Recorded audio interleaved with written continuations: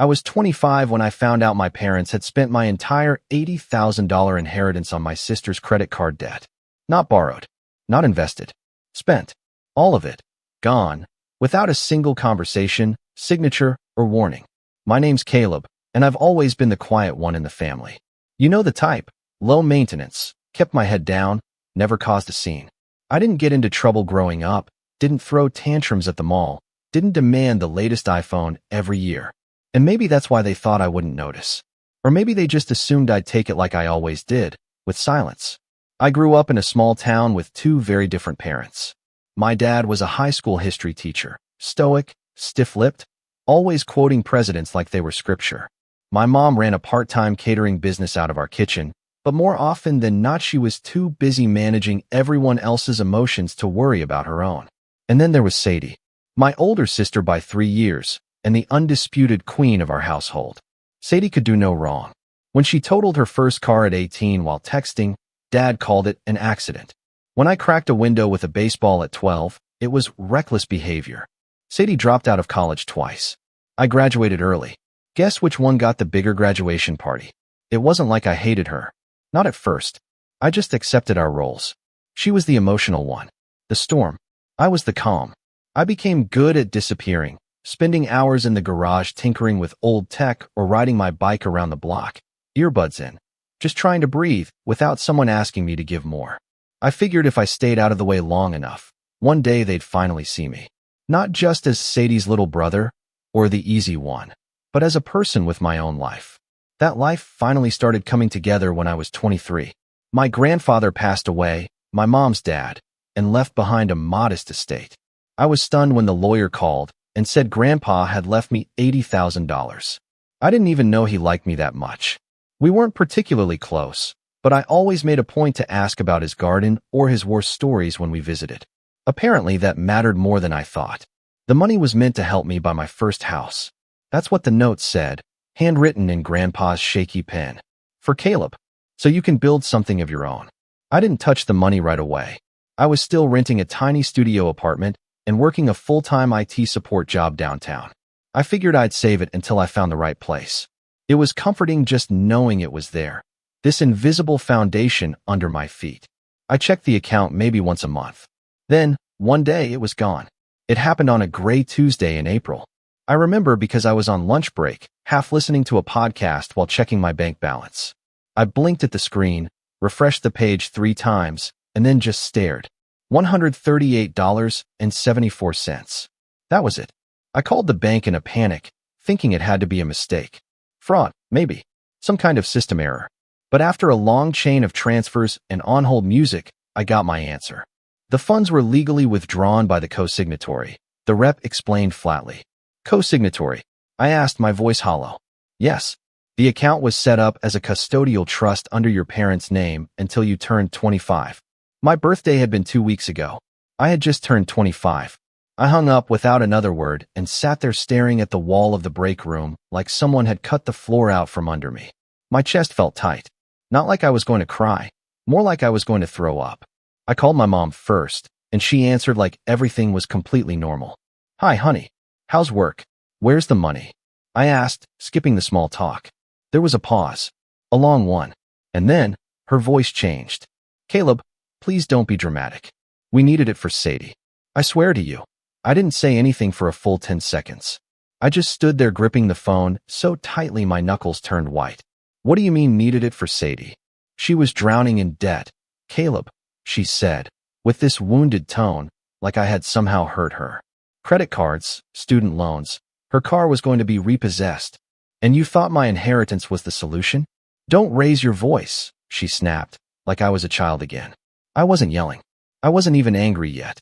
I was stunned, numb, floating. My dad got on the phone next. His voice was as cold as ever. You weren't doing anything with it, he said. Sadie needed help. Families help each other. Your grandfather would have wanted that. I wanted to scream. But instead, I asked one question. Why didn't you ask me? Silence. We knew you'd say no, my mom finally whispered. That's when something in me cracked. Not shattered, not exploded. Cracked, like the first line through the ice. The moment I realized just how little they saw me. Not as an adult, not as an equal, not even as someone worth asking. I was a resource to them, a silent piggy bank. I hung up the phone. I didn't text them for weeks after that. Every time I saw a photo of Sadie smiling on Instagram, flaunting some new shoes, or posting selfies at brunch, I felt my stomach twist. She had no idea what they'd taken from me. Or maybe she did. Maybe she was in on it. But I couldn't bear to find out. Not yet. That summer, I picked up extra hours at work and stopped ordering takeout. I was rebuilding, brick by brick, from scratch. I never told anyone at the office what happened. I just told them I was saving for a down payment, because I still planned to buy a home. That dream wasn't gone. It was just on life support. It wasn't until Thanksgiving that I saw them again. They invited me, as always, to Sadie's house, because of course, she was hosting. I almost didn't go, but something told me to show up. I needed to see them. I needed to look into their eyes and know whether they felt even a shred of guilt. I walked in with a bottle of wine and a fake smile. My mom hugged me too tight. My dad gave me a stiff nod. Sadie barely looked up from her phone. "Hey, little bro," she said flatly. "Glad you made it." Dinner was a blur of small talk and awkward silences. I barely ate. I kept staring at the crystal chandelier above the dining table, thinking about how much it probably cost. And then, as if on cue, my mom brought it up. "I heard interest rates are going up," she said casually. "You better buy a house soon, Caleb."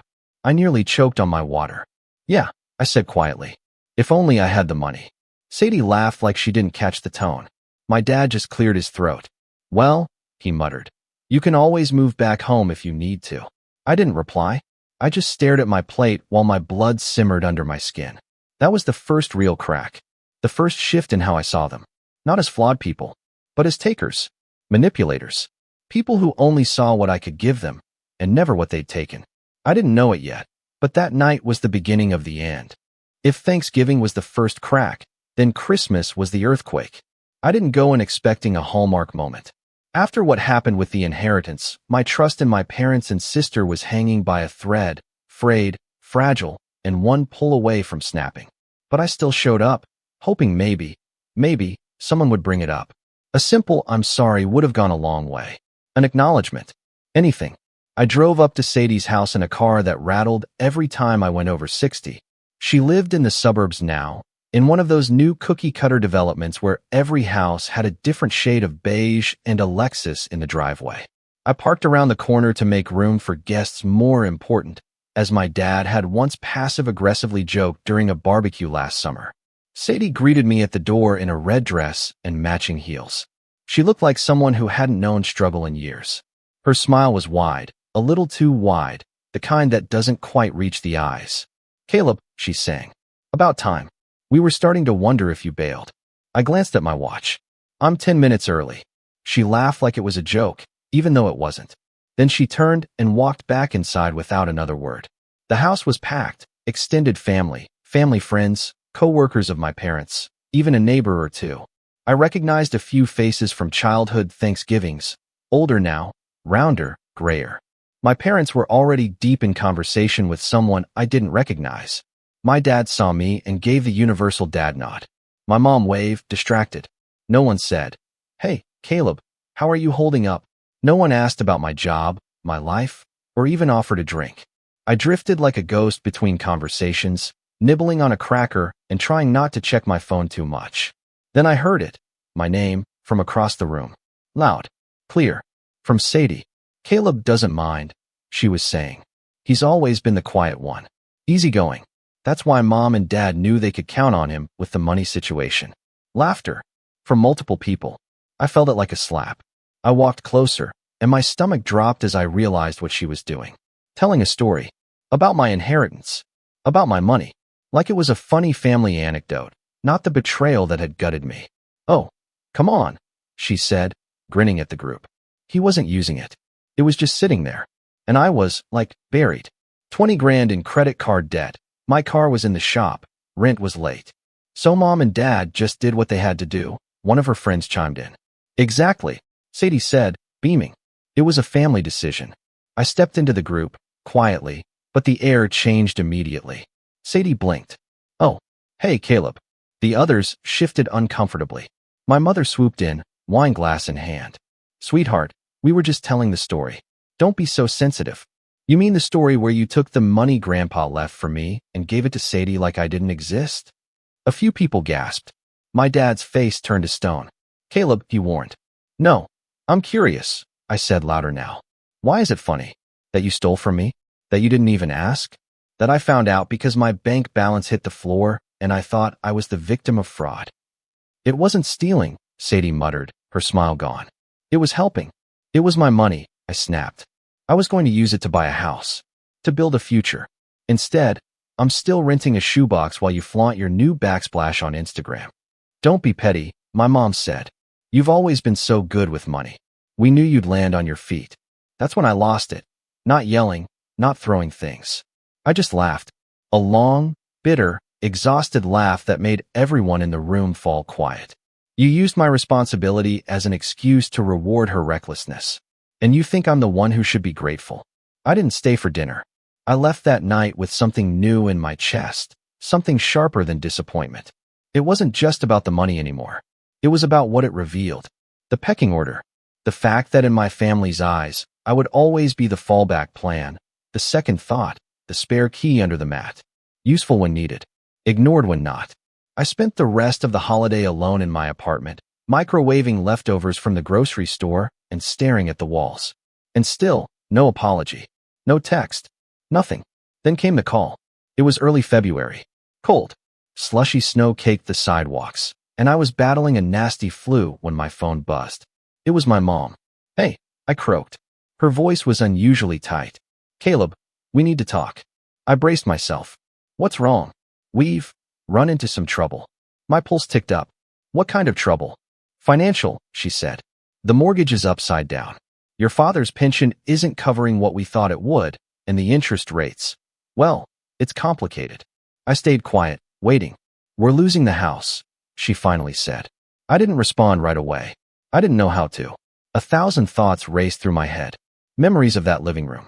That old recliner where Dad used to fall asleep with a book on his chest. The kitchen where Mom made cinnamon rolls every New Year's morning. The hallway where I stood listening outside doors, always on the outside looking in. Caleb, she said again, softer now. We need a place to stay.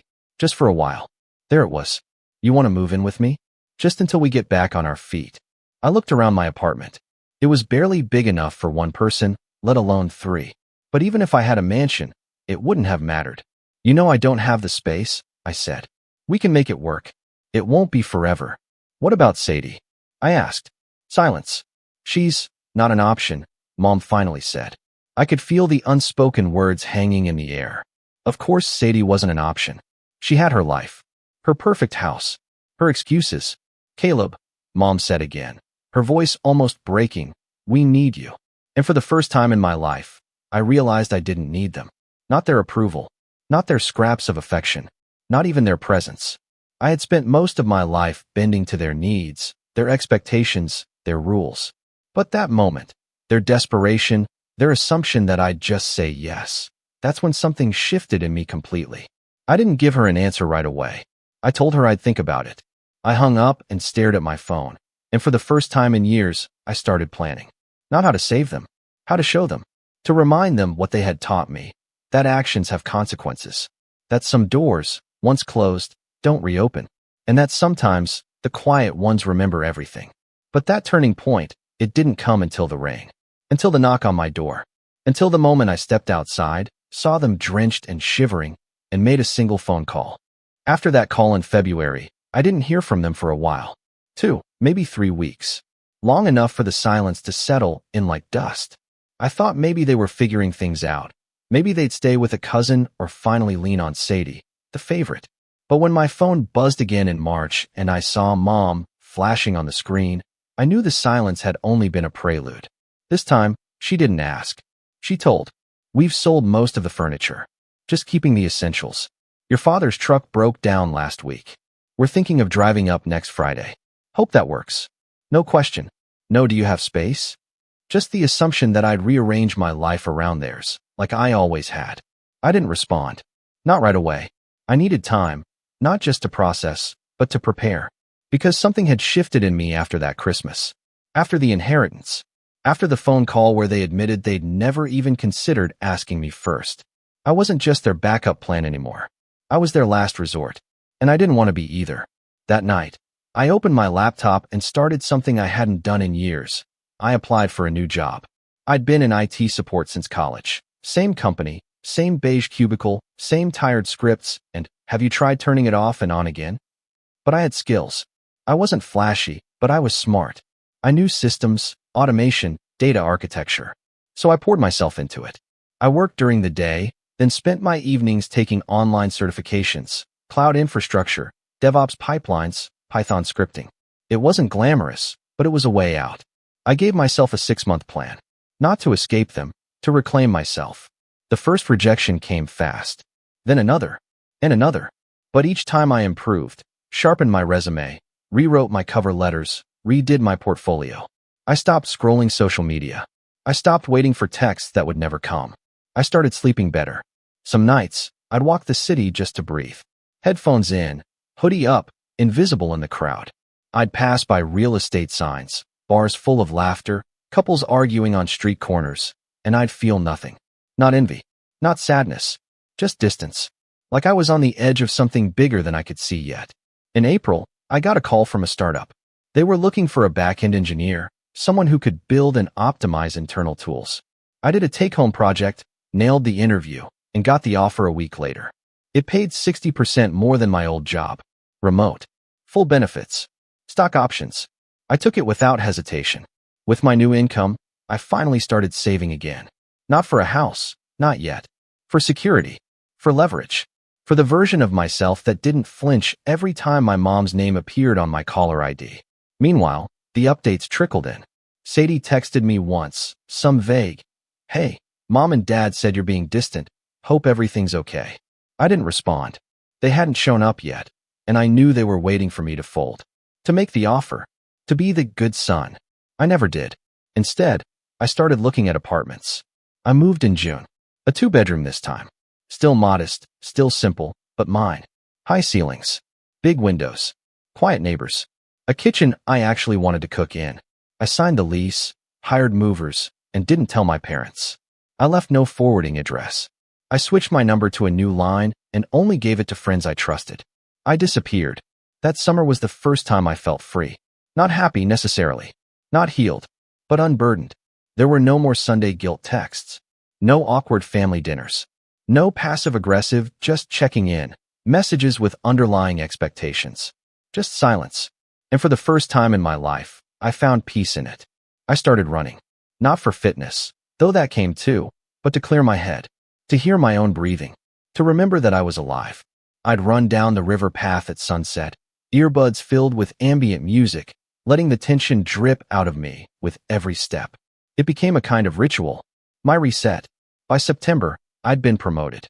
By October, I'd launched a side project, a cloud optimization tool I built in my free time, that started gaining traction in a few developer communities. A recruiter reached out asking if I'd ever considered founding a startup. I laughed at first. Me? Caleb? The backup plan? The forgotten son? But something inside me whispered, why not you? I didn't go all in. Not yet. But I started drafting ideas. Wireframes. Business plans. I had no illusions of grandeur. I just wanted something that was mine. Something no one could take from me. Not with a signature. Not with a guilt trip. Not with a family vote. And in the quiet of that rebuilding phase, I started remembering who I'd been before all of this. Before the theft. Before the favoritism. Before the constant comparisons to Sadie. I remembered the kid who used to fix broken radios just to see how they worked.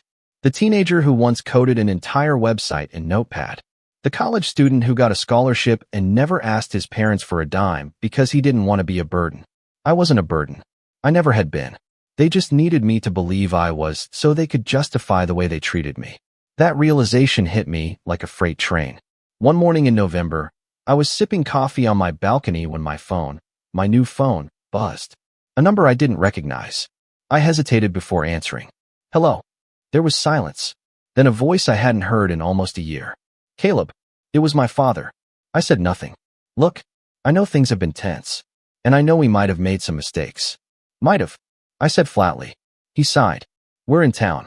Things haven't been easy. We've been staying at a motel. Ran through most of our savings. Your mother's been sick. We just thought, Maybe we could talk. In person. I could hear rain in the background. I pictured them standing under a streetlight, bags at their feet, damp coats clinging to their backs. I could have said no. I wanted to say no. But instead, I gave them an address. Not mine. An empty parking lot next to a small park. I told them to meet me there in an hour. And I showed up. I watched them pull in, their car sputtering. My mother stepped out first, hunched under an umbrella, looking thinner than I remembered. My father followed, his face harder to read. "Thank you for coming," my mom said, her voice trembling. I didn't smile.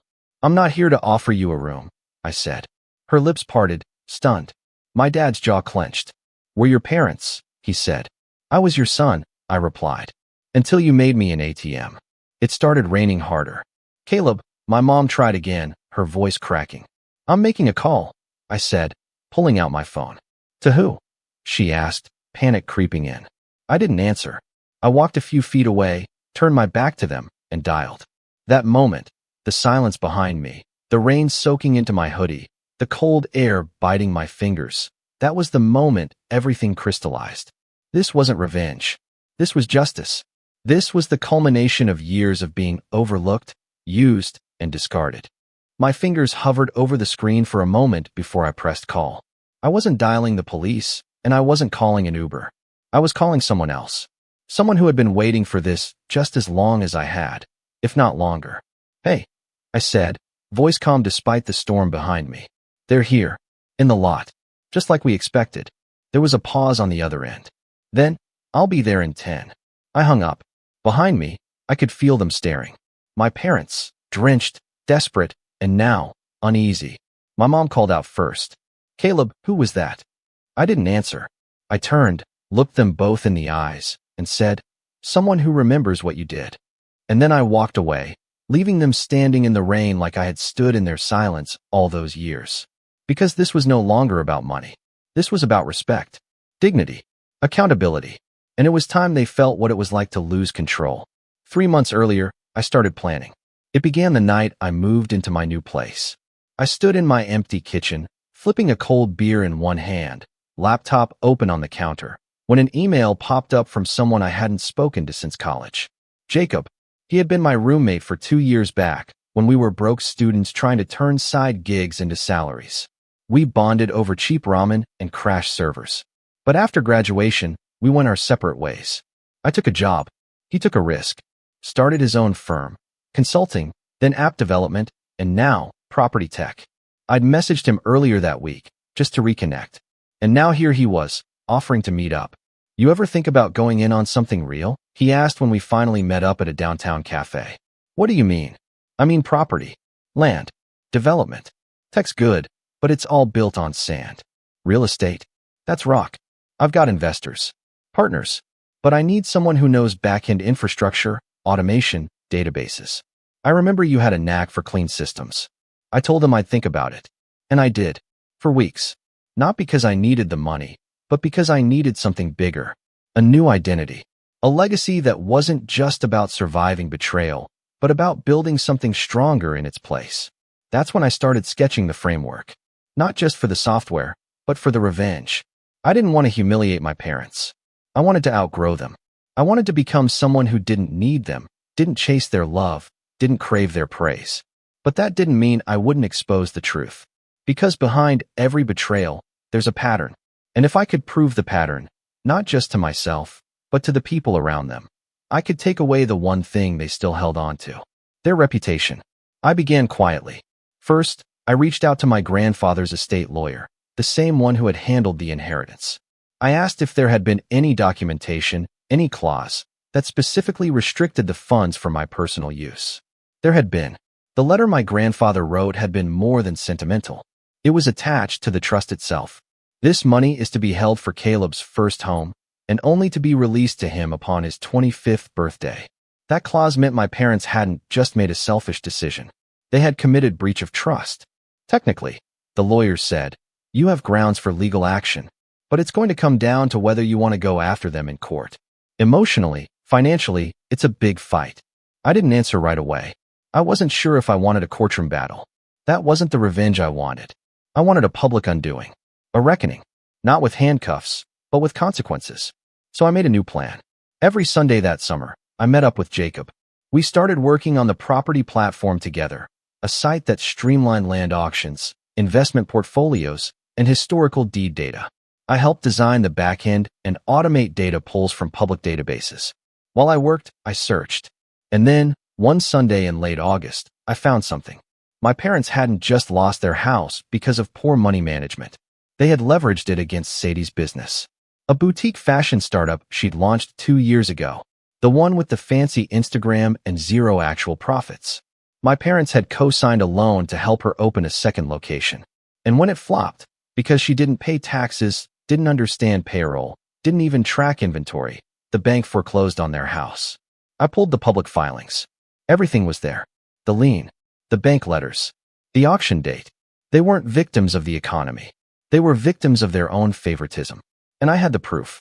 Next, I contacted someone I hadn't spoken to since high school, Tasha. She was Sadie's old best friend. Well, ex-best friend, from the way things ended. Tasha had been there for all of Sadie's early meltdowns. She knew the family. She'd been at birthdays, holidays, even those awkward backyard barbecues where Dad insisted on playing old jazz vinyls and quoting Reagan. We met for coffee, and she didn't hold back. Sadie never took anything seriously, Tasha said, sipping a cold brew. Your parents bailed her out so many times. Rent, parking tickets, that disaster of a trip to Bali. But the worst part was, she expected it. Like it was her right. And they always treated you like a side character. I didn't tell her everything. Just that I was working on something that would shine a light. You thinking of going public? She asked. Maybe. Let me know, she said. I've got screenshots. I raised my eyebrows. Of what? She grinned. Sadie venting in our old group chat, bragging about how she convinced your mom to borrow your inheritance. She called it a rescue mission. Like you were hoarding it or something. That's when I knew. This wasn't just selfishness. This was entitlement with a megaphone. I gathered everything. Messages, court documents, bank records, business filings, social posts. I built a timeline, a full dossier. I wrote the story out, piece by piece. Names redacted. But the facts? Crystal clear. Then I did what they would have never expected. I posted it. Anonymously, on a financial advice subreddit. My parents spent my inheritance to bail out my sister. Years later, they lost everything because of her again. It went viral. People dissected every detail. Some doubted, others empathized. But most were outraged. I would sue. Cut contact. OP's parents deserve every cold night they've got coming. It wasn't about validation. It was about witnesses. And while they had no idea it was me, they soon felt the ripple. Because Sadie's brand, the one she was trying to relaunch online, it tanked. People dug. Screenshots surfaced. A local blogger even did a think piece on generational wealth theft, and several commenters connected the dots. And Jacob? He read the post too. You wrote that, didn't you? He asked one day over lunch. I didn't answer. He just smiled. You ready for the next step? The next step was why I made the call. The person I phoned in that parking lot wasn't a lawyer. And it wasn't Tasha. It was Jacob's business partner, Maya. She had just closed on a dozen foreclosed homes across the city. And guess whose childhood house had recently been auctioned off for a fraction of its value? That's right. I didn't buy it. She did. And I helped. With funds I'd earned myself. Through the platform I helped build. Through the life I rebuilt from the ashes of their betrayal. But what we planned to do with that house, that's where the real revenge started. Because I wasn't just going to deny them shelter. I was going to turn the last thing they thought they owned, their history, into a monument to their choices. And when I saw them standing in that rain-soaked lot, looking to me like a lifeline, they had no idea that the lifeline was long gone. That I wasn't there to save them. I was there to show them what I'd built without them. And what I was about to say would echo in their ears forever. I turned away from them in the rain as I ended the call. They stood behind me, soaked and silent, their plastic suitcases resting in puddles at their feet. My mom looked smaller than I remembered, her shoulders hunched inward, eyes darting between my face and the building behind me like she was searching for an open window to climb through. My dad was stone-faced, lips tight, jaw clenched, not in anger, but in shame. The kind that comes not from guilt, but from powerlessness. You didn't have to call anyone, my mom said softly. We're not here to cause trouble. I turned back, slow and calm. But you already did. Before either of them could respond, A black Tesla rolled up the driveway, its tires sending up a sheet of mist. Maya stepped out in a sharp black coat and heels, holding an umbrella and a clipboard. My mom's expression shifted from hopeful to confused. My dad just squinted, probably assuming she was some sort of property manager.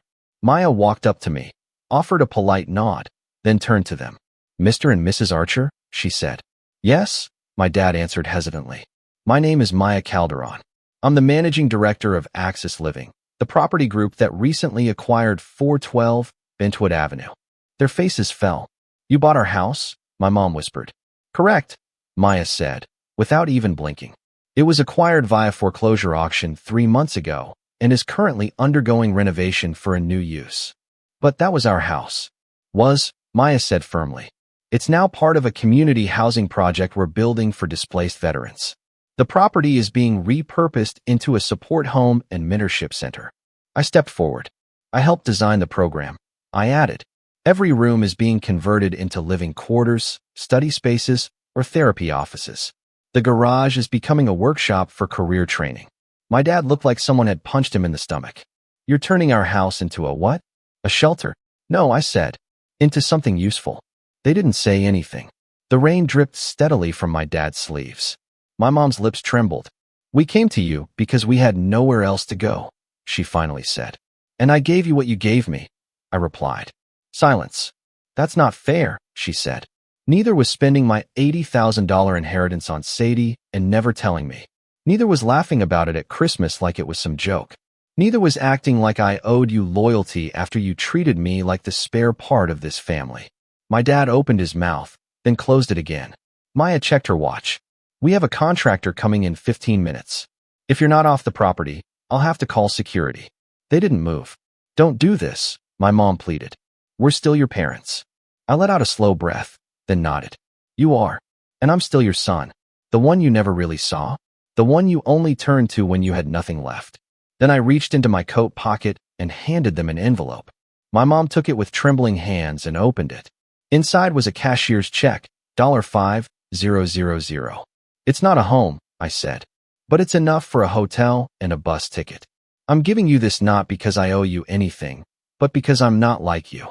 Tears welled up in her eyes. My dad didn't say a word. "After this," I added, "we're done. No more calls. No more surprises. You made your choices. And I made mine." I turned to walk away. "Caleb," my father said. I paused but didn't turn. He spoke quietly, like someone admitting something he'd denied for years. "We were wrong." The rain drowned the rest. I kept walking. A year later, the community center opened its doors. The old house was unrecognizable. Fresh paint, solar panels, ramps for accessibility, and a new plaque out front with the name I'd chosen. The Archer House for renewal. It wasn't about them. It was about me. About reclaiming the name they tried to stain and using it for something good. I gave a speech at the opening. Kept it short. Honest. I was once the quiet kid in the background of every family photo. The one who was easy to ignore. Easy to use. But sometimes the ones who are silent the longest are the ones who hear the most and remember everything. Applause. I stepped down, shook hands, posed for photos. That night, I walked the old hallway where my childhood bedroom had been. It was now a reading room. A boy no older than 10 sat cross-legged on the floor, flipping through a book on robotics. He looked up at me and smiled. "Hey," he said. "They said you made this place." I smiled back. "Yeah, I helped." He nodded, turned back to his book, and I stood there for a long time, just listening to the silence. But this time, it didn't feel lonely. It felt earned. Because sometimes, the best revenge isn't destruction. It's transformation. And sometimes the strongest voice is the one that finally decides to speak. My name's James. I'm 63 years old. And if you told me last year that I'd be the one storming into my daughter's house on Christmas morning, yelling at a room full of my own family, I would have laughed in your face. I've always been the calm one, the peacemaker, the go-along-to-get-along kind of guy. I worked 35 years as an electrician, never missed a birthday, never forgot an anniversary, and did everything I could to be a steady presence for my kids and grandkids. But this past Christmas morning, something in me snapped. It had snowed the night before, one of those postcard-perfect white Christmases you always see in movies. I got up early, made coffee, and wrapped the last present I had for my granddaughter Lily, a hand-carved music box I'd spent weeks working on in my garage. It played her favorite lullaby, and I couldn't wait to see her face when she opened it. I drove across town humming to myself, thinking about how happy everyone would be.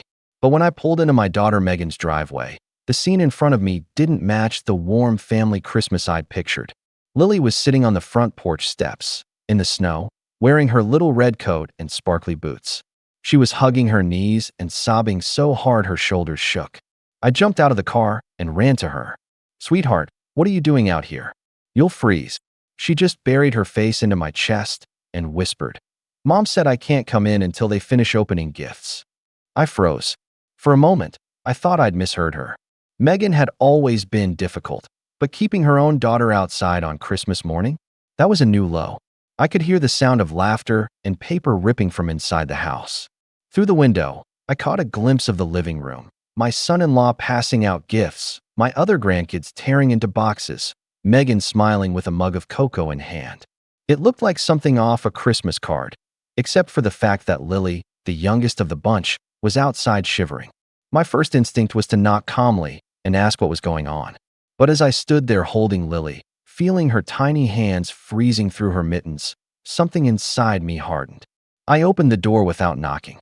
The warmth hit me first, then the smell of cinnamon rolls and coffee. Everyone's heads turned toward me, startled. Megan's smile vanished. "Dad, what are you?" she started, but I cut her off. "Are you proud of yourselves?" I asked, my voice louder than I'd intended. The room went silent. My son-in-law's jaw tightened. My other grandkids stared, wide-eyed, their toys momentarily forgotten. Megan tried to laugh it off. "Dad, you're overreacting." Lily was just, but Lily's sobbing broke through the silence, making whatever excuse Megan was about to offer sound hollow.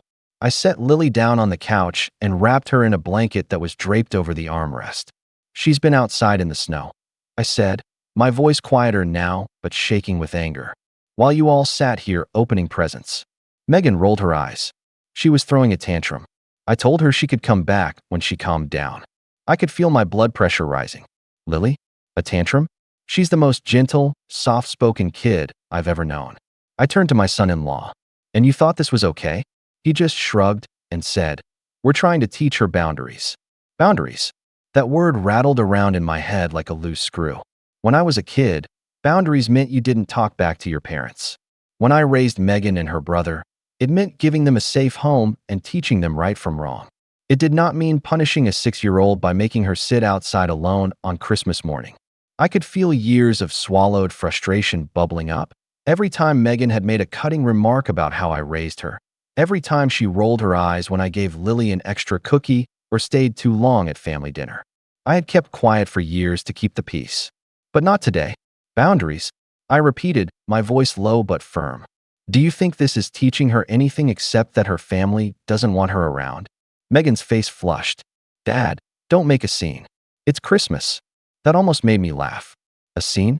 Lily sitting outside in the cold wasn't a scene? I glanced around the room. No one said a word. No one stood up for Lily. They just stared, waiting for me to back down. But I didn't. I sat on the couch next to Lily and pulled the music box out of my coat pocket. "Merry Christmas, sweetheart," I said softly, winding it up. The gentle tune filled the room, clashing with the tension so thick you could cut it with a knife. I could see Megan's jaw clench. "You're undermining us," she said sharply. I didn't answer. Instead, I focused on Lily's face as the music box played. Her tears slowed, and for a moment, she smiled.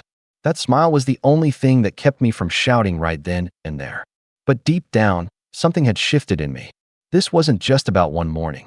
This was about years of Megan's behavior, years of biting my tongue while she grew more entitled, more dismissive, more cruel, not just to me, but now to her own daughter. I sat there in silence until the song ended, then put the music box on the coffee table. The room stayed tense, no one moving, no one speaking. Megan finally broke the silence. "If you're going to make us all uncomfortable, maybe you should go." And that was the moment I knew this wasn't going to be fixed with one confrontation. Something much bigger was brewing. I stood up, kissed Lily on the forehead, and walked out without another word. But as I drove home through the snow, I realized I couldn't just let this go. Not this time. Not when Lily was the one paying the price. The drive home that morning felt longer than usual. even though it was only 15 minutes. Snow clung to the windshield in thick sheets, and I had to fight to keep my hands from shaking on the steering wheel. I wasn't just angry, I was hurt. Hurt in a way I hadn't felt since Megan was a teenager and told me I was a boring dad who didn't understand anything. That sting had faded over time, but this one was fresh, raw, and sitting heavy in my chest. When I got home, the house felt unusually quiet. My wife passed a glance at me from the kitchen table, her coffee steaming. "You're back early," she said gently, as if she could sense the storm brewing inside me. I told her everything. How Lily had been sitting outside, how Megan had looked me in the eye and told me I was making a scene. My wife sighed, and that sigh told me more than words could. "She's been distant for a while," she admitted. "Maybe we should just let them handle things their way." But I couldn't. I tried, though. For a few weeks, I stayed quiet. I didn't call Megan except to check on Lily. Most of those calls went to voicemail, and when I did get through, Megan sounded distracted, impatient. "Dad, we're busy," she'd say, her voice clipped. "Lily's fine." But Lily wasn't fine. I could hear it in her voice on the rare time she got to talk to me. Soft, hesitant, like she didn't want anyone to hear her.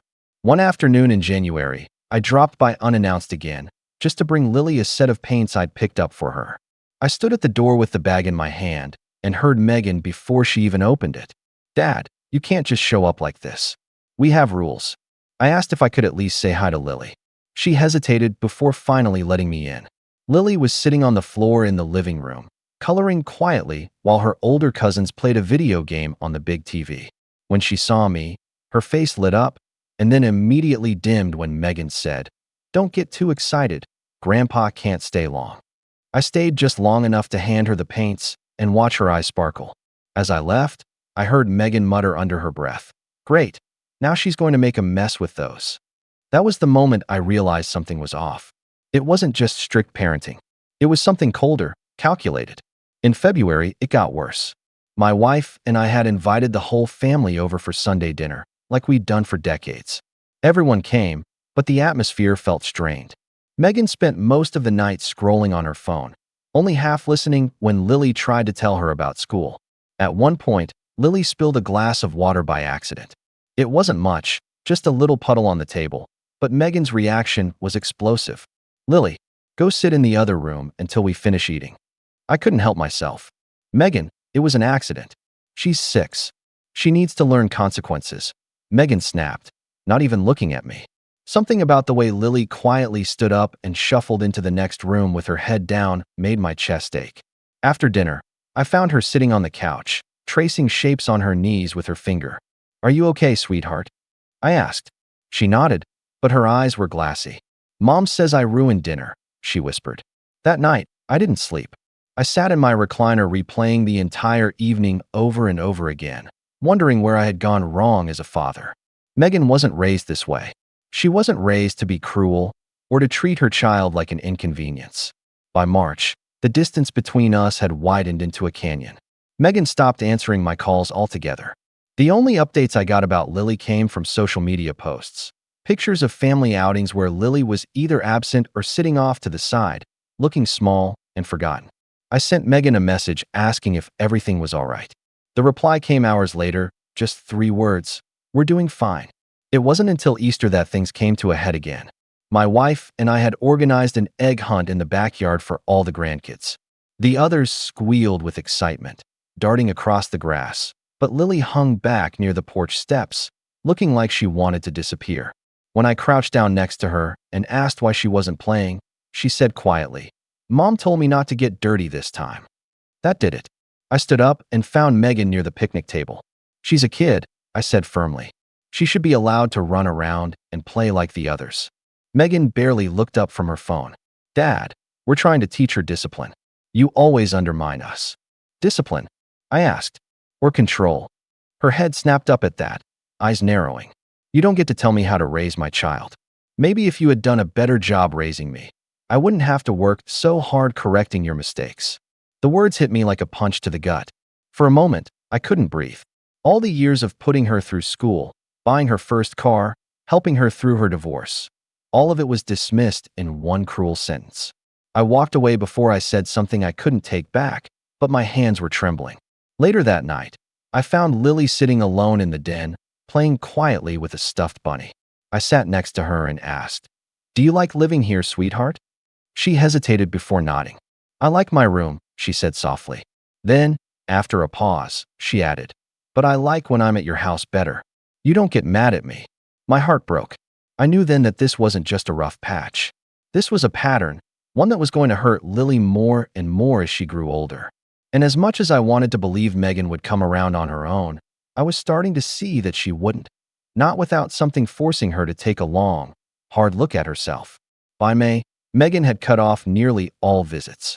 When I dropped by with a birthday card for Lily, I was told through the screen door that she was busy. I left the card in the mailbox, feeling like a stranger outside my own daughter's home. But I wasn't just sitting around doing nothing. Quietly, I started keeping notes, dates, times, what I saw, what I heard. Not because I wanted to get Megan in trouble, but because I needed to understand what was happening. I needed a clear picture of just how bad it had gotten. And the more I wrote down, the clearer it became. This wasn't just favoritism or strict parenting. This was isolation. This was emotional neglect. And Lily deserved better. One evening in June, I was sitting on the porch with my wife, the sun setting behind us, when I said the words out loud for the first time. "I think we need to do something." She looked at me carefully. "What kind of something?" "The kind that makes sure Lily doesn't spend next Christmas sitting outside in the snow." My wife didn't answer right away, but after a long moment, she nodded slowly. That was the night I started to make a plan. July rolled in hot that year, the kind of sticky summer where the air feels like wet cloth on your skin. I hadn't seen Lily in over a month, and the silence was starting to gnaw at me. I tried everything: calls, texts, even sending small packages with books and art supplies. Most of it went unacknowledged. It wasn't just painful, it was infuriating. Then one Thursday evening, I got a call from a neighbor who lived down the street from Megan. "James," she said cautiously, "I don't mean to get in the middle of anything, but I saw Lily sitting on your daughter's porch for almost an hour today. It was 90 degrees out, and she looked upset." I was about to go ask if she was okay, but then Megan came out and brought her inside. It just didn't seem right. That call lit a fire under me.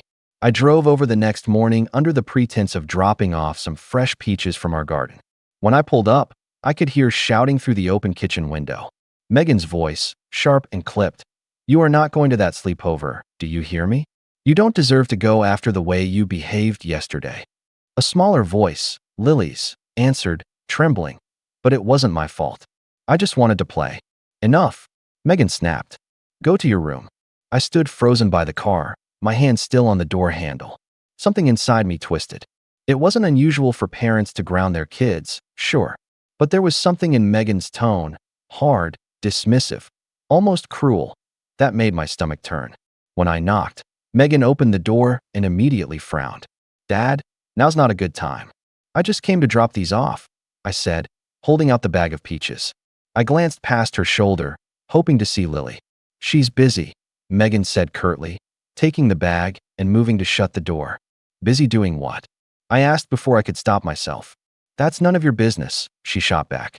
"You need to respect how we parent." Parent. The word felt hollow. I left without saying more, but my chest was tight the entire drive home. A week later, I got my answer to what had been going on, and it was worse than anything I'd imagined. It was a Sunday afternoon when my wife got a call from Megan, not me. Megan sounded almost cheerful. "Hey Mom, just letting you know we're having a little get-together for Lily this weekend.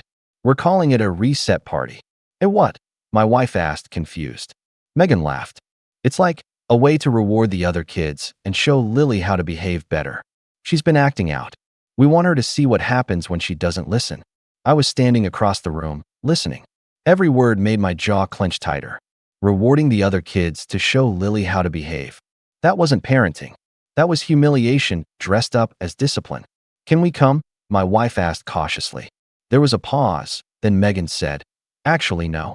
We think it'll be more effective if it's just us and the cousins. Too many people around might make her think she can hide behind someone." That was it. That was the moment the line was crossed. They weren't just excluding me.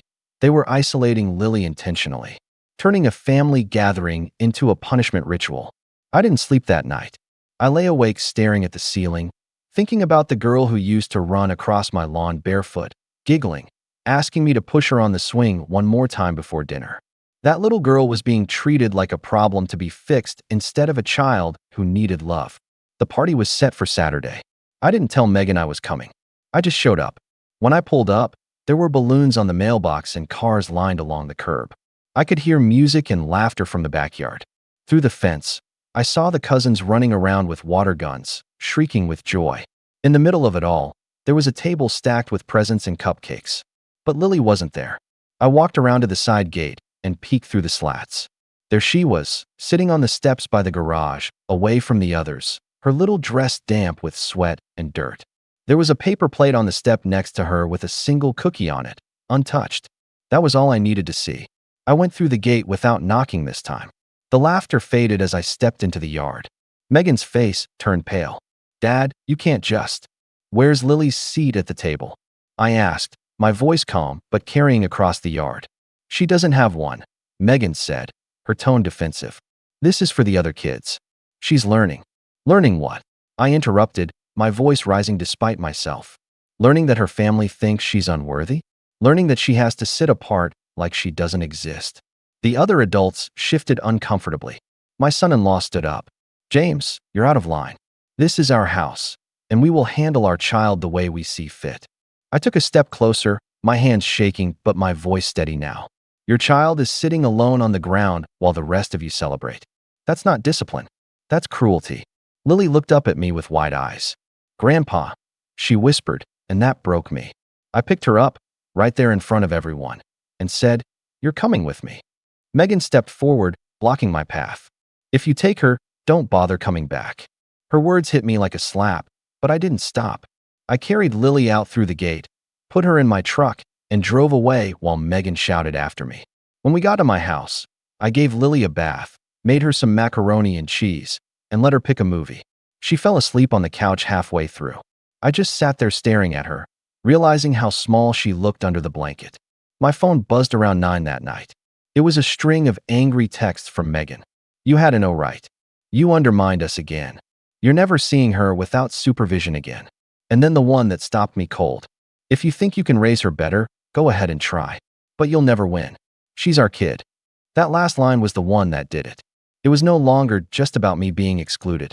It was about Lily's entire future. I sat there in the quiet, the only sound the soft breathing of my sleeping granddaughter, and made a silent promise. I wasn't going to let this continue.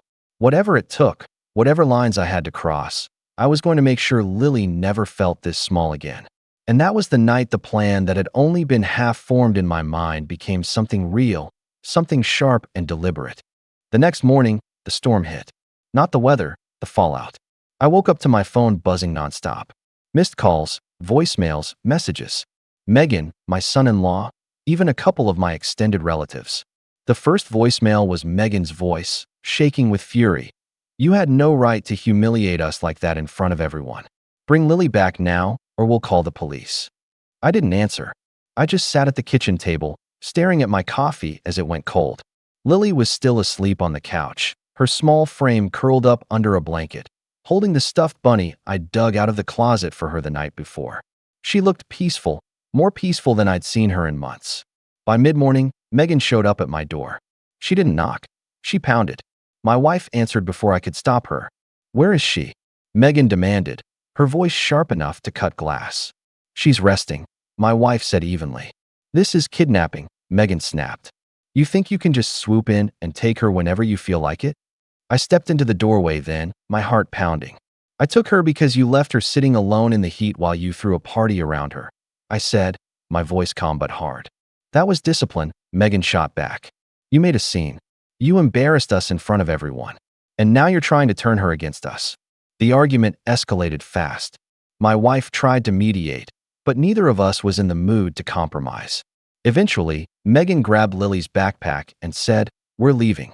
And from now on, if you want to see her, it'll be on our terms." Lily woke up as Megan started ushering her out the door. "Grandpa?" she asked, her voice small. I knelt down and hugged her tight. "I'll see you soon, sweetheart," I whispered, though I had no idea if that was true. She clung to my neck for a second longer before Megan pulled her away and walked her to the car. The house felt emptier than it had in years after they left. That night, My phone lit up again, this time with messages from other family members. My sister-in-law wrote, "James, I know you meant well, but you went too far. You should apologize." My own son called to say Megan had been crying all day. "You need to make this right, Dad," he said. "She says you're trying to make her look like a bad mom." That hit hard. The last thing I wanted was to turn this into a family war, but that's exactly what it was becoming. Days passed. Megan stopped answering my calls altogether. When I finally drove by just to check in, I saw Lily's bike leaning against the side of the house, its tires flat and covered in dust. I hadn't seen her ride it since spring. At church the next Sunday, I overheard someone whispering about family drama. I knew Megan had been talking. The looks I got from a few people said enough. Somehow, I had gone from the quiet, dependable grandfather to the meddling troublemaker. By August, the silence was unbearable. I would wake up in the middle of the night thinking I heard Lily's footsteps in the hall, only to find the house quiet.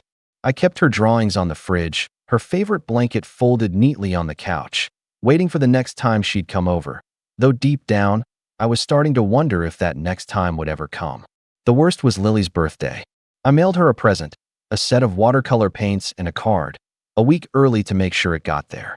On the day of her birthday, I got no call, no text, no photo of her opening it.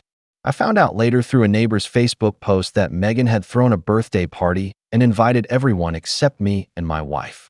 That night, I sat in the garage, staring at the half-finished toy chest I'd been building for Lily. My hands itched to keep working, but what was the point? She might never even see it. It was then that the loneliness shifted into something else, clarity. I couldn't fix this by asking nicely. I couldn't fix it by keeping quiet and hoping Megan would come around. If anything, my silence had allowed things to get this bad. I started small. I called a lawyer friend of mine under the guise of asking about a hypothetical situation. He didn't judge. He just explained what grandparents' rights looked like in our state and what kind of documentation would help if things escalated. I started keeping a folder in my desk drawer, notes, photos, timestamps, even copies of the texts Megan had sent me after the reset party. Then I started talking quietly to people who had been there, family friends, neighbors. I didn't tell them everything, just asked if they'd seen how Megan had been treating Lily lately. More than one of them nodded somberly and admitted they'd noticed something was off, but didn't feel it was their place to say anything. Each conversation felt like a small step forward, like laying bricks for something bigger. At the same time, I tried to be careful not to push Megan further away. I sent polite messages, "Thinking of you. Hope Lily's having a good day. We'd love to have you both for dinner." Most of them went unanswered, but a few times Megan would reply with short, clipped responses. In September, I got a brief visit with Lily. Just an hour, supervised, but it was enough. She was quieter than usual, like she was afraid to say too much. When I asked how school was, she shrugged. "It's okay. Do you still paint?" I asked, trying to sound casual. She nodded slowly. "When Mom lets me." Those 4 words sank like a stone in my chest. When Mom lets me. After that visit, I went back to the garage and finished the toy chest. I sanded it until it was smooth, painted it her favorite color, and added a lock, not to keep her out, but so she'd have a place to keep things safe. I didn't give it to her yet. I just set it in the corner and covered it with a tarp. Something told me the right time hadn't come yet. By October, I had stopped trying to win Megan over with words. Instead, I focused on getting my own life in order, my finances, my will, my house. I wanted everything solid, unshakable, because I knew that when the time came to act, I couldn't afford to hesitate. And as the leaves turned and the air cooled, a single thought kept me going. This Christmas would not be like the last one. One way or another, I was going to make sure of that. October bled into November, and with the cold came clarity. For months, I had been reacting to everything. Megan's calls, her accusations, her rules. I'd been playing defense. But now, for the first time in a long time, I felt like I was finally on my feet. It started with small things. I got back into a routine. I'd wake up early, make coffee, and walk through the neighborhood before sunrise. At first, it was just to clear my head, but soon the habit became something I looked forward to. That quiet hour where the streets were empty and the air felt sharp and clean. I lost a few pounds, got my blood pressure back under control, and for the first time in years, I felt steady. My wife noticed the change too. "You seem lighter," she said one morning, passing me my mug of coffee. Not happier, exactly, but stronger. I smiled at that. Stronger. That was exactly the word for it. By mid-November, I was no longer just keeping notes about Megan's behavior. I was organizing them. I bought a sturdy leather binder and started logging everything in chronological order. Dates, times, what I saw, what neighbors reported to me, screenshots of texts. It wasn't out of spite. It was preparation. I also began speaking quietly to people who mattered, not just friends, but people whose voices carried weight. The pastor from our church, who had noticed Lily's absence from Sunday school. A retired teacher who lived on Megan's street and had seen Lily spending more and more time alone. Even Megan's old friend, who admitted in confidence that she had stopped visiting because the atmosphere in the house had become so tense. Each person I spoke to seemed relieved that someone else was noticing what they had quietly worried about. They didn't all agree with my approach, but most offered to help if I ever needed it, to write statements, to speak up. That gave me a kind of courage I hadn't felt in months. Meanwhile, my relationship with my wife deepened. We'd been married for over 30 years, but the past year had tested us in ways neither of us expected. There had been nights where we barely spoke, each of us grieving in our own way. But now, we started spending evenings together in the garage, me working on small projects while she read or painted beside me. The quiet companionship was a balm I didn't know I needed. One chilly Saturday morning, I took a trip out to the hardware store and bought a new swing set. It wasn't a small purchase, but I told myself it was worth it. I spent the entire weekend assembling it in the backyard, making sure every bolt was tight, every beam level. When I was done, I stood back and looked at it. A bright, sturdy swing set with 2 swings, a slide, and a small platform. It looked a little ridiculous sitting empty in the yard, but I didn't care. This is for when she comes back, I told my wife. You really believe she will? She asked gently. Yes, I said, without hesitation. And when she does, I want her to know this house is still hers too. That night, I sat in the garage staring at the toy chest under the tarp. It was finished now, smooth and shining in the soft light.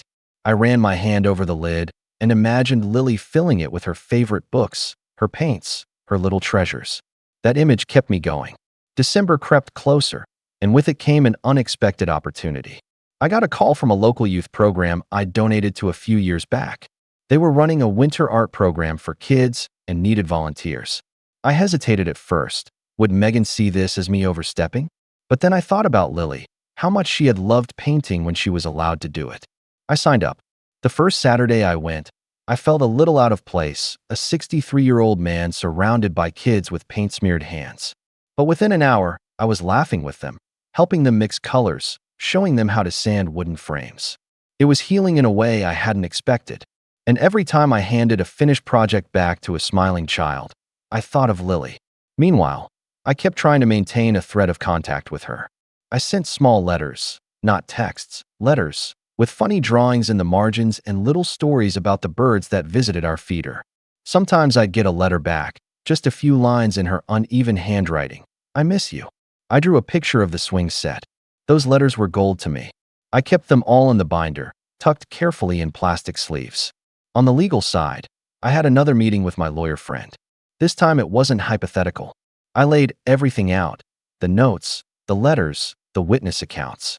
He listened carefully, nodding as I spoke.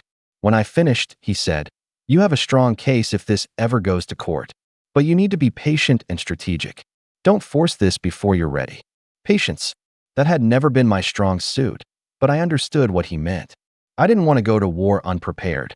Financially, I got my house appraised and refinanced, freeing up some cash. Not because I planned to spend it recklessly, but because I wanted to be ready for legal fees, for therapy sessions if Lily needed them, for anything that would give her a chance at a better environment. And slowly, I began to feel like I wasn't just reacting anymore. I was building something, a foundation. Christmas lights began appearing on houses in the neighborhood, and with them came the memory of last Christmas.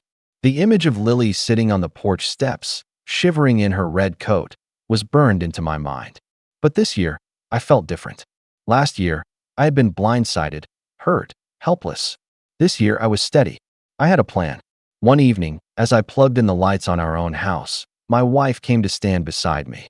"You know," she said quietly, "whatever happens this Christmas, you're ready." I nodded. watching the lights glow warm in the cold evening. "This time," I said, "we do it on our terms." Inside, the binder sat waiting on the kitchen table, the letters tucked neatly inside. The swing set stood ready in the yard. The toy chest gleamed in the garage. All the pieces were in place. And for the first time in a long time, I found myself smiling. Because I knew, deep down, that the day was coming when I would stop just preparing and finally act. December was colder than I expected that year. A kind of sharp, biting cold that made every breath feel like it cut your lungs. I woke up each morning to find frost crawling across the windows, the yard frozen under a glittering crust. It reminded me constantly that Christmas was near, and with it came the memory of that awful morning a year ago. But unlike last year, I wasn't walking into this one blind. The first crack in Megan's perfect facade came in early December. A friend of mine, Carl, who happened to work at Lily's elementary school, called me one evening. His voice was careful, but there was an edge to it. "James, I thought you should know. Lily's teacher requested a conference with Megan last week. She's been quiet in class, not participating, and they're concerned she's withdrawing." I wasn't supposed to say anything, but, well, I thought you'd want to know. That information was like a piece of a puzzle sliding into place. I thanked him and hung up, my mind already turning. If the school was noticing something, that meant there were records, documented concerns. And that could be crucial if things ever turn legal. The next day, I called the school and asked to speak with the guidance counselor. I introduced myself as Lily's grandfather and explained that I was concerned about her well-being.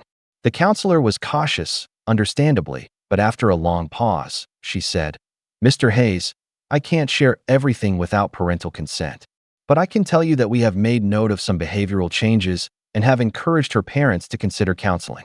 Counseling. That was significant. It meant someone outside the family had seen what I'd been seeing all year. That night, I added a new section to my binder, school reports. I wrote down everything I'd just learned and left space for future updates. Meanwhile, I kept up my work with the youth art program. It had become more than just a distraction. It was a way to remind myself of what kids needed: patience, encouragement, a safe space to make mistakes. One Saturday afternoon, while helping a boy frame his painting, I felt my phone buzz. It was a text from Megan. "Are you doing something with Lily for Christmas?" I stared at the screen, my heart thudding. It was the first message I'd gotten from her in weeks that wasn't curt or angry. "Yes," I typed back. "We'd like to see her. Maybe Christmas Eve dinner." Hours passed before she replied. "Maybe. We'll let you know."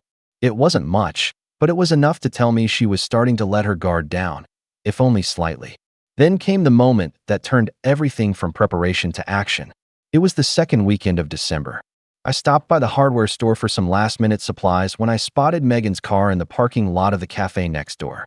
Through the window, I saw her sitting with a woman I didn't recognize, gesturing animatedly. Normally, I wouldn't have cared, but then I saw Lily sitting alone at a corner table, quietly drawing on a napkin while Megan talked. Something about the scene gnawed at me.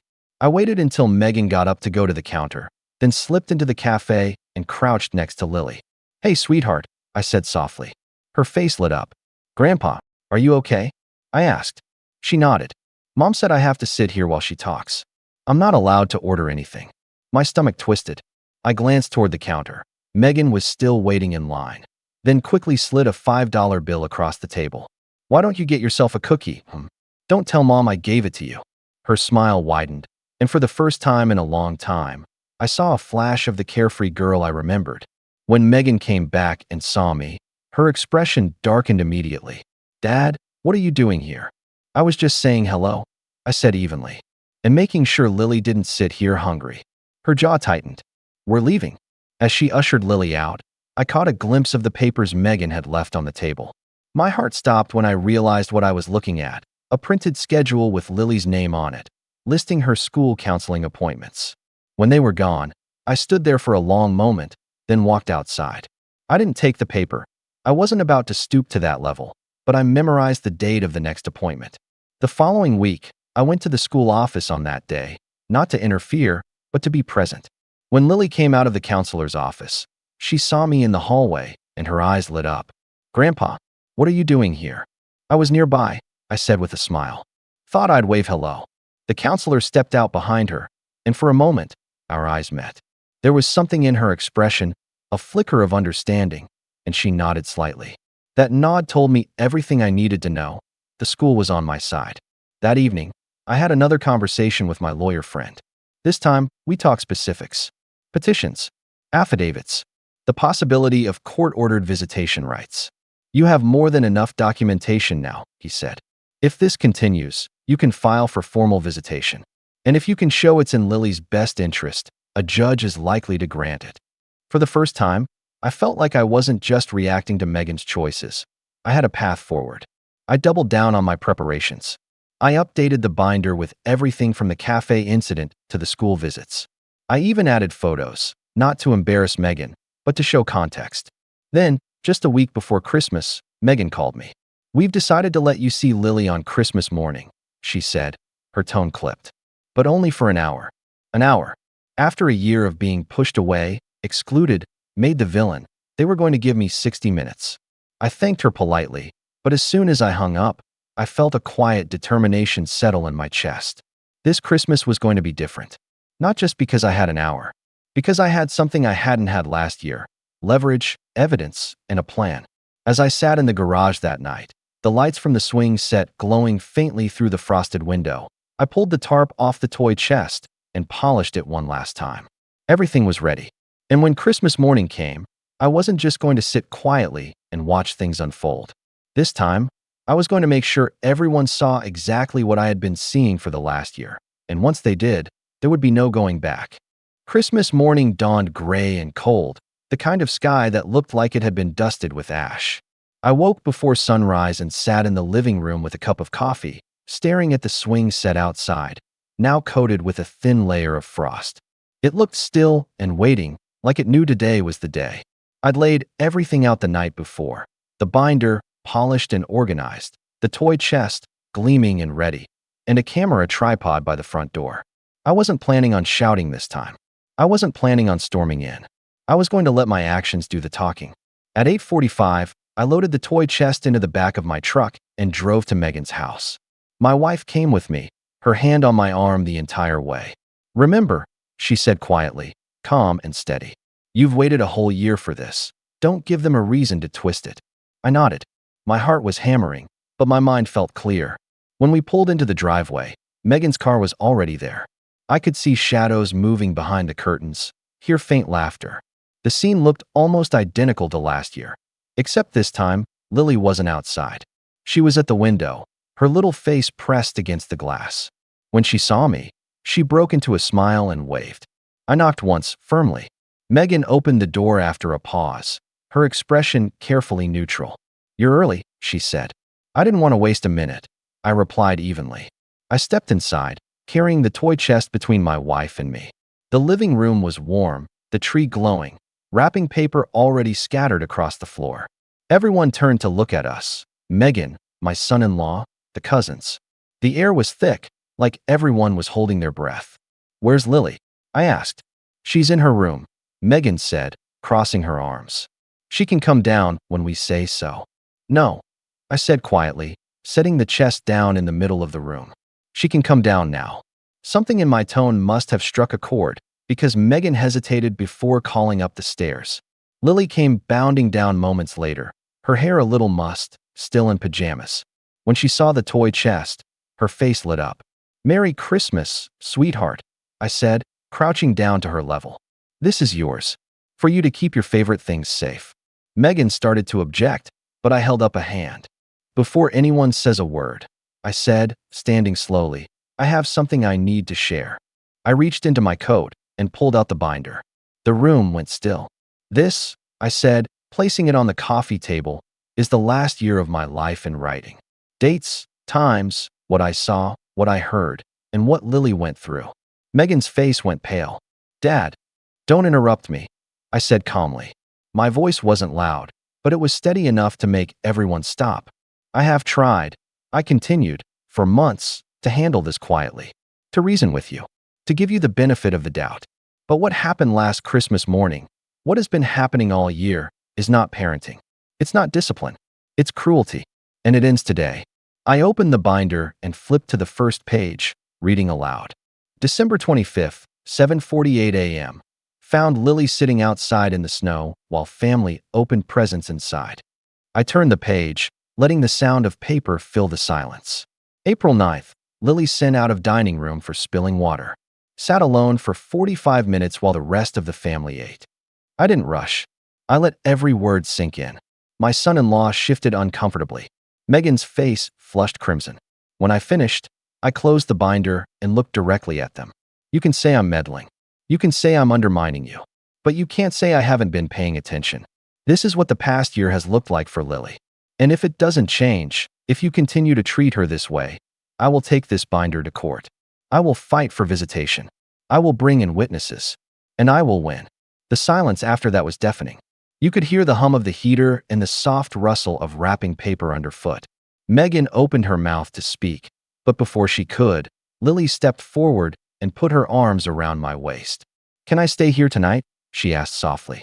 That one question hit the room like a hammer. I crouched down again, brushing a strand of hair from her face.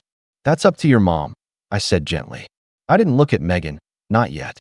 I wanted the weight of Lily's words to hang there. Finally, Megan spoke, her voice tight. You're trying to turn her against us. No, I said, standing again.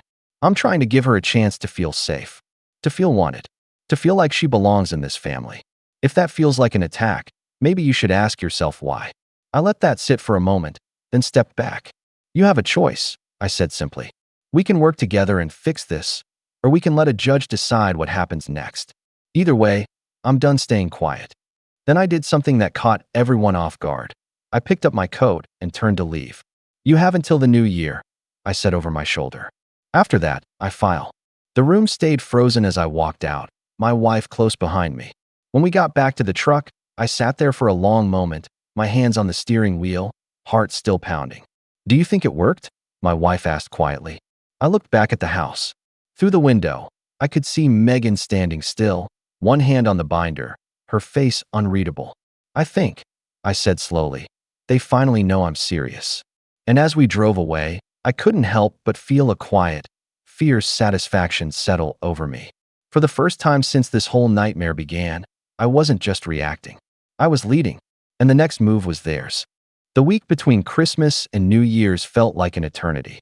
Every day, I half expected the phone to ring with Megan screaming, or for a lawyer's letter to show up in my mailbox.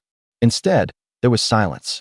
A heavy, charged silence. The kind that makes you check the windows just to be sure the world outside hasn't stopped moving. On December 30th, I got the first sign that my message had landed. It came in the form of a text, short, hesitant. Can we talk? It was from Megan. I stared at the screen for a long time before answering. Yes, I typed back, but not to fight. She didn't reply right away. When she finally did, it was just a time and a place. Her house, New Year's Eve, 2 p.m. I spent that morning going over the binder again, making sure everything was in order. Not because I planned to shove it in her face again, but because I wanted her to know I wasn't bluffing. When I arrived, Megan was waiting at the kitchen table. She looked tired, like she hadn't been sleeping much. My son-in-law was there too, sitting stiffly, his arms crossed. Lily was upstairs, they told me, playing quietly in her room. For a long moment, no one spoke. Then Megan finally said, I read everything you wrote. Her voice was quieter than I'd expected. And I asked, keeping my own tone even. She hesitated, then said, it hurt. Seeing it all laid out like that. I didn't think it was that bad. I thought we were doing the right thing, teaching her how to behave. But maybe we went too far. You didn't just go too far, I said gently. You crossed the line. Repeatedly. And if something didn't change, she was going to carry that with her for the rest of her life. My son-in-law shifted, looking uncomfortable. We weren't trying to hurt her, he muttered. I know, I said. But intentions don't erase impact.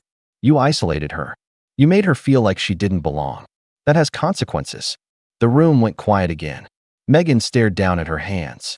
I don't want to lose her, she said finally, her voice cracking. Then don't, I said simply. Start making her feel wanted. Loved. Like part of the family, not an outsider. Megan wiped at her eyes, then nodded. What do you want from us? 2 things, I said, holding up a finger. First, regular visits. Not just an hour here or there. Consistent time with me and your mom, so she knows she has a safe place. Megan nodded slowly.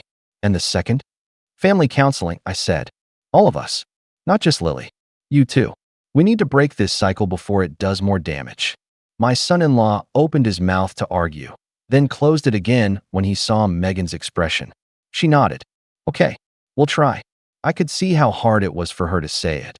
Not because she didn't care, but because pride had kept her from admitting she needed help for so long. After we talked logistics, weekly dinners, counseling appointments starting in January, I asked if I could see Lily. When she came downstairs and saw me, she ran straight into my arms. Do I get to come over more now? She asked eagerly. Yes, I said, smiling. You do. Her face lit up, and for the first time in months, I felt something loosen in my chest. New Year's Eve passed quietly, but it felt different this year. No tension, no fighting, just a quiet meal with Lily at the table, drawing pictures on napkins, humming to herself. Over the next few weeks, the changes started small. Megan stayed for dinner instead of scrolling on her phone. My son-in-law began actually playing board games with the kids instead of sitting in front of the TV.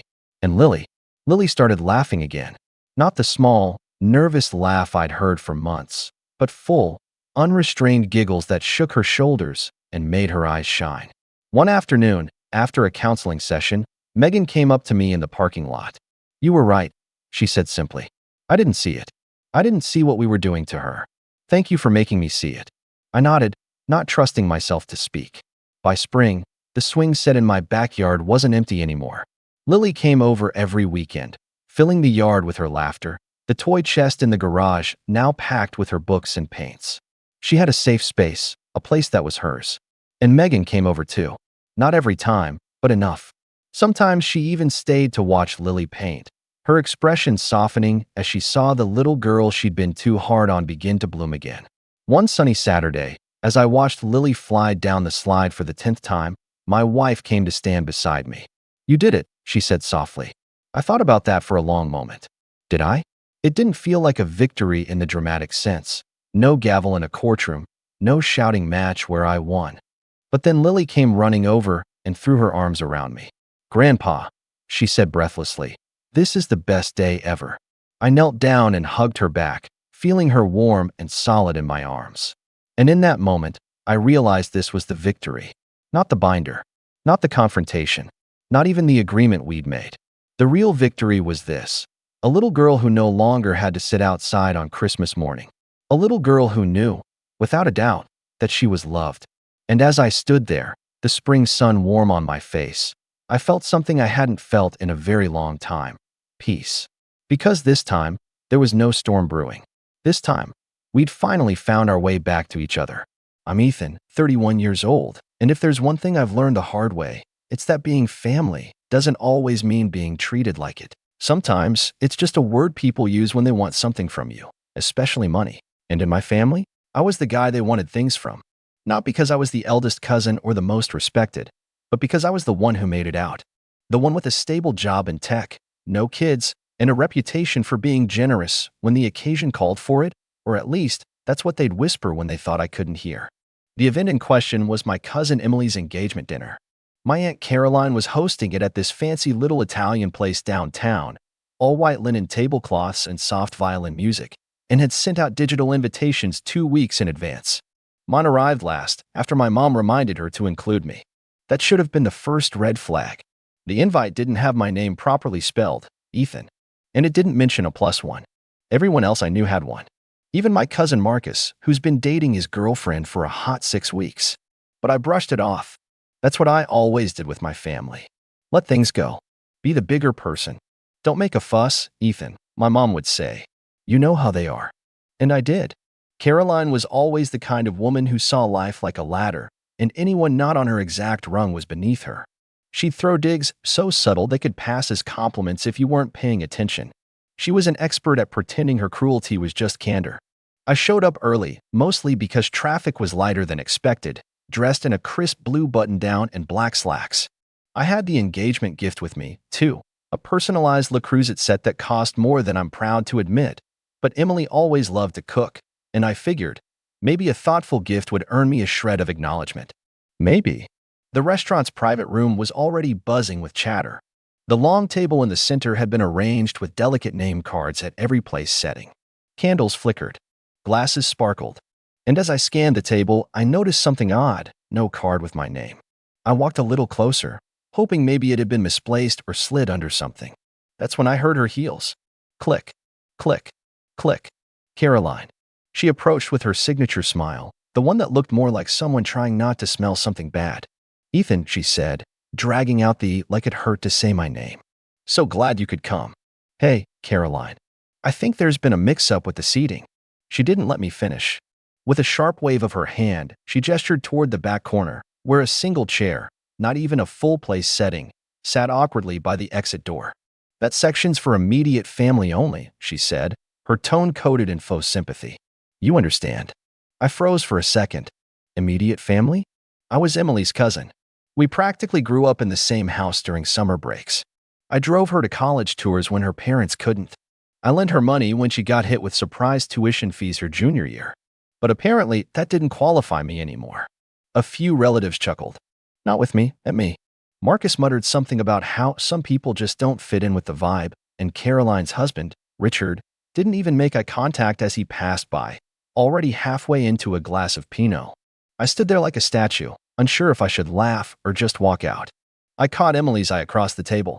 She gave me this tight, guilty smile, but said nothing. That hurt more than anything. She saw it happening. She saw the humiliation being handed to me like an amuse-bouche. And she didn't stop it. I swallowed down the embarrassment, forced a small smile, and nodded. Sure. No problem. I sat in the chair by the exit. It wobbled every time I shifted my weight. The table next to me was being used by the servers to stack empty plates and napkins. I may as well have been dining in the kitchen. Still, I stayed. I don't know why. Maybe I wanted to prove something to them, to myself. Maybe I hoped someone would realize how messed up this was and call it out. But no one did. Instead, I watched them laugh and clink glasses and toast to family, while I ate dry penne and tried not to look bitter. When dessert came, I started gathering my things. I figured I'd leave quietly, duck out before I gave anyone the satisfaction of watching me sulk. But as I stood, one of the waiters walked over. In his hand was a black leather check presenter. Sir, he said, offering it politely. This is for you. I blinked. I didn't order anything outside the set menu. Yes, he replied gently, but the host noted that you'd be handling the bill for the evening. I stared at him. For a second, I thought he was joking. I opened the leather folder. $2,842. The entire dinner, every appetizer, every cocktail, every bottle of imported wine. I looked up and met Caroline's eyes across the room. She smiled again, sipping her wine like nothing was amiss. Richard gave me a thumbs up. They'd planned this. Of course they had. That's when something in me shifted. Something subtle but final, like a gear clicking into place. I'd always tried to be patient, reasonable, kind. But this was deliberate humiliation. Public, cruel, and calculated.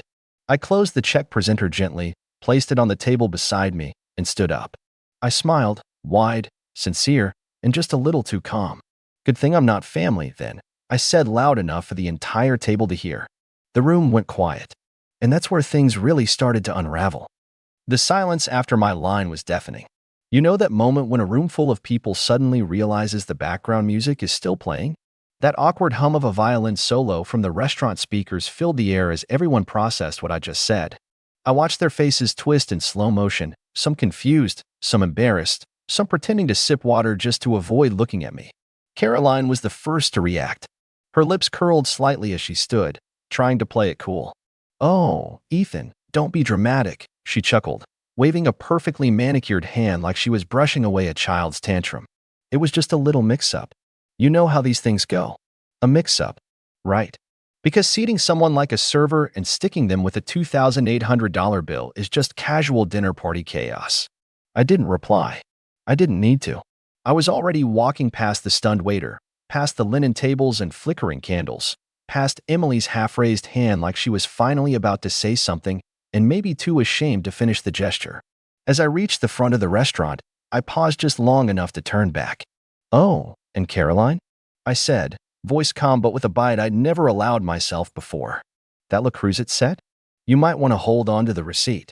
Because I'm getting that refunded. A few guests turned in their seats. Someone gasped. Caroline's smile dropped, and Emily's face flushed. I left before anyone could recover. Now, I know what you're probably wondering. Did I just dine and dash on a $2,800 tab? Not quite. I wasn't about to stick some minimum wage server with the fallout. I stopped by the hostess stand, asked to speak to the manager, and explained the situation. I offered to cover the cost of my meal, barely $60 with tip, and left my card on file just in case someone tried to pull a fast one. The manager, to his credit, seemed appalled. He even offered to move the bill back to the original host, Caroline. I gave a polite nod and walked out. But that wasn't the end. See, my family's financial ecosystem had an unspoken rule. I was the emergency fund, the silent ATM. Need to co-sign for a car? Ethan. Behind on tuition? Ethan. Wedding gift registry too ambitious? Ethan. But I had receipts. Literal receipts. And now that I wasn't family, I figured I didn't need to keep paying dues to a club I'd just been publicly voted out of. So that night, I opened my laptop. I logged into every shared account, every subscription, every auto-pay service my relatives had conveniently linked to me over the years. Spotify family plan? Gone. Disney Plus? Canceled. Gym memberships? Revoked. Even the annual group vacation house deposit, already paid in full by yours truly, I disputed the charge. Then I opened my email inbox. Buried deep in a folder titled Family Stuff were the contracts I'd signed to help my uncle refinance his car, the utilities I'd been covering for my aunt, just for a few months, and the quiet Venmo transfers to cousins who'd never quite gotten there. Business ventures off the ground. I made a list. Then I made some calls. I wasn't angry. I was surgical. Every financial tie, every favor they had come to expect, cut. But the real fallout didn't hit until 3 days later. It started with a call from my mother. She sounded off, like she was trying to act casual but couldn't quite hide the tremble in her voice. Ethan, sweetheart, did something happen at the dinner? Caroline said you left early. I didn't answer that. Instead, I asked a simple question. Did you know they were planning to stick me with the bill? There was silence. Then a sigh. I think she assumed you wouldn't mind. That's funny, I said quietly. Because I assume I don't exist to any of them, unless they need something. Another pause. You know how your aunt is.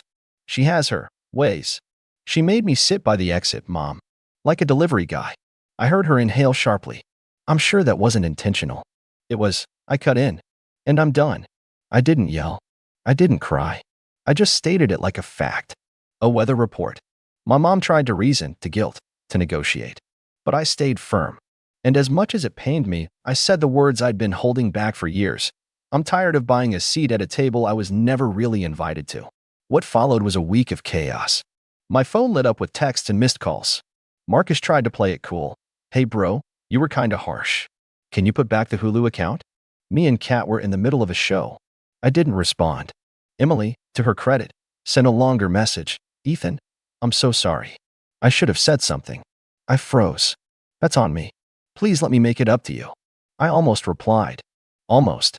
But then I remembered her face, sitting at the real family table, watching me be humiliated, and saying nothing. Then came the group chat bomb. Aunt Caroline, in all her theatrical glory, sent a paragraph to the family thread. It's incredibly disappointing to see someone who claims to be above it all act so childish. Family is about sacrifice, Ethan. Not throwing tantrums when things don't go your way. We all have our burdens. We all contribute. If you want to isolate yourself, fine. But don't pretend you're the victim. That message? That was my green light. Because Caroline had no idea that I'd been quietly keeping tabs for years. I didn't reply in the group chat. Not yet. I wanted them to stew in their own narrative for a little while. The one where I was just being petty, emotional, difficult. But I knew something they didn't. When someone paints you as the villain, the smartest thing you can do is give them just enough rope to hang themselves. And my dear Aunt Caroline? She was already busy tying the knot. That night, I pulled up my family ledger, a spreadsheet I'd kept mostly for sanity, though part of me always suspected I'd need it someday. It started simple, years ago, as a way to track favors. But like most things in my life, it spiraled into something more thorough, more legal. Every loan, every purchase, every temporary expense I had agreed to take on until things got better, labeled by name, amount, date, and status. From Marcus's bounced rent checks, to Emily's college textbooks, to the electricity bill in Caroline's vacation home that had somehow gotten tied to my account. All of it. I emailed a copy to myself, blind copied my lawyer, and then waited. Not out of pettiness, out of strategy. 3 days passed. That's when the second act began. Caroline called. She never calls. She barely texts, and when she does, it's usually just to confirm the time of some gathering she expects me to bankroll. But that night, her number flashed across my phone screen like a trap trying to look friendly. I let it ring out. 30 minutes later, a voicemail. Ethan, darling. I think there's been a lot of misunderstanding lately. I didn't realize how upset you were at the dinner. No one did. We all love you. Family sticks together. Call me back when you can. Family sticks together. Right. Like gum on your shoe. Still, I didn't reply. The next day, Marcus texted me a screenshot. Apparently, Caroline's utilities had been shut off at the vacation home. She's freaking out, he wrote, then followed with, "Did you do something?" I didn't dignify it with a response. Instead, I forwarded him the invoice I'd paid 3 months prior, highlighting the note that said temporary help to be reimbursed. He left me on read. That weekend, it got worse. Emily, who had always been the good one in their eyes, called me. She didn't text. She called, which, if you knew Emily, meant it was serious. "Ethan," she said softly when I picked up, "you have to talk to them." Talk to who? Everyone. Mom, Marcus, Aunt Caroline, they're spiraling. Caroline's card got declined at lunch yesterday. Marcus can't pay rent. Aunt Janice just found out you were covering part of her insurance. She had no clue. And I asked calmly, "And now they're all blaming me," she whispered, "because I didn't defend you." That gave me pause. Not because I pitted her, but because for once, she wasn't trying to spin it. She sounded tired. Tired of the show. Tired of pretending the family was functional when it was really just a game of who could use who the longest without getting caught. "I'm sorry," she added. "I should have spoken up." "You should have," I agreed. "But you didn't. And now I'm done." Then I hung up. That should have been the end of it. That could have been the end of it. But no, Caroline didn't take the hint. Not even close. Because the next morning, I got served. Yes, served. With a letter from some second-rate lawyer Caroline had probably found through a Facebook ad, claiming I had committed to pay for the engagement dinner and had now caused emotional distress and public embarrassment. I read it 3 times, laughed out loud, and then forwarded it directly to my lawyer. Then I did something I hadn't done in years. I replied to the family group chat. "Hi everyone." I typed, keeping it short, civil, and sharp. "I've been quiet, but now I need to clarify a few things. Over the past 6 years, I have provided financial assistance to many of you. Some small, some significant, all documented. Attached is a breakdown of what was lent, what was paid, and what remains outstanding. Please note that several of these were presented as short-term or temporary help. Some of you signed agreements. Some were informal, but all are accounted for. In light of recent events, including being publicly insulted, handed a $2,800 bill I never agreed to cover, and now being threatened with legal action, I am formally ending all financial support effective immediately. Any future claims will be reviewed by my legal counsel. I wish you all well, but this pattern ends here." Then, as promised, I attached the PDF, 17 pages of carefully formatted debt logs, receipts, and statements. Not to shame them, just to prove one thing. I never needed their validation. They needed me. My phone blew up within seconds. Messages poured in. Some angry, some apologetic, some trying to reframe the past with a nostalgic twist. "We're family, Ethan. That's what matters." But I wasn't moved. Because nothing cuts deeper than realizing you were only ever welcome at the table if you brought the food, set the table, and paid the tab. And now that I had finally stood up, they were the ones left scrambling for a chair. The messages from the group chat continued for hours. Some were long-winded paragraphs about forgiveness. Others were short bursts of panic, like, "Dude, what's wrong with you?" Or, "This is going too far." But the one that struck me most wasn't even directed at me. It was from Caroline, sent to the entire chat. "I don't care what that little punk says. He was always jealous. Always a mooch, acting like we needed him. I gave that boy a seat at my table out of pity." I stared at that message, not angry, not anymore. Just done. That sentence, dripping with venom, summed up everything I had tried to ignore for years. The passive-aggressive jabs, the fake smiles, the sense of obligation masked as love. Caroline didn't want me around out of affection. She tolerated me because I was useful. And now that I wasn't, I was disposable. I didn't reply. Not to that. Not anymore. Instead, I followed through on one last thing, something I had been holding in my back pocket. Months ago, I'd helped Caroline's husband Richard invest in a small online business, a digital storefront selling handmade crafts run by his niece.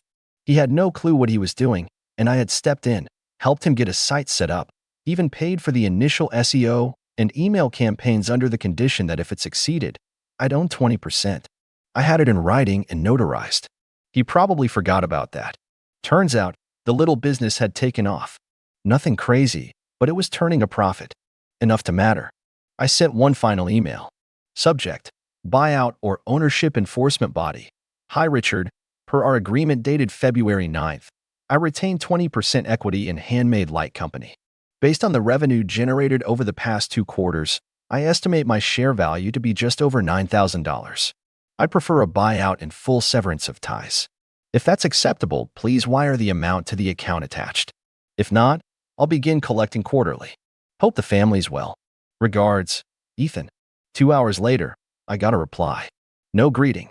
No signature. Just, fine. You'll get it. Don't ever contact us again. I smiled. Not because of the money. That wasn't it. It was the symbolism. The quiet closing of a door that had stayed cracked open for far too long. With the business handled and my name scrubbed off every co-signed utility, subscription, and lease, I felt something I hadn't felt in years. Clean. Free. The holidays rolled around a month later. Normally, I'd be roped into hosting or covering the Airbnb rental so everyone could be under one roof. But this time, I made different plans. A solo trip to Iceland, just me, a rented SUV, and the Northern Lights. I spent Christmas Eve soaking in a hot spring surrounded by snow, while back home, the family group chat went silent. When I returned, my mailbox held a single holiday card. No name on the envelope. No return address. Inside was a folded piece of paper with only one line written in shaky handwriting. You were right. There was no signature, but I knew it was from Emily. Not because of the handwriting, because of the timing. She hadn't defended me when it mattered. But maybe she was finally starting to see it too. I didn't reply. There was nothing left to say. That part of my life had ended. In the months that followed, I watched from a distance as the house of cards slowly collapsed. Marcus moved back in with his parents after getting evicted. Caroline tried throwing another family gathering, but only 3 people showed.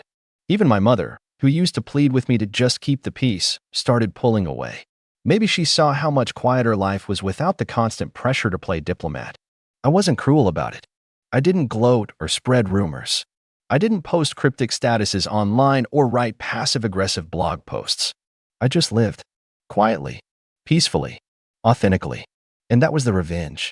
Because the truth is, revenge isn't about shouting or lawsuits or burning everything down.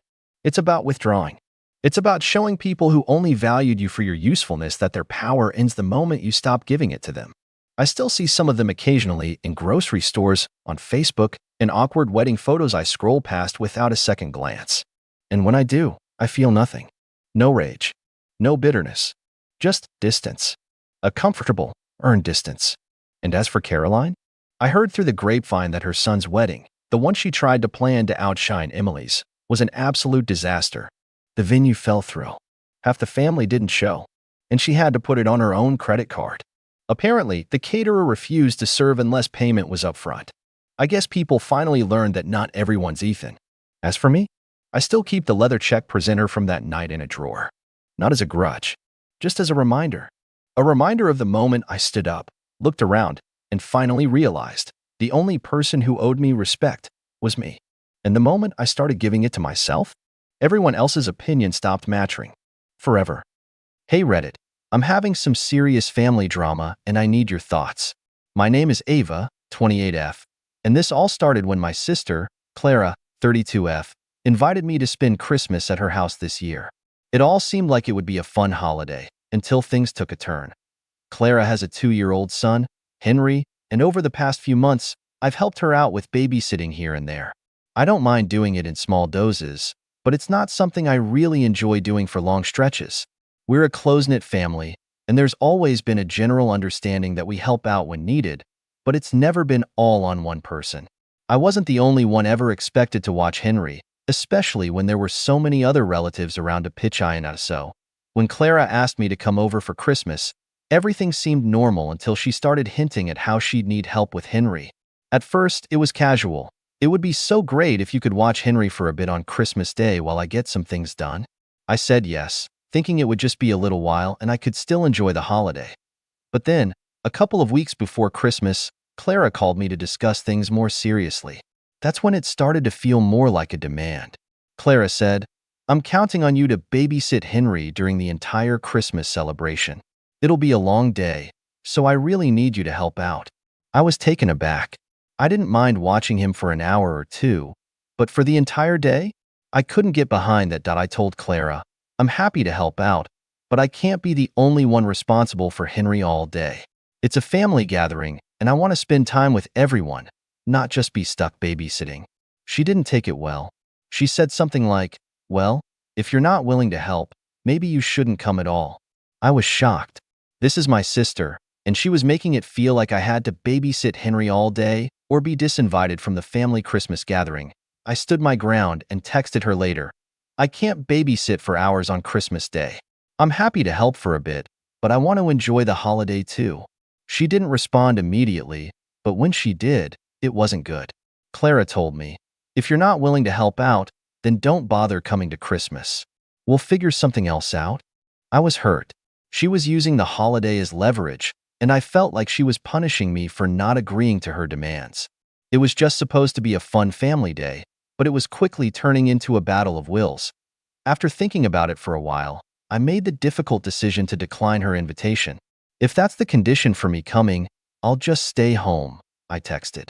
I figured it wasn't worth the stress, especially if it meant I'd be the only one doing all the work while everyone else enjoyed themselves. Now, the rest of the family is mad at me. My mom, aunts, and cousins have all reached out, asking why I'm not coming to Christmas. When I explained the situation, they all sided with Clara, saying I'm being unreasonable and selfish for not helping. They said things like, "It's just one day, Ava. You're making a big deal out of nothing." It's left me feeling so torn. I don't mind helping out when it's needed, but I don't think it's fair to be expected to watch my nephew for an entire day, especially when there are other people around who could help too. I wanted to be a part of the family celebration, not just the babysitter. After I declined Clara's invitation, I thought things would settle down. I figured I'd spend Christmas quietly at home, maybe with a little bit of time with my other family members later in the day. But that wasn't how things played out. The day after I texted Clara, my mom, Judy, 56F, called me. She was upset, asking why I was being so difficult about the situation. "Ava, you know how stressful the holidays can be for Clara with Henry. It's just one day. Why can't you help her out?" I tried to explain that I wasn't opposed to helping, but I couldn't be the only one responsible for babysitting for hours. Mom didn't seem to understand. She kept saying things like, "You're making her feel like she's all alone. This is about family. Don't be so stubborn." I told her, I love Clara, but I can't be her only babysitter. It's not right. Mom wasn't hearing it. She said, "If you don't want to help, then maybe you just shouldn't come at all. This is about supporting your sister, Ava. Family is about giving when others need it." That stung. But what hurt the most was the fact that she didn't seem to care about my feelings in this situation. It felt like the whole family was siding with Clara, blaming me for the mess instead of seeing things from my point of view. Then, a few days later, Clara sent me a long message. It was pretty intense. She said, "I can't believe you're doing this. You know I need help, and you're acting like it's such a big ask. It's Christmas, Ava. You're just being selfish, and I don't want to deal with that this year. If you really cared about me and the family, you'd be here for us, not just for yourself." I didn't know how to respond to that. I wasn't trying to be selfish. I just wanted a balanced, fair holiday where I could enjoy time with my family without being stuck in a room with a toddler all day. But Clara made me feel like I was a horrible person for even asking for that. The final blow came when Clara posted a family photo from Christmas Eve on Facebook, without me. I wasn't even there, and yet she'd still shared the image of the family enjoying themselves. I know it sounds petty, but it stung seeing everyone so happy while I was at home feeling like I'd been thrown under the bus. Now, my phone has been blowing up with texts and calls from relatives, all telling me I made a mistake. They all say I should apologize to Clara and just suck it up for the sake of family. Even my cousin, Olivia, 33F, who usually sides with me, sent a message that read, "Ava, you know Clara is stressed. Just go, be with family, and let it go. You don't want this to be the thing that tears the family apart." I've been stuck in this weird limbo, feeling like I've done the right thing but now questioning myself because everyone else is saying I haven't. So, the fallout from refusing to babysit my nephew only kept growing. I felt like the entire family was turning against me. It was one of those situations where no matter what I said, someone else had an opinion, and none of them seemed to understand my side of things.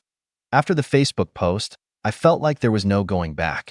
I was officially the villain in this family drama. It wasn't just my mom or Clara who was upset. My aunts, uncles, and even some cousins had begun to chime in. They all seemed to feel that I was being too rigid about it, and a lot of them told me I was overthinking the whole thing. One of my aunts, Diane, 50s, called me out of the blue and said, "Ava, you're making a mountain out of a molehill. It's just one day, and Clara really needs the help. What if something happened to her and you weren't there for her?" I told her I loved my sister and I wanted to be there for her, but I couldn't be the only one doing all the work. Diane said, "It's not about who's doing the work, it's about being there for family. What if you end up regretting this later?" I didn't know how to respond. It felt like everyone was asking me to ignore my feelings and just show up, no matter how uncomfortable I felt. Was I being unreasonable? Maybe I was, but I couldn't shake the feeling that this was more about me being taken for granted than it was about me being selfish. Then, a few days later, my mom tried to make peace by suggesting a compromise. She said, "Ava, why don't you come for the dinner part of Christmas and just give Clara a little help with Henry during the meal? That way, you're still part of things, but you don't have to babysit the whole day." I thought about it, and it seemed fair. At least I could still be there for family without being stuck in the babysitting role for hours. But then Clara texted me, "You're only willing to come to the dinner? That's it? This is the whole point of you being here, Ava. If you don't want to help, I don't see how you can be part of the family celebration." She was cold, and I could sense the anger through the text. I honestly didn't know if she was trying to get me to cave or if she was genuinely upset with me, but it seemed like nothing I did would change her mind. I took a step back to think. My entire holiday plan had been ruined by this drama, and the thought of going through another round of the same conversation with Clara felt exhausting. My mom had been pressuring me to make amends, but at what cost? Was I supposed to just roll over every time Clara made an unreasonable request? I started wondering if this situation was going to be the new norm in our family, where I had to sacrifice my own needs just to keep the peace. But, at the same time, I wanted to be a good sister and not have a permanent rift between me and Clara. Things didn't cool down after the dinner compromise idea fell apart. The text message exchanges with Clara started to feel more like a war of words. I kept telling myself I just needed to stick to my boundaries, but the guilt kept creeping in every time someone else from the family called or texted to say, "Why are you doing this? Clara really needs you right now." Then came the moment that pushed me over the edge. It was the morning of Christmas Eve, and I had planned to spend the evening with my friends instead of dealing with the family drama. I had already mentally prepared myself for being called selfish, but when I got a call from my cousin Rachel, 28F, I didn't expect what came next. Rachel was upset, asking, "Ava, why are you being so difficult about this? Everyone's just trying to make this Christmas work, and you're making it worse. Do you not care about your sister at all?" I tried to explain again, calmly, that I wasn't saying no to helping. I just didn't think it was fair to be expected to babysit all day. She didn't listen, interrupting me with, "Look, maybe you should sit out Christmas altogether if you can't get past this. No one's asking you to take over her life, just help out a little." The words hit harder than they should have. I had been so sure of my decision, but now, with everyone around me turning the situation into a right versus wrong battle, I started questioning if I had made the wrong call. Was it really so much to ask to enjoy my holiday, too? Was I wrong for wanting to be seen as more than just an on-call babysitter? I called my mom later that day to check in, and she once again pressured me, saying, "If you want a relationship with Clara, you need to get over this. You're making this whole thing about yourself, Ava." The guilt was unbearable. But that evening, when I was out with my friends, something unexpected happened. My phone buzzed with a message from Clara. It read, I just don't get you, Ava. You're making me feel like I'm alone. I thought you'd be here for me, but I guess I was wrong. Enjoy your holiday. That stung. It stung more than I expected, because it felt like an ultimatum. It felt like she was saying that if I wasn't going to be there the way she expected me to be, then I wasn't part of the family. It hurt more than anything she had said before, and I was torn. Christmas Day arrived, and I couldn't shake the feeling that I was making a huge mistake. I'd been holding my ground, but it was hard to ignore the silence. My phone had barely buzzed all day, and when I saw that I had a missed call from my mom, I knew the situation had escalated to a new level. I debated calling her back, but I wasn't ready to deal with more pressure just yet, so I spent the day at home, trying to take my mind off everything. I wasn't exactly having a Merry Christmas, but I was at least avoiding the drama. Then, a few hours into the evening, I got a text from my sister, Clara, again. This one was even more cutting than the last. She said, "I don't know why you think this is about you, but it's not. I'm just asking for a little help, and you're making this impossible. I guess I'll have to figure it out on my own. Merry Christmas." I was left staring at the screen, trying to process her words. Clara was hurt, I knew that, but her messages felt like a subtle jab. Like if I didn't apologize now, it would be too late. I couldn't understand why she couldn't see that I wasn't saying I didn't want to help, but that I couldn't just drop everything and become a full-time babysitter. I had my own life to live. Then, my phone rang again. This time, it was my mom, and I knew I couldn't put off the conversation anymore. I answered, and the second she spoke, I could tell she was upset. "Ava, what are you doing? This is ruining everything. Clara's heartbroken, and now you're sitting there acting like it's no big deal. You need to fix this, or you're going to regret it." I felt my frustration start to rise. I asked, "Why is it my responsibility to fix it? She's the one asking too much, and everyone's acting like I'm the villain for just wanting a peaceful holiday." Mom responded quickly, "Because family should come first, Ava. You should have thought of that before you dug your heels in. Now you're ruining Christmas for everyone." It felt like a never-ending cycle of guilt tripping, and I was starting to lose sight of who I was in all of this. I wanted to stand my ground, but the pressure was unbearable. I hung up the phone, still conflicted about whether I had made the right choice. But it was clear that the situation wasn't over. Clara had made her stance known, and I could tell from her tone that this wasn't something she was going to let go of anytime soon, so now, I'm stuck? I know that if I don't apologize, the family dynamic is going to be permanently affected. But if I do apologize, does that mean I'm just giving in to Clara's manipulation? I can't help but feel like I've been backed into a corner. A few days after Christmas, I finally caved in and called Clara. I didn't know if it was the right decision, but the guilt had built up to a point where I couldn't take it anymore. I needed to clear the air and at least try to make things better, even if it meant swallowing my pride. When she answered, I could hear the hesitation in her voice. It was almost like she was waiting for me to apologize first, and part of me wanted to just get it over with and end this whole thing. But I knew that wasn't going to solve anything in the long run. "Clara," I said, trying to keep my tone calm, "I just want to explain where I'm coming from. I'm not trying to hurt you, and I'm sorry if it felt like I wasn't being there for you, but I felt like I had to set boundaries. I love you, but I can't be the one to drop everything all the time." She was quiet for a while, and I could almost hear her processing what I said. "You don't get it, Ava," she finally said, her voice cracking. "You don't know how hard it's been for me. I thought you'd just step up and help me out, and instead, you turned your back on me. You don't understand what it's like to do this alone." Her words hit me harder than I expected. I knew Clara had been struggling, but I hadn't realized just how much she was carrying. I felt a twinge of guilt, but at the same time, I couldn't ignore the fact that I needed to protect my own peace too. "I get it, Clara. I really do," I replied. "But I also have to think about myself. I can't be your go-to every time something comes up. I can't keep sacrificing my time for everyone else." There was a long pause, and then Clara sighed. "I don't know, Ava. I thought you would always have my back. It feels like you don't care." That stung, and for a moment, I didn't know what to say. It was like no matter how much I tried to explain, I couldn't change how she felt. I had spent so much time trying to defend my actions, but in the process, I realized that no matter what I did, the damage was already done. I tried one last time. I do care, Clara, but I can't always be the one to fix everything. I need to have my own boundaries, or I'll lose myself in all this. She didn't respond immediately, and I could feel the tension in the air. I don't know if I can forgive you for this, she finally said, her voice small and hurt. It's just too much right now. And with that, the conversation ended.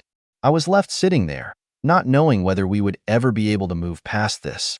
I knew this rift wasn't something that would heal overnight, but I couldn't tell if I had done the right thing by standing firm. In the days that followed, things were icy. It felt like I was living in a fog of uncertainty, unsure of where I stood with my sister and the rest of the family. Clara's hurtful words lingered in my mind, but I also couldn't shake the feeling that I'd made the right choice for myself, even if it came at a cost. I didn't want to lose my own identity and become someone who just dropped everything for everyone else, but I also didn't want to lose my sister. The family got involved next. Mom called again, and this time, it was clear that everyone else was feeling the tension too. Ava, please, can you just try and make things right with Clara? She's been devastated, and honestly, you're tearing the family apart. Her voice was pleading, and I could hear the desperation in her tone. I tried to explain myself once again, but it felt like no one was listening. I'm not trying to tear the family apart, Mom. I just need to set boundaries. I can't be the one to always put my life on hold for everyone else. But it seemed like that wasn't good enough. That's the problem, Ava. You never think of anyone else. You're making this all about you. My mom's words stung, but I couldn't deny that they had a point. I had been so focused on protecting my own space that I hadn't really considered how my actions were affecting everyone else. The next few days were full of phone calls, texts, and uncomfortable silences whenever I saw family members. Everyone had an opinion about what I should have done differently, and no one seemed to understand that I couldn't keep sacrificing my happiness for the sake of others. Then, I got a message from my cousin Rachel again. She was always the peacemaker in the family, and this time, she was trying to be the voice of reason. Ava, I get where you're coming from. I really do. But you need to realize that sometimes, family comes first. I know you don't want to be seen as the bad guy, but this is bigger than just you and Clara. You need to fix this before it gets worse. I couldn't help but feel frustrated by her response. It wasn't that I didn't care about family. I did. But at what point was I allowed to take care of myself without being labeled selfish? I kept thinking about Clara's reaction, how she seemed to think everything was my fault, and how I had done nothing but try to stand up for my own needs. And still, despite everything, I kept thinking about that one thing Clara said, I thought you'd always have my back. It made me question everything. Had I failed her? Had I truly let her down in a way that couldn't be fixed?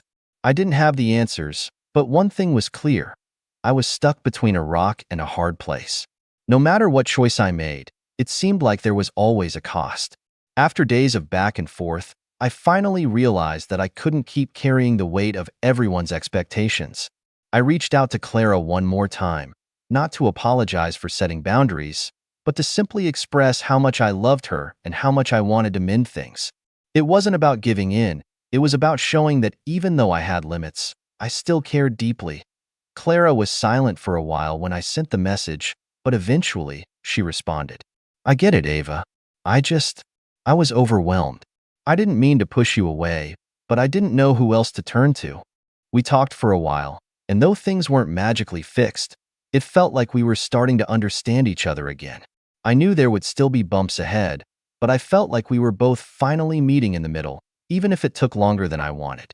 So, am I the a-hole for refusing to babysit my nephew on Christmas and standing my ground when my sister said I couldn't come to the holiday if I didn't help? What do you think? Did Ava handle this situation the right way, or should she have stepped up more for her sister? Drop your thoughts in the comments below, and if you want to hear more stories and updates, make sure to subscribe so you don't miss out. My name is Lucas. I'm 27, and if there's one thing I've learned about my family, it's that respect is always conditional. Growing up, I was the quiet kid, the one who never quite fit into the rowdy laughter at family barbecues or the sarcastic banter at reunions. My parents divorced when I was young, and I spent most of my teenage years bouncing between households, never really settling into the family unit that everyone else seemed to prize. Because of that, I was often seen as an outsider, someone they could poke fun at without much consequence. By the time my cousin Daniel's wedding rolled around, I had already built up armor against the little digs and insults. Or at least, I thought I had. The reception was being held in this huge event hall just outside the city, chandeliers glittering, waiters balancing trays of champagne, the whole 9 yards. Everyone was dressed to impress. I had gone out of my way to make sure I looked decent. Navy suit, freshly pressed shirt, shoes polished. For once, I thought maybe I wouldn't stick out like the odd one at the table. But families have a way of reminding you exactly where you stand. It was midway through dinner when it happened. The speeches had wrapped up, glasses were clinking, and conversations were buzzing all around. I was sitting at a long table near the dance floor, across from my Aunt Marjorie. Now, Marjorie has always had this sharpness to her. She's the kind of person who can turn a compliment into an insult before you've even realized what happened. Growing up, she never missed a chance to tell me how I should toughen up or be more like Daniel. Even as an adult, she found ways to undermine me at every gathering. As the music softened and the groom's father stood to toast, Marjorie leaned back in her chair, swirled her wine, and pointed at me. "Don't get too comfortable, Lucas," she said loud enough for our side of the room to hear. "This family will never respect you." The words hung in the air like smoke. There was a beat of silence, then laughter broke out around her. Not the whole room, just the cluster of relatives closest to her. The kind of laughter that cuts deeper because it isn't harmless amusement, it's agreement. My cousin Sarah covered her mouth to hide her smirk. My uncle shook his head with that smug, "She said what we were all thinking" expression. Even people I barely knew chuckled uncomfortably, as though it was safer to join in than to push back. I sat frozen, my fork halfway to my plate. My face flushed hot, and I could feel that familiar tightness in my chest. The one that always comes when you're humiliated in public, but you can't think of a single sharp retort fast enough. Every instinct screamed at me to shrink into my seat, to pretend it didn't matter. But it did. It always had. I forced a smile, but inside, I was seething. I thought, why me? Why always me? I'd worked hard to carve out a life for myself, finished school, held down a steady job, paid my own bills. Yet to them, I was still the awkward kid who never belonged. The laughter was still rippling when the groom's father, Mr. Bennett, stood from his table. He wasn't part of my side of the family. He was Daniel's new father-in-law. A tall man with a calm, commanding presence, he raised his glass. But instead of smiling politely like everyone expected, he set the glass down and fixed his gaze on Marjorie. The room quieted almost instantly.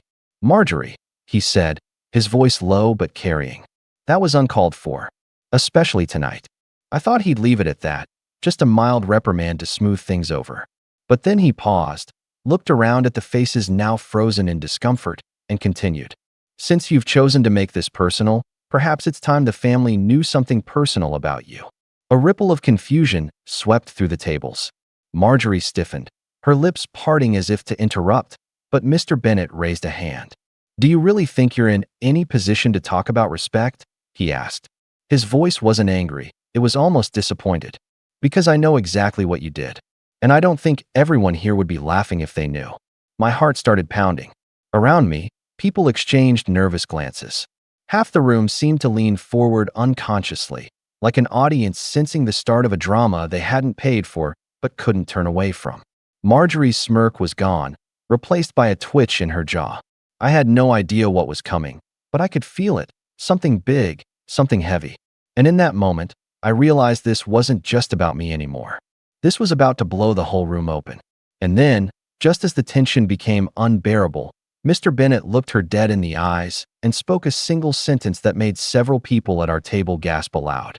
Half the room froze. The other half pushed their chairs back in disbelief. And then, as if on cue, people began to rise. Murmurs turned to whispers. Whispers turned to protests. Chairs scraped against the polished floor as relatives gathered their things. Within minutes, nearly half the room had walked out, leaving behind an echo of stunned silence. I sat there, numb, my mind racing, the weight of what I'd just heard pressing down like a stone. And Marjorie, she sat rigid, eyes darting, her face pale as the laughter she once led turned to ashes around her. That was the moment everything changed. But it wasn't the end. Not even close. I couldn't move. My body felt like it was locked in place, even as the air in the reception hall thickened with whispers. Some people still had forks in their hands, hovering halfway to their mouths as though they'd forgotten how to eat. Others looked at Marjorie like she'd just turned into someone they didn't recognize. The words Mr. Bennet had spoken rang in my ears, replaying over and over, each time hitting harder. She's been stealing from her own mother for years. That was it. Simple, direct, but devastating. The gasp that followed was instant. My grandmother, Marjorie's mother, wasn't at the wedding. She'd been too frail to travel, and everyone had just accepted that. But she was still alive, still sharp when she wanted to be, and very much the matriarch of the family. To even suggest Marjorie was taking money from her was unthinkable. And yet, there was Mr. Bennet, standing tall and unflinching, saying it in front of everyone. Marjorie's chair scraped violently against the floor as she stood. "That's a lie," she snapped, her voice trembling just enough to betray her. "How dare you? This is slander." But her eyes told another story. Wide, frantic, searching the faces around her like she was trying to gauge just how much people believed. Mr. Bennet didn't back down. He didn't even raise his voice. "It's not slander when I've seen the bank transfers myself. Do you want me to explain how I came across them? Or would you prefer I bring out the documents tomorrow morning?" You could hear a pin drop. Even the waitstaff had paused, trays wobbling slightly in their hands as they pretended to busy themselves nearby. I glanced at Sarah, my cousin who had laughed at Marjorie's comment earlier. Her smirk was gone. Now she looked sick, like she wanted to meld into her seat. My uncle's face had turned beet red, though whether it was from anger or embarrassment, I couldn't tell. Marjorie shook her head rapidly, her hair swaying with each movement. "You don't know what you're talking about. This is none of your business. None of it." Her voice cracked on the last word, and she slammed her hand down on the table. But the damage was already spreading. From the far end of the table, one of my older cousins muttered, "Wait, is that why Grandma couldn't afford her caretaker last year?" Another voice piped up, sharper. "She told me she had to cancel her physical therapy. Said money was tight. But Grandma's pension is more than enough for her expenses." The whispers turned into pointed questions, murmured accusations darting across the room like sparks catching dry grass. I sat there, still frozen, but my chest was no longer tight with humiliation. Instead, a strange sense of vindication started creeping in, slow and unfamiliar. For once, the spotlight wasn't on me as the outsider, the easy target. It was on Marjorie, and she was crumbling. But even as I felt that small flicker of relief, I couldn't ignore the unease. If what Mr. Bennet said was true, if Marjorie had been draining Grandma's savings, how long had it been happening? And why would he, of all people, know about it? Marjorie's voice rose again, shrill now, desperate. "This is a wedding. You're ruining my nephew's wedding with these lies." She jabbed a finger toward Mr. Bennet. "You're just trying to turn this family against me because you." "Because I what?" Mr. Bennet cut in, his tone suddenly sharp enough to slice through her words. "Because I had the decency to protect an old woman when no one else bothered to check on her. Your mother trusted you, Marjorie. She trusted you with her accounts, her power of attorney. And you've been bleeding her dry for years." The color drained from Marjorie's face completely. She opened her mouth, but nothing came out this time. I glanced at Daniel, the groom. His smile was long gone, his hands gripping the edge of the table. His new wife looked at him nervously, whispering something in his ear. This wasn't just a wedding anymore. It had turned into a tribunal. Then, as if the weight of it all had suddenly hit them at once, people began standing. Not quietly, not discreetly. They stood with anger in their movements, chairs scraping loudly as though to punctuate the betrayal. My cousin Amelia shook her head and muttered, "I can't even look at you." She walked out, dragging her husband with her. A cluster of others followed, whispering furiously as they left.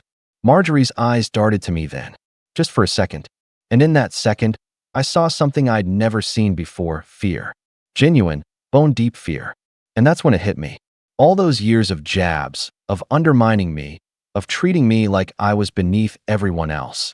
It wasn't just cruelty for its own sake. It was projection. She had been hiding something, building a wall of insults to distract from the cracks in her own life. And now, that wall was coming down brick by brick. But the night wasn't over. Not by a long shot. Mr. Bennet wasn't finished. He had set the fire, but I could see it in his eyes. He was about to pour gasoline on it. He leaned forward slightly, voice steady, and said, "Shall I tell them where the money really went, Marjorie? Or would you like to explain it yourself?" The room froze again, every eye turning back to her. And I sat there, my heart pounding so hard it felt like it might burst. Because whatever was about to come next wasn't just going to shake her world, it was going to change mine, too. Marjorie's lips trembled as though she wanted to speak, but no words came out. Her eyes darted from one side of the room to the other, searching for an ally, someone, anyone, who would step in and deflect the heat away from her. But the faces that had once laughed at her cruel jokes about me were now cold, rigid, and filled with suspicion. Mr. Bennet stood still, a pillar of control in the chaos he had unleashed. He didn't shout, he didn't flail, he simply waited. That quiet patience seemed to make the air even heavier, pressing down on everyone in the hall. People wanted answers. They weren't going to leave without them. Finally, Marjorie's brother, my Uncle Raymond, cleared his throat. His voice was hesitant, but it carried. "Marjorie, is this true? Did you take from Mom?" That single question seemed to crush her. Her shoulders slumped, but she quickly forced them back up again, like a puppet jerking on strings. "Of course not," she barked. "This is all nonsense. Lies. You think I would ever steal from my own mother?" But then Mr. Bennet leaned forward slightly, resting his hand on the back of the nearest chair. "Then perhaps you'd like me to explain the wire transfers. The ones to that account in your name in Palm Beach. Transfers that matched the exact withdrawals from your mother's savings." The words hit like thunder. The silence that followed was deafening, broken only by the clink of a dropped fork somewhere in the back. Palm Beach. It was so specific, so concrete, it couldn't have been fabricated on the spot. Everyone knew Marjorie vacationed in Florida regularly, always posting pictures of beachside condos, expensive dinners, and luxury boutiques. She had always brushed it off as just treating myself, claiming she worked hard enough to deserve it. But now, the picture painted itself too clearly. Sarah, who had been trying to stay quiet since her earlier smirk, suddenly hissed. "That's where you got the money for that car, isn't it? The one you said was a gift from a friend." Her voice was sharp, cutting through the room like glass. Marjorie's face went pale. "Sarah, you don't understand." "No, I understand perfectly," Sarah snapped, rising from her chair. "You've been bleeding Grandma dry while we've been covering her bills. Do you know how much I've put on my credit card to make sure she had what she needed?" The room erupted with murmurs again, angrier this time. No longer whispers of curiosity, but sharp accusations tumbling over one another. I sat still, almost detached, like I was watching a storm sweep through the hall. For years I had been the target of their disdain, but tonight, it wasn't me under the microscope. It was her. The woman who had made my life miserable at every family gathering was unraveling in front of everyone, thread by thread. And yet, even as I watched, I couldn't help but feel a complicated twist in my chest. A part of me wanted to revel in it, to enjoy the poetic justice. But another part whispered that I was now sitting in the middle of something that would splinter the family for good. Mr. Bennet didn't let up. "Would you like me to explain what you told the real estate agent when you bought that condo? Or should I repeat the line you used? Family money, inheritance in advance." Marjorie's eyes widened, and she stumbled back a step. You have no right." The groom, Daniel, finally stood up, his face pale but his voice firm. "Aunt Marjorie, is it true? Did you use Grandma's money to buy property?" The words came from him like a final nail. Because Daniel was her golden child, the one she always held up as a shining example, the one she never failed to compare me against. For him to ask, to demand the truth, cut deeper than any stranger's judgment could. Marjorie opened her mouth, but no sound came out. She looked cornered, desperate, like a fox caught in a snare. Her hands trembled at her sides, her carefully composed facade slipping into fragments. And then Mr. Bennet delivered the blow. Calm, precise, devastating. She took over $200,000 from her mother's accounts. I've seen the documents. And unless she wants me to provide them here and now, I suggest she stop pretending this is anything other than what it is. The reaction was immediate. Gasps, angry shouts, people rising from their chairs. Half the room surged with indignation, while the other half simply sat in stunned silence, as though the ground had shifted beneath their feet. I could barely breathe. 200,000. My grandmother's money. Money she had likely trusted Marjorie to manage for her care and well-being. And suddenly, I remembered, last Thanksgiving, when Grandma had mentioned she couldn't afford a certain medical treatment. I had brushed it off as exaggeration, assuming maybe insurance hadn't covered it. But now it all made sense. Marjorie's face twisted with fury. "You don't know what you're talking about," she shrieked, her voice cracking. "You're trying to ruin me, to humiliate me on this night." But no one was buying it anymore. The air had shifted.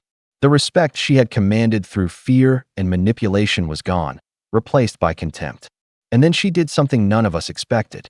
Her eyes snapped to me. "This is your fault," she spat, pointing a trembling finger in my direction. "You've always wanted to tear me down. You put him up to this." The accusation hit me like a slap. I blinked, stunned, as dozens of eyes turned toward me. For a moment, the humiliation I thought I'd escaped came rushing back. My throat tightened, and heat rushed to my face. But before I could even open my mouth, Mr. Bennett spoke again, his voice like steel. "Don't drag him into this, Marjorie. He's got nothing to do with your choices. This is all on you." And in that moment, the divide in the family widened into a chasm. Some stood, angry and disgusted, heading toward the exit. Others stayed rooted in place, their faces pale with shock. The wedding had stopped being a celebration. It had become a reckoning.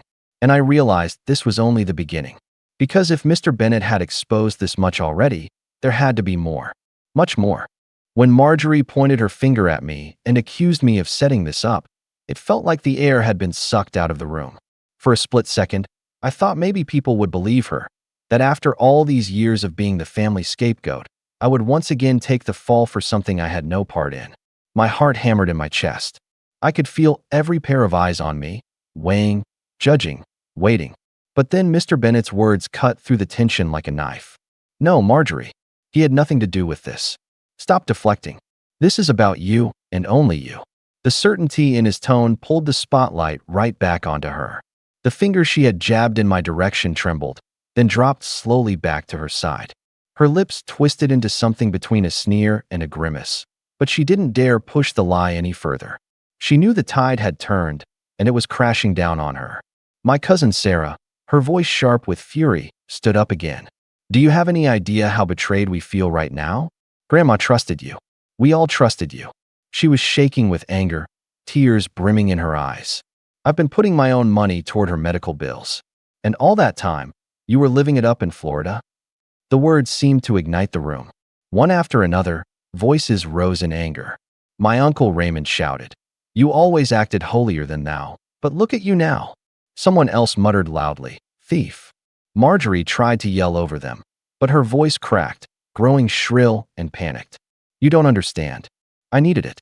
I deserved it after everything I've done for this family." That sentence landed like a slap. Needed it? Deserved it? The family she had spent years belittling and controlling. The same family who had bent over backward to keep Grandma comfortable. This was her justification? Daniel, the groom, slammed his hands down on the table, the sound echoing through the hall. His face was pale with fury. "Enough. Aunt Marjorie, you ruined my wedding. Do you even realize what you've done? This was supposed to be the happiest day of my life, and now it's nothing but a spectacle because of your lies." His voice cracked, and you could tell the betrayal hit him harder than anyone else. He had always been her favorite, her prized nephew, the one she bragged about endlessly. Now even he had turned against her. Marjorie's eyes widened, and for the first time, she seemed to falter. Her golden boy had spoken, and it wasn't in her defense. Mr. Bennett, calm as ever, took a step forward.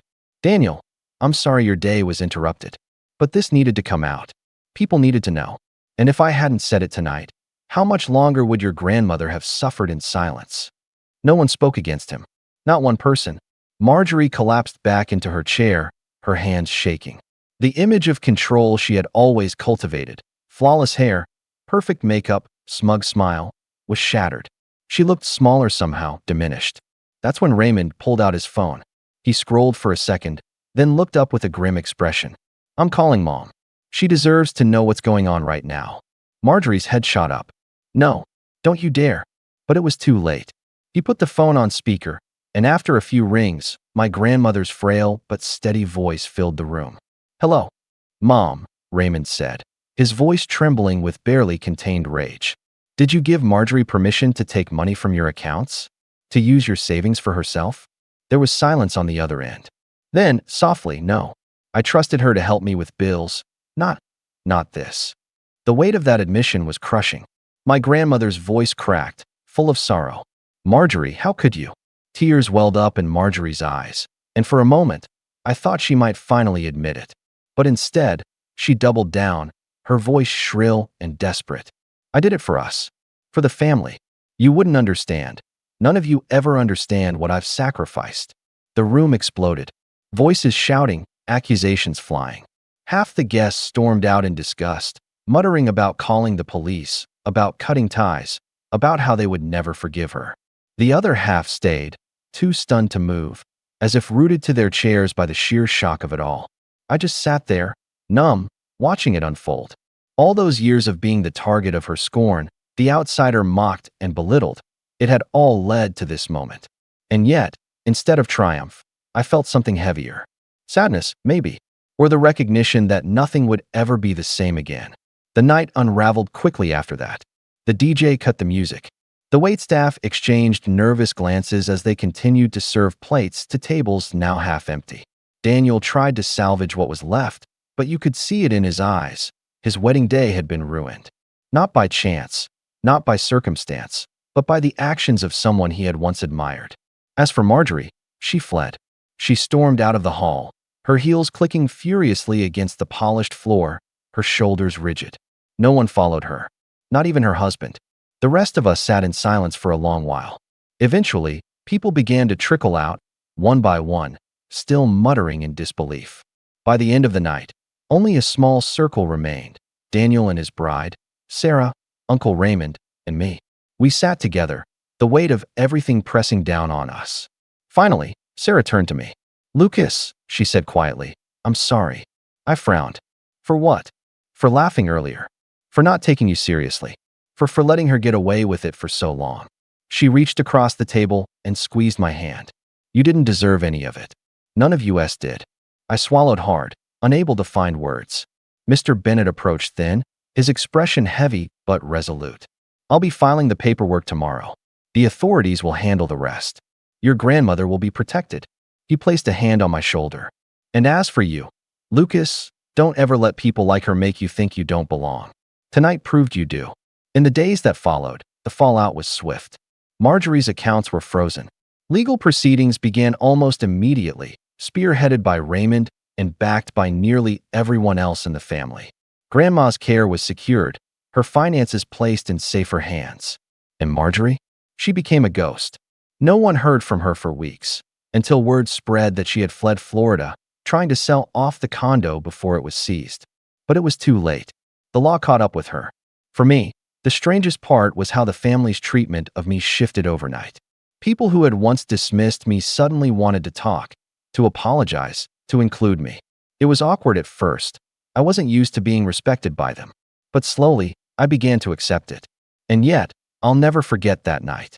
The night my aunt pointed at me, sneered that I would never be respected, and laughed with half the family behind her.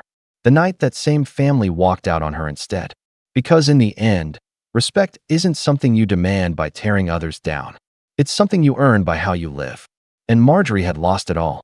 "My name's Jacob, I'm 29, and last year my life changed when my parents passed away and left me their ranch, 80 acres of rolling hills, stables, and a house that had been in our family for 3 generations.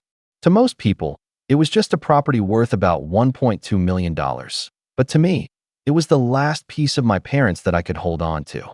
I grew up here. I learned to ride horses before I could even ride a bike. I still remember the sound of my dad's boots on the wooden porch in the early mornings and the way my mom used to stand at the kitchen window, looking out at the pasture like she could see the future in it. I wasn't prepared for how complicated things would get after the funeral. At first, my sister Claire acted like she was supportive, hugging me, crying with me, telling me we'd get through this together. But Claire and I have always been different. She's 3 years older, a lawyer, and used to getting her way. She moved out years ago and has lived in the city ever since, barely coming around unless there was a holiday or a reason to take Instagram pictures with the horses. I stayed behind, working the land with Dad and helping keep the place running. When the will was read and the ranch was left entirely to me, Claire congratulated me through a tight smile that didn't quite reach her eyes. At first, I thought I was imagining it. Maybe it was just grief making everything feel heavier. But little comments started to slip out. She'd joke about how much money the place must be worth, or how lucky I was to get the golden ticket. Once, over dinner at my aunt's house, she leaned back in her chair and said, "I mean, it's only fair. Jacob needs a place to stay, after all." Everyone laughed, except me. I tried to let it slide. I told myself she was just coping in her own way. That grief makes people weird. But then she started dropping by the ranch more often. At first, she'd come unannounced and just check in. Then she began making suggestions, rearranging furniture, saying which rooms could be repurposed, hinting that I could rent the place out to make more money. One day, she showed up with her fiancé and casually mentioned where they'd put the nursery if they ever moved in. I laughed it off, but something about the way she said it made my stomach twist. That night, I sat in Dad's old chair on the porch, the crickets buzzing in the dark, and thought about how fast things were shifting.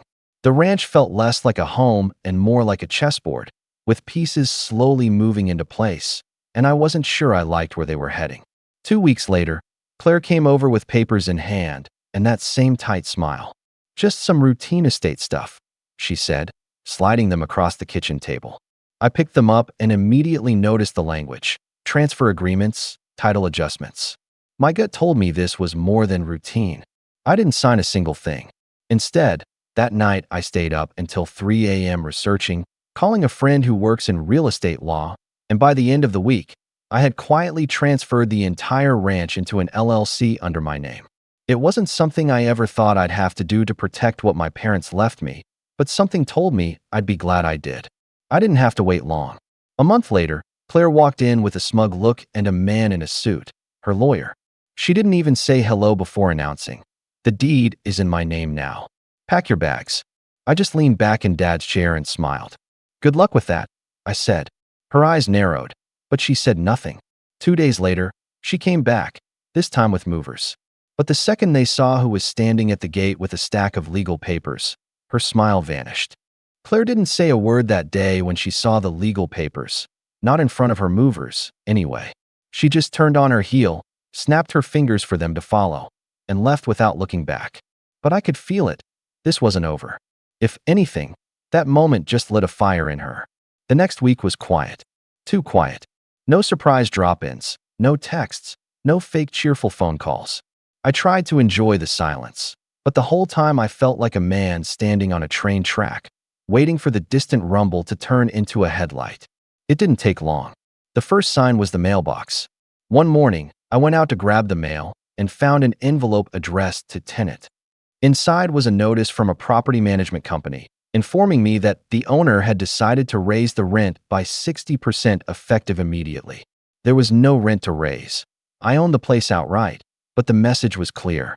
Claire was playing a different kind of game now, one where she thought intimidation would get me to fold. I called the number on the notice, and sure enough, Claire answered. "Not the property manager, Claire. Just a misunderstanding," she said sweetly, but her tone was mocking. "But you might want to start thinking about your options, Jake. It's not really sustainable for you to keep this whole place up on your own, is it?" I hung up without replying. I could practically hear her smirk through the phone, and it burned. Then came the visits. She started coming by with her fiancé, walking around the property without asking, taking photos like they were planning a renovation. Once, I caught them measuring the kitchen counters. When I confronted her, she acted innocent. "Oh, relax," she said, flipping her perfectly straight hair over her shoulder. "We were just curious. It's not like we're hurting anything." I wanted to yell. I wanted to tell her to stay off my land. But part of me was afraid that giving her that satisfaction, letting her see she was getting under my skin, would make things worse. Instead, I started keeping a journal. Not because I wanted to vent, but because I knew I needed a paper trail. Dates, times, every little thing she did or said. My friend in real estate law told me to stay calm and document everything. "You don't win these fights by screaming louder," he said. "You win by being smarter." Still, it was exhausting.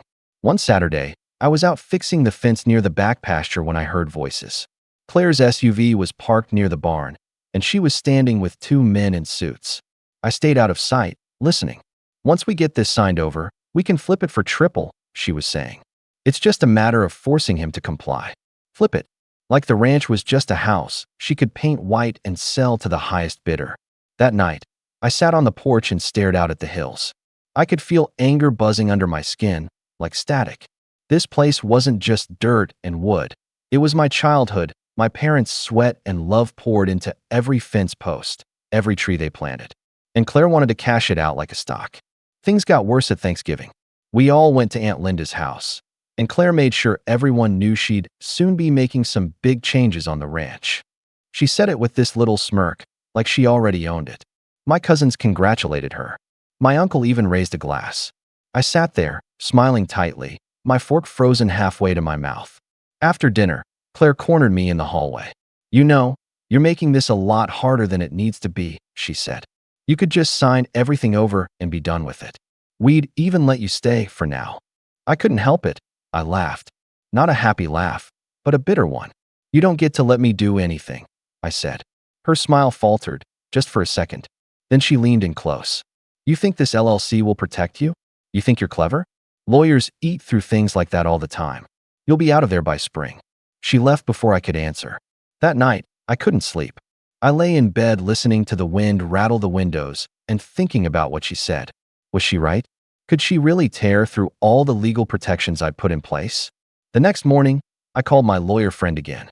He reassured me that I'd done everything by the book, but he also warned me that people like Claire could make life miserable in other ways. "She can tie you up in court, drag things out for months," he said. "She can make it expensive, make it stressful. Sometimes that's all they want." And he was right.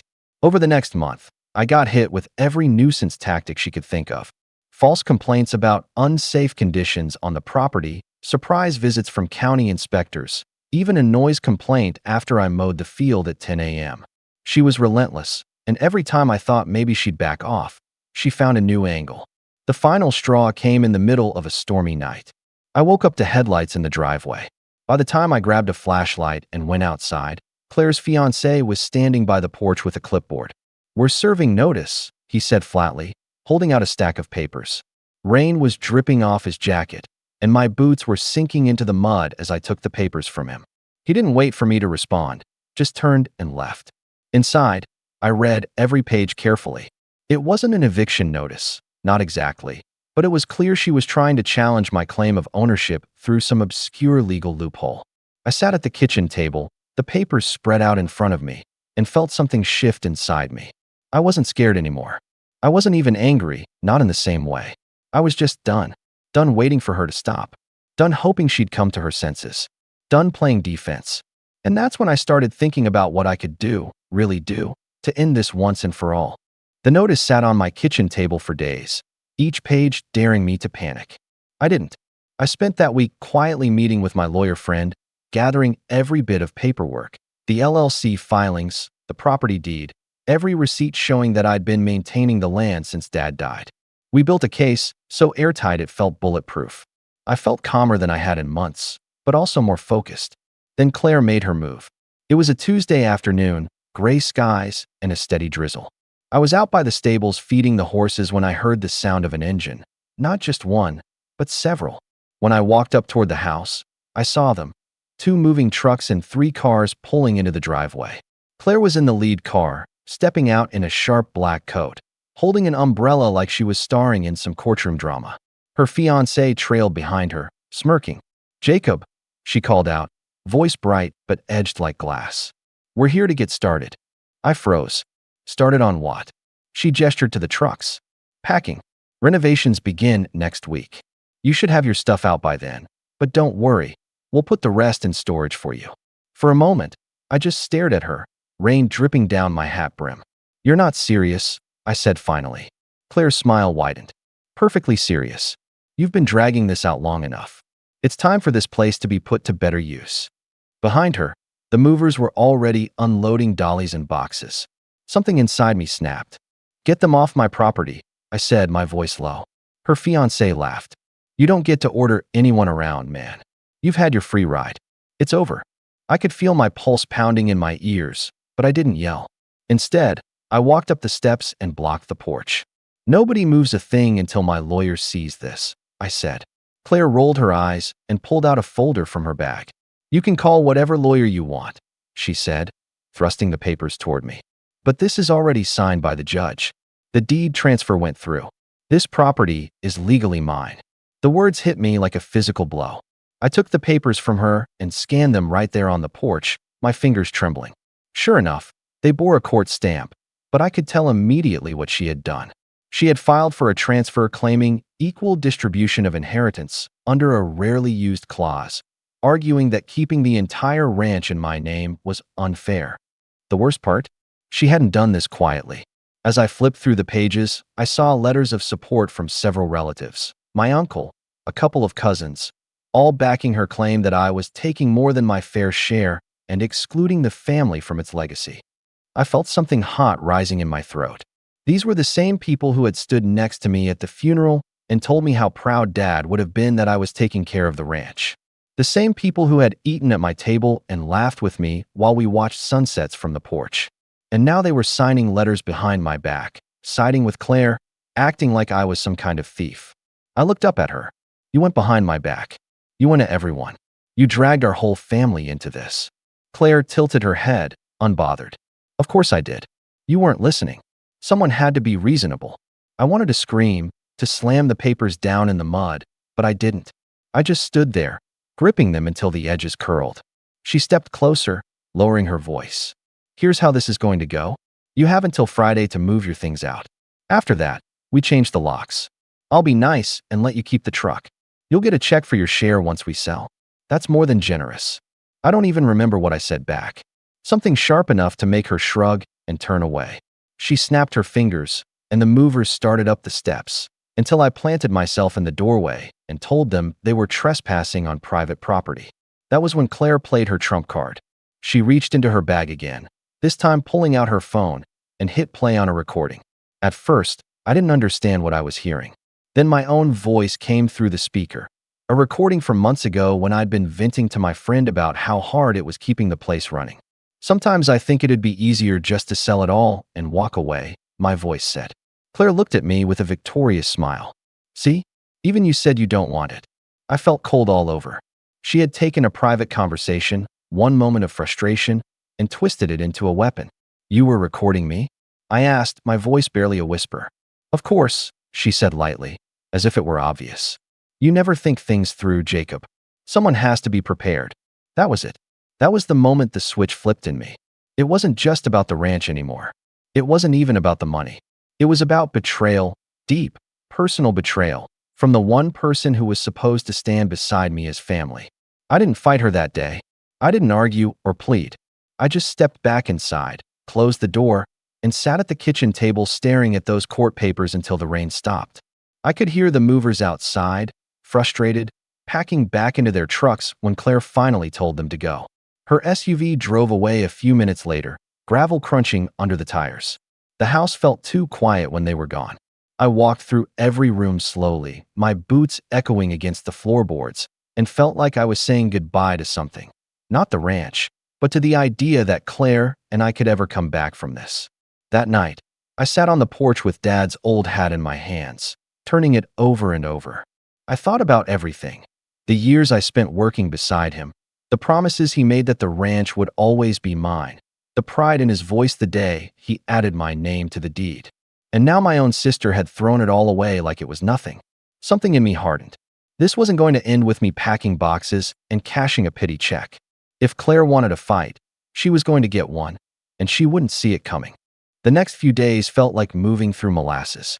I woke up before sunrise out of habit, but instead of feeling ready to tackle the day, I just sat at the kitchen table staring out the window as the fog rolled over the hills. The ranch looked exactly the same, but everything felt different. I barely touched the coffee I brewed. I barely ate. The horses still needed to be fed, the fence still needed to be fixed, but I went through the motions like a ghost, my mind stuck on those court papers and Claire's smug face on the porch. I kept hearing that recording in my head, my own voice saying it would be easier to sell everything and walk away. It had been a private moment, one I'd barely even meant, but now it was stamped into my brain like a confession. I thought about Dad, how hard he had worked to keep this place going, and felt ashamed. What if Claire was right? What if I wasn't strong enough to hold it all together? A few relatives stopped by that week, not to check on me, but to see how I was handling things. I could tell they were just fishing for drama. My cousin Lydia actually had the nerve to pat my shoulder and say, "It's probably for the best. You'll be happier once you're not tied down to this place." I didn't reply. I didn't trust myself to. That night, after everyone left, I sat alone in the living room with the fire burning low and let myself finally feel it. The anger, the hurt, the sense of betrayal so sharp it made my chest ache. I thought about calling Claire, screaming at her, telling her exactly what I thought of her. I thought about marching into the city, finding that judge, and demanding answers. But I didn't do any of that. Instead, I got quiet. It was strange. Once I stopped fighting the storm in my head, I started thinking more clearly. I pulled out my dad's old ledger, the one where he kept every record of repairs, feed purchases, and property taxes for the last 20 years. I flipped through the pages slowly, running my fingers over his careful handwriting. There was something grounding about it, seeing proof of all the work that had gone into this land. Proof that this place had never been a free ride. I had been part of it for years. I had earned it. The next morning, I drove into town and met with my lawyer friend again. We sat in his office for 3 hours going over every detail of Claire's filing. He was calm but honest with me. Yes, she had gotten the transfer approved, but it wasn't as airtight as she thought. There were ways to challenge it, to delay it, maybe even to reverse it entirely if we played it smart. "Jacob," he said at one point, leaning back in his chair, "you have more leverage than you think. She's counting on you to panic. Don't give her that." I nodded, but I didn't feel ready to fight just yet. When I got back to the ranch, I didn't go inside. I walked the entire property line instead, boots crunching in the frost, hands shoved into my jacket pockets. I checked every fence post, every gate, every path through the pasture. It was something Dad used to do whenever he had a big decision to make. Walk the land, he called it. By the time I made it back to the house, the sun was setting and my fingers were numb, but my head felt clearer. That night, I went through every file in the house. The will, the trust documents, the LLC paperwork. I built a binder with everything I would need if this went to court.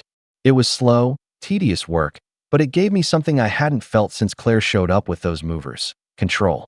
I also started reaching out quietly to people I trusted: an old friend who works in accounting, another who knew someone in the county clerk's office. I didn't tell them everything, just enough to get advice. Piece by piece, I started understanding what Claire had really done and where the cracks were in her plan. But even as I worked, I felt the weight of it all pressing down on me. The house was too quiet at night. The porch felt emptier without Dad sitting beside me. I caught myself looking at Mom's old rocking chair and wondering what she would say if she could see us now, her 2 kids, tearing each other apart over the land she loved so much. For the first time, I started thinking about what would happen if I just left. If I packed my things, signed the buyout papers, and walked away from all of it. One night, I even loaded my truck with a few boxes, just to see what it would feel like. I sat in the driver's seat for a long time, staring at the headlights casting beams across the yard. But I couldn't turn the key. Instead, I unloaded everything, one box at a time, and put it all back exactly where it had been. Walking back into the house that night, I realized something. Claire had already taken so much from me. She had taken my trust, my peace of mind, even my sense of family. But she wasn't going to take the one thing that still tied me to my parents. That was the night I decided I wasn't going to leave. Not quietly, not on her terms. I was going to stay. And if she wanted this fight, I was going to give it to her, but not recklessly. Not by yelling on the porch or throwing papers in the mud. No, I was going to do it the way Dad would have: steady, patient, and absolutely unshakable. The next morning, I made a pot of coffee, sat at the table, and wrote down everything I knew about Claire's plan, every move she'd made, every conversation we'd had. Then I started writing down my own plan. It wasn't revenge yet, not exactly.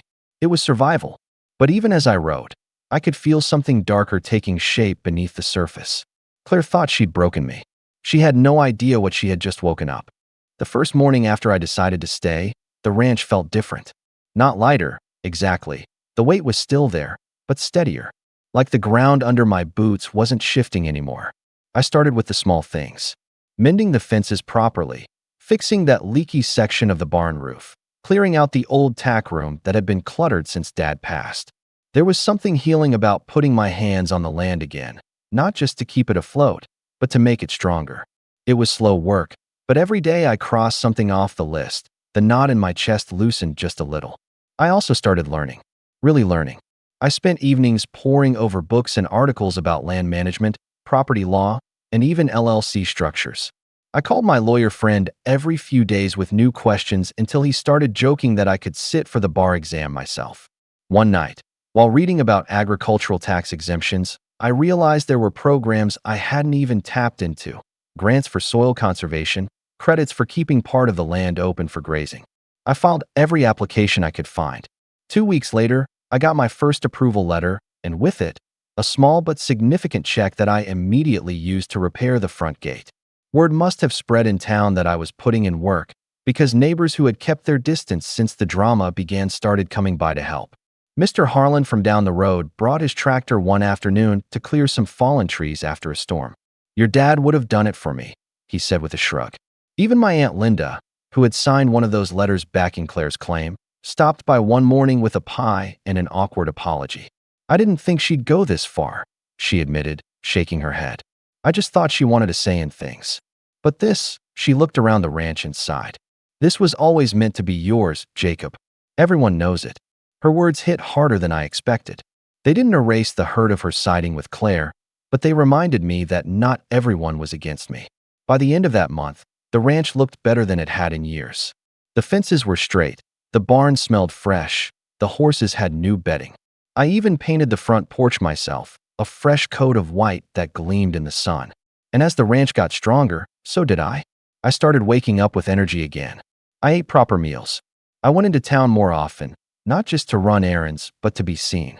To remind everyone that I was still here, that I wasn't rolling over and disappearing. I also started building my case more aggressively. I worked with my lawyer to file a motion challenging Claire's transfer, citing my years of contribution to the ranch and the original wording of the will. We didn't file it right away, timing mattered, but we had it ready to go. Quietly, I began gathering witness statements from neighbors, feed suppliers, and even a few distant cousins who had been around enough to know the truth. I had been running this place long before my parents passed. The more I worked, the more I realized that I wasn't just defending something anymore. I was rebuilding it in my own name. One weekend, I drove into the city to meet with a financial advisor. Together, we set up a separate account tied to the LLC so that all ranch income, small as it was, flowed directly into it. I started keeping meticulous books, something Dad had always done by hand. Every feed purchase, every gallon of gas, every repair, logged and documented. It felt good, empowering even, to know that if Claire ever tried to argue I wasn't pulling my weight, I had a mountain of proof that I was not just keeping the ranch alive, I was improving it. And then something unexpected happened. The ranch started to pay me back. A local riding school asked if they could rent the pasture for weekend lessons. A nearby wedding planner called about using the property for rustic photo shoots. I said yes to both. The first check I got from those side deals was small, but it felt like a victory. Proof that this place could thrive under my watch, that it wasn't just a burden. Claire, of course, wasn't staying quiet.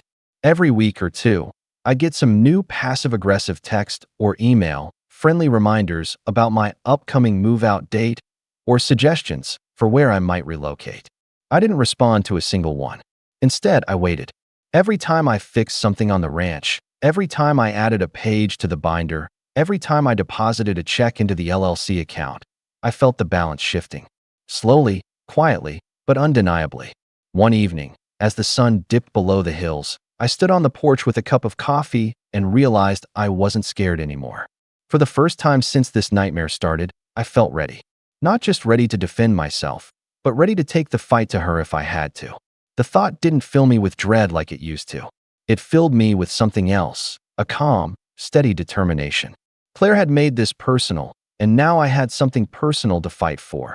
Not just the ranch, but my name, my dignity, my place in this family. And as I stood there, watching the last light fade over the pastures, I made myself a promise. The next move wouldn't come from her. It would come from me. The shift happened so gradually, I almost didn't notice it. One morning, as I sipped coffee on the porch and watched the mist lift off the pastures, it hit me. I wasn't just surviving anymore. I was getting ready. Everything I had done in the past few months, fixing fences, repainting, keeping meticulous records, had built me into someone different. Someone sharper, calmer, harder to knock off balance. But now it was time to go beyond maintenance. I started with the paper trail. My binder was already full, but I wanted more than just receipts. I wanted leverage. So I went to the county clerk's office and spent an entire afternoon digging through property records, not just for the ranch, but for every asset that had been in my parents' estate. That's when I found it. A copy of the original will that my parents had signed years before they passed, and a newer codicil, a legally binding addendum, that Dad had added just a few months before his death. It reaffirmed, in writing, that the ranch was to go solely to me, citing my continuous contribution to its maintenance and operation. I had known about the will, but I hadn't realized Dad had gone back to make it even clearer. That document was gold. I made certified copies, filed them where they couldn't be touched, and handed one to my lawyer friend, who whistled low when he read it. "This is good," he said. "Really good. It strengthens your case tenfold. If this goes to court, she's going to have a hard time spinning it as unfair." But I didn't stop there. I started calling around, not just family, but old neighbors, ranch hands who had worked here years ago, anyone who could testify about my role in keeping the ranch running. Most were more than willing to help, especially when they heard what Claire was trying to do. Some of them even had old photos, me and Dad fixing the roof, me baling hay in the middle of July, me helping birth a foal when I was 17. I collected them all, building a timeline that stretched back more than a decade. Every piece of evidence went into the binder, which had now grown into 2 full binders, neatly tabbed and indexed. I started keeping one copy at the house and another off-site, just in case. But gathering evidence wasn't enough. I needed to make sure that, no matter what happened, Claire couldn't bulldoze her way onto the property again. That's when I reached out to a security company in town. They came out and installed cameras at every gate, motion lights around the barn, and even a discreet keypad lock on the house. It wasn't about fear, it was about control. The last time she showed up with movers, I'd been caught off guard. That wasn't going to happen again. I also made a few quiet upgrades to the ranch's business side. My financial advisor helped me restructure the LLC into a multi-member setup with protections that made it much harder for anyone outside of it to force a sale. He even suggested adding a poison pill clause, basically a legal booby trap that would make it financially unattractive for Claire to try to take over. When I signed those documents, I felt something shift inside me. This was no longer just about holding on to what was mine. I was building a fortress, legally, financially, and physically. Then came the information that turned everything on its head. One night, I was in town having dinner at the local diner when an old family friend, Mr. Collins, slid into the booth across from me. He's one of those people who always seems to know everything before anyone else does. "I heard your sister's been talking to developers," he said, stirring his coffee. I frowned. "What kind of developers?" "The kind who build golf resorts," he said. "They've been sniffing around this county for a while, buying up land cheap. Word is, she's been in talks to sell them your ranch, or at least part of it." The idea made my stomach twist. If Claire succeeded, the pastures where I grew up riding horses could be bulldozed into a fairway. The barn could become a clubhouse. But then Collins leaned closer. "She's overextended," he said. "Word is she and her fiancé are in deep on a condo project that's bleeding cash. If she doesn't close a big deal soon, they're sunk." That was when everything clicked. Claire wasn't just doing this out of spite. She needed the ranch. Not for sentimental reasons, but because it was her ticket out of whatever financial mess she'd gotten herself into. Suddenly, the smug smile, the movers, the pressure to sell, it all made sense. I thanked Collins, paid for my dinner, and drove back to the ranch with my mind racing. That night, I stayed up late running numbers, thinking about every possible angle. If Claire was desperate, that gave me leverage. If she was planning to sell to developers, I could preempt her, maybe even strike a deal that would leave her out completely. Over the next few weeks, I did just that. I met with a land use attorney, found out what restrictions I could place on the property, and even explored conservation easements, legal tools that could permanently protect the land from being developed. The more I learned, the more power I had. And then, almost as if the universe was on my side, I got a letter from the state confirming that my application for agricultural preservation status had been approved. It meant the ranch now had tax benefits, and it also meant that any attempt to develop it would have to go through a mountain of red tape. I put that letter in the front of the binder, smiled for the first time in weeks, and poured myself a drink. Claire thought she had me cornered. She had no idea that I had just taken away the one thing she wanted most, the ability to flip the ranch for a quick profit. But I wasn't going to tell her that yet. No, I was going to wait. I was going to let her think she was still winning, let her keep pushing, keep overplaying her hand. Because when I finally made my move, I wanted it to be devastating. I waited until late January to make my move. By then, the ranch looked better than ever. My binders were overflowing with documentation, and my lawyer had every filing prepped and ready. I could have pulled the trigger sooner, but timing was everything. I wanted Claire confident, cocky, thinking she had already won. She gave me that chance herself. One Friday afternoon, just as the sun was dipping low and painting the hills gold, I saw her SUV come down the drive again. This time, there were no movers, just her and her fiancé, both looking smug. She stepped out without a word and handed me another letter, this one giving me a final notice of my move-out deadline. I read it slowly, taking my time, then folded it neatly and set it on the porch railing. "Thanks," I said calmly. "That'll make a nice exhibit." Her smile faltered. "Exhibit?" I nodded toward the house. "In court, where I'll be filing a motion first thing Monday morning to have your transfer overturned." Her fiancé laughed like it was the funniest thing he'd heard all week. "You can try," he said. "Oh, I will," I said evenly. "And I'll win." Claire crossed her arms. "You're bluffing." I didn't say another word. Instead, I walked inside, came back with one of my binders, and opened it right there on the porch. I flipped through the tabs, photographs, affidavits, copies of the codicil Dad signed, tax records, income logs, witness statements. Claire's eyes darted across the pages, and for the first time, I saw a real doubt flicker across her face. "This is airtight," I said quietly. "You think a judge is going to side with someone who hasn't set foot here in years over the person who has been maintaining it, improving it, and keeping it profitable? You think they'll ignore Dad's written wishes? You don't have a case, you have a mess." Her fiancé started to say something, but I held up a hand. "And before you even think about selling it to your developer friends, don't bother. The ranch is now under a conservation easement. That means it can't be turned into condos or golf courses or whatever cash grab you're dreaming up. This land is protected permanently. The only thing you can do now is try to force a sale, and good luck convincing a court that bulldozing my home for a resort is in the public interest." I closed the binder with a soft thud. Claire's face had gone pale. "You're lying," she said finally, but her voice lacked its usual bite. "Am I?" I reached into my pocket and handed her a copy of the state approval letter. "Read it yourself." She snatched it, scanned it, and her expression changed as she realized what it meant. "This isn't fair," she hissed. "You're ruining everything." I stepped closer, my voice low and calm. "No, Claire. I'm protecting everything. The difference is that I'm doing it legally, transparently, and with respect for what Mom and Dad wanted.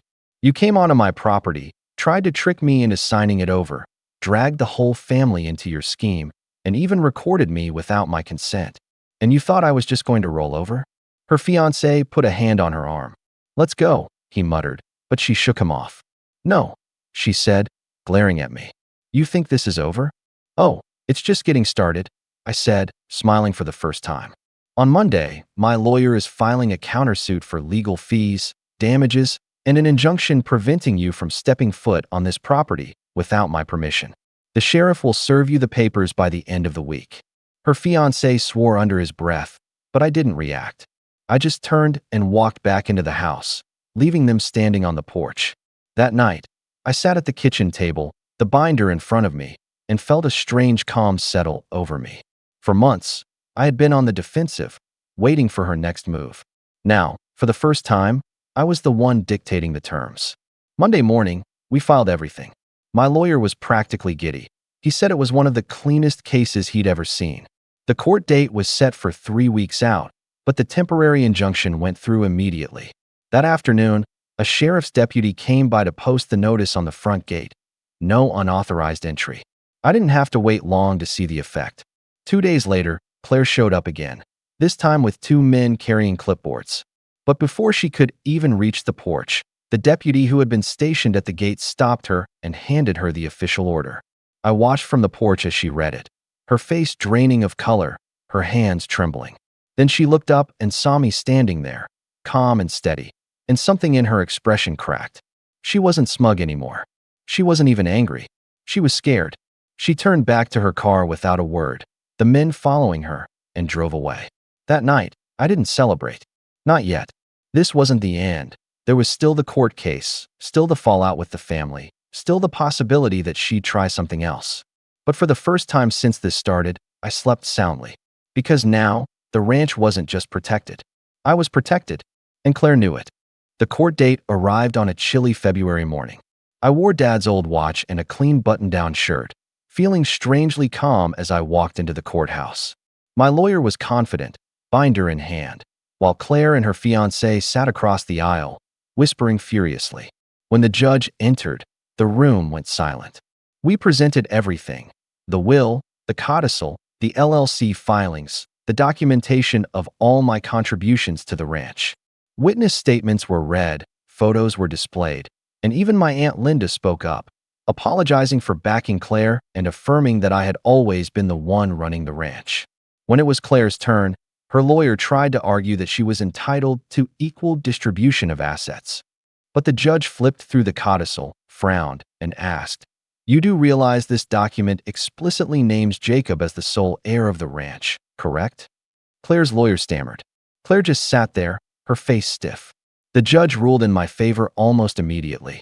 The transfer Claire had filed was reversed, the deed restored fully to me. Not only that, but the judge granted my request for damages and legal fees, ordering Claire to pay a significant sum for what the court described as a frivolous and malicious claim. Claire's fiancé swore under his breath, earning a sharp look from the bailiff. When it was over, I walked out of the courthouse into the bright winter sun, feeling like I could finally breathe again. My lawyer clapped me on the back. "That's it," he said with a grin. "She's done." But the fallout didn't stop there. A week later, word spread through the family about the judgment. Some of my relatives who had backed Claire called me to apologize. Others stayed quiet, too embarrassed to admit they'd chosen the wrong side. Claire, meanwhile, didn't take the news well. She sent me one final message, a long, bitter rant about how I had humiliated her and destroyed her future. I didn't reply. Not long after, I heard through the grapevine that she and her fiancé had to sell their condo at a loss to cover the legal fees and debts from their failed development deal. She moved back to a small apartment in the city and stopped showing up at family gatherings altogether. For months, there was tension in the air whenever her name came up. Some relatives blamed me, saying I'd been too harsh. Others said I'd done exactly what had to be done. I didn't argue with anyone. I didn't need to, because every time I walked the property line at sunset, I knew I had done right by my parents. I threw myself into the ranch completely after that. I expanded the riding school partnership, hosted a few community events, and even set up a small scholarship fund in my parents' names using part of the damages payment. It felt good to turn something so bitter into something that gave back. One evening, months later, I was sitting on the porch with a cup of coffee when I saw Claire's SUV pull into the driveway. For a moment, I tensed. Old habits. But she didn't get out of the car right away. When she finally did, she walked slowly up to the porch, looking smaller somehow, more tired. "I came to say I'm sorry," she said quietly, not meeting my eyes. I shouldn't have done any of it. I thought I could fix everything by getting the money, but I just made things worse." I let her words hang in the air. "I don't expect you to forgive me," she added. I didn't want to leave things like they were." For a long moment, neither of us spoke. The sun was setting behind the hills, bathing everything in gold. Finally, I nodded. "I can't forget what happened," I said. "But I hope you figure out what you really want out of life. Because this ranch, it's not just dirt and wood. It's home. And I'm not going to let anyone take that away again." She nodded, tears in her eyes, and left without another word. I sat there until the last light faded, the porch quiet except for the crickets. And for the first time since this all began, I felt at peace. I looked out over the pasture, the horses grazing in the distance, and whispered to myself, almost like I was saying it to Dad, "It's safe now. We're safe." Then I stood, walked inside, and turned off the porch light. Knowing that whatever storms might come next, I was ready. You ever have that moment where you walk into your own home, the place you've worked your tail off to pay for, only to find people sitting there like they own it, feet up, drinks in hand, not a single ounce of shame on their faces? Yeah, that was me, just 3 weeks ago. But before I get to the part where I almost lost it, and the part where I didn't, let me rewind a bit, because this wasn't just some random squatter situation. No, this was personal. This was family. My name's Noah. I'm 32 years old, and I've spent the last 8 years working as a mechanical engineer for a logistics firm that contracts with overseas shipping companies. Sounds fancy, but in reality, it means I spend a lot of time in port cities fixing problems nobody else wants to deal with. I've spent months at a time in places like Singapore, Rotterdam, and Buenos Aires. Long nights, short weekends, and a phone that never stops ringing. But I've done well for myself. Bought a condo back when I was 28. Nothing massive, but a clean, 2-bedroom unit in a nice part of town, overlooking the park and walking distance from everything. Paid off most of the mortgage in 4 years. Kept the place in pristine condition, and when I got sent overseas again 6 months ago for a new project, I left everything in order. I even had one of those smart home locks installed, gave a backup code to my mom in case of emergencies, and assumed that was the responsible, adult thing to do. Now, before you think I'm naive, let me explain a bit about my family. My mom, Elena, is what I'd call a selective nurturer. She dotes on my sister, Claire, who's 35, like she's still the homecoming queen trying to win prom court again. But when it comes to me, I'm the independent one, the one who doesn't need help. Which, to be fair, I don't. But that doesn't mean it doesn't sting when you get a half-hearted, "That's nice, honey," for a promotion while your sister gets a full celebration complete with balloons for remembering to pay her phone bill on time. Claire's always been the golden child, despite a track record that, let's just say, wouldn't impress many employers. 2 failed marriages, a handful of jobs she quit because they didn't vibe with her energy, and a tendency to treat consequences like a suggestion. But somehow, in my mom's eyes, she could do no wrong. Still, I've managed to stay on good terms with both of them. Or so I thought. The first hint that something was off came during one of our weekly video calls while I was still stationed in Yokohama. I remember the exact moment. Actually, I was standing on my tiny balcony overlooking the bay, sun just starting to set, sipping the worst instant coffee imaginable while waiting for the call to connect. Mom answered with her usual distracted energy, glancing at something off-screen.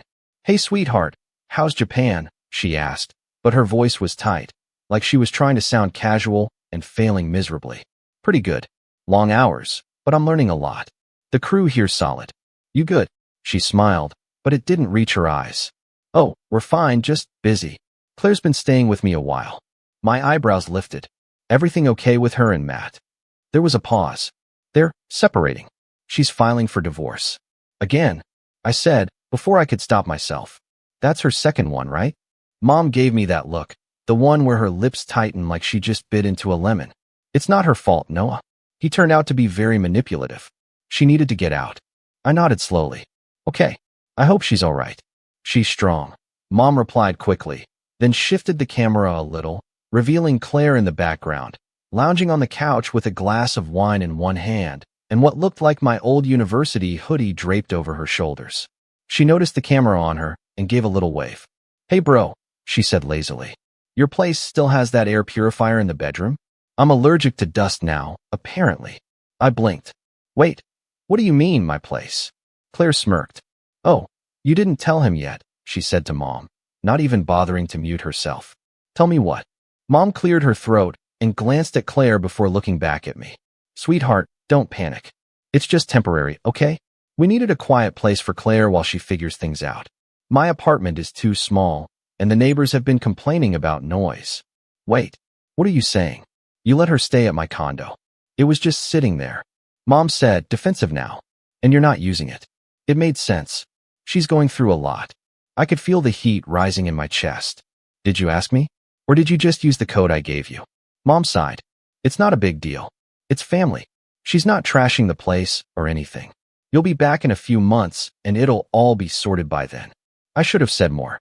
I should have demanded they get out, or changed the code, or called the building manager right then and there. But I didn't. I was 6,000 miles away with a 14-hour workday ahead of me and a team relying on me not to lose my cool. So I took a breath, forced a smile, and said, "Okay, temporary. That's all." Claire raised her glass on camera. "Thanks, little bro." The call ended 5 minutes later, and I remember just standing there, phone in my hand, staring at the tiny digital koi swimming in the smart pond below. Something didn't sit right with me, and that was the beginning. Over the next few weeks, the updates became fewer and shorter. Mom would dodge questions about the condo. Claire stopped popping into the background. I started noticing weird changes when I checked my smart home app. Lights being used at strange hours, thermostat settings constantly fluctuating, and once, oddly, the kitchen camera being disabled for 2 days straight. I even got a building notification about a pet-related complaint, which made no sense because I've never owned one. Every time I brought it up, Mom brushed it off. "Claire's fine," she'd say. "She's being respectful. Don't stress yourself." But I could hear the edge in her voice, like she was hiding something. And then one day, I got a call from my bank. It was routine at first, just a notice about an update to my mortgage account.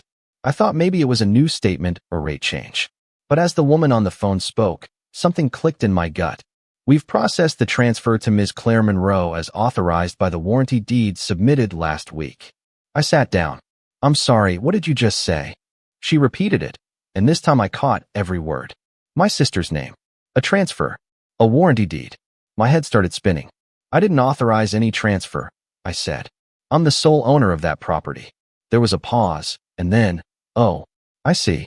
Well, the paperwork was signed by Elena Monroe as power of attorney, notarized, and submitted via courier." My stomach dropped, and that's when it all started unraveling. But I didn't react. Not yet. I asked for a copy of the documents. Then I called a friend who works in real estate law. Then I booked the first flight home. When I landed a week later and walked into my own condo, jet-lagged but wired with adrenaline, they were already there. Claire on my couch, Mom perched in my armchair like some regal guest, both of them laughing about something on Claire's phone. Claire looked up first.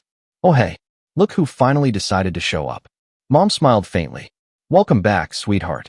I didn't say a word. Just dropped my bags at the door, pulled out my phone, and opened the voice memo app. Claire's voice still echoed in my ears as I stood by the door of my own condo. "What's so funny?" she had asked. And I had grinned. Not because I found any of it amusing. Far from it. I grinned because I already knew this wasn't going to be a confrontation. It was going to be a revelation. But before I could reach that point, before I could play the card I was holding in my pocket, I had to let this thing unfold just a little more. Sometimes, the best way to expose the rot is to let it keep growing, until it can't hide anymore. I stepped into the living room, slowly, casually, like I had all the time in the world. Claire was sprawled on the couch, her feet propped on the coffee table, my coffee table, which now had a new, deep scratch along the edge. A takeout container sat on the armrest. Her wine glass was half full. Mom sat cross-legged in the armchair, nursing a cup of chamomile tea like she was the queen of some twisted castle. Neither of them looked the least bit uncomfortable. "Nice to see you both," I said, my voice even. "You got a haircut," Mom replied, like that was the pressing matter. "I always liked it a bit longer, but it's fine." Claire gave a lazy smile. "You're not going to freak out, are you? Because I'm not in the mood for one of your responsibility lectures." "I'm not here to lecture anyone," I said. I dropped my bag by the door, walked over to the fridge, and opened it. Inside were things I didn't recognize. Vegan cheese, oat milk, leftover Thai food in containers I'd never bought, and a few bottles of kombucha. I spotted one of my pre-prepped frozen meal packs shoved all the way to the back, half open and frostbitten. My fridge used to be organized. Now it looked like someone had tried, and failed, to live out their wellness influencer dreams. I closed it without a word. "Look," Claire said, setting her glass down with a little clink. "I know you're probably a little thrown off, but it's not like you were using the place." I turned slowly toward her. "How long have you been living here?" She shrugged. "Since February, I think. Whenever that whole mat mess started. Honestly, it's been a blur." "February," I echoed. That meant she'd been here for nearly 4 months. "And you didn't think to ask me? Or tell me?" She scoffed. "I talked to Mom. She said it was fine. You always make such a big deal about everything. You weren't here. I needed a place. What's the issue?" I stared at her, then at my mother. Mom hadn't said a word since the tea comment. She was pretending to be absorbed in her drink, but I could see the tension in her shoulders. She knew I was close to boiling over. You used the emergency access code I gave you to, what, sneak her in? I asked. It wasn't sneaking, Mom finally said. I'm your mother, Noah. I have your best interests at heart. And Claire needed a safe space. I wasn't going to let her be out on the street. She could have gotten an Airbnb. Or stayed with you. She did stay with me, Mom said sharply. But I live in a 2-bedroom apartment with thin walls, and I have a neighbor who starts banging on the ceiling the second she hears a pin drop. It wasn't feasible. And this place, she gestured around her like she was describing some royal estate. This was just sitting empty. You weren't even renting it out. That's because it's my home, I said, louder than I intended. I didn't want anyone else in it. Claire rolled her eyes. Oh, please. You sound so dramatic. I took a step toward them. You forged documents, Claire. That made them both freeze. What are you talking about? Claire asked, her smile faltering. You filed a warranty deed with my name removed and yours added. Submitted through a courier. Notarized. And according to the bank, processed by someone using power of attorney. Silence. Mom's voice was soft. You weren't here. We couldn't reach you for a while. It was temporary. No, I cut her off. You don't get to call it temporary when you try to legally transfer ownership. That's not a misunderstanding. That's theft. Claire stood up, arms crossed. Relax. It was just to help me with the divorce stuff. Matt's lawyer kept saying I didn't have any assets, and he was pushing for spousal support. We needed to show that I had property. On paper. That's all. I blinked. You what? It's not like I was going to keep it, she snapped. It was just to show the court that I had stability, that I could take care of myself. So they'd back off on the financials. Mom helped me. She had the authority. You gave yourself my home as a prop in your divorce hearing, I said slowly, like I was trying to convince myself this was a dream. Claire actually nodded. Exactly. See, you get it. You always were logical. I laughed. Actually laughed. It wasn't joyful. It was hollow, sharp, a sound that came from a place between disbelief and fury. You used my house to lie in court, I said. You falsified legal documents. That's fraud. Oh my God, stop being so self-righteous. Claire burst out. It's not like I sold the place. You've got good money coming in. You don't even need this place. I needed help. Mom helped me. You weren't even reachable for a while. I was reachable, I said through gritted teeth. You just didn't want to ask. Because you knew I'd say no. That's why Mom stepped in, Claire shot back. Because you're always so rigid. It's always about your boundaries and your space and your rules. You don't make exceptions for family. You never have. My voice dropped to a whisper. And you think you do? You think family means doing whatever you want, to whoever you want, because it's convenient for you. Noah, Mom said quietly, it wasn't malicious. We just didn't know what else to do. You're not even married. You don't have kids. This place could have been a new start for your sister. A new start. I snapped. This place isn't a therapy session, Mom. It's not a fresh slate to hand out like a gift card. I earned this. Every tile, every appliance, every payment. I earned it. Mom looked away. Claire muttered, wow. Just wow. You always think you're the victim. No, I said, voice calm again. But I think I'm done being the backup plan. Or the silent ATM. I walked over to my bookshelf. Well, what used to be my bookshelf. Half the books were gone, replaced with pop psychology titles and vision boards. A framed photo of Claire and Mom sat on the top shelf. I picked it up, stared at it, and quietly set it back down. And then I did something I didn't think I would. I said, all right, you want to play house here? Go ahead. Claire's eyes narrowed. What's that supposed to mean? I mean, don't let me get in your way. I grabbed my phone. Just know, every step you've taken has been recorded. Every camera, every login, every lock code used. And I've already sent everything to my lawyer, including the property transfer. Mom's hand went to her mouth. You didn't. I did, I said. Because unlike you two, I think before I act. Claire's face twisted. You're really going to sue us? Your own family. I'm going to do what's right, I said, stepping toward the door. I just wanted to give you the chance to be honest. But I see now that was a waste of time. And then I opened the door to leave. And that's when Claire screamed. Wait. You can't. I'm still waiting on the hearing date. If the court finds out. But I didn't answer. Not yet. Because what I found just outside that door made me freeze. It wasn't a person. It was an envelope. Thick. Heavy. Hand-delivered. And when I opened it, standing right there in the hallway, my hands trembling.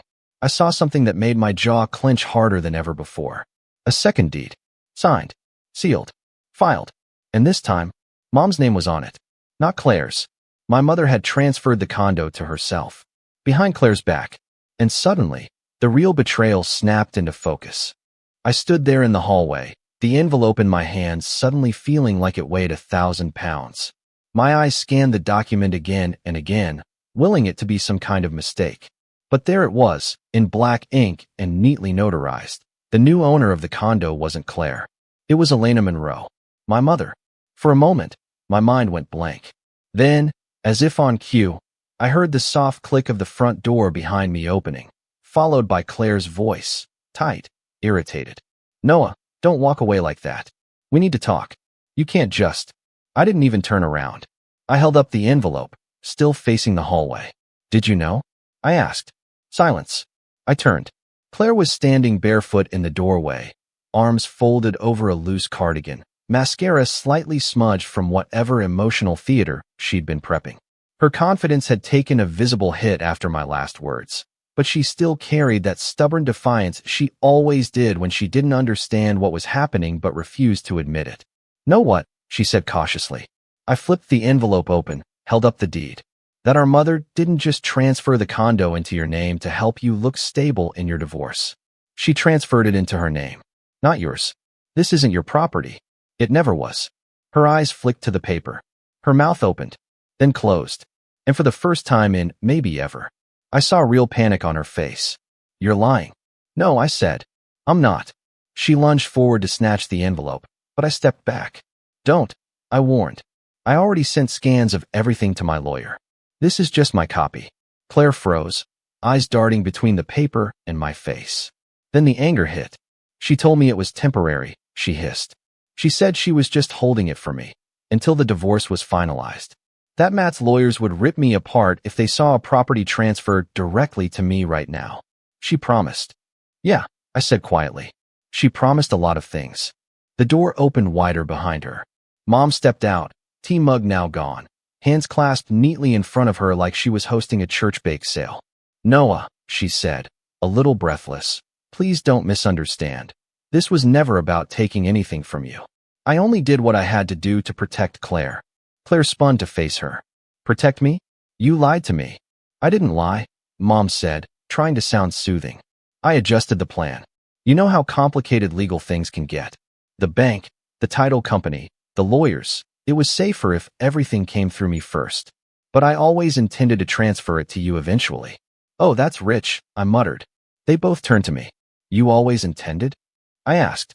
"That's why you never told me? Why you avoided my calls? Why you used my emergency access code to sneak her in and file papers behind my back while I was out of the country?" Mom took a step toward me. "Sweetheart, I did it for the family. You know how much Claire has suffered. She's been through 2 failed marriages. She's alone. She needed something to build her life on." "And what about me?" I asked. I wasn't yelling, but my voice cracked a little. "What do I get?" Her expression softened with what I now recognized as practiced disappointment. "You don't need anything, Noah," she said, as if that explained it all. "You've always been so strong, so capable. I knew you'd understand." And just like that, there it was again. That old, familiar dynamic. The golden child needs rescuing. The capable child needs to just shut up and be fine with it. That was the moment something inside me snapped, not in a loud, dramatic way, not with shouting or threats. It was quiet, like a rope breaking deep underwater.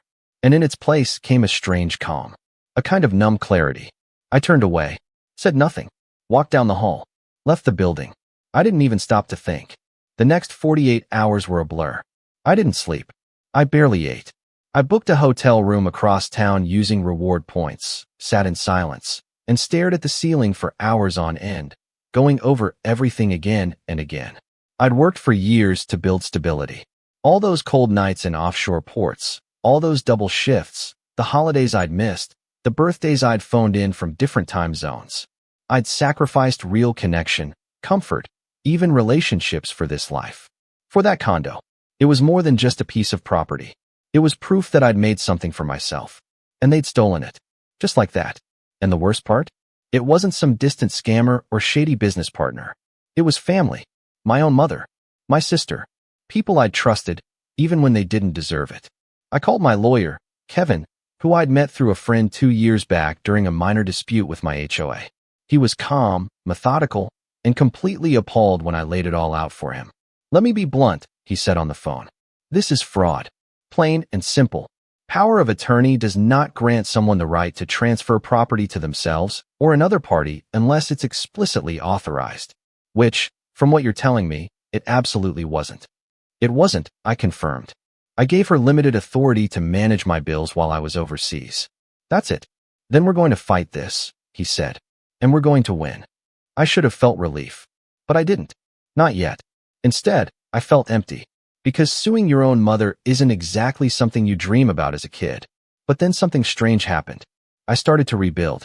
Not with grand declarations or fiery revenge plots. Just quietly. Step by step. I took a leave from work, burned some unused vacation days, and added on a personal sabbatical. My boss understood. The company even offered legal assistance, which I declined for now, wanting to keep things personal. I moved into a short-term rental. Small. Furnished. Not ideal, but mine. I joined a gym 2 blocks away. Started waking up at 6 a.m. and running even when I didn't feel like it. Ate eggs and black coffee for breakfast. Read books again. Actual paper books, not PDFs or technical manuals. I stopped checking my phone so much. I turned off all alerts from my family. I reached out to old friends. Went for drinks with a college buddy I hadn't seen in 5 years. We talked about nothing. It felt amazing. For the first time in a long time, I wasn't living in service of anyone else's expectations. And yet, even as I slowly pieced myself back together, the betrayal still echoed. I'd look in the mirror and see the ghost of that moment, standing in my own hallway, realizing I'd been outmaneuvered by the people who raised me. Kevin kept me updated. He filed paperwork, froze the deed transfer, submitted a formal complaint against the notary who'd signed off on the fraudulent documents, and requested a temporary injunction to prevent the condo from being sold or refinanced while the case was under review. "They're not going to take it lying down," he warned me. "Be prepared for that." And sure enough, 2 weeks later, I got a call. From Mom. I stared at the screen for a full minute before answering. "Hello." Her voice was brittle. "I got served." "I know. You're suing me," she said, her voice cracking. "Noah, how could you do this to us?" I almost laughed. "To you? You didn't even give me a chance to explain. I told you it was temporary. You stole my home," I said, barely keeping my voice level. "You forged documents and gave them to Claire under false pretenses. And when you saw a better deal, you transferred it into your own name." "It wasn't like that." "It was," I said. "And you know it." There was a long silence on the other end. "I just didn't want her to suffer," Mom finally whispered. "And what about me?" I asked softer now. "Do I matter?" "At all." She didn't respond. That was my answer. I hung up. And this time, I didn't cry. I didn't scream. I just sat on the edge of my bed, exhaled, and said to myself, never again. That night, I started planning the next phase. Because if they wanted to play games with property and paperwork, they had no idea who they were messing with. The thing about hitting rock bottom is that, once you're there, you stop fearing the fall. You stop second-guessing yourself. The hesitation, the guilt, the endless mental loops, they vanish. You stop wondering if you're being too harsh or if you're somehow the problem, because you've already seen the truth. And once you've accepted the truth, that your own mother weaponized your trust and your sister gleefully played along, you start thinking differently. Sharper, colder, like a blade being honed. That's where I was when I walked into Kevin's office the following Monday morning. "I want to take it all back," I told him. "But I also want to make sure they can never do this to anyone else. Not me. Not anyone." He leaned back in his chair, lacing his fingers. "Good," he said. "Because you're not just suing for a property dispute anymore. You're going after power of attorney abuse, fraudulent transfer of title, and depending on what else we find, maybe more." I raised an eyebrow. "What else?" Kevin tapped his laptop, spinning it around to show me something I hadn't seen yet, a copy of a bank statement. "Not mine. Not Claire's. Mom's. This is a subpoenaed account history," he said. "We served a request for financial disclosures since she used power of attorney to handle your assets while you were overseas. She was legally obligated to document everything she did with your funds." He clicked into the document, and there it was, a $12,000 wire transfer from my emergency fund, an account she was authorized to monitor for bills and mortgage purposes, to her own personal checking account, labeled Family Emergency. That wasn't in any of the ledgers she gave me when I came home, I said quietly. Kevin nodded. Because she didn't think you'd look that deep. But she's not careful. She moved money, changed ownership, and filed paperwork all while thinking her status as your mother gave her immunity. He leaned forward. Let's take that illusion away. The setup began with documentation. Every transaction, every code access, every home surveillance file, every text message, voicemail, email. I compiled it all. The Smart Lock app had timestamps going back 6 months, showing Claire entering and exiting the property dozens of times, long before the supposed emergency need arose. Even better, there was a strange uptick in access during late-night hours when the court documents claimed she was residing quietly with her mother due to spousal abuse concerns. That phrase had pissed me off more than anything. Not because I doubted Claire had marriage problems, but because she used such a serious issue as a prop, as a sympathy badge, and now she'd forged a legal trail to justify taking something that didn't belong to her. I brought everything to Kevin. He was already 3 steps ahead of me. She used a false address on her divorce filings, he said, showing me the paperwork. Claims your condo was gifted to her, but her name was never on your title. Not until the illegal transfer attempt. That's perjury. He leaned back, satisfied. She thought she could outsmart the court with a sleight of hand. Let's show the judge the other hand. Still, legal revenge wasn't the only thing I wanted. I wanted them to feel it. The betrayal, the disrespect, the arrogance of believing I'd roll over because I'm the strong one. So I started laying the groundwork for something more personal. First, I reached out to the condo board. Claire had been using my condo as her personal crash pad, but the building had strict rules about subletting, pets, and extended visitors. I compiled the noise complaints, pet incidents. Yes, she had secretly adopted a dog, and reports of smoking on the balcony, which was a fire code violation. I scheduled a private meeting with the HOA chair, an older gentleman named Roy who'd been around longer than any of us. After reviewing the documents, Roy frowned deeply. She told us you'd authorized her to live there, he said. Even signed a statement on your behalf. She forged it, I said plainly. I never gave her permission. His face hardened. We'll take care of it. And just like that, Claire was about to have a rude awakening. Next, I visited the notary whose stamp was on the fraudulent deed. I didn't go in accusing him, just asked questions, pretending I was confirming some paperwork for my files. His nervousness gave him away before I'd even sat down. You're the original owner of the condo? He asked. I nodded. He rubbed his jaw. I remember your mom. She came in saying you were out of the country. She showed a power of attorney form. It looked legit, but I did feel weird about it. I leaned forward. Did you confirm her ID? Did you ask for mine? He shook his head. She said you couldn't be reached. And, well, it was a slow day.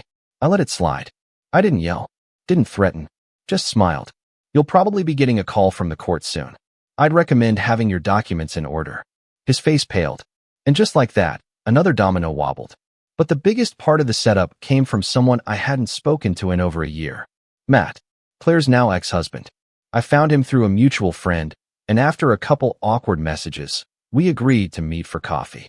He was thinner than I remembered, hair a little grayer, face more tired. But as soon as I sat down and told him what had happened, he laughed, hard. Unbelievable, he said, sipping his espresso. Actually, no. Totally believable. That woman's got more nerve than 10 lawyers combined. You think she planned this while still married? He nodded. Probably. She was obsessed with winning. Divorce wasn't about freedom. It was about leverage. She needed to walk away looking like the victim and the powerhouse. Having your place under her name, even temporarily, gave her an upper hand. She kept saying, I'll show them I'm fine without him. Over and over. I shook my head. And my mom helped her. Matt's expression turned serious. Your mom always treated Claire like porcelain. It used to creep me out. Like, I'd make a joke at dinner, and your mom would jump in to defend her before I even finished the sentence. I nodded slowly. Matt leaned forward. You're doing the right thing, Noah. Don't let them gaslight you into thinking otherwise. They're a team, but a sloppy one. Before we parted ways, he sent me some old text threads between him and Claire from around the time of the condo switch. Messages like, "Mom says it'll be mine in a few months anyway, and he's too far away to do anything." I printed every one of them. They'd soon be evidence. The final piece of my plan came in the form of a quiet, humiliating reversal. I contacted the building manager and explained everything. Once he confirmed the fraud, he offered to change the unit's digital locks and restrict access only to those authorized by court order. When I asked him to time the lock reset for a specific date, he raised an eyebrow. "Why then?" "Because I want to be there when it happens," I said. "I want to see her try to open the door." "Revenge, huh?" I didn't answer, just smiled. The same smile I wore that night Claire laughed in my living room. The same smile I wore when I learned about the forged deed. The same smile I'd wear when everything they built came crashing down. Because this wasn't just a lawsuit. This was the end of a pattern, and I was the one ending it. The day of the reversal was warm and bright. One of those painfully ordinary spring mornings where birds chirped a little too cheerfully, and the world just seemed to go on like nothing was wrong. Like it hadn't watched me get stabbed in the back by the very people I'd once called my family. I parked across the street from my condo complex around 10:15 a.m., sipping black coffee from a paper cup, sunglasses on, watching the building like a stakeout detective in a B-list drama. It was the first time I'd been back since I left the envelope in my hand and walked away from my own home. The plan was already in motion. Kevin had filed everything with precision. We'd obtained a court injunction halting any legal claims to the property and reversing the fraudulent deed transfers. Thanks to the overwhelming paper trail of forgeries, lies, and financial abuse, the court moved fast. Faster than I expected. Power of attorney, revoked. Deed transfers, voided. Ownership, restored to me. The smart lock was set to update at 10:30 a.m. sharp. The HOA was already notified. Security would be on standby, just in case. All that was left was the show. At 10:27, I saw Claire's white SUV pull into the circular drive. She stepped out in a rush, phone clutched to her ear, sunglasses on, purse swinging from her shoulder like she was late for brunch. Her dog, a yappy little Pomeranian she wasn't allowed to have in the building, sat in the passenger seat, barking like it had something important to say. Claire didn't look worried. She looked busy, comfortable, like a woman who thought the world was still her stage. I watched as she strolled up to the front door, tapped in the access code like she'd done 100 times before, and froze. The lock didn't budge. She tried again, slower this time, looked down at the keypad, frowned, and entered the numbers again. Still nothing. I could see the confusion beginning to spread across her face like ink in water. She stepped back, muttering something into her phone, then tried the code a fourth time. Click. Red light. Denied. At exactly 10:33, the front desk staff approached her, polite but firm. I couldn't hear the conversation from where I sat, but I saw the moment it hit her. Her shoulders stiffened. Her mouth opened, then snapped shut. She gestured wildly. The staff member pointed at a document, probably the injunction, then nodded toward the security camera above the door. Claire stared up at it. Her mouth twisted into a look I'd seen too many times before, disbelief curdling into rage. She called someone, and I already knew who it was. My phone buzzed seconds later. MOM. I let it ring. Then again. Then again. Finally, I picked up. "Noah," Mom said, voice clipped, as if she'd just been interrupted in the middle of a spa day. "Why can't Claire get into the condo? She's locked out. The building is saying something about a reversal order." I didn't answer right away. I let the silence sit. Then I said, "Because it's not hers." Her breath caught. "You can't just kick her out. She lives there. She's built her life there. She built her life on lies," I said calmly. "And so did you. You're being vindictive." "No," I said. "I'm being clear. You didn't have to go this far. We're family, Noah." "Exactly," I said. "And family shouldn't steal, or lie, or use each other as pawns." She paused, then said something that genuinely made me laugh. "We did it to help you." "Help me?" I scoffed. "By robbing me blind? Filing forged documents? Wiring money out of my account?" Silence. "I know about the $12,000, I added. Her voice dropped. "I was going to pay it back." "Sure," I said. "Right after you transferred the condo to Claire, right?" Still silence. "Mom," I said softly, "it's over. The court reversed the transfer. You've both been removed from the property. The HOA is pursuing fines for violations. And you'll be hearing from my lawyer again soon. This time for restitution." She tried to argue. tried to deflect. But her voice was weaker now, smaller. She knew. She knew the game was up. And for once, I didn't let her off the hook. I ended the call. 3 days later, I returned to the condo. Alone. The locks had been changed. The place smelled different. Airless, stale. Claire had left it a mess. Dishes in the sink. Dog hair on the couch. A few plants, wilted and dry, abandoned by the window. But it was mine again. I walked through the room slowly, like I was meeting an old friend I hadn't seen in years. I touched the countertops, opened the cabinets, picked up one of the picture frames she hadn't bothered to take. Me, in my 20s, grinning next to the newly hung balcony lights I'd installed myself. I stood there for a long time, staring at that younger version of myself. He'd trusted people who didn't deserve it. He'd thought loyalty would always be returned. He'd believed family meant something sacred. But now he knew better. The court case moved forward like a freight train. Claire tried to fight the perjury charges, but the text messages with Matt, the surveillance footage, the financial logs, they stacked against her like bricks. Her own divorce lawyer testified that she'd presented questionable documents during the proceedings. Matt, bless him, provided everything I needed and more. As for my mother, her misuse of power of attorney alone was enough to bring her under formal investigation. The wire transfer, the forged title transfer, the notary's reluctant testimony, all of it built a case that couldn't be spun as a misunderstanding. She tried to play the sympathy card in court, tears, shaky hands, the whole performance. But the judge saw through it. So did the jury. So did everyone. By the end of it all, Claire was slapped with fines, legal fees, and a black mark on her record. My mother was ordered to repay the stolen money in full, along with a formal apology issued under court supervision. They lost more than property. They lost credibility. They lost control. They lost me. I didn't return to my condo right away. I took a 2-week trip to Scotland, something I'd always wanted to do but never had time for. Hiked the Highlands. Ate terrible gas station sandwiches. Took Polaroids of foggy cliffs and ancient castles. Let the wind scream through my jacket and the silence settle into my bones. When I came back, I started fresh. I sold the condo. Used the proceeds to buy a modest little house in a quieter part of town, one with a backyard, real sunlight, and no shared walls. I built a workshop in the garage, planted mint and rosemary in the garden, slept in peace. I blocked my mother's number. Claire tried to text a few times. Apologies. Excuses. Even a "you went too far." I never answered.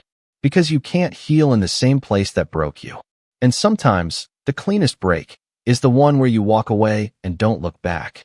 In the end, I didn't burn bridges. I demolished them. Then I built something better where they used to stand. And that was the best revenge of all.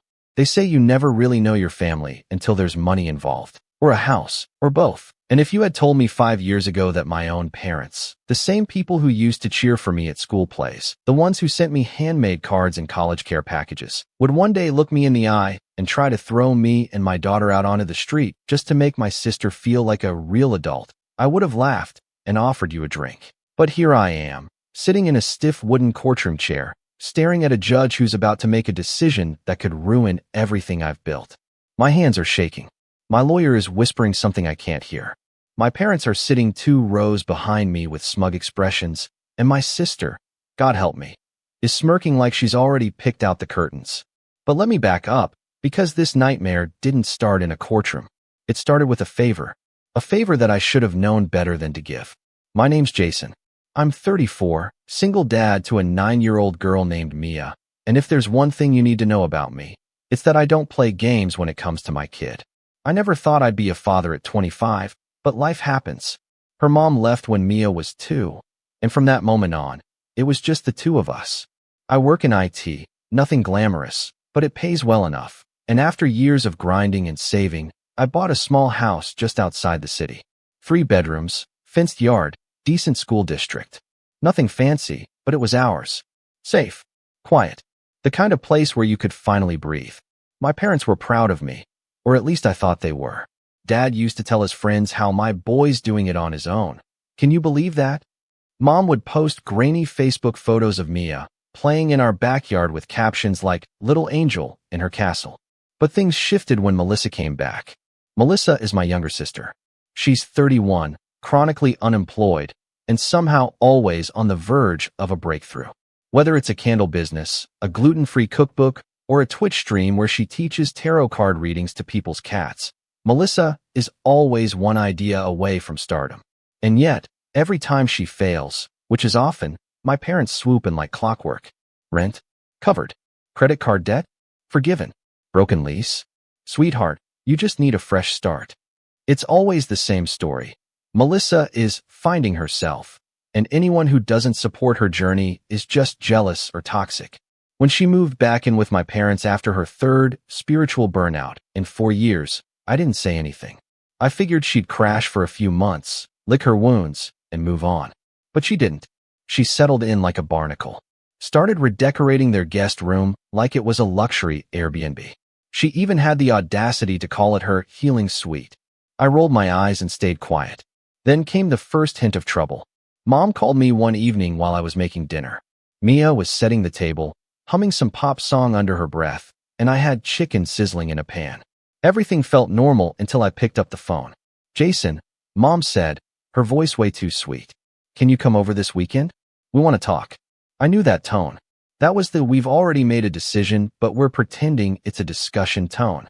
I asked what it was about, and she just laughed it off. Nothing bad, sweetheart. Just something important. So I showed up that Saturday with Mia in tow. She ran off to play in the backyard with their golden retriever while I sat down with Mom, Dad, and Melissa, who was wearing some flowy cardigan and sipping kombucha like she was on a talk show.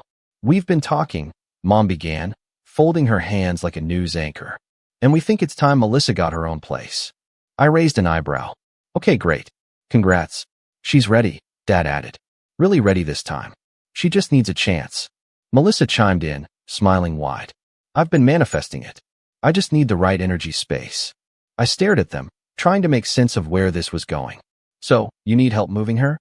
Mom shook her head. No, honey. We think you should give her your house. For a second, I genuinely thought she meant temporarily. Like a few weeks, or maybe a month while she figured things out. So I asked, cautiously, you mean, let her stay with us? No, Melissa said, leaning forward like she was offering me a hot stock tip. We mean sign the house over. Transfer the deed. You can move into a rental or something. Just until you get back on your feet. I laughed. I actually laughed out loud, thinking it was some kind of weird joke. But no one else was laughing. You're serious, I said slowly. She deserves this, Mom said, like it was the most obvious thing in the world. She's never had stability. You've had your chance. She's not even working, I snapped. She's not paying for it. And what about Mia? You want to take away her home? Melissa waved her hand. She can come visit whenever. The rage that burned in my chest in that moment is hard to describe. It wasn't just about the house. It was about the gall, the entitlement, the fact that they were sitting there, calmly suggesting I upend my life and my daughter's life so my sister could feel like an adult. I stood up. Absolutely not. Not happening. You're being selfish, Mom said sharply. She needs this, Dad added. No, I said again, this time louder. Mia and I live there. I paid for that house. You want to help her? Use your savings. Co-sign a lease. But don't come to me with this garbage. I grabbed Mia, told her we were leaving, and walked out without another word. I thought that was the end of it. I really did. Just another bizarre family moment to laugh about later. But oh no, it was just the beginning. Because 2 weeks later, I got a letter. Certified mail. Legal-looking envelope. Inside was a petition. My parents were suing me. And the reason? Unlawful possession of family property. Apparently, they had decided, without a shred of legal basis, that the house was part of some vague family trust, and that Melissa was entitled to it as her inheritance. They wanted the court to force me to transfer ownership, evict myself, leave the keys behind. I almost threw up. And as if that wasn't enough, they served it on Mia's birthday. That was the moment I realized something inside them had changed. Or maybe it had always been like this, and I just refused to see it. The golden child syndrome. The blind support. The way I'd always been the backup plan, the one expected to carry the weight, while Melissa got praise for breathing. The court date was set. My lawyer, God bless him, was furious on my behalf. He said we had a strong case, that it was nonsense, but that didn't make it easier to stomach. I didn't tell Mia everything. Just that there was some drama with Grandma and Grandpa, and that we might have to talk to a judge soon. She's smart, though. Too smart. She started having nightmares. Started asking if we'd have to live in a car. That wrecked me. But it wasn't until a week before the hearing that she came to me with her tablet clutched to her chest. "Daddy," she whispered, "I think I did something bad." I blinked. "What do you mean?" She looked up at me with big, nervous eyes. "Grandma made me delete something, but I saved it." I took the tablet from her. What I saw made my blood run cold. And that was the moment everything changed. I didn't even know a child's tablet could carry so much weight. When Mia handed it to me that night, her little hands were trembling. She looked like she expected me to be mad, but I wasn't. I was afraid of what would make a child think she did something bad by saving something. I sat down on the edge of her bed, still dressed in my work clothes, the stress of the day already pounding behind my eyes. She crawled next to me, curling into my side, hugging her stuffed elephant. I opened the gallery first. Nothing. Then I checked the recently deleted folder. There it was, a video. It was shaky, filmed at a weird angle, like Mia had hidden the tablet between two couch cushions and angled it just enough to catch what was happening in my parents' living room. The audio was tinny, the picture slightly blurred, but you could clearly hear the voices. "He'll crack," my mom was saying. "He always caves when you push hard enough. He just wants peace." My dad replied, "We raised him to be too responsible. He'll think of the kid and fold." Then Melissa's voice, smug and cold. "If he doesn't, we sue. Public court, shame him a little. He doesn't have the guts to fight. I'll play the victim, and he'll hand it over to protect Mia." I stopped the video. My vision blurred. They weren't just hoping for a miracle. They weren't praying I'd be kind. They planned this, manipulated it, weaponized the one thing they knew would gut me, my daughter, and used her as leverage to take our home. I closed the tablet slowly. My fingers were numb. Mia looked up at me, eyes wide. "I wasn't supposed to see it," she whispered. "I was coloring in the corner. Grandma didn't know I was there." "You did nothing wrong," I said quietly. "Nothing. I'm proud of you for telling me." She nodded, but I could see she didn't believe it yet. I didn't sleep that night. I sat at the kitchen table long after Mia had gone to bed, that tablet in front of me like it was a ticking bomb. I played the video again and again. Each time it scraped deeper into my chest. My own mother, the woman who used to rock me to sleep after nightmares, was strategizing how to emotionally blackmail me. My father, who taught me how to change a tire, was talking about me like I was an obstacle. And Melissa? I always knew she was selfish. I never realized she was vicious. The next morning, I sent the video to my lawyer. He called me 15 minutes later. "Jason," he said, his voice almost giddy, "you just won the case. I don't care if the judge is wearing a blindfold and earplugs. We're going to bury them." I wanted to be relieved, but I wasn't. Not yet, because the real weight of betrayal hadn't hit me until 2 days later. It started with a phone call from my mom. "You have some nerve," she snapped before I could even say hello. "Recording private conversations in our home." I blinked. "Are you serious? You're involving a child in this now? That's disgusting. You forced her to delete it." "I didn't force her. She paused, realizing what she'd admitted. "You're poisoning her against us. You always turn everything into a war." My voice dropped. "You sued me, Mom. You're trying to take my house. You plan to destroy my life." "It's just a house," she snapped. "She needs it more. Melissa has never worked a day in her life. She's been struggling. You've always had it easier." That was when I understood. That was the script they had written long ago. It didn't matter that I worked 2 jobs in college, that I gave up travel, dating, nights out, all to make sure Mia never missed a meal. It didn't matter that I never asked them for anything, while Melissa burned through every safety net like it was disposable. In their eyes, my stability meant I didn't need love, or support, or protection. That was for the one who never stood up. I hung up without another word. But they weren't done. Over the next week, the smear campaign began. It started subtle. Cousins stopped responding to texts. My aunt, who always sent Mia birthday cards, suddenly forgot. I started getting strange messages on Facebook, people asking if everything was okay, if I'd really cut off my parents over money. Then came the kicker. Melissa posted a long, dramatic message on Facebook. One of those vague but very targeted posts dripping with crocodile tears. Some people will let greed turn them into strangers. I never thought my own brother would evict his little sister and a sick parent just to keep a house he doesn't even deserve. But I guess blood doesn't mean anything anymore. The comments poured in. Sympathy, outrage, Strangers calling me a monster. Friends of the family asking how they could help. One woman offered to start a GoFundMe. It was surreal. My inbox exploded. I responded once, just once, with a screenshot of the video and a short message. Before you pick a side, maybe watch this. But they didn't care. People believe what they want to believe. And the narrative Melissa spun was easier to digest than the truth.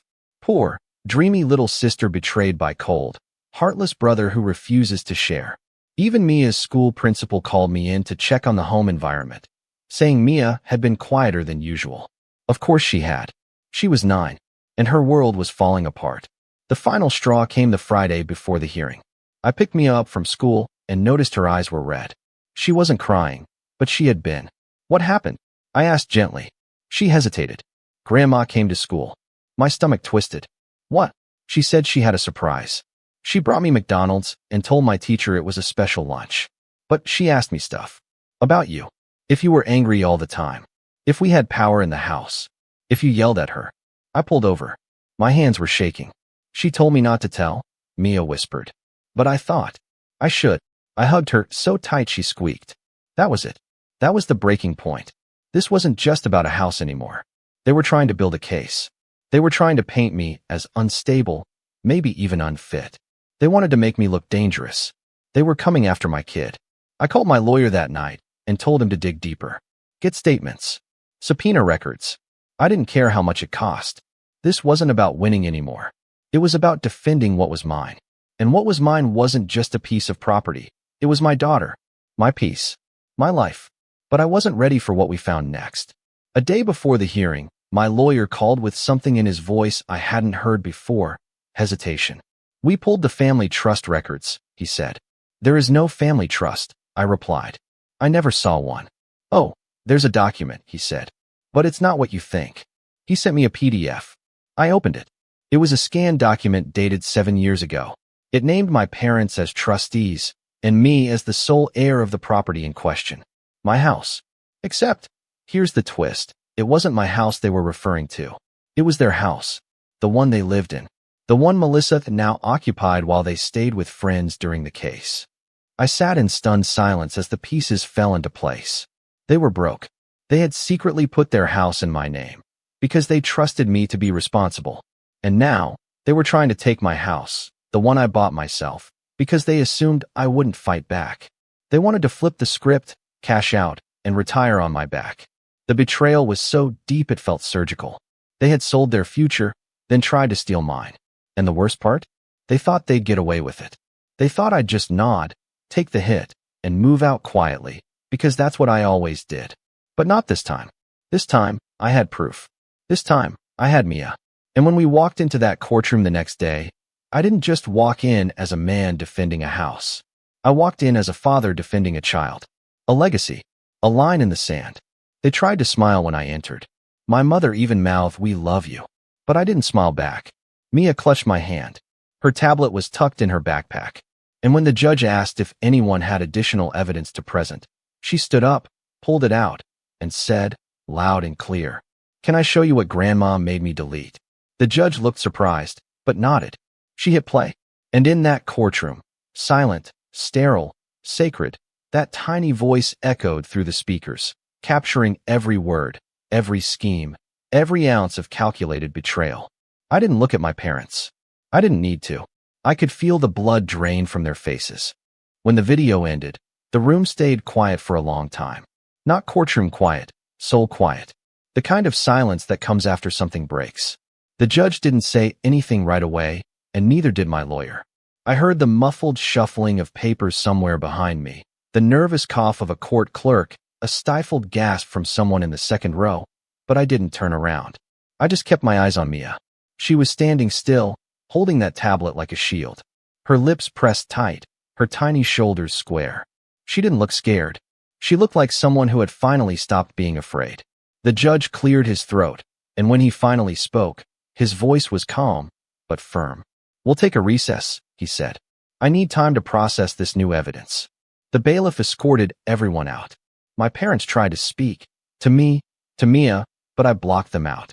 Melissa reached out as we passed her, her voice shaking. "Jason, I didn't know she was recording. I didn't look at her." just walked past. We sat in a quiet hallway while Mia colored in her notebook and I stared at my hands, my mind whirling with everything that had led us here. This wasn't how things were supposed to go. Courtrooms, betrayals, child witnesses.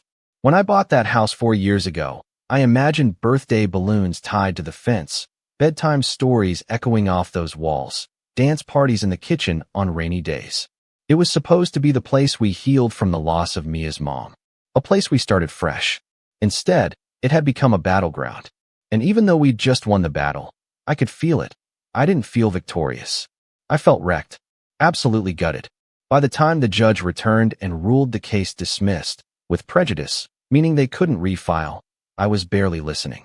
My lawyer grinned, patted me on the back, whispered something about open and shut, and I nodded, but it felt hollow. Mia and I left the courthouse and drove home in silence. She fell asleep in the car, her head against the window. I pulled into our driveway, still ours, thank God, and just sat there, watching the sun dip behind the trees. I should have been relieved. Instead, I just felt lost. That's the thing they don't tell you about surviving betrayal. The aftermath is quiet, empty. You spend all your strength fighting, protecting, surviving. And when the storm passes, there's no energy left to celebrate. There's just space and silence. And the question, what now? The weeks that followed were the hardest I'd ever lived through. Not because of my parents or Melissa, they were suddenly very quiet, probably at their lawyer's advice, but because of the emotional fallout. The grief hit me like a wave. Not just grief for the betrayal, but grief for the version of me who still believed my parents had my back. That version was gone now, and I had to mourn him. Mia was the only reason I kept moving. We settled back into routines. I started cooking again. Actual meals, not just microwave stuff. I walked her to school, helped with homework, told bedtime stories I barely remembered halfway through. She never asked about court again. But sometimes, at night, she'd crawl into my bed without saying anything and fall asleep curled up next to me, like she just needed to be close. One night, maybe a month after the ruling, I was brushing her hair and she asked me something I wasn't ready for.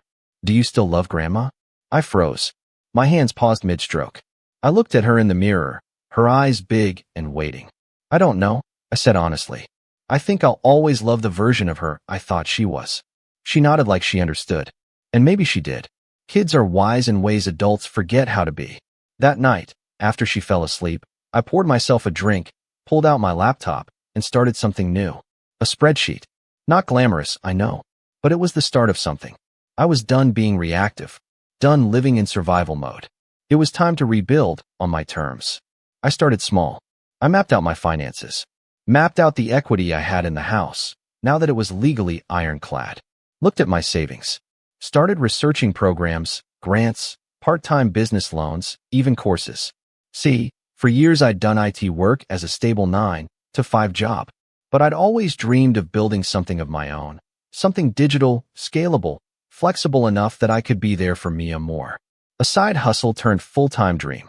But I'd never had the confidence. Or maybe I just never had the push. Now I had both. 2 months later, I launched my first web-based service, a subscription platform offering virtual IT support for small businesses that couldn't afford full-time tech help. It wasn't flashy, but it solved a real problem. And it started growing faster than I expected.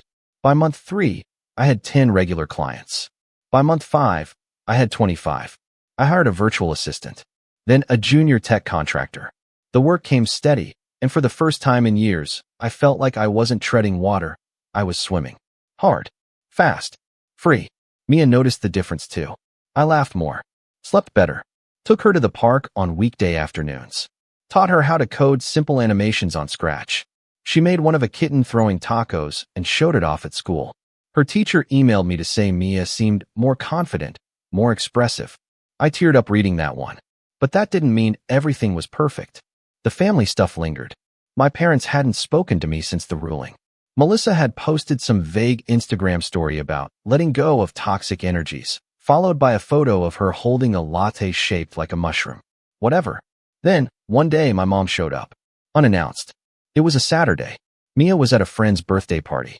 I'd just come in from mowing the lawn and found her standing on the porch like she belonged there. Jason, she said softly, can we talk? I didn't invite her in.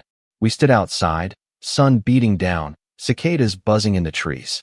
She looked smaller, older, tired in a way makeup couldn't cover. I just wanted to say I'm sorry, she said. I know that probably doesn't mean much now. I didn't answer. She continued, her voice cracking. I thought I was helping. Melissa, she's always been so lost, and I just thought, if she had a home, maybe she'd settle down. You tried to destroy my home to give her one, I said. She flinched. I know. There was a long pause. She's your daughter too, she said eventually. So is Mia, I said. But that didn't stop you from manipulating her, interrogating her at school, making her feel unsafe. Tears welled in her eyes. I didn't mean to. You didn't care what it would cost, Mom. That's what hurt the most. Another pause. Your father's sick, she said suddenly. Early-stage Parkinson's. We found out a month ago. I swallowed. Hard. I thought you should know. I nodded, but said nothing. She looked at me like she wanted me to say something else. Maybe forgiveness. Maybe comfort. I didn't have either. Finally, she turned to go. But before she left, she looked back. I hope, one day we can fix this. I didn't answer, because I didn't know yet if I wanted it fixed. But I did know this. I was no longer the person who would break himself in half to make everyone else comfortable. Not anymore. That night, I sat Mia down and told her gently about her grandpa's illness. She nodded, solemn. Are we going to see him? She asked. Do you want to? She was quiet for a moment, then shrugged. Not yet. Okay, I said. That's okay. She leaned against me. Can we go get tacos tomorrow? I smiled. Absolutely. The next few weeks were quiet, peaceful, productive. I poured myself into the business, into fatherhood, into rebuilding myself. Not just financially, but emotionally.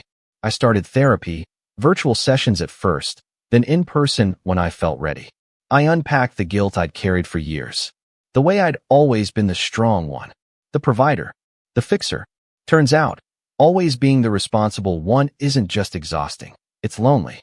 But I was learning to ask for help, to draw boundaries, to protect my peace. And one night, 6 months after the court case ended, as I sat on the porch watching Mia chase fireflies, I realized something. I hadn't just survived the fall. I'd risen from it. Wiser, stronger, clearer. But what I didn't know yet, what was still coming, was that Melissa wasn't done. She'd lost the house, lost the case, but she hadn't lost her ambition. And her next move was going to shake everything I'd just rebuilt. It started with a ping, just a casual notification on my business phone, an email from an unfamiliar address, subject line. You should know what she's doing.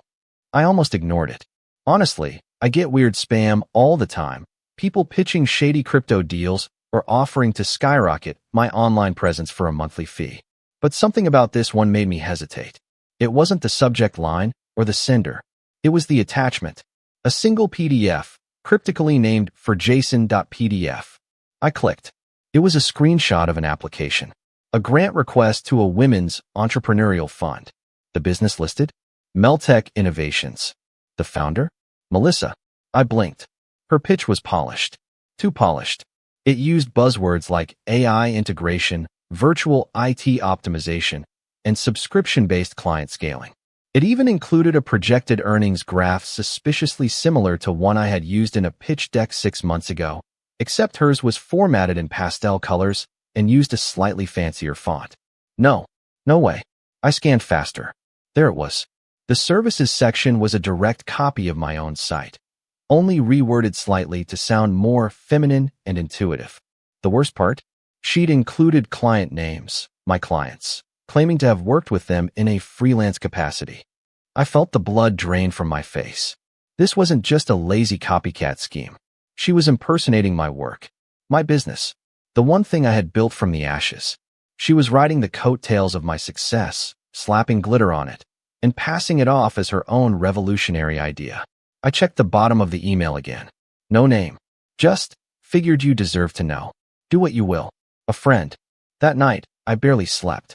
I paced the living room until 2 a.m., going through every stage of anger possible. First came disbelief, she wouldn't dare. Then the fury, how dare she? Then the confusion, why now? What's the angle? And then clarity. This wasn't random. Melissa didn't just want attention. She wanted redemption. After the court case, she became a social pariah in our town. Word spread, even without me posting anything. That courtroom video didn't stay secret for long. My lawyer leaked it accidentally when a journalist from the local paper started snooping. It didn't make front-page news, but in a town like ours, all it takes is one shared Facebook post to light a match. Melissa went from the dreamy, misunderstood sister to the manipulative fraud who tried to evict her own niece. Her Instagram followers dropped. A few of her wellness clients ghosted her. Suddenly, being the quirky victim of a cruel brother wasn't marketable anymore. So what did she do? She pivoted. She took my business model, literally lifted from emails and screenshots she must have accessed during our brief reconciliation period years ago, and turned it into her comeback tour. But here's the thing she didn't realize. She picked the wrong battlefield. See, in the courtroom, things move slow. There's procedure, civility, a burden of proof. But in business, it's chess, and I don't lose at chess. The next morning, I got to work. First, I verified everything. I downloaded her full pitch deck from the grant committee's public archive. I cross-referenced her past work section with my own client list. 7 out of 10 businesses she listed had never even heard of her. The other 3? Still working with me. Then I checked her LinkedIn. She'd listed herself as the founder and lead consultant at a company she claimed had been in operation since 2020. Cute. My lawyer, Eric, was the first person I called. She what? He barked when I told him. She cloned my business. I said. Name changed, branding tweaked, but the pitch, services, and structure? Mine. Word for word. Send me everything. We might be looking at IP infringement. Possibly wire fraud if she received any payments using your credentials. Should I go public? Not yet, he said. Let's build this right.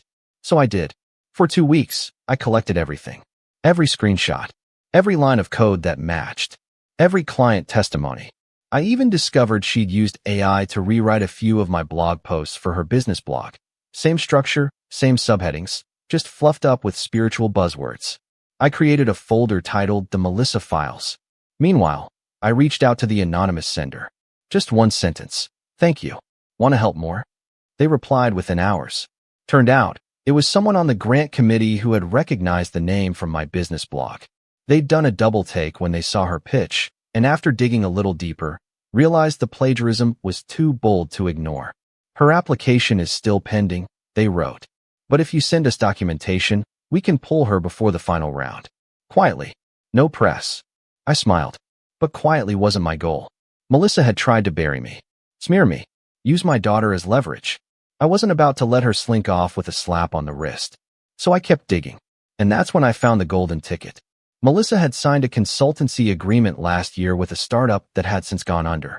On the surface, it looked harmless, except that the contract she uploaded as a client reference on her grant pitch included my old logo. The logo I used during my soft launch phase. The one I had since rebranded from, but had still registered under copyright. I sent it to Eric. He replied within minutes. She's cooked. We filed a cease and desist letter. Public. On record. Delivered by courier. With a 30-day window to retract all claims and issue a public apology or face full legal action, including damages for impersonation, brand theft, and fraudulent misrepresentation. But I wasn't done. Not yet. I scheduled a call with 3 of the grant sponsors, corporate donors who were listed publicly. I pitched them a short story.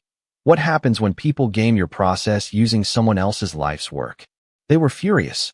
Apparently, this wasn't the first time someone had tried to pull a fast one. But rarely was the evidence so airtight.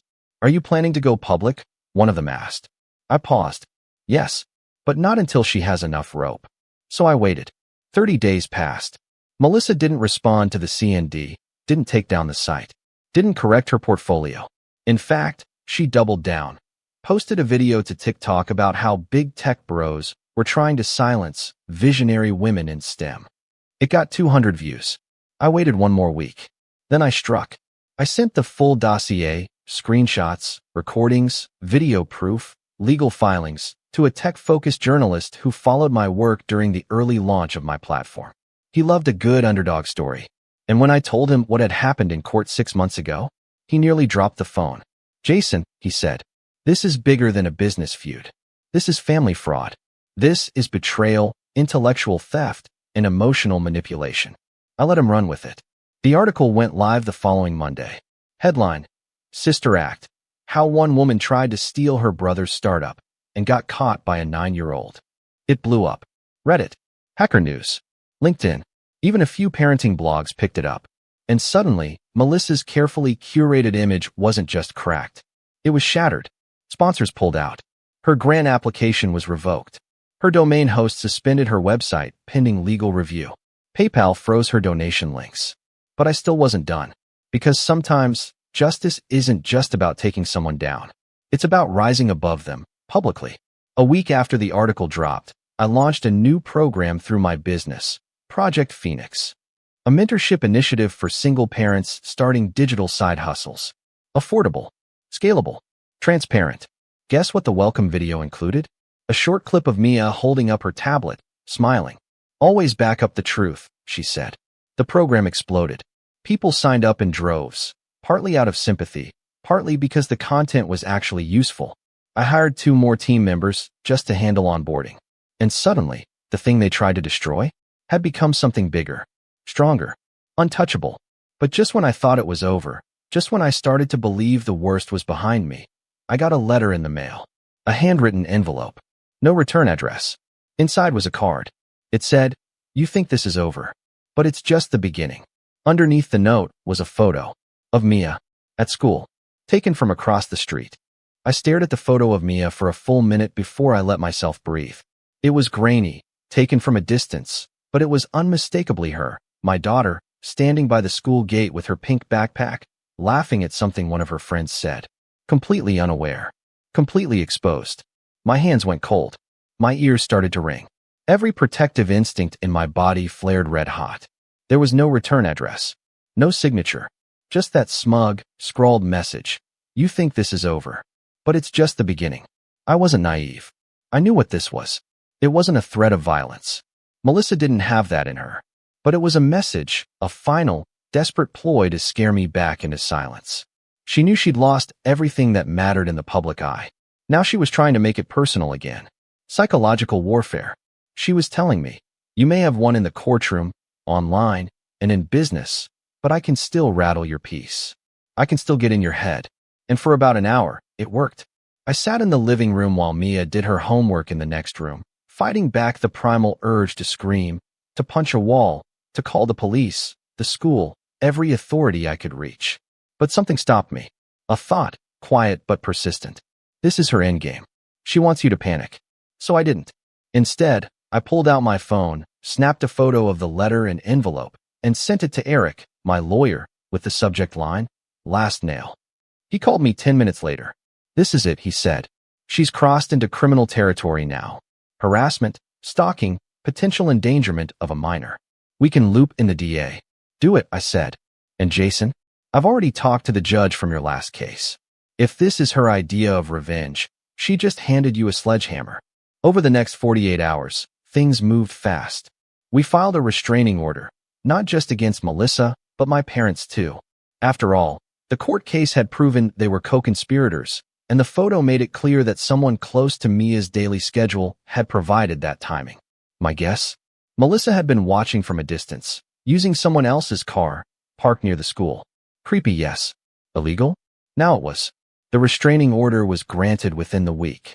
But I wasn't done yet. This time, I wasn't just going to defend myself. This time, I was going to end it. And I had the perfect plan.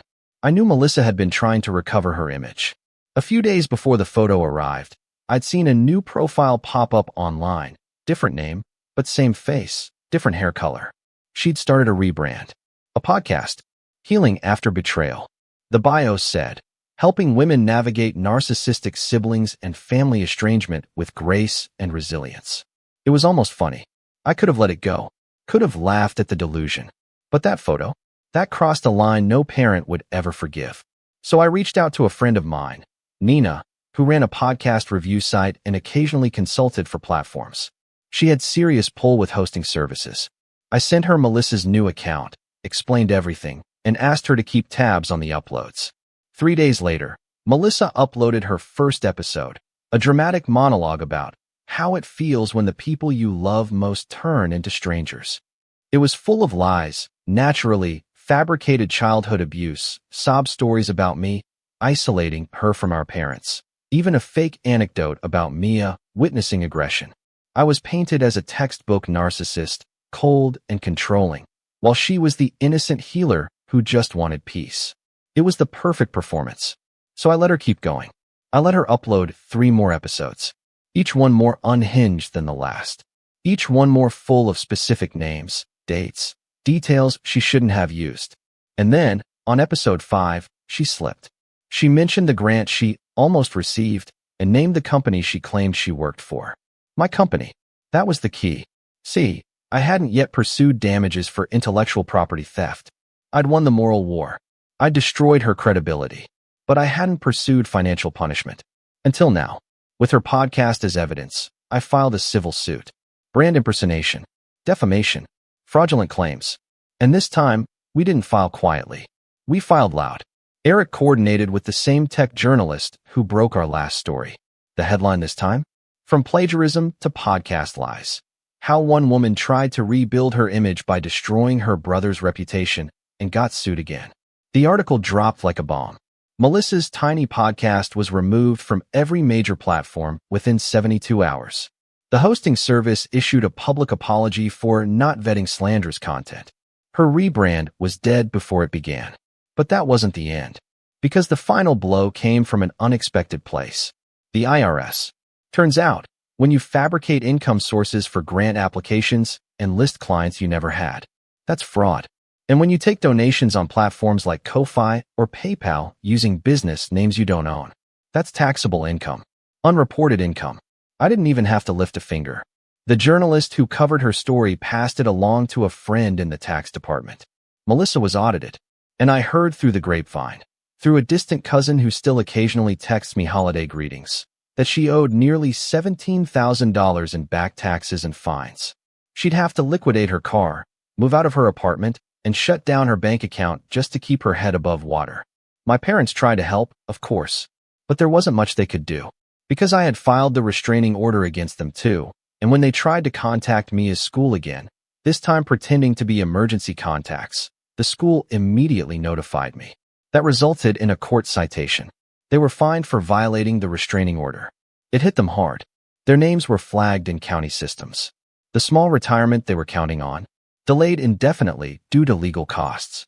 For the first time in my life, I didn't feel guilty. I felt calm. It wasn't about revenge anymore. It was about justice.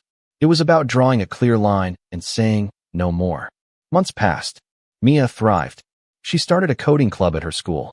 One day, she showed me a project where a little digital elephant guarded a castle from trolls. This one's you, she said, pointing to the elephant. You protect me. I cried that night. Not because I was sad, but because I was proud of her, of myself, of everything we had built. My business continued to grow. I started a nonprofit wing to mentor teens in tech. We hosted our first free seminar for single parents interested in side hustles. Over 200 people attended. Life was better than ever. Then, one day, a letter arrived in the mail. Different from the others. This one was from Melissa. Handwritten. No threats. No insults. Just 4 words. You finally beat me. I smiled and tossed it in the trash. Because I hadn't just beaten her. I had outgrown her. And that was the best revenge of all. I never thought one dinner would snap the thread I'd been clinging to for years. But here we are. My name's Colin. I'm 34, and for the last decade of my life I've been the so-called stable one in my family. The guy who doesn't drink too much, doesn't raise his voice, pays his bills on time, and somehow always ends up picking up the tab. The one everyone leans on, never thanks, and quietly resents once the check clears. I'm not married. No kids. No major drama. Just a decent job in IT, a quiet need for peace, and a tendency to say yes to things I should probably say no to. And maybe that's part of the problem. Maybe I made it too easy for them. Let me rewind a bit. I've always been close to my sister Rachel, at least in that polite, not really close kind of way. We were tight when we were kids, but adulthood brought out something in her that I didn't see coming. A sense of entitlement dressed up as family loyalty. She married young, had 2 kids by the time she was 25, and since then, I've watched her become this tornado of passive-aggressive jabs and emotional manipulation. Her husband, Eric, is a bland man with loud opinions and a selective work ethic. I've always suspected he didn't like me much, Too many of my polite silences probably made him feel judged, and too many of my offers to help probably made him feel like I was keeping score. Spoiler, I wasn't. At least, not at first. For the past 4 years, I've been splitting rent on a fairly large house with them, mostly for financial reasons on their side. They'd fallen behind on their mortgage, and I had just moved back to town after a job transfer. Rachel floated the idea. We'd all go in on this rental, save money, share utilities. It'll be temporary, she said, just until we're back on our feet. At the time, I thought, sure, why not? It'll help them, and I'll be around my niece and nephew more. Win-win. Fast forward to now, and I'm still here, in the same house, on the same lease, paying just a little more than my share, because you make more, Colin, and enduring a family dynamic that felt more like a slow leak than an explosion. But I stayed. Because it's family. Because it felt easier than starting over. Because I thought, maybe, eventually, they'd get it together. I should have seen the cracks earlier. Like the time Rachel borrowed my car, just for the day, and returned it 3 days later with an empty tank and a new dent in the back bumper. Or when Eric casually suggested I should pay for the internet upgrade, since you use it for work and all, even though he spent most evenings streaming conspiracy videos in HD. Or the way they always assumed I'd pick up the dinner tab when we went out. Every time. You got this one, right? Like it was some inside joke and I'd just forgotten the punchline. Still, I let it go. I told myself it wasn't worth the drama. That if I confronted them, it would just make things worse. That maybe they didn't realize how often they leaned on me. Maybe they appreciated me in ways they didn't know how to say. And then came the vacation. It started months ago. Rachel was stressed, the kids were burnt out from school, and Eric was between jobs, again. I had some unused PTO and a decent bonus sitting in my account, and against my better judgment, I offered to book a beach house for all of us. 7 days. Oceanfront. 2 hours away. My treat, I said, and I meant it. I really did. I just wanted to do something good. Something fun. Something that might make me feel connected to them again. Rachel cried. The kids were thrilled. Eric gave me a fist bump and said, "You're the man, Colin." And for a moment, I believed it might actually be a good idea. But things started shifting almost immediately. Rachel began treating the trip like it was her project. She picked the dates, assigned rooms, made a grocery list, even emailed me a spreadsheet of shared responsibilities, despite the fact that I was footing the entire bill. Then she suggested inviting her best friend and her kids along, just for a night or two. And when I hesitated, she pouted like I'd just canceled Christmas. Eric started bragging to his friends about our beach house, casually dropping references to it like he owned the deed. And the kids, especially her 15-year-old son, Jeremy, started acting like I was their personal assistant. "Colin, can you drive me to soccer? Colin, we're out of snacks. Colin, your room smells like old books." It was grating. But again, I told myself, it's just teenage stuff. He's a kid. They don't get it yet. Until the night, everything cracked. It was a Friday.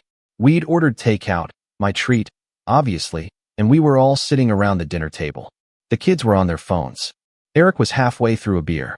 Rachel was scrolling on her iPad while asking me how many bedrooms the beach house had again, because apparently the last 3 times I told her hadn't stuck. Then Jeremy laughed. It wasn't the kind of laugh you share with someone.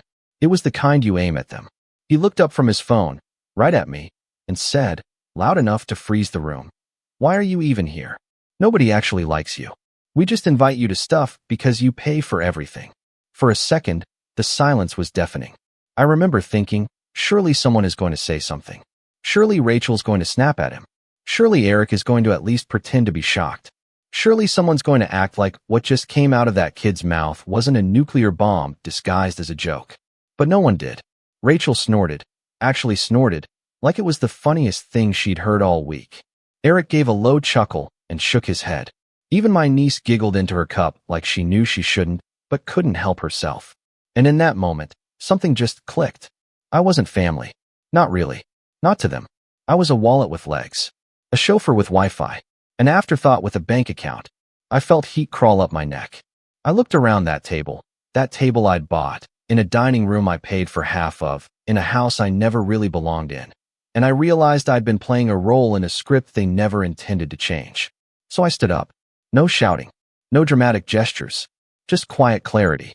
I walked to my room, grabbed my laptop, canceled the vacation reservation with a few swift clicks, full refund, thankfully, and then started packing a bag. 10 minutes later, I walked back through the dining room holding my suitcase. Rachel blinked. Wait, where are you going? I looked at her, and for the first time in a long time, I didn't feel guilt, or hesitation, or the need to explain myself. I just said out, and then I left. The next morning, my phone started buzzing. Texts, calls, voicemails. Rachel first, then Eric, then, weirdly, her best friend. Even my mom chimed in from out of state, asking why I was being so dramatic. Apparently, Jeremy was just being a teenager. I was blowing things out of proportion, and canceling the vacation was punishing everyone for one dumb joke. They keep calling, they keep texting, but I haven't gone back. Not yet. And what they don't know is that I'm not just done with the vacation. I might be done with all of it. If walking out of that house with my suitcase in hand was the moment I took my first breath of fresh air in years, what came next was the slow realization of just how polluted the air had been all along. I didn't have a plan at first. I booked a room at a modest hotel just off the highway, the kind with carpets that smell faintly like lemon cleaner and late checkouts nobody enforces. I sat on the edge of the bed, suitcase untouched, phone vibrating every few minutes with new messages. I didn't even read most of them. The previews told me everything I needed to know. Rachel, you seriously need to grow up. Eric, real mature dude. Mom, I'm not picking sides, but this is a bit much, Colin. A bit much. That phrase stuck with me. They were always saying that when I pushed back, the few times I actually did. When I said it wasn't fair that I paid more than half the rent, when I said maybe Jeremy needed consequences after he broke my headphones, when I mentioned, offhandedly, that I didn't feel very included in the decisions about our shared space. Every time I drew a boundary, they acted like I'd dropped a grenade at the dinner table. I didn't sleep that night. My mind kept bouncing between frustration and sadness and a weird, gnawing feeling that I couldn't quite name. Like I was mourning something, but I didn't know what. A version of my family that never really existed? The years I'd spent trying to earn love through helpfulness? The next morning, I went to a little diner around the corner, ordered pancakes I didn't eat, and stared out the window while the waitress refilled my coffee 3 times without asking. By noon, I'd found a furnished short-term rental on the other side of town, expensive, but clean, quiet, and mine. I signed the lease that afternoon and paid 3 months up front. I didn't tell anyone. Let them stew. But as the silence dragged on, something strange happened. The calls didn't stop. They just changed. The first week, it was all about the trip. Rachel's voice messages grew increasingly frantic, guilt-laced with lines like, "The kids were so excited, Colin," and "I already told everyone about it," as if my cancellation was some personal attack on her ability to keep up appearances. She even tried weaponizing nostalgia. "Remember when we used to go to the lake with Mom and Dad? You're taking that away from them now." Then Eric chimed in with his own unique brand of manipulation. "We can talk about this, man. But punishing Jeremy doesn't make you the bigger person." As if I had slammed a door on some teachable moment they would have handled with grace and insight if only I hadn't been so sensitive. By the second week, though, the messages took a different turn, one I didn't expect. They started talking about the house. It began with subtle hints. Rachel texted, "Hey, just wondering when you'll be back. Rent's due soon." Then Eric sent me a message that said, "FYI, landlord's asking if you're still on the lease." I said you were just taking a break. And that's when I realized they didn't think I was serious. They thought I'd cool off, miss them, and come slinking back with my wallet open and my tail tucked. So I sent Rachel a short, polite message. The first real communication since I walked out. "Hey, I'm not coming back. Feel free to transfer the lease into your name." She didn't reply for 2 days. When she did, it was a novel. Long paragraphs about how you can't just leave us like that, and this affects all of us, and you made a commitment. She tried appealing to my sense of duty, reminding me how I'd promised to help when they were struggling. How you were the one who said family sticks together. It wasn't until the very end of her rant that the real panic showed through. "We can't afford the full rent without you, Colin." There it was. The truth. That sentence clung to the back of my mind like a parasite. It wasn't about me walking out. It was about the vacuum I left behind. Not emotional, but financial. I wasn't a brother or an uncle. I was a crutch. The longer I stayed silent, the more desperate the messages became. My mother, who had been mostly quiet during the initial blow-up, decided to get involved. She called me during a lunch break at work, her voice gentle, almost rehearsed.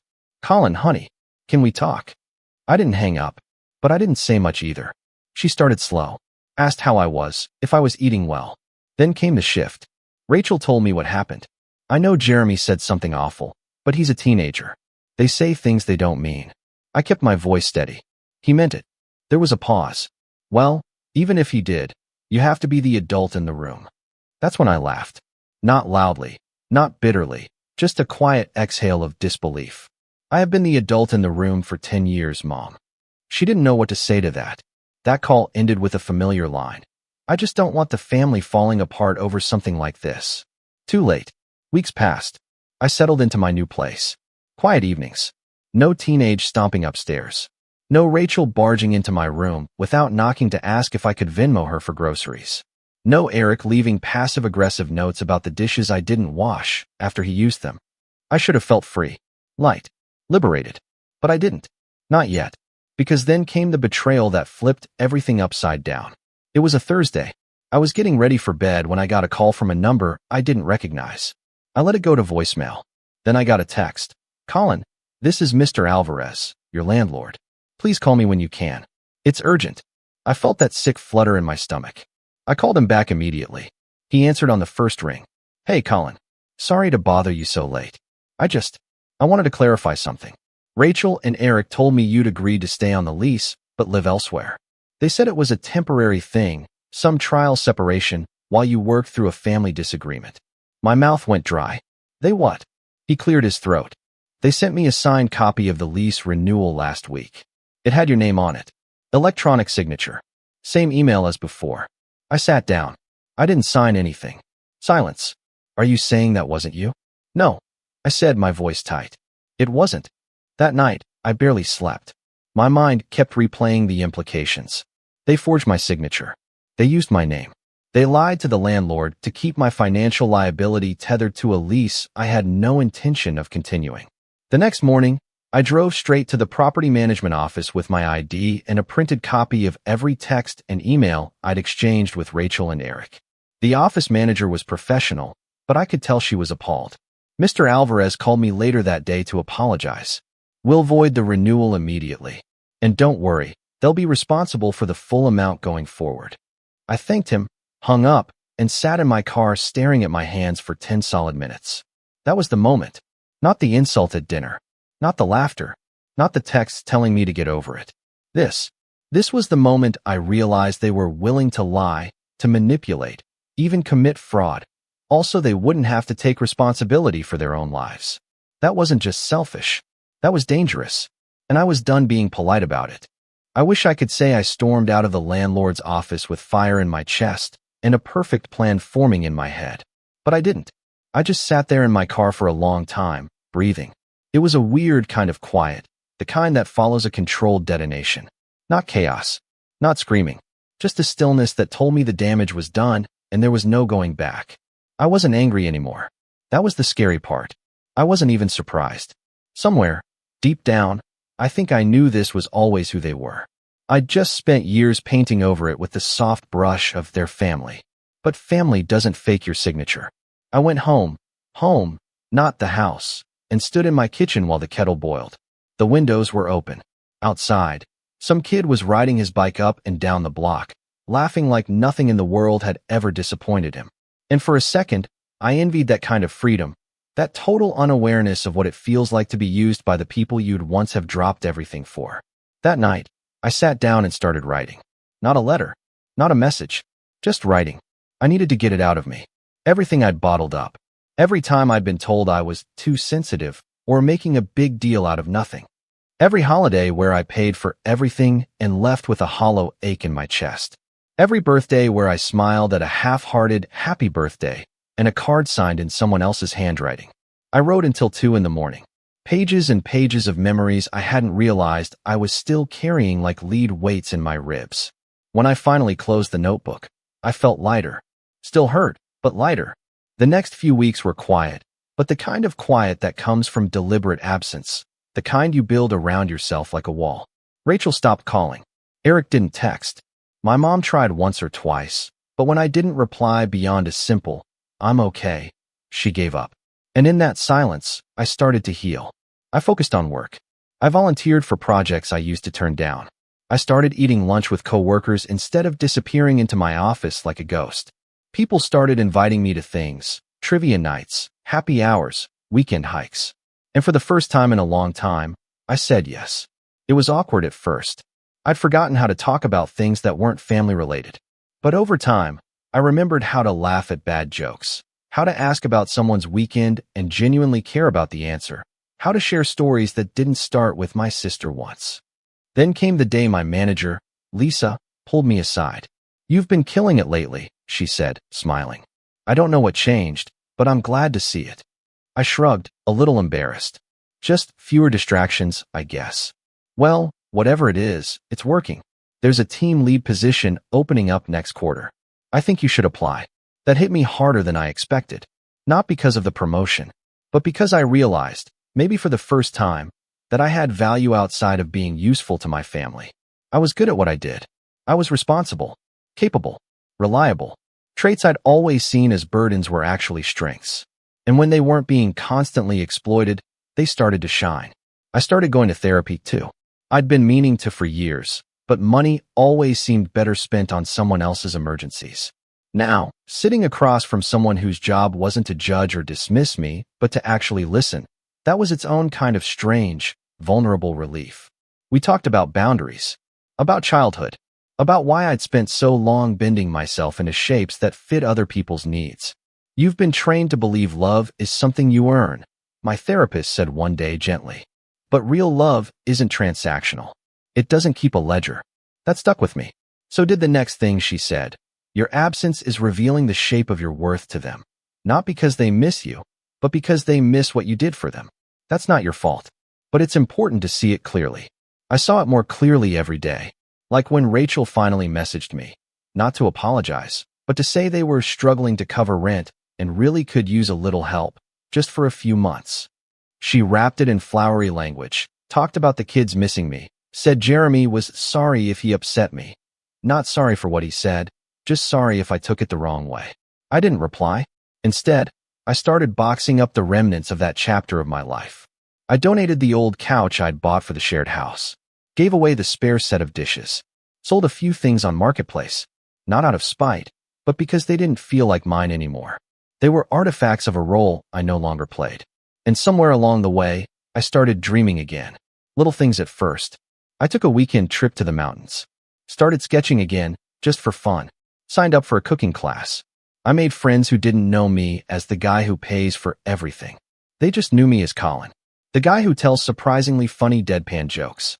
The guy who's obsessed with grilled cheese experiments. The guy who finally, seems like he's coming back to life. But then something happened that shook me in a different way. I got a call from my niece. Not Jeremy. Not Rachel. Not Eric. My niece, Lily. 14. Smart, shy, always kind to me in that gentle, middle child way. We hadn't spoken since I left. "Uncle Colin?"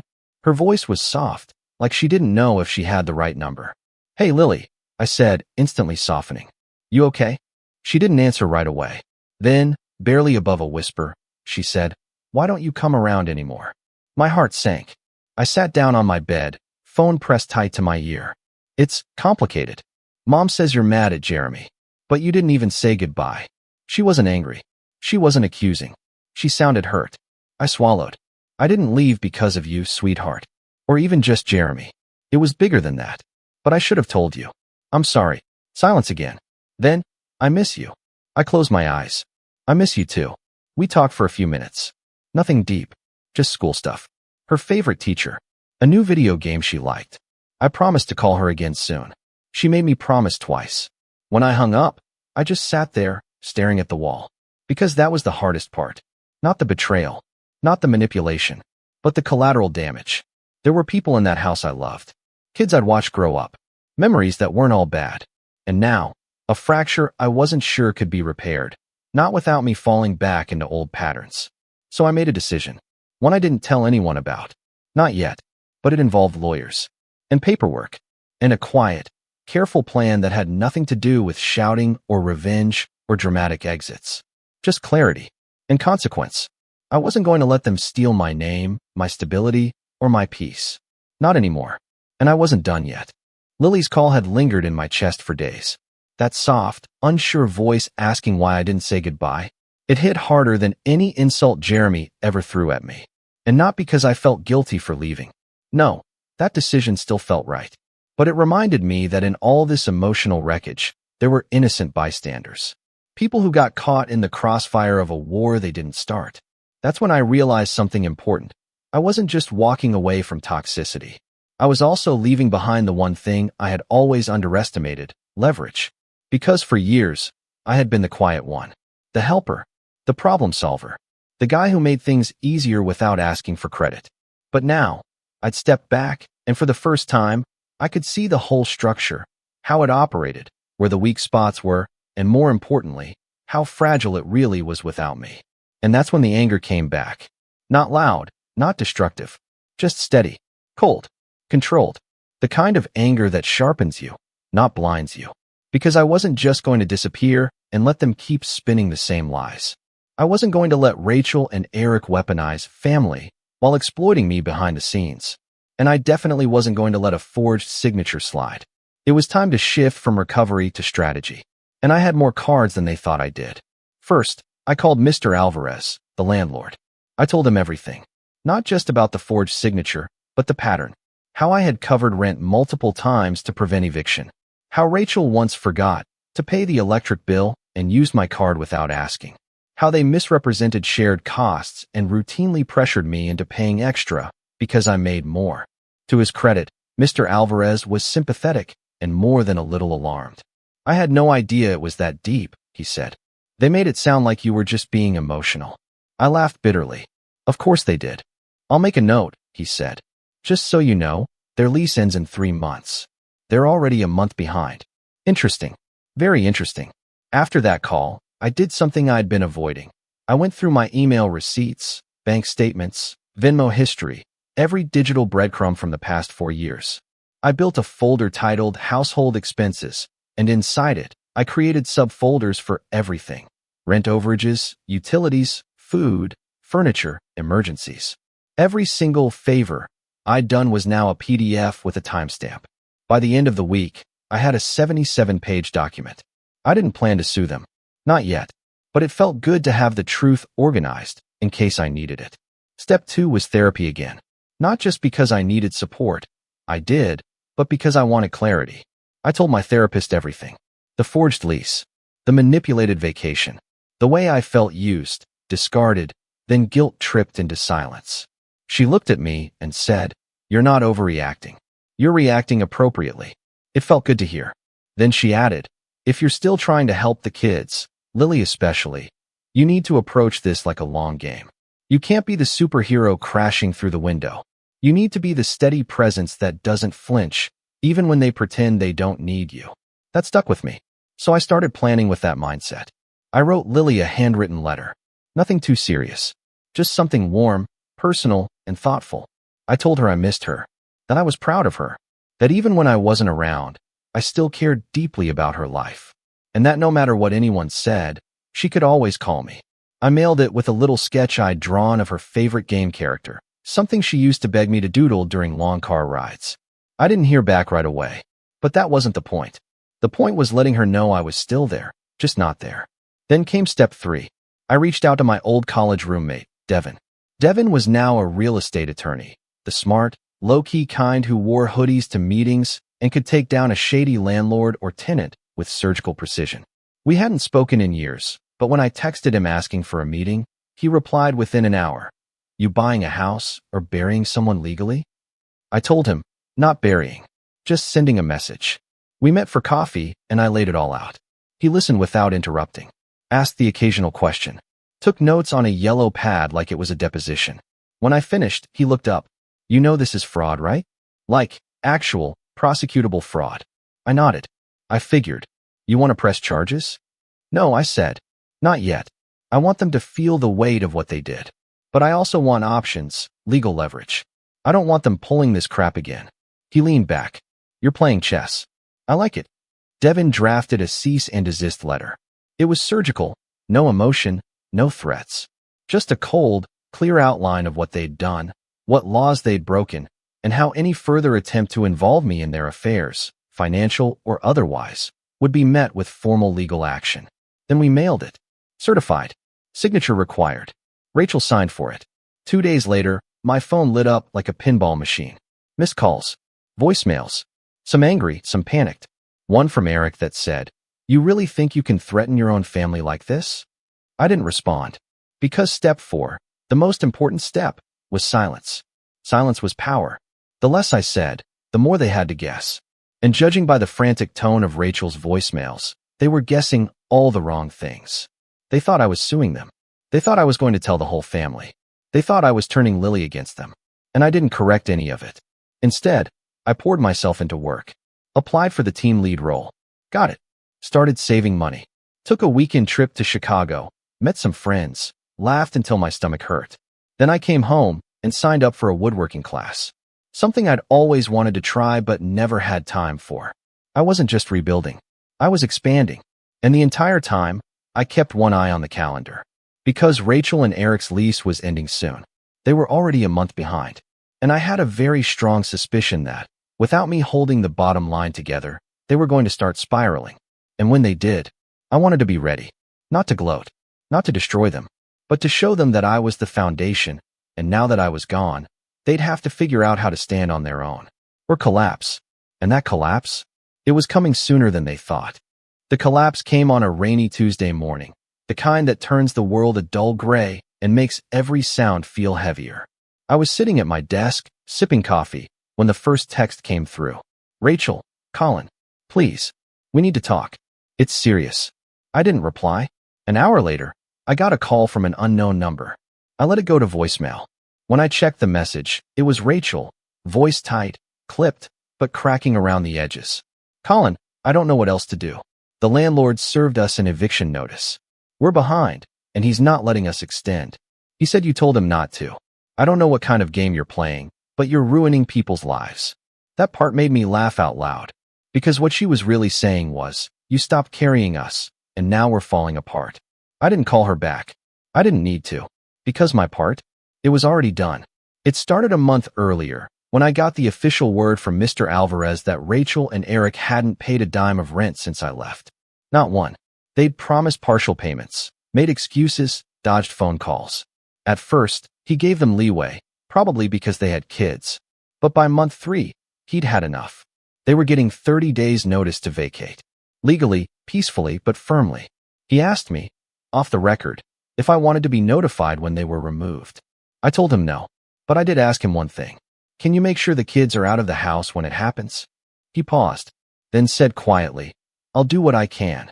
So while the clock ticked down on their lease, I waited. And while I waited, I prepared. See, revenge, real revenge, isn't about fireworks. It's about pressure. It's about removing the thing they leaned on most and letting nature do the rest. Rachel and Eric had built their entire world on the quiet assumption that I would always be there. That I would forgive. That I would fix. That I would pay. And now, for the first time, they had to answer for their own decisions. Word spread quietly through the family. I hadn't said much, but the story got around. Not from me. I was careful about that. But from Rachel's own desperate flailing. She'd told our mother, hoping to turn her into an ally. But instead, it just cracked open a conversation our family had been avoiding for years. Mom called me one night, days before the eviction notice was served. "Colin," she said, "I want to apologize." I was quiet, waiting. I should have stepped in sooner. I didn't realize how much they were leaning on you, or how long it had been going on. "They didn't hide it," I said. "You just didn't want to see it." She sighed. "I know." And for the first time in years, we had an honest conversation. No guilt. No manipulation. Just truth. She told me Rachel had always assumed I'd be fine because Colin's the responsible one. That she figured I didn't mind because I never complained. "That's the thing," I said. "I shouldn't have had to complain." She didn't argue. When the eviction was finalized, I didn't celebrate. I went for a walk. It was a strange day, sunny but cool, with wind that made the leaves shiver on the trees. I kept thinking about Lily.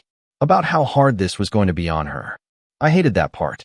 But I also knew she'd learned something through all this. Something about honesty, responsibility, and the cost of pretending things are fine when they're not. I didn't want her to see me as the villain. So I sent her a message. Just one sentence. If you need anything, I'm always here, no matter what your parents say. She replied with a heart emoji. Simple, but powerful. I didn't know where they moved right away, but I found out through mutual connections that they were staying at Eric's cousin's place across town. Cramped. Temporary. Not ideal. Rachel had tried applying for a new place, but her credit was bad, and with an eviction on her record, most landlords wouldn't touch her. She called me again the week after the move. I let it go to voicemail, but this time, I listened. Her tone had changed. No anger. Just resignation. I just wanted to say you win. Okay. Is that what you wanted? You got what you wanted. I paused the message. Thought about it. No, I thought. This wasn't about winning. This was about stopping. Stopping the cycle. Stopping the abuse. Stopping the slow erosion of my peace for the sake of people who would never protect it. When I resumed the message, her voice softened. I know we messed up. I know what Jeremy said was awful. I should have said something. I just didn't think you'd disappear. I didn't disappear. I thought. I just stopped bleeding for people who didn't notice I was bleeding. She ended with, if you want to see the kids, I won't stop you. They miss you. That part made my chest ache.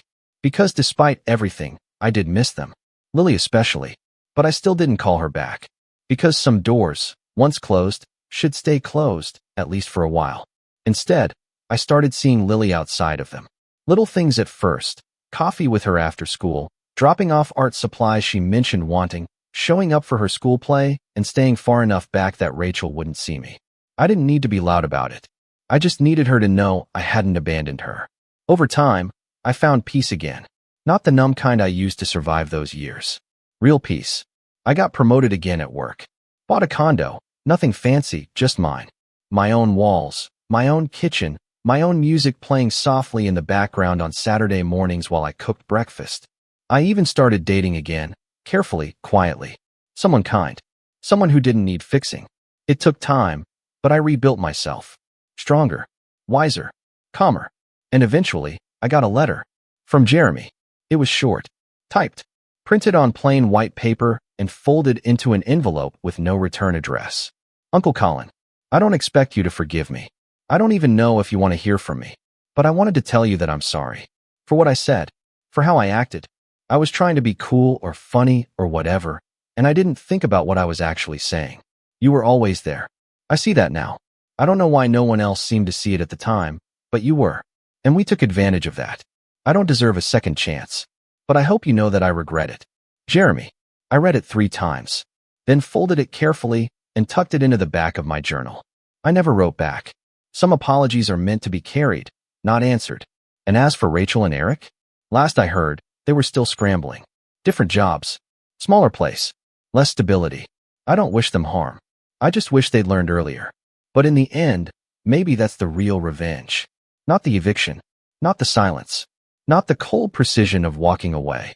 But the fact that I'm thriving, not in spite of them, but because I finally stopped sacrificing myself to keep their comfort intact. They lost their safety net. I found my freedom. And the final thread holding me to that version of my past snapped. Cleanly. Quietly. Powerfully. I was never their foundation. I was their lifeboat. And when I stepped out, they finally had to learn how to swim. I'm Hank, 34, and if you had asked me a few months ago what I thought of family gatherings, I'd have said they were noisy, messy, and occasionally stressful, but ultimately worth it. My dad always said, family comes first, no matter what. And for most of my life, I believed him. I went out of my way to show up to every holiday dinner, every birthday, every graduation. I thought that by being the dependable one, I was helping hold everyone together. But lately, I've started wondering if I've been holding something together that only works because I'm the one doing all the effort, while everyone else just coasts. This year was supposed to be special. My son, Mason, just turned 5, and I wanted to throw him the kind of birthday party that kids remember forever. You know the type, the one they'll talk about at school for weeks. He's at that age where superheroes and dinosaurs are the most important thing in the world, and I wanted to give him both.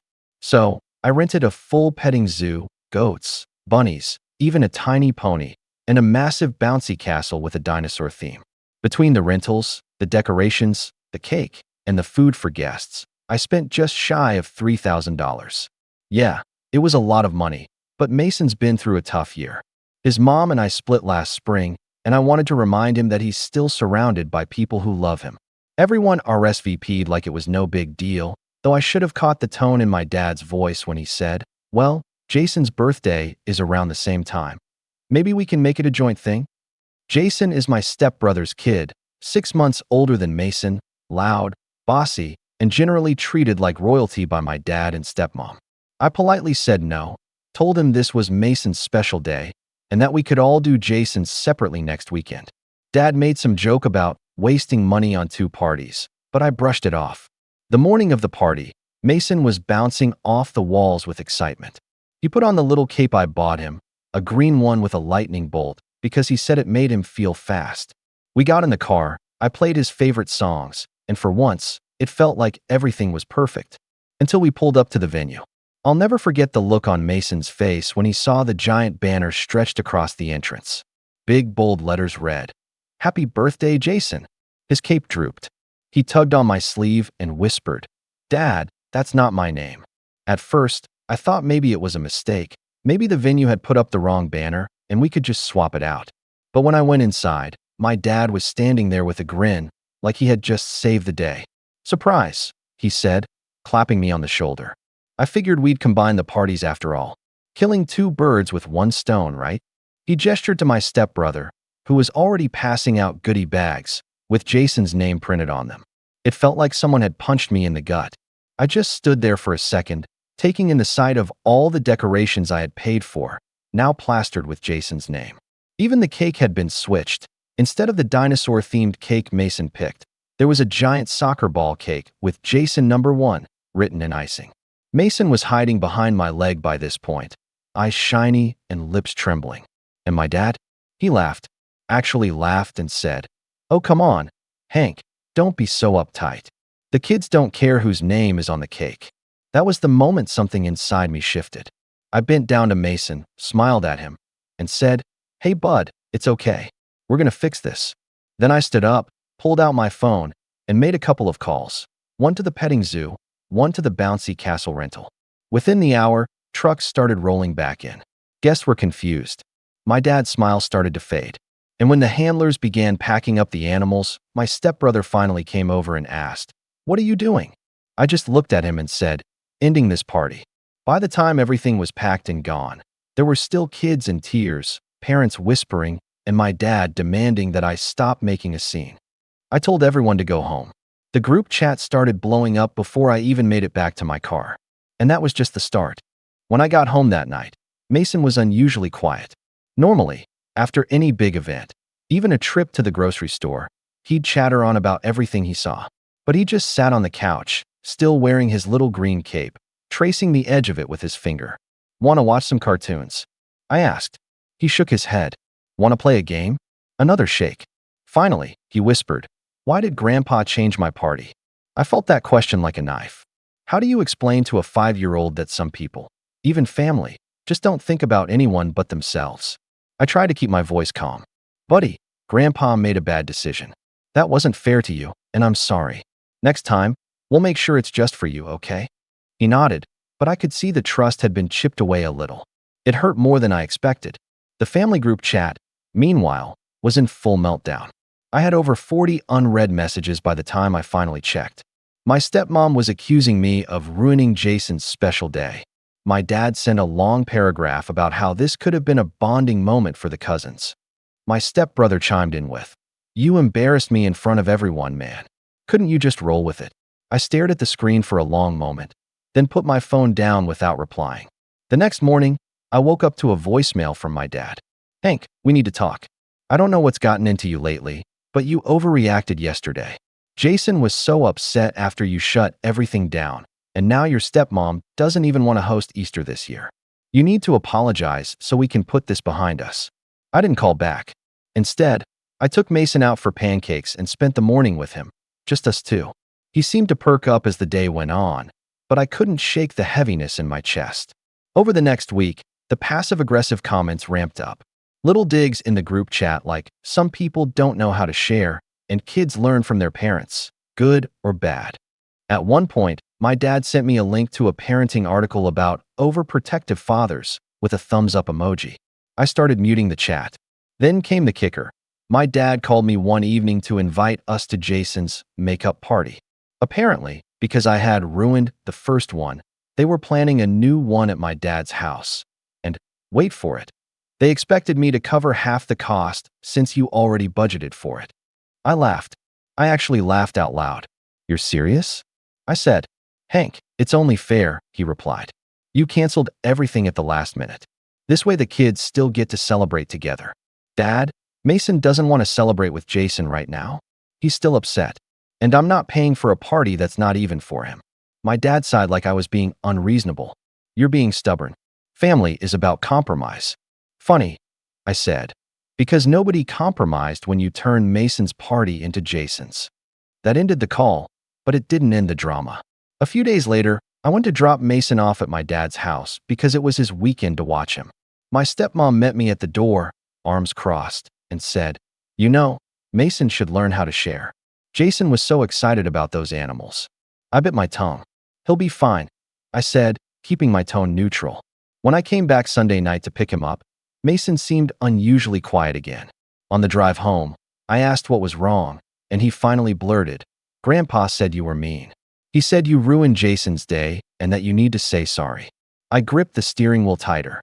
"He said that to you?" Mason nodded. That was the moment the hurt turned into anger. Not the loud, shouting kind, the cold kind. The kind that starts making plans. Over the next couple of weeks, the tension just kept building. My dad started leaving me voicemails saying things like, "Mason won't be welcome here until you apologize." My stepbrother posted a photo of Jason with the caption, "Real birthday boy," and tagged half the family, as if to rub it in. My aunt even texted me privately to say I should just be the bigger person. But the thing that really pushed me over the edge happened 2 Saturdays later. I had taken Mason to the park, and we ran into my stepbrother and Jason by coincidence. Jason marched right up to Mason, smirked, and said, "That was my party.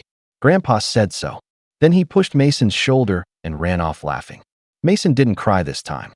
He just looked up at me with this expression I can't even describe, like he was asking if it was true. That night, I sat at my kitchen table long after Mason went to bed, staring at the contract from the petting zoo company, the receipts, the photos I had taken before the decorations got switched out. Something in me clicked. This wasn't just about a birthday party anymore. And that's when I decided I wasn't going to just sit back and take it. The following week, I thought maybe, just maybe, things would start cooling down. The group chat had gone oddly silent, which I naively took as a sign that people were moving on. Mason seemed happier again, even talking about his favorite dinosaur toys without mentioning the party, and I let myself believe that maybe we were turning a corner. Then Saturday morning hit. I was making breakfast when my phone buzzed with a message from my aunt. "Hey, sorry about today. I had no idea they were planning this." Confused, I sent back, "Planning what?" No reply. About an hour later, my cousin sent me a photo on Snapchat. It was a picture of Jason blowing out candles at my dad's house. Behind him, I could see the exact same petting zoo handlers, the same bouncy castle I had rented just 2 weeks ago. My banner, the one that had said "Happy Birthday Mason" before they switched it, was hanging again, except this time the Mason had been covered with paper and hand-drawn letters spelling Jason. My stomach dropped. I called my dad immediately. He picked up on the second ring, sounding cheerful. "Hey, Hank, are you throwing Jason another party at your house right now?" I asked, my voice already shaking. "Well, yeah," he said, like it was the most natural thing in the world. "We didn't want him to feel left out after what happened last time, so we decided to redo it, properly this time. With the stuff I paid for." My dad paused. "Well, technically you canceled, so the company had an opening. Your stepmom just rebooked it. It's not a big deal.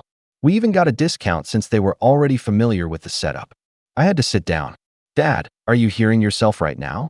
You took Mason's party, again, and turned it into Jason's, behind my back." "Hank," he said, with that exasperated tone he uses when he thinks I'm being dramatic, "it's just a party. You're making this about you, and it's not. It's about the kids. Mason wasn't even invited, was he?" He hesitated. That was all the answer I needed. I hung up before he could say anything else. For the rest of the day, I tried to keep it together for Mason's sake. We built a blanket fort, played video games, made popcorn, but my head was somewhere else entirely. Every time I checked my phone, there were more photos from the party. Jason riding the pony, Jason holding the bunny, Jason grinning from the top of the bouncy castle slide. In one of them, I noticed something that made my blood run cold. My cake. Not a replica. Not something similar. My exact custom dinosaur cake that I had picked up myself 2 weeks ago. The one that had mysteriously been swapped out for a soccer cake before Mason even saw it. I remembered because I had taken a picture of it that morning, proud of how excited Mason would be when he saw the little edible volcano on top. And now here it was, sitting on my dad's kitchen counter with "Happy Birthday, Jason" sloppily piped over the original lettering.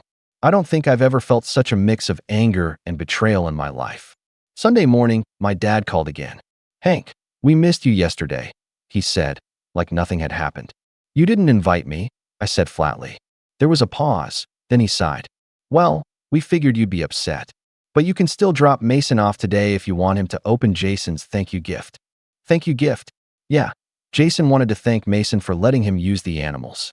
We got him a little soccer ball set. He's going to love it. I stared at the phone, speechless. "So let me get this straight," I finally said. "You took my son's party, used my money, my rentals, my cake, excluded us completely, and now you want Mason to go thank Jason for the privilege?" My dad's tone hardened. "You need to stop making this a competition. Jason's just a kid, and Mason isn't." He didn't answer that. Instead, he said, "If you keep this up, Hank, you're going to alienate the whole family. Is that what you want? For Mason to grow up without cousins, without grandparents?" I realized then that this wasn't just about a party anymore. This was about control. I didn't take Mason over. That afternoon, my stepbrother sent me a text that just said, "Grow up, man." Then a photo came through, Mason's cape. The same one he wore to the first party. Jason was wearing it in the photo, grinning, holding up 2 fingers like he was the champion of something. Mason saw it over my shoulder and asked softly, "Why does Jason have my cape?" I didn't have an answer for him. That night, after I put Mason to bed, I sat in the dark living room staring at that photo until my phone went to sleep. Something inside me had snapped. This wasn't just disrespect anymore, it was cruelty. And I realized something else. They weren't going to stop. The following week was a blur. I woke up every morning with a knot in my chest, went to work, went through the motions, and came home drained. Mason seemed to notice. Kids always notice, but I tried to keep my sadness hidden from him. I forced myself to smile when he showed me the dinosaur drawings he'd made, laughed when he told me about the funny thing his teacher said at school. But at night, after he was asleep, I'd sit in the kitchen with the light off, just staring at the glow of my phone screen, reading and rereading the messages from my dad, my stepmom, my stepbrother. It was amazing how quickly the narrative had shifted. In the family group chat, I had gone from the dependable one to the problem. My stepmom even posted a long paragraph about forgiveness and how holding grudges hurts children. Several relatives liked it, as if that was the end of the discussion. Nobody asked me why I was upset. Nobody asked Mason how he felt. What broke me was when Mason asked if we could go over to Grandpa's house, just to see the animals again. He thought they still might be there. I told him gently that the animals had gone home. "Will Grandpa let us have a party next year?" he asked. It felt like a punch in the gut. "Buddy," I said carefully, "next year, we'll have your party somewhere just for you. No sharing." He looked unconvinced, and in that moment I realized that if I didn't put a stop to this now, he was going to grow up thinking this treatment was normal, thinking it was okay for someone to take what's his and laugh about it. The following weekend, Mason was supposed to go to my dad's for his regular visit. I stared at the calendar for a long time before deciding not to take him. I texted my dad, "Mason's staying home this weekend." Within minutes, my phone started buzzing. "Dad, you can't just keep him from me because you're mad." "Stepmom, you're using Mason as a pawn. Shame on you." "Stepbrother, wow, petty much?" I turned my phone face down and didn't reply. Instead, I took Mason to the Science Museum. We spent the whole day there, just the 2 of us, pressing buttons on exhibits, watching the planetarium show twice because Mason wanted to see the dinosaurs again. For the first time in weeks, I felt a small sense of peace. But it didn't last. When we got home, there was a letter taped to my front door. It was from my dad. "Hank," it read, "if you continue this behavior, We will have to reevaluate how we interact with you and Mason. Family is supposed to be a support system, not a battleground. You owe Jason an apology for how you treated him and for taking away his party. Until you make things right, don't expect to be invited to family events. I read it 3 times, each time feeling my blood pressure climb higher. They had taken Mason's party, excluded us, humiliated us, and somehow I owed them an apology? That was the moment something in me hardened. I didn't call my dad. I didn't argue. I didn't explain myself to anyone in the group chat. I just stopped. I stopped replying to messages. I stopped answering calls. I stopped justifying my choices. When relatives started texting me asking why I wasn't at Sunday dinner, I didn't respond. When my stepbrother posted a photo of family game night, with everyone tagged except me, I didn't comment. Instead, I started saving things. Screenshots of the group chat, photos of the rebranded banner and cake, the invoice from the petting zoo showing the rebooking date and discount, the voicemail where my dad said Mason wasn't welcome until I apologized. I wasn't sure what I was going to do with it all yet, but having it gave me a strange sense of control. At night, after Mason went to bed, I sat at my laptop researching options. Legal options, financial options, even psychological ones. Ways to set boundaries that actually stick. I read articles about estrangement, about family dynamics, about breaking cycles of favoritism. The more I read, the more I realized this wasn't just about a party. This had been building for years. The little slights, the constant comparisons, the way my dad always seemed to favor my stepbrother because he has a harder time than you do. I thought about every time I'd been told to be the bigger person. Every holiday where Mason's gifts were an afterthought, while Jason got the big ones. By the end of the week, I knew 2 things. 1, I wasn't going to keep letting them walk all over me. And 2, when I finally acted, it wasn't going to be loud or messy. It was going to be calm, deliberate, and impossible to ignore. The next family event on the calendar was Easter at my dad's house. I didn't RSVP. I didn't explain why. And for the first time in my life, I started to feel the faintest spark of power. After weeks of feeling like I was drowning, something changed. Maybe it was all those late-night articles I read about boundaries. Maybe it was just exhaustion from carrying around so much frustration, but I woke up one morning with an unusual sense of clarity. I couldn't control what my dad, my stepmom, or my stepbrother thought of me. I couldn't make them respect Mason's feelings. But I could control what I allowed into our lives. And so I started small. I called the Science Museum and bought a membership. Then I did the same for the zoo, the aquarium, even the little kids' gym across town that Mason had always wanted to try. Every weekend, we went somewhere new. Instead of sitting around waiting for the phone to buzz with some family obligation, we were out in the world, making our own memories. Mason lit up in a way I hadn't seen in months. He stopped asking when we'd see Grandpa. He started telling me which exhibits he wanted to go back to, which animals he wanted to visit again. It was like watching a weight slowly lift off his tiny shoulders.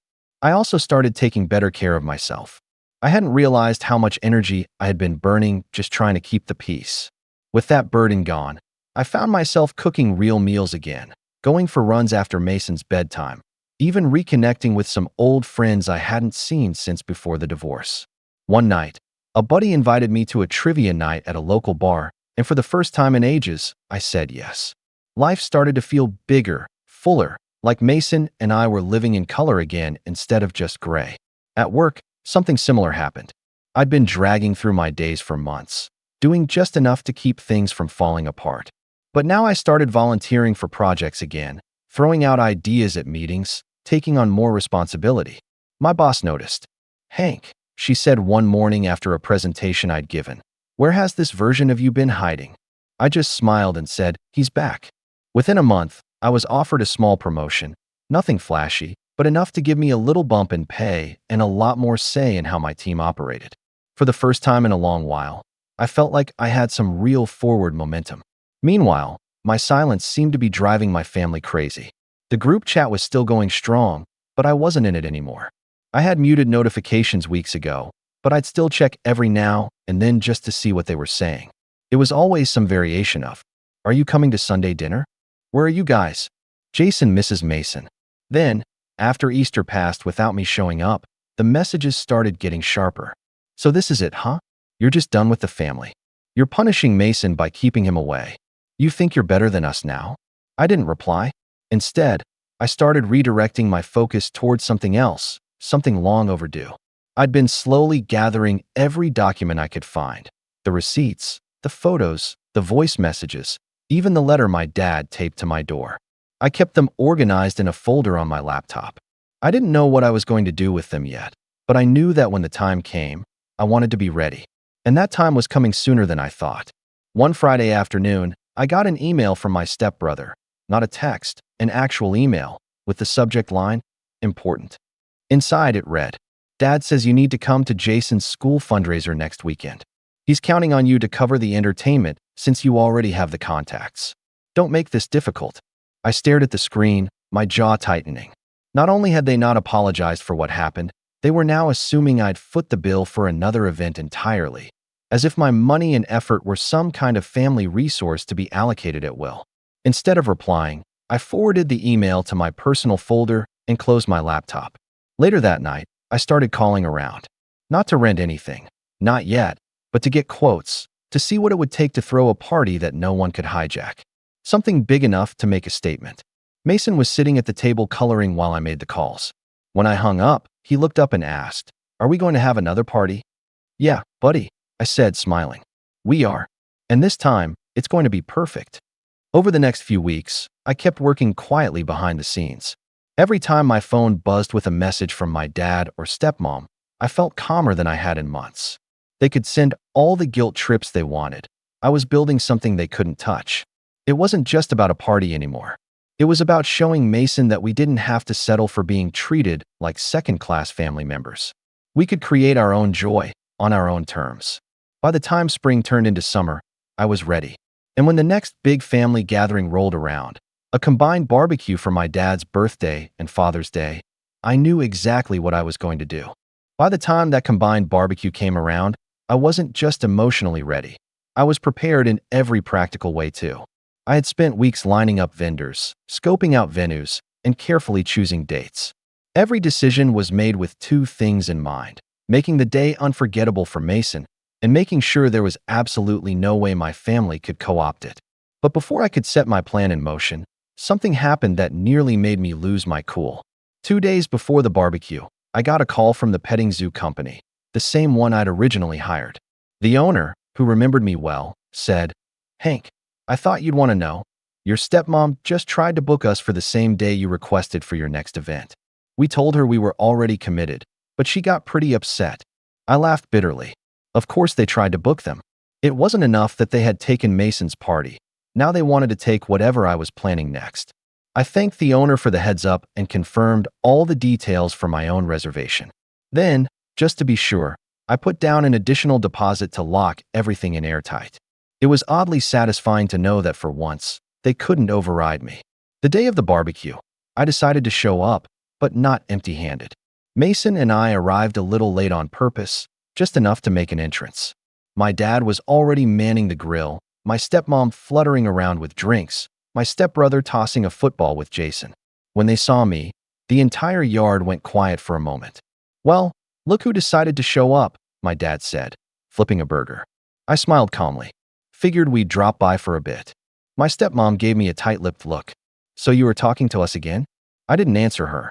Instead, I set down the gift I'd brought, a bottle of my dad's favorite whiskey, and let Mason run off to play. It was strange being back there after months of absence. The house felt smaller somehow, the conversations louder. People kept trying to bait me into talking about the incident, as they had apparently started calling it, but I refused to engage. Every time someone mentioned it, I'd just nod and change the subject. Inside, though, I was more focused than ever. Over the next hour, I quietly observed everything. The way my dad deferred to my stepbrother about what games to play, the way Jason strutted around like he owned the place, the way my stepmom barely acknowledged Mason unless he came to her directly. At one point, Mason came running over, clutching his little dinosaur toy. Dad, Jason says this is his now. I looked at Jason, who just shrugged. Grandpa said we should share. I took a deep breath, crouched down to Mason's level, and said, It's still yours, buddy. Don't worry. Then I stood up, gave Jason a long, calm look, and said nothing. That silence said more than yelling ever could have. When we finally left, my dad called after me. Don't be a stranger. We've got Jason's birthday coming up. Maybe this year we can do something together. I smiled faintly. Yeah, maybe. But in my head, I knew the only thing we'd be doing together was watching my plan unfold. Over the next few weeks, I finalized everything. The first thing I did was secure a venue that my family had no access to, a private park that required advance reservations and had strict guest lists. No walk-ins, no. Oh, we just happened to be in the area. I booked it for a full day, so there would be no overlap with anyone else's events. Then I called the entertainment vendors, not just the petting zoo and bouncy castle, but a magician Mason loved, a food truck that made custom pizzas, and even a small local band that played kids' songs. The more I planned, the more excited I got. For once, I wasn't planning something out of obligation. I was planning something that was 100% on my terms. While I was working on the logistics, I also started quietly pulling back from every shared responsibility my family had roped me into over the years. I closed the shared streaming account that I'd been paying for. I canceled the yard service subscription that I'd been covering for Dad's birthday. I even called my bank and removed my name from a joint emergency fund my dad had set up years ago, where I was the primary contributor. The texts came flying in almost immediately. Why can't I log into Netflix? Did you cancel the yard service? Dad said you pulled your money from the account. What's going on? I didn't answer. Instead, I funneled all that extra money and energy into making Mason's upcoming birthday something extraordinary. One night, after Mason had gone to bed, I sat at the kitchen table with my laptop and looked at the guest list one last time. No stepmom, no stepbrother, no Jason, just the people who had actually shown up for Mason over the past year. My aunt who always brought him little art supplies, my old college friend whose kid played so well with him, a couple of neighbors whose kids Mason adored. It wasn't a big list, but it was the right list. When I hit send on the final round of invitations, I felt something settle inside me. This wasn't just about revenge anymore. It was about rewriting the rules for how Mason and I would live going forward. Still, a part of me couldn't help but smile at the thought of what my family's faces would look like when they realized what I'd done. And if my stepbrother's latest message, "So, you're paying for Jason's party this year, right?" was any indication, they were in for quite the surprise. Mason's birthday rolled around on a warm Saturday in late summer. The sky was perfectly clear, the kind of blue you only get after a night of rain. I woke up early, made pancakes in the shape of dinosaurs, and helped Mason put on a brand new cape, a bright blue one this time, with a gold lightning bolt. He looked in the mirror and grinned. "Today's my day, right?" he asked. "Today's all yours, buddy," I said. And for the first time, I meant it without any hesitation. We got to the private park an hour before everyone else, so Mason could explore. He ran through the grass, climbed the little wooden bridge over the pond, and gasped when he saw the pony trailer pulling up. "They're here! They're here!" he shouted, bouncing up and down. As the vendors set up, I couldn't help but think back to that first party, the way my dad had stood there grinning, proud of himself for killing two birds with one stone. I felt a flicker of anger, but it passed quickly. This time, there was no banner with the wrong name, no stepbrother passing out goodie bags. This was ours. Guests started arriving right on time. My aunt brought a stack of coloring books. My neighbor brought a cooler of homemade lemonade. Mason's friends from school came running up, squealing when they saw the bouncy castle. Within half an hour, the park was full of kids laughing, parents chatting, and music playing from the little band I'd hired. Everything was perfect. Well, almost everything. About 20 minutes into the party, my phone started buzzing. First it was my stepmom, then my dad, then my stepbrother. I ignored them at first, but the messages kept coming. "Where are you? Jason's crying because he thought you'd be here. You're ruining another family event." I put my phone back in my pocket and went to watch Mason feed carrots to the pony. But then, about an hour later, I noticed a familiar car pulling up to the gate of the park. My dad's. I had anticipated this. That's why I'd left strict instructions with the park staff about the guest list. Sure enough, the attendant stopped them at the entrance. From where I stood, I could see my dad get out of the car, stepmom in tow, and start gesturing angrily. After a few minutes, the attendant came over to me. "Sir," he said politely, "there are a couple insisting they were invited, but they're not on the list. Do you want to make an exception?" I looked over at the gate. My dad was standing there with his arms crossed, his face already red. Jason was in the back seat, craning his neck to see past the gate. "No," I said calmly. "They're not guests today." The attendant nodded and walked back to deliver the message. I watched from a distance as my stepmom's face went from shock to fury. She started saying something to my dad, who threw his hands up like he couldn't believe what was happening. Jason started crying. I turned away and went back to the party. A few minutes later, my phone buzzed again, this time with a long, angry text from my dad. "You've gone too far this time, Hank. You can't just exclude your family like this. Jason deserves to celebrate with his cousin. We're coming in whether you like it or not." I read the message, then handed my phone to the park attendant. "If they try to come in, call security," I said. From that point on, I didn't look back at the gate. Instead, I focused on Mason. We played games. We watched the magician make coins disappear. We ate custom pizzas from the food truck and finished the day with a cake that had Mason's name front and center, just like it was supposed to the first time. When everyone sang happy birthday, Mason beamed so wide I thought his cheeks might burst. As the sun started to set and the party wound down, I sat on the grass watching Mason run around with his friends, his cape fluttering behind him. For the first time in months, I felt completely at peace. But I wasn't done yet. After the last guest left, I packed up what was left of the cake and put Mason in the car. Then I drove straight to my dad's house. When I pulled into the driveway, my dad was sitting on the porch, arms crossed, waiting. My stepmom stood behind him, looking like she'd just bitten into a lemon. Jason was inside. I could hear him through the screen door, complaining loudly about missing the party. I got out of the car, holding the box with the leftover cake, and walked up to the porch. "You really did it," my dad said, shaking his head. "You shut us out." "I protected my son," I said quietly. "That wasn't protection, Hank. That was punishment." I set the cake box on the porch railing and met his eyes. "No, Dad. What you did to Mason was punishment. This was a boundary." My stepmom scoffed. "You think you're so righteous. You humiliated Jason today." I turned to her, still calm.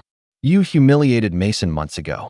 You turned his party into someone else's and then expected him to be grateful. You excluded him from the makeup party. You let your son wear his cape and brag about it. I'm done pretending that's okay." My dad opened his mouth to argue, but I held up a hand. "This is how it's going to be from now on," I said. "If you want to be part of Mason's life, you respect him. You respect me. No more surprises, no more joint parties, no more guilt trips.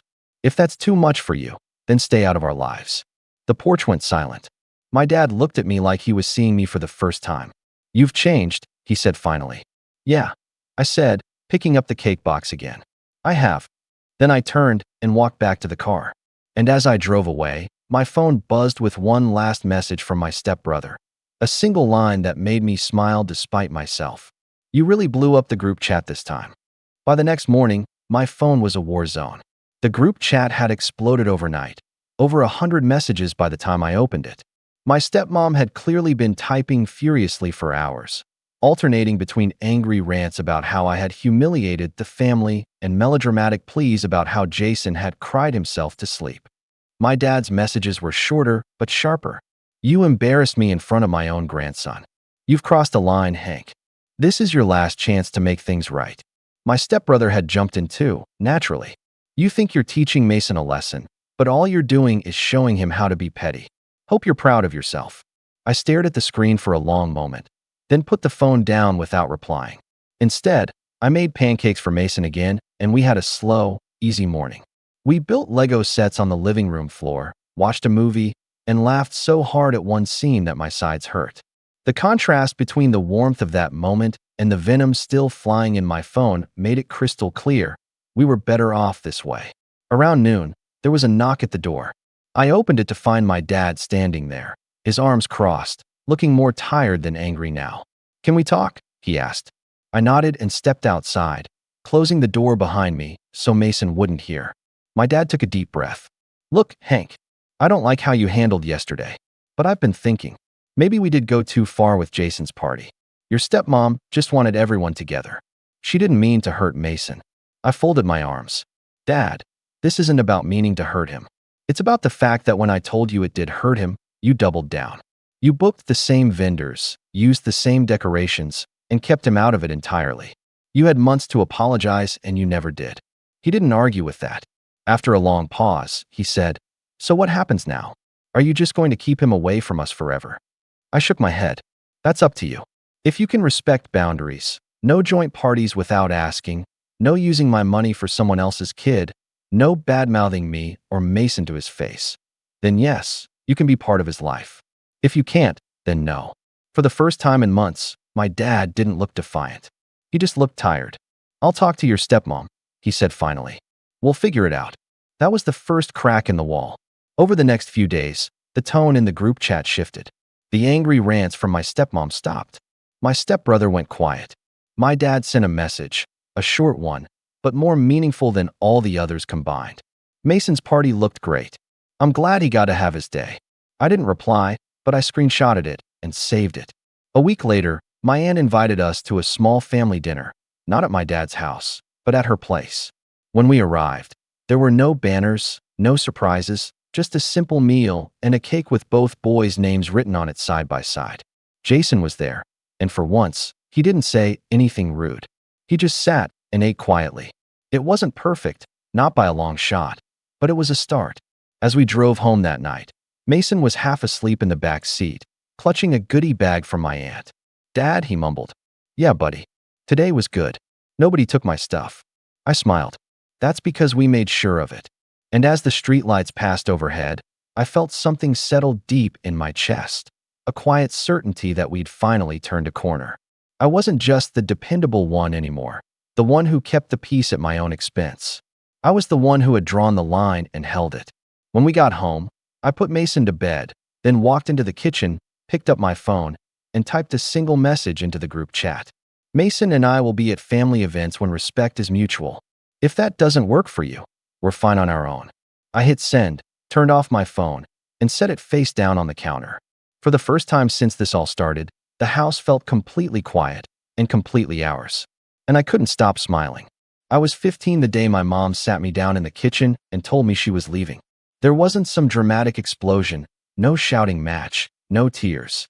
She just made herself a cup of coffee, sat across from me at the little round table with its chipped edge, and said, Colin, you're old enough to figure things out on your own now. I'm moving in with Derek. That was it. Not, let's talk about how this is going to work. Not, here's what's going to happen with school, or rent, or food. Just figure it out on your own. I remember sitting there, blinking at her over the steam of her coffee like I'd misheard. My cereal was getting soggy in front of me. I hadn't even finished my math homework. My voice cracked when I asked, what about me? She sighed like I was being dramatic. You'll be fine. You're smart, Colin. I've done enough. It's time I lived my life. That was the first time I truly felt abandoned. Not in the abstract way a kid sometimes feels when their parent misses a baseball game or forgets a birthday, but really left behind. My mom had decided she was done being a mother, and that the role was optional now that Derek had a big house and a boat, and said things like, we need to live in the moment. I didn't know what figuring it out meant back then. I was a sophomore in high school. I didn't drive. I didn't even have a proper job, just a weekend thing helping out at Mr. Leeds's garage for $20 under the table. I didn't understand how rent worked, or bills, or groceries, or paperwork. But apparently, none of that was my mom's problem anymore.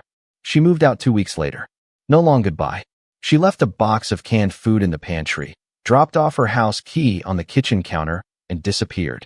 Derek's white Jeep was idling in the driveway when I came home from school.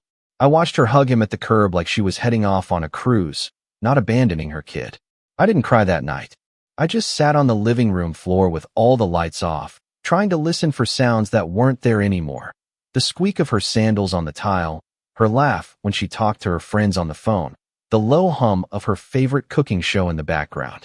It was like she'd been erased, like she'd died, only worse, because she'd chosen to leave.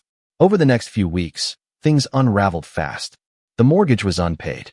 The electricity bill showed up with a pink notice stapled to it. I found out she'd canceled the auto payments on everything, even the water. When I called her in a panic, she didn't even pick up. The only message I got was a single text. You'll figure it out. Be resourceful. That phrase haunted me for years. It felt like a scar on my pride. I don't know how I managed those first few months. I scraped by on garage work, skipped meals, showered at school, pretended everything was fine. When winter hit, the heat didn't work, and I slept in my hoodie under 3 blankets. I'd lie awake some nights thinking, if I disappear, would anyone even notice? But I was stubborn, angry even. I told myself if she wasn't going to take care of me, I'd take care of myself better than she ever could have. I started fixing old bikes and flipping them for cash. Then I started helping classmates fix their laptops. I learned to code from the public library's computers. I signed up for community college classes while finishing high school early. By 19, I was building websites for local businesses. By 22, I had my own small company. Nothing fancy, just me and a couple of freelancers grinding out e-commerce sites and payment systems. By 26, we had a proper office and employees. I hadn't seen my mom in over a decade, and I was okay with that. I didn't need closure. I didn't need her to apologize. I had built a life. Not a perfect one, but mine. I had a condo overlooking the river, a loyal little mutt named Moose, and enough money in the bank that I never had to think about pink notices again. I figured she'd moved on with her new family, with Derek and whoever else was lucky enough to be chosen. She probably didn't even remember the chipped kitchen table or the sound of my voice. But then she called. Out of nowhere. 10 years of radio silence. And suddenly, Colin. Oh my gosh, baby, how are you? I froze. I was standing in my kitchen in sweatpants, halfway through slicing an avocado. For a second, I thought it was a prank. I checked the screen again. Yep. Mom. She launched into this bubbly monologue like we'd just spoken last week. She said she saw my name in some local tech article.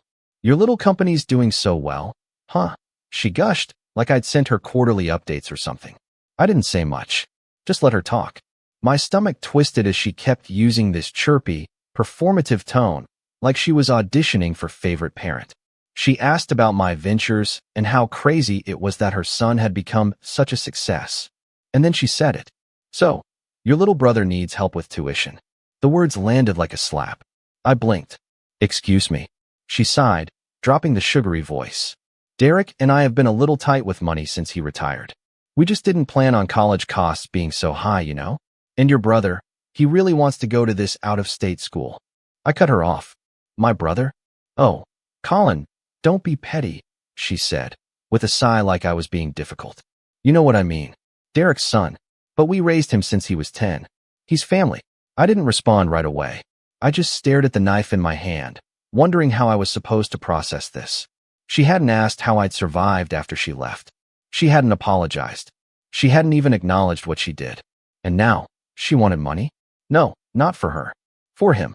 Her new golden boy. I said it slowly, each word like a brick. Ask your husband. There was a pause. Then she said, coldly, is that really how you're going to be? And that was when something in me snapped, not in a loud, rage-filled way, but quiet, focused, like a storm pulling back before it floods the shore. Because I realized something then. She didn't just leave me behind. She replaced me. And now that I had value again, now she remembered I existed. I didn't hang up. Not yet. I had a question burning on my tongue. I asked it flatly, like I already knew the answer. Where were you when I got evicted from our house? Silence. Where were you when I had to shower in the school gym? She tried to stammer something, but I kept going. Where were you when I needed food, Mom? When I needed help? Her voice broke, just a little. Colin, I didn't know. I laughed. It came out bitter. You didn't care to. And before she could say another word, I hung up. I stood in that kitchen for a long time after. Moose curled up next to my foot, sensing something was off. I didn't feel triumph. Not yet. Just wait. Years of silence crashing down into a single phone call. But something had changed. Because for the first time in my life, I wasn't the one on the floor, hoping someone would care. And I had no intention of letting that door open again. Not without a reckoning. Let's just say, that phone call was the beginning of something much bigger. I didn't hear from her again for about a month after that call. Which, if I'm honest, I expected. That phone call. That wasn't about reconnecting. It was a test. A poke. Like she was trying to see if the bridge was still intact, if she could just stroll back into my life like she hadn't burned it to ash 10 years ago. And when I made it clear the door was shut, she retreated. Probably hoped I'd call back with an apology. Or maybe she thought I'd wake up and feel guilty. But I didn't. What I felt instead was something colder. Not quite anger anymore. I'd burned through most of that in my early 20s, but something deeper. A kind of simmering clarity. Like when you finally stop hoping someone will change, and you start seeing them exactly as they are. Still, I thought maybe that was the end of it. Maybe she got the message. Maybe she and Derek and their new kid, your little brother, as she called him, would go back to their picture-perfect, yacht sailing, avocado toast lifestyle and leave me alone. But then the letter arrived. Yeah, an actual paper letter. In 2025. It was addressed to Colin Everett, which already made me bristle. She hadn't used my last name since she remarried and started calling herself Nancy Whitaker. I stood in the hallway of my building, envelope in hand, staring at her handwriting like it was a fossil dug out of a life I'd buried. Inside was a 2-page note, written in blue ink in her looping cursive. The first paragraph was sugar-coated garbage. Hope you're doing well. It was so nice to hear your voice again. We're all so proud of you. I almost laughed. Then came the real purpose. She wrote that Jason, her stepson, had been heartbroken when he found out I wasn't going to help with his tuition. She said he'd always looked up to me, always seen me as a big brother, and he was devastated by my coldness. I read that part 3 times. Big brother? I met the kid twice when I was 17. Once during Christmas, the one year she invited me to her new house before she stopped responding to texts, and again at some awkward birthday lunch that ended with Derek bragging about how Jason got into some elite private school because of our parenting. The next part of the letter made my hands shake. She said that Jason had always had dreams, and he'd been accepted to a school that would truly unlock his potential. She mentioned how Derek had supported my ambitions once, which was a lie. He barely tolerated me, and now it was my turn to support Jason's. And then the kicker. We've looked into your company's public records. It's clear you're in a position to help. It's just a few $1,000s per semester, an investment in your brother's future. Family helps family. I remember reading that last line while standing over my kitchen sink, my fingers curling into the paper like it might bite me. I folded the letter, tucked it back into the envelope, and threw it into the trash. But that wasn't the breaking point. That came later, because about a week after that, I got a text from someone I hadn't seen since high school. A guy named Theo. We weren't close, more like project partners in math class, but I remembered him as decent, quiet, like photography. We hadn't spoken in years. His message was short. Hey, random Q. Is that your brother doing ads for your company?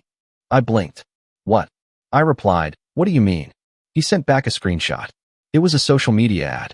One of those flashy Instagram reels with upbeat music and captions flying across the screen.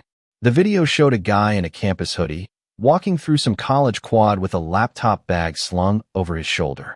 He was saying something about finding freedom through tech and working with startups. And right there in the caption, proud to intern for Everett Tech this summer.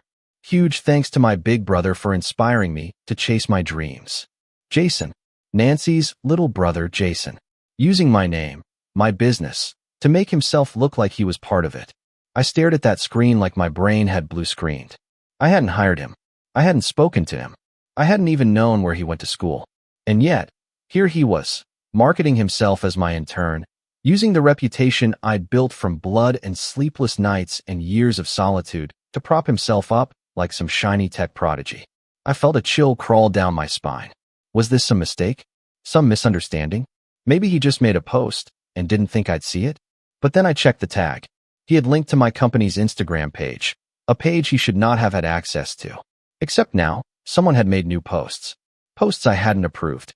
One was a photo of Jason in a hoodie holding a laptop with my company's logo slapped on the screen.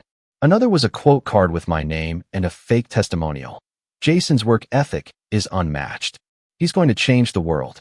I called my marketing lead, Jasmine, in a panic. Did you post this stuff? No, she said instantly. What the hell? I thought you did. No, I said. I didn't. We checked the logs. The posts were made from a backup admin account that had been created just a week earlier, under the name Nancy Whitaker. That's when my heart stopped. Nancy, my mother, had used a spare email address from years ago, one she had access to when she used to help me with my early business paperwork, to log in, create an admin account, and start planting fake promo content about her stepson. She used my platform to build him up, and she did it without asking, without warning, without permission. I was shaking, not just from anger, though that was there, white hot and rising, but from something else, a kind of humiliation, like I just found out someone had been sneaking into my house at night and rearranging the furniture to make it feel less like mine. I deleted the posts, revoked the admin, set up two-factor on every company account, and flagged the incident with legal. And then I called her. I don't even know what I intended to say. I think part of me still wanted an explanation. Still hoped, maybe, that this was some deranged attempt to reconnect, that it wasn't just exploitation. But the moment she answered, I knew. "Oh, Colin," she said brightly. "I saw the ad. Isn't Jason just so? Why did you lie?" Silence. "Why did you say he worked for me?" She scoffed, like I was the one being difficult. "It's just optics. Everyone does that these days. You know, marketing. Jason needed a boost. College is competitive. That's not marketing," I said, my voice flat. "It's fraud." "Oh, don't be dramatic. You broke into my company's accounts." She didn't deny it. "Look," she said, tone shifting. "You have so much, Colin. Can't you just be generous for once? He's your brother." "No," I said. "He's your project. You made your choice 10 years ago. Remember? Figure it out on your own." Her voice went cold. "I didn't expect you to be so vindictive." That word lodged in my chest like a splinter. Vindictive? I had survived without a single dime from her. Had eaten ramen for 2 years straight. Had worked every weekend while she sailed around on Derek's boat and posted margarita photos on Facebook. And I was the vindictive one? I didn't yell. I didn't cry. I just said one sentence, and I meant it. "You don't get to use me anymore." And I hung up. I didn't sleep that night. Because even though I'd shut her down, even though I had the power now, the leverage, the success, it didn't feel like a win. It felt like the final thread between us had snapped. But then, the next morning, I opened my email. And what I saw made my blood run cold. It was a message from a local education nonprofit I'd donated to in the past. Subject line, follow-up, confirming Jason Whitaker's internship for grant application. Inside was a full draft of a letter, from me, praising Jason's contributions to my company and endorsing him for a $15,000 scholarship. Attached was a forged signature. My signature. Nancy had gone further than I thought. And that was the real breaking point. Because now, it wasn't just about me. It wasn't about petty manipulation or guilt trips or fake Instagram posts. She had committed identity fraud. She had used my name, my reputation, to secure real money from a real organization for someone who wasn't even related to me. And for the first time in years, I didn't feel conflicted anymore. I felt focused. Because if she thought the kid she abandoned would sit back and stay quiet while she rewrote history in her favor, if she thought I'd let her steal from my company, from real donors, from the people I worked so hard to uplift, then she had no idea who I had become. Not yet, but she was about to. Because I wasn't going to yell. I wasn't going to beg. I was going to hit back. Quietly, legally, strategically. And when it all unraveled, when the lies collapsed under the weight of the truth, she'd have no one to blame but herself. It's strange, the things you notice when your life starts to fall apart. Not in the dramatic, everything on fire way, but slowly, quietly, like the floor creaking before it collapses. After I found out about the forged internship and the fake letters submitted to the nonprofit, I did what any responsible adult would do. I lawyered up. I didn't yell. I didn't storm into her house. I sent my attorney everything, screenshots, timestamps, a notarized statement confirming I never authorized the internship, and a cease and desist order addressed to Nancy Whitaker. I told myself that was enough. That handling it through the proper channels meant I could move on with my life. That I'd finally done the mature thing. But what I didn't expect was how quickly and thoroughly my name would be dragged through the mud. It started small. An anonymous Twitter account claiming I was jealous of my brother's success and had sabotaged his future. A couple of vague subtweets, some untagged Instagram stories calling me spiteful and cruel for refusing to help family. I brushed it off. Trolls. Noise. People who didn't know the whole story. But then my company's email inbox started filling up. First, it was students reaching out to cancel their internship applications, saying they didn't want to work somewhere that punished people for needing help. Then a local journalist reached out asking if I'd like to comment on allegations of falsified claims and family harassment regarding a student named Jason Whitaker. That's when I knew Nancy had gone on offense. I didn't have proof, not yet, but it didn't matter. She'd found a way to spin it. To make it look like I had used my power to crush a poor college kid's dreams because of some bitter childhood grudge. And people ate it up. She framed me as the cold tech bro with a chip on his shoulder, and Jason as the bright-eyed underdog trying to make his way. The nonprofit rescinded the grant, citing conflicting information. The school quietly pulled Jason from their website's Spotlight program. But none of that mattered. The damage was already done. And the worst part? I started to believe it. Not the lies, not really, but the idea that maybe I had overreacted. Maybe I was still that angry, abandoned kid deep down. Maybe I just hadn't grown past it. I started replaying everything. The phone call, the letter, even that old phrase, figure it out on your own. Had I? I stopped sleeping, stopped eating properly. Moose would nudge me for walks, and I'd forget we'd already gone out that day. I showed up late to meetings, sat through pitches half distracted, and started handing off responsibilities to people I barely trusted. For the first time since building the company, I considered stepping down. Not permanently, just a break, a pause, something to stop the world from spinning. I booked a cabin 2 hours outside the city. No signal, no Wi-Fi, just me and a wood-burning stove. I left my laptop in the car. I brought one book and no charger. I needed space. I needed to remember who I was before all this. The first night, it snowed. I stood outside in my socks and hoodie, watching the flakes gather on the railing, and I realized something that nearly broke me. I didn't know what I wanted anymore. Not revenge, not justice, not even peace. I just wanted to feel like I wasn't trapped in someone else's story. Because that's what it had become, hadn't it? I wasn't Colin, the founder of Everett Tech. I wasn't the scrappy teen who survived on his own. I was Nancy's estranged son, Jason's bitter half-brother, a name in someone else's narrative. And that, more than anything, made me feel powerless. I stayed in that cabin for 4 days. I hiked. I chopped firewood. I sat in silence and watched the sun rise through the trees. I let my mind wander through every version of my life I'd imagined. The ones where she stayed, the ones where she came back, the ones where I had a real family, the ones where I'd gotten help. And then, somewhere around day 3, I picked up a journal that the last guest had left behind. Inside were a few notes, quotes, even some jokes, but one line stood out. The version of you that they created doesn't have to be the one you become. I read it 3 times, and then I cried. Not the hard, gut-wrenching sobs I'd expected.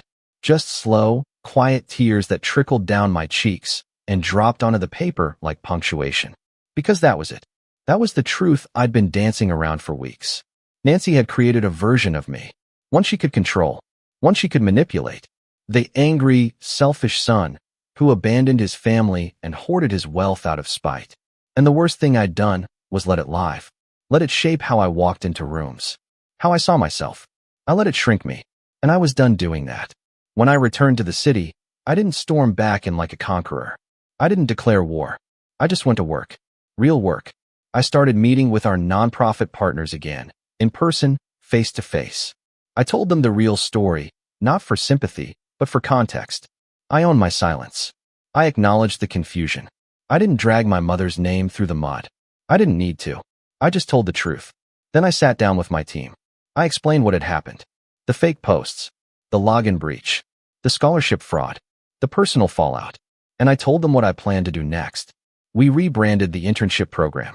We implemented background checks, personal verification, and clearer protocols. I created a scholarship fund, not just for tech students, but for anyone from a home like mine. Kids who'd been left behind. Kids who were told to figure it out. We called it the Bridge Grant, and I didn't put my name on it. But I did write the first check. $10,000. Anonymous. For a first-year student who'd been living out of her car for 2 months while still getting straight A's. It wasn't redemption. It wasn't revenge. It was a start. And it felt right. Meanwhile, I stayed quiet about Nancy. About Jason. Let the gossip fade. Let the noise die down. People move on, after all. Especially when there's no drama to feed on. But I didn't forget. Because while I was rebuilding myself, I was also laying a foundation for something else. Something careful. Something legal. Something permanent. I'd hired a private investigator, discreet, professional, and meticulous, to pull every thread connected to the forgery. Emails, IP logs, application submissions, phone records, everything. And what he found was bigger than I ever imagined. But I'll get to that soon. For now, just know this. Rock bottom isn't always loud. Sometimes it's quiet. Still, a place where the dust finally settles, and you can see what's left of you in the rubble. And if you look closely enough, you might just find a blueprint. Not to go back, but to build something stronger. Something no one can take from you. Especially not them. You'd be surprised what people leave behind in their digital footprints. Old email addresses, recycled passwords, shared cloud drives from years ago. Even a stray document with the wrong metadata can open a door. And once it's open, you can't unsee what's inside. After I got back from the cabin, things didn't return to normal. They moved forward.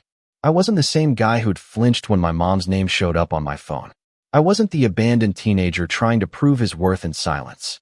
I was 31, legally armed, emotionally grounded, and, for the first time in my life, ready to confront this thing head-on. Not with anger, with precision. You see, it wasn't just about the forged letter anymore.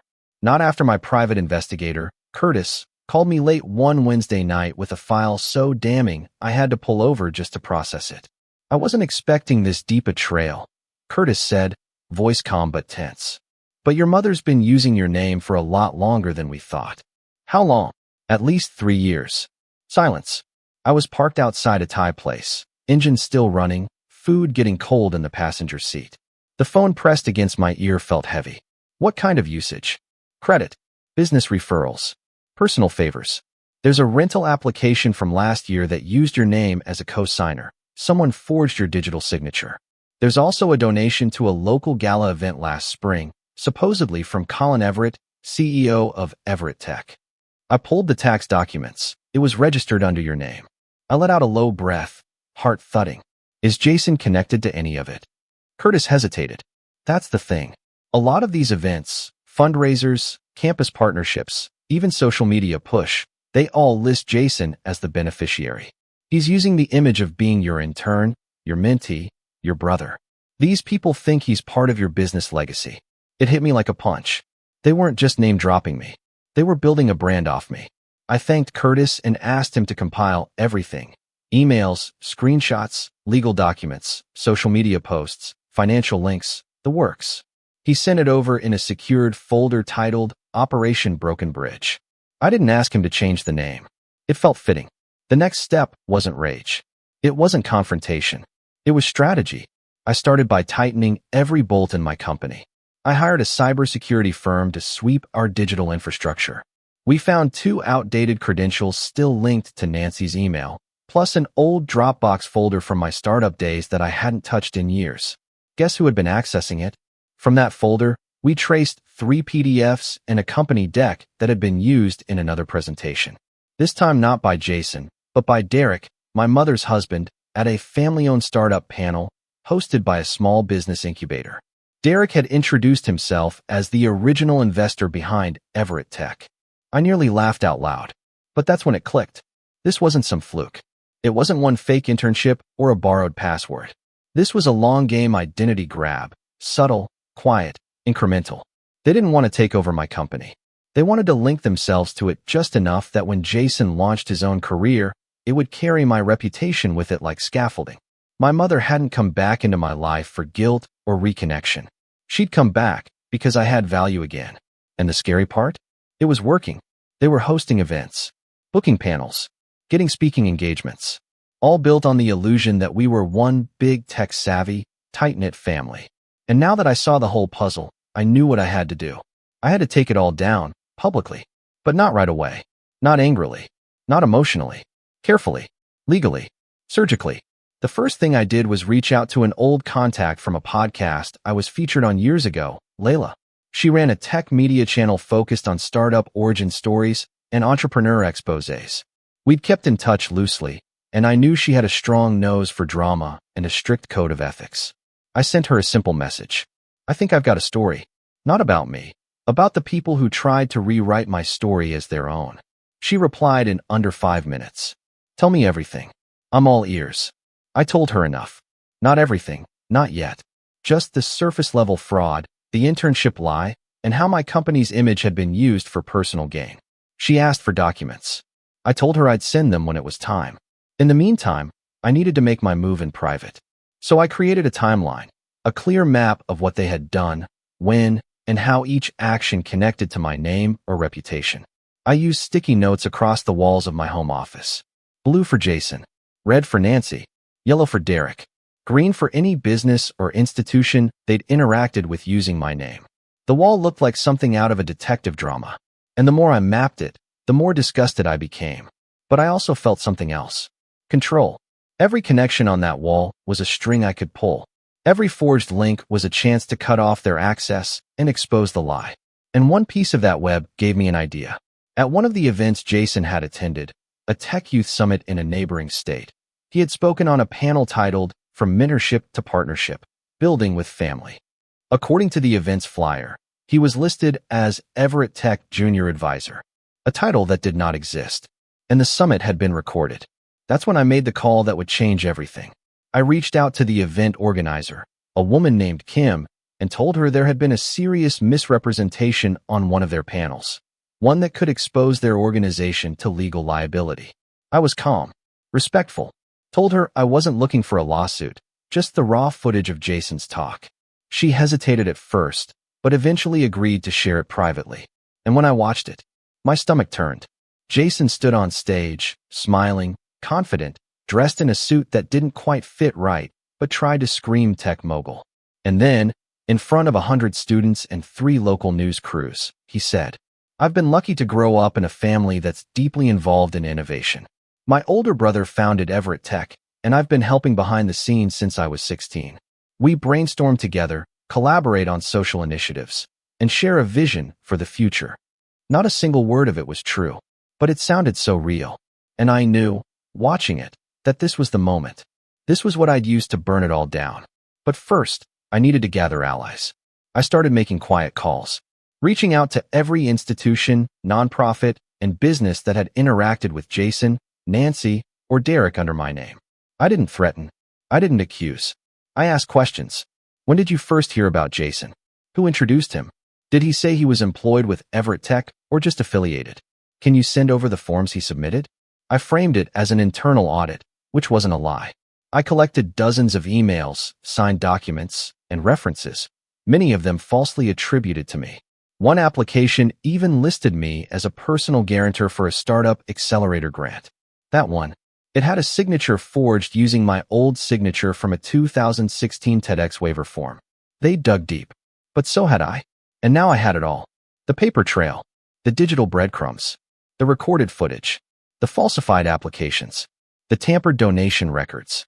And most importantly, I had the truth, which, when weaponized properly, when timed properly, is more powerful than anything they'd ever stolen.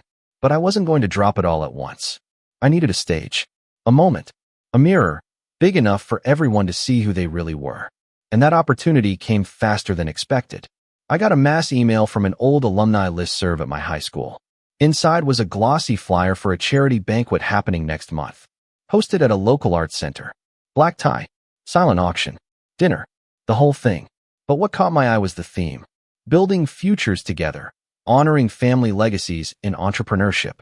And there, listed as guest speakers, right between the mayor and a state senator, were Derek and Jason Whitaker. I stared at that email for a long time. Then I smiled. Because for the first time in this whole twisted saga, they had invited me to the stage. They just didn't know it yet, and I was going to make sure they'd never forget it. The night of the banquet felt like the final scene in a movie I never wanted to star in. It was cold, crisp, and calm. One of those early spring evenings where you can still see your breath, but the air doesn't bite quite as hard. I parked a few blocks away from the venue, the old arts center downtown, and walked the rest of the way. I wasn't nervous, just still, focused, like everything in me had narrowed to a single point. I wore a simple black suit, no tie, clean-shaven, composed, the type of look you wear when you want to make sure people listen and don't just look. The venue was buzzing when I stepped inside. Round tables dressed in white linens, a silent auction area off to the left, soft jazz playing near the stage.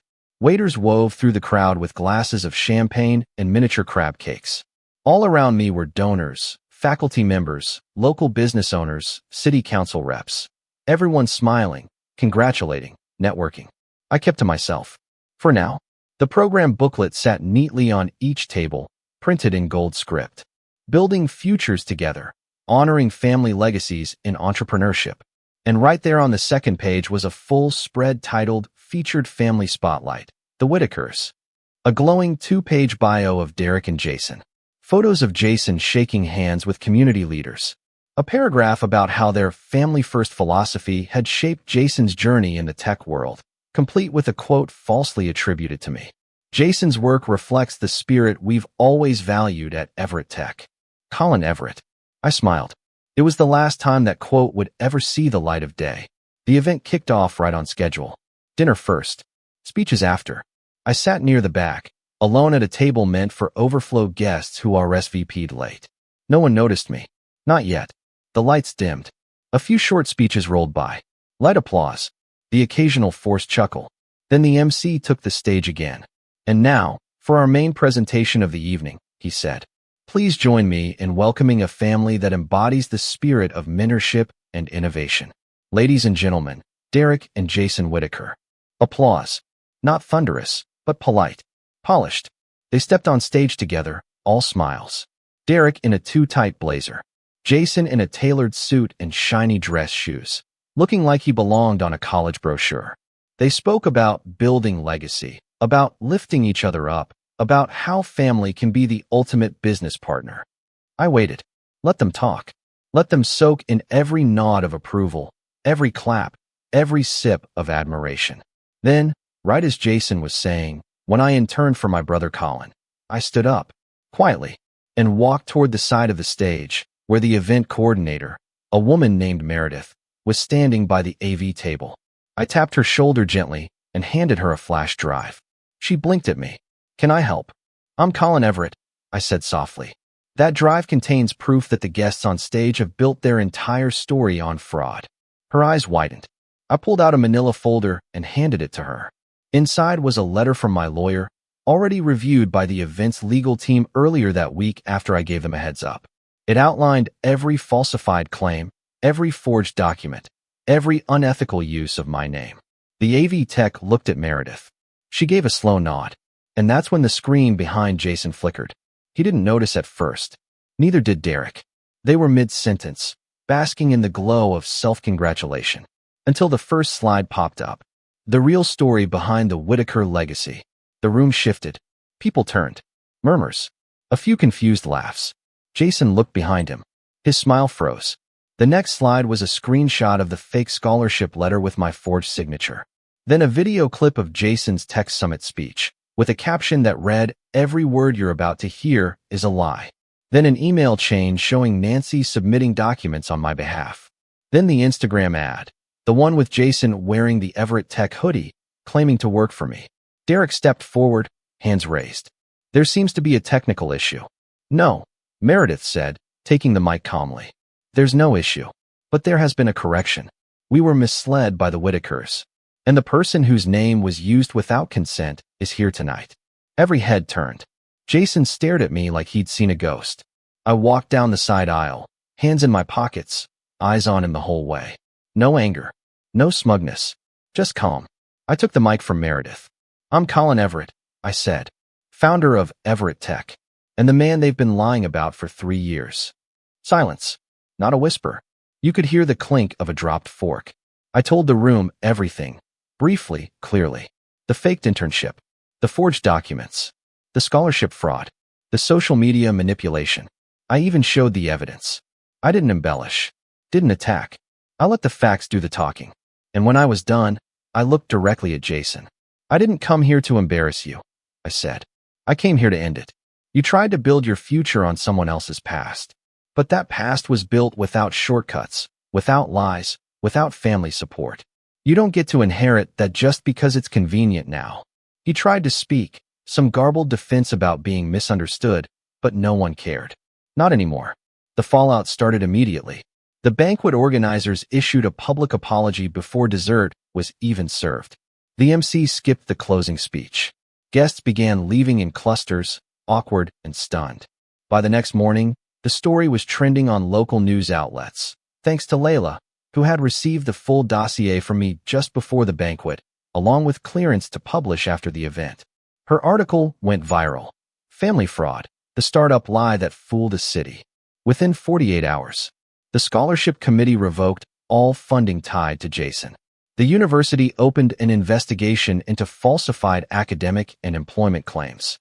Derek's seat on the Small Business Advisory Board was suspended indefinitely.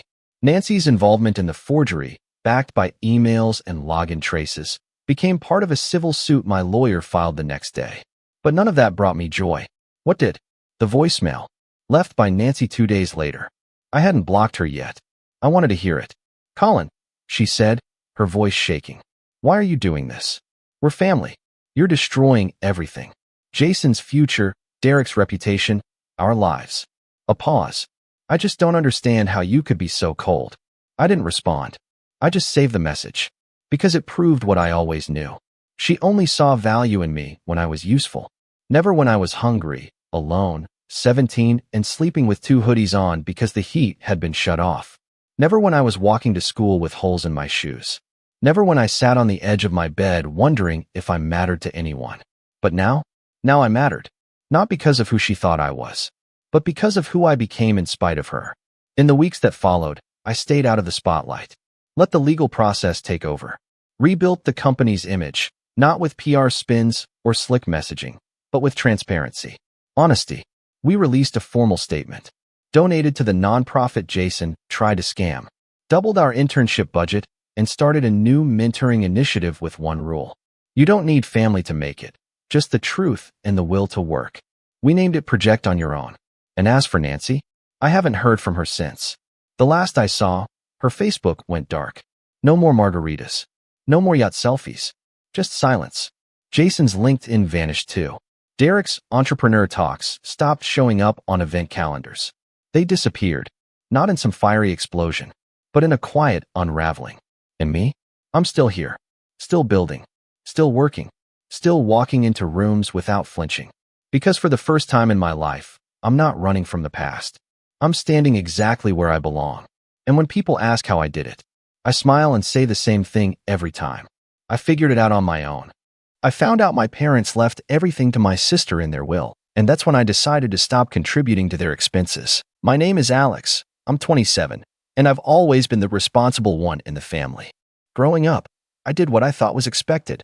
I helped with bills, took care of things when my parents needed it, and was generally the one who kept everything running smoothly. I never thought twice about it. My sister, on the other hand, is 25 and, well, let's just say she never had to grow up the way I did. I was the one that picked up the slack when my parents weren't able to, which happened more often than I cared to admit. But even as I did it, I told myself it was all for family. That's what families do, right? I had no idea the real reason my sister had it so easy until one cold afternoon. It was just a few days after my parents passed away, and we were going over their will. The lawyer was kind enough to meet with us both, explaining the contents of the will. I sat there, a little uneasy, knowing it would be an emotional moment, but I wasn't prepared for what came next. The lawyer handed me the document, and after a moment of flipping through it, I felt like the floor had just been ripped from under me. Apparently, my parents decided that my sister would get the house, the car, all of their savings, and any other assets they had. I, on the other hand, got, well, thank you for your service. I have been helping pay for bills and upkeep on the house for years, believing it was just part of being a family, and now it felt like I had been taken advantage of. There it was, in cold, black and white print. Everything went to her. Every penny. Everything they had. All the years I spent supporting them when things were tight, and I got nothing in return. It wasn't like I expected them to leave me a fortune, but I had hoped for some acknowledgement of the sacrifices I made. I tried to push the sting down as I looked at my sister. She was sitting there, texting someone, her head tilted slightly to one side. I couldn't even begin to describe the frustration bubbling inside me. I wanted to scream at her, but I didn't. I held it in. I always held it in. The lawyer must have noticed the tension because he cleared his throat and awkwardly shuffled papers around. He gave us both a sympathetic look but said nothing more. My sister didn't even blink. She just kept on texting. When the meeting was over, I walked out of the lawyer's office and didn't say a word to anyone. I didn't talk to my sister. I didn't talk to my parents' friends who came by to offer condolences. I just drove home, feeling that bitter knot in my stomach grow tighter and tighter. For the next few days, I did what I always did. I tried to shove the hurt down and just keep going. But the more I thought about it, the angrier I became. My sister didn't even care. She never had to deal with the difficult stuff. She didn't have to take care of our parents when they were struggling. She didn't even seem to care about the house, the money, or any of it. She just got it all handed to her like it was nothing. And I was the one left holding the bag. So I decided to make a change. I'd been contributing to their expenses for years, helping with bills, repairs, and everything else without asking for a single thing in return. No, I wasn't going to contribute another cent. A week after the will reading, my dad texted me.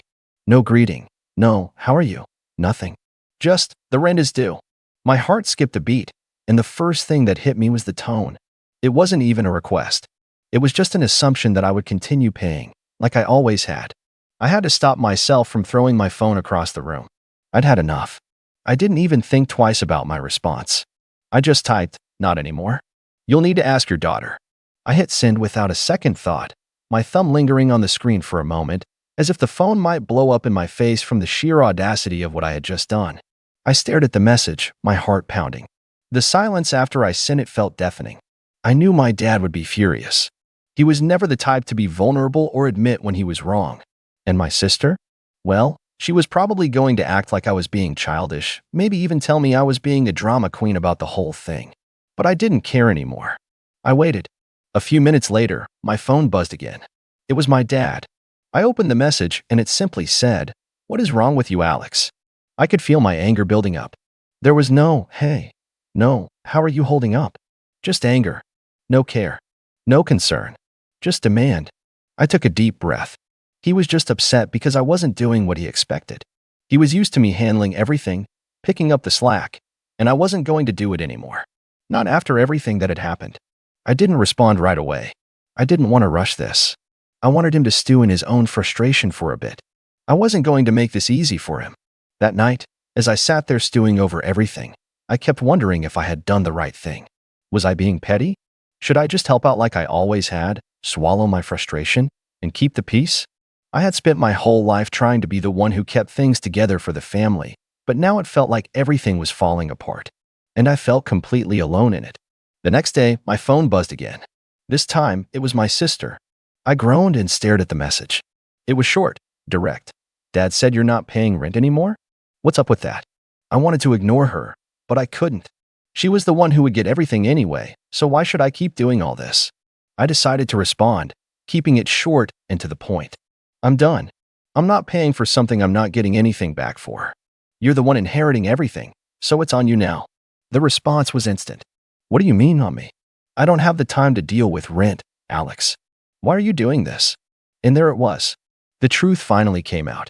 She didn't want to deal with anything. She wanted everything handed to her, just like always. I could feel the anger bubbling up inside me again, but I controlled it. Just a little bit longer, I thought. Just wait a little longer, and you'll get what you've been waiting for. I didn't respond. Instead, I sat back and watched the messages roll in. A sense of calm washed over me, knowing that this time, I wasn't the one being taken advantage of. But then, I got another message from my dad. This one was different. It wasn't just anger or frustration. It was something else. A tone of desperation. The message from my dad read, "Alex, please. We've been through so much together. Your mom would have wanted us to keep this together. I can't do this without your help." I stared at the screen, my thumb hovering over the reply button. The message hit me harder than I expected. I hadn't thought about how he would react to my decision, not like this. The part about my mom, though, his plea, it felt real. For a moment, I almost felt guilty. Was I being too harsh? Had I gone too far? I remembered my mom's comforting words, the way she always told me to take care of my dad. She always tried to keep the peace, tried to make us a family again after every blow-up. But then, just as quickly as the doubt crept in, the anger flared back up. My mom had always been the buffer between me and my dad. She had always been the one to smooth things over when he was demanding, when he made me feel like I was just an extension of what he wanted, instead of me being my own person.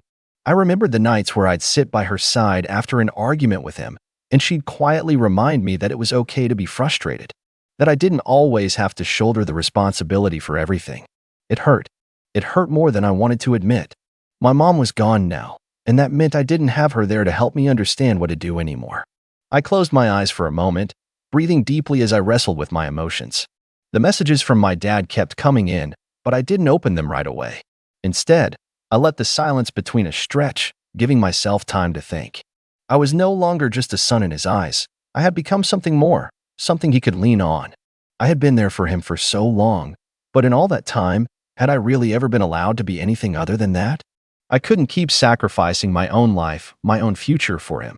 After a few minutes of staring at my phone, I finally replied to his desperate message. I know you want me to help, Dad, but you never gave me a choice. I've been paying for everything for years, and not once did you stop to think about what that was doing to me. You just expected it, like I was some kind of ATM. And now, because of the will, you're acting like I owe you something. I don't. I'm done being your backup plan. I put my phone down and paced around my apartment, feeling a weight settle in my chest. It was the truth, but I couldn't shake the guilt that followed it. Was this too far? Was I really doing the right thing? Maybe I was being petty. Maybe I should just help one last time. After all, they were still my parents, right? But I stopped myself before I could give in. No, I had to stick with it. I had to. This wasn't just about the rent or the bills. It was about respect. It was about finally standing up for myself after all these years of being the one who was always there when they needed me. I checked my phone again, expecting more messages from my dad. And sure enough, they were there. But this time, the messages were different. Alex, please, don't do this.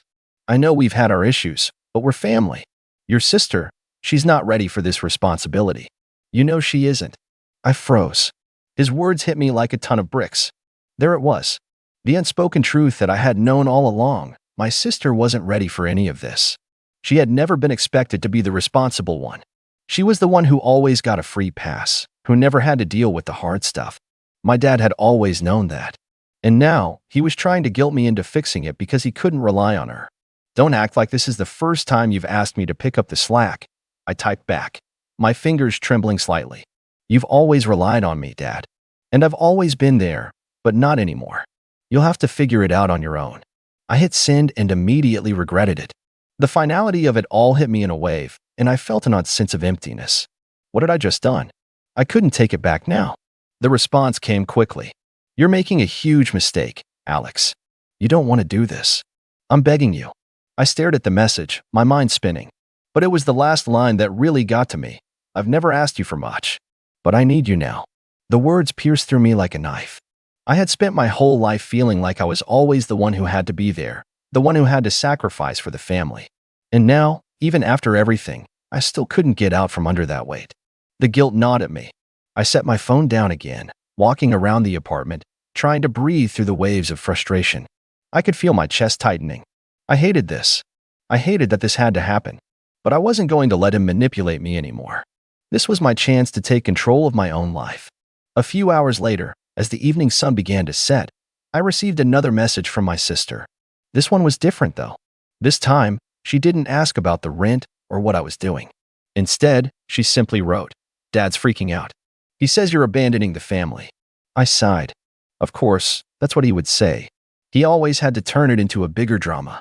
I could already imagine her face, the way she'd act like everything was fine, like nothing had changed. But something had changed. Something had snapped in me, and I wasn't going to be the one holding everything together anymore. But then, the next message came, and it caught me completely off guard. Alex, can you at least talk to me about this? I don't want to lose you too. It was the first time my sister had ever reached out to me like this, genuinely. I could almost feel her vulnerability through the screen. I hesitated for a moment, unsure of how to respond. This was new territory. My sister had never been the one to show any real emotion before. And now, here she was, asking for my help. But my heart was heavy, and my mind was made up. The phone in my hand felt like a weight, and I stared at it for what felt like forever. What was I supposed to say now? I stared at the screen for what felt like an eternity. My sister's words lingered, each letter seeming to pierce through the armor I'd spent years building around my heart. I don't want to lose you too. Those words. I had never heard her sound so human, so vulnerable. It wasn't just about the money anymore. The rent, the bills, the house, none of that mattered as much as this new dynamic. My sister, who had always been the golden child, the one who could do no wrong, was finally showing cracks in her perfect little facade. She was scared, and I could feel that in the pit of my stomach. I wanted to reach out to comfort her, to tell her everything was going to be okay. But the reality of the situation was far from okay, and I had to remind myself why I was doing this in the first place. I didn't owe them anything anymore. Not after how they had treated me. Not after years of me always being the one who had to pick up the pieces. But I couldn't shake the nagging voice in my head. What would Mom have wanted me to do? The guilt surged back, heavy and suffocating. The phone buzzed again, dragging me from my thoughts. Another message from my dad. It read, "I don't know what you want from me, Alex. But I've tried. I've tried everything to make it right with you." I rubbed my temples. It was always the same song and dance. I've tried, but where had those efforts been when I needed them? When I was the one struggling under the weight of their expectations. He didn't care until it was convenient. Now that the wool had cleared everything up, suddenly I was expected to fix everything for them. I looked back at my sister's message, my heart aching a little. I was still the older sibling, still the one who had always tried to keep the peace, even when it meant swallowing my own feelings and pretending everything was fine. But pretending wasn't an option anymore. I couldn't keep pretending that everything was okay. With a sigh, I started typing my response, but this time, I took my time. I wasn't just going to snap back like I had earlier. I had to choose my words carefully, as painful as that was. My sister deserved at least that much. I'm not abandoning anyone, but I can't keep doing this anymore. I'm not your backup plan. I've been the one to handle everything for so long, and it's not fair. You and Dad can't just expect me to fix everything when it falls apart. You have to take responsibility for once.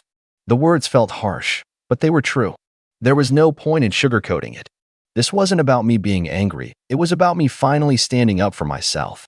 I was tired of being the one everyone leaned on without ever considering how much I was sacrificing.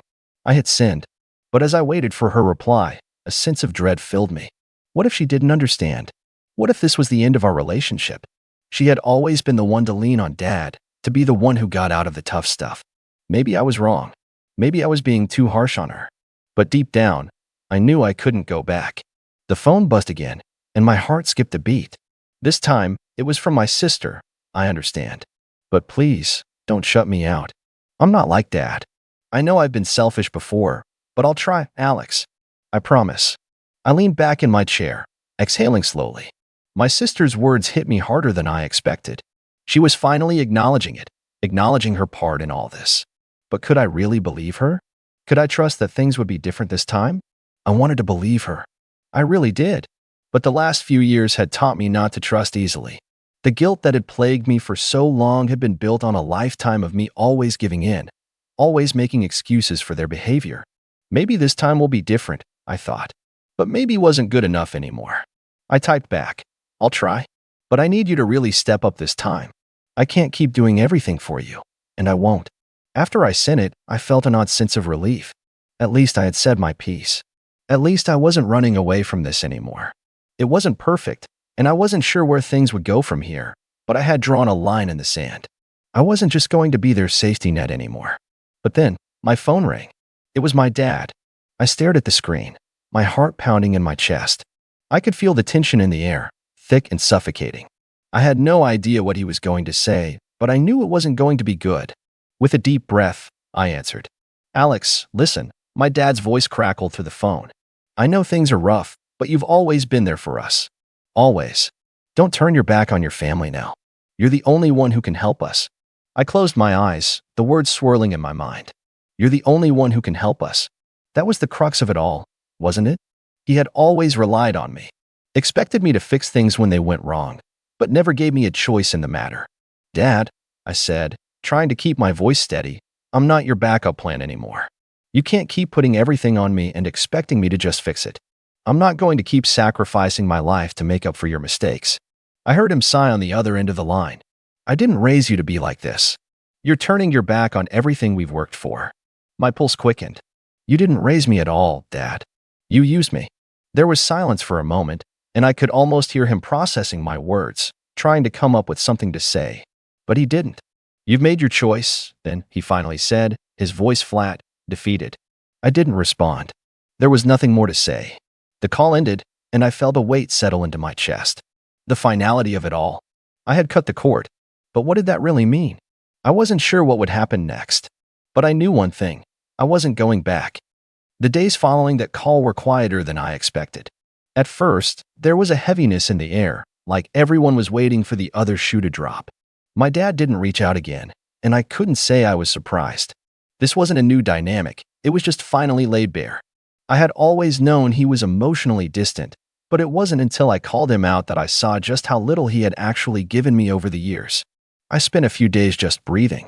I had been holding my breath for so long, trying to make sense of everything. But now, I could breathe freely. The weight of responsibility that had been smothering me for years, responsibility that wasn't mine, lifted, and for the first time, I felt like I had space to live my own life. And then, a week later, my phone buzzed. A text from my dad. "The rent is due." That was it. No apology. No, "How are you?" No acknowledgement of anything we'd just gone through. It was the same old, same old. I stared at the text for a long moment, my heart racing. The old me, the one who would have just caved in, was trying to resurface. I could feel the urge to fix everything, to just pay the rent and keep the peace. But I fought it down. This was no longer my problem. I had drawn the line, and I wasn't going to let it get erased. I typed a response, but I wasn't going to just let this slide. I wasn't going to be his emotional punching bag anymore. "You're on your own," I wrote, my fingers steady despite the storm brewing in my chest. "I'm not the one who has to pay for your choices anymore." I hit send. For a moment, I felt a strange sense of relief. It wasn't just the money, it was the finality. The moment I had stopped being their backup plan, their doormat, their solution to every problem. It wasn't going to be easy, and I knew I'd have to live with the consequences of cutting them off, but at least I was living for myself now. The silence that followed was deafening. No response from him. No frantic calls. Just an empty phone. I was almost surprised. 2 days later, my sister messaged me again. This time, her tone was different. She wasn't the child clinging to the scraps of Dad's approval anymore. "I spoke to Dad. He's furious. He said you're abandoning us." I felt a familiar sting, but I refused to let it control me. Instead, I wrote back, my words as firm as steel. "I'm not abandoning anyone. I'm just done being the one who fixes everything. It's time for Dad to take responsibility for once." There was a long pause before she responded. "I understand, but I don't know how to fix this." I didn't respond immediately. Instead, I let her words hang there, knowing I had done all I could. She was an adult now. She had to find her own way. It was painful, but I had to let go. If she wanted to be part of my life, she'd have to meet me halfway, just like I had to do with myself. Days turned into weeks, and the silence between my family and me grew. My dad never texted me again. He didn't even ask for help when the rent was due again. But I wasn't worried. For the first time, I was free from the chaos of their expectations. Months later, I found out my dad had been forced to sell the house. The bills piled up, and there was no one left to foot the bill. My sister ended up moving into a small apartment, the weight of everything falling squarely on her shoulders. I could feel the distant echoes of guilt tugging at me, but I wasn't the one who had caused it. I hadn't walked away from them. I had walked toward myself. One night, months after everything had calmed down, my sister called me. Her voice was softer than it had been in years, a little unsure. I'm sorry. For everything. I didn't know how much it was affecting you. I should have been there for you." I sat in the quiet of my apartment, listening to her. I wasn't sure how to respond at first, but I knew one thing. Forgiveness was a choice, and I wasn't ready to make it yet. Not because I hated her, but because I needed to see if she could change. If this was going to be different. "I know," I said, my voice steady. "But I can't fix things for you anymore. You have to do it for yourself. We both do." And that was the end of it. We never became the same family we once were, but in a way, that was the best part of all. I had my own life now, no longer buried under the weight of everyone else's expectations. The rent was no longer my problem. The bills were no longer my burden. For the first time in years, I could finally breathe. And this time, it wasn't because I was carrying someone else's weight. It was because I was free. My name is Elias, and I'm 32. I've always been the kind of guy who works hard, keeps his head down, and doesn't make a lot of noise. I'm not flashy. I don't post about my life online, and I don't chase attention. I build things, furniture, websites, relationships. Or at least, I used to think I could build relationships. Then I met Daphne. Daphne was everything I thought I didn't need and convinced myself I couldn't live without. We met at a charity fundraiser her company was sponsoring. She was polished, opinionated, effortlessly confident. She could hold court in any room. I was the quiet guy who fixed their broken mic setup halfway through the speech and didn't expect anyone to notice. She noticed. We had wine. We had laughs. And then we had 3 years together. At first, it was great. She softened around me, I thought. She didn't need to always be on. She could wear sweats and eat instant noodles on the couch, and I got to see a side of her the world didn't. That made me feel like I mattered, like I'd earned a kind of access no one else had. We moved in together after a year. I renovated half the apartment to make space for her art studio, paid off her lingering student loans when her job cut back bonuses. Every time I did something for her, she said thank you, but only after a long pause, like she had to remember she was supposed to. Still, I kept pushing forward, thinking this was just her way. Her parents didn't help. They never liked me. They were old money, the kind of people who made small talk feel like job interviews. They smiled with their mouths and sized me up like I was a coffee table from IKEA. Functional, unremarkable, and temporary. I'll never forget the first dinner I had with them. Daphne's mother tilted her head and said, "So, Elias, what do your parents do?" "Not what I do, what my parents do." I said my mom was a retired school librarian and my dad passed away when I was a teen. Her father nodded like I'd just confirmed a suspicion. That night, Daphne said, "Don't take them too seriously. They just want the best for me." I asked, "And do they think I'm not?"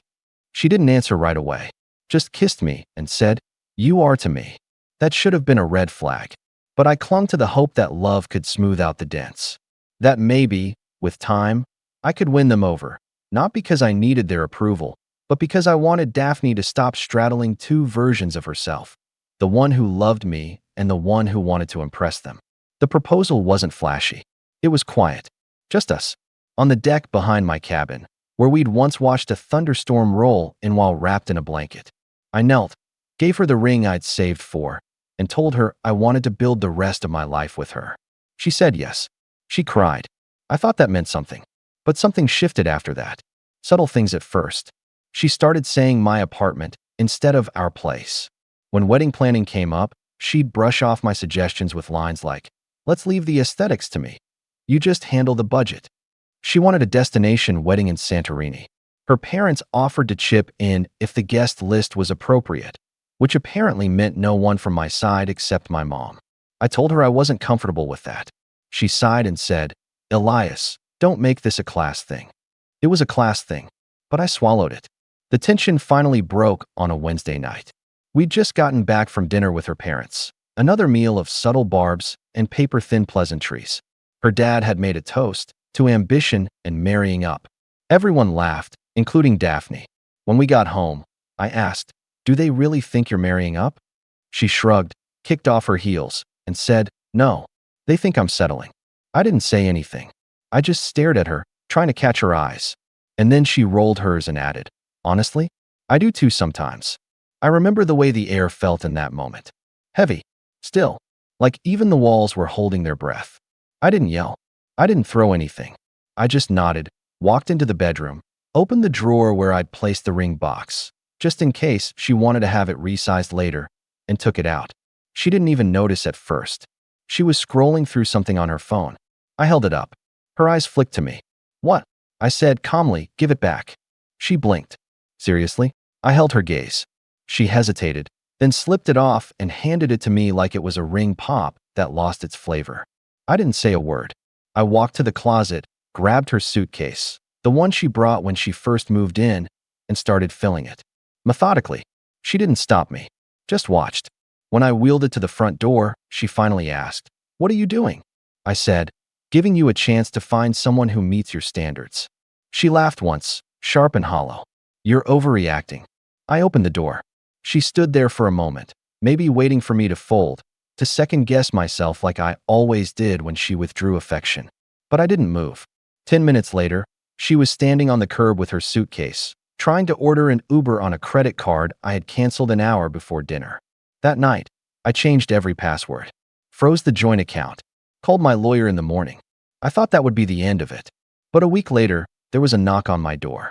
I opened it to see her mother, standing there with mascara-streaked cheeks and a crumpled cardigan, looking like a woman who hadn't slept in days.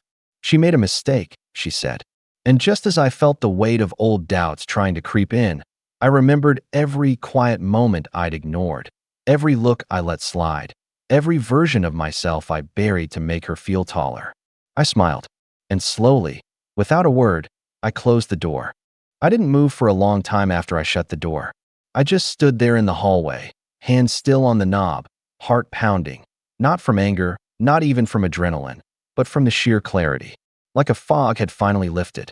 No guilt, no second guessing, just silence and peace. I knew what was going to happen next. Daphne's family wasn't used to hearing no, especially not from someone they considered beneath them. And even though her mom had shown up in tears, that wasn't compassion. It was control. That knock wasn't a plea. It was pressure, dressed up in mascara and mom guilt. And I wasn't playing that game anymore. But the real aftermath didn't hit until a few days later. I was in the garage, finally working on a woodworking project I'd shelved for months. Just me, my tools, and the smell of fresh pine. That's when my phone lit up. First came the texts, from a number I didn't recognize. "Hey, this is Daphne's friend Camila. She's staying with me. I just thought you should know she's been really depressed. Not eating, not sleeping. She cries all night." Then another. "She regrets what she said. She was under pressure. She didn't mean it.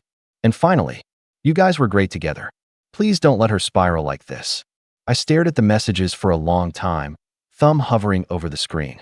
But I didn't reply. I didn't block the number either. I just let it sit there, like a voicemail from a life I wasn't returning to. A day later, the calls started. First, unknown numbers. Then her.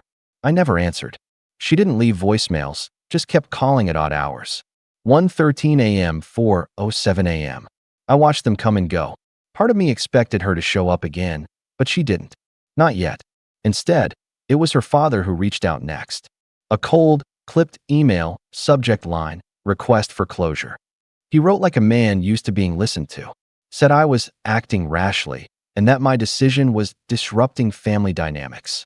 He asked for a meeting between men to resolve this like adults, before reputations are unnecessarily harmed. He signed it with his full name, followed by partner, law firm name. I laughed. Out loud. I forwarded the email to my lawyer, just to be safe, then deleted it without responding.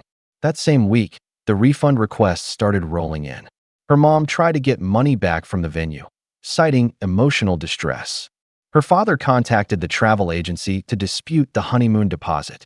I got emails from vendors asking if the wedding was officially canceled. I told them yes, and paid the cancellation fees in full from my own account. I didn't want a dime from them.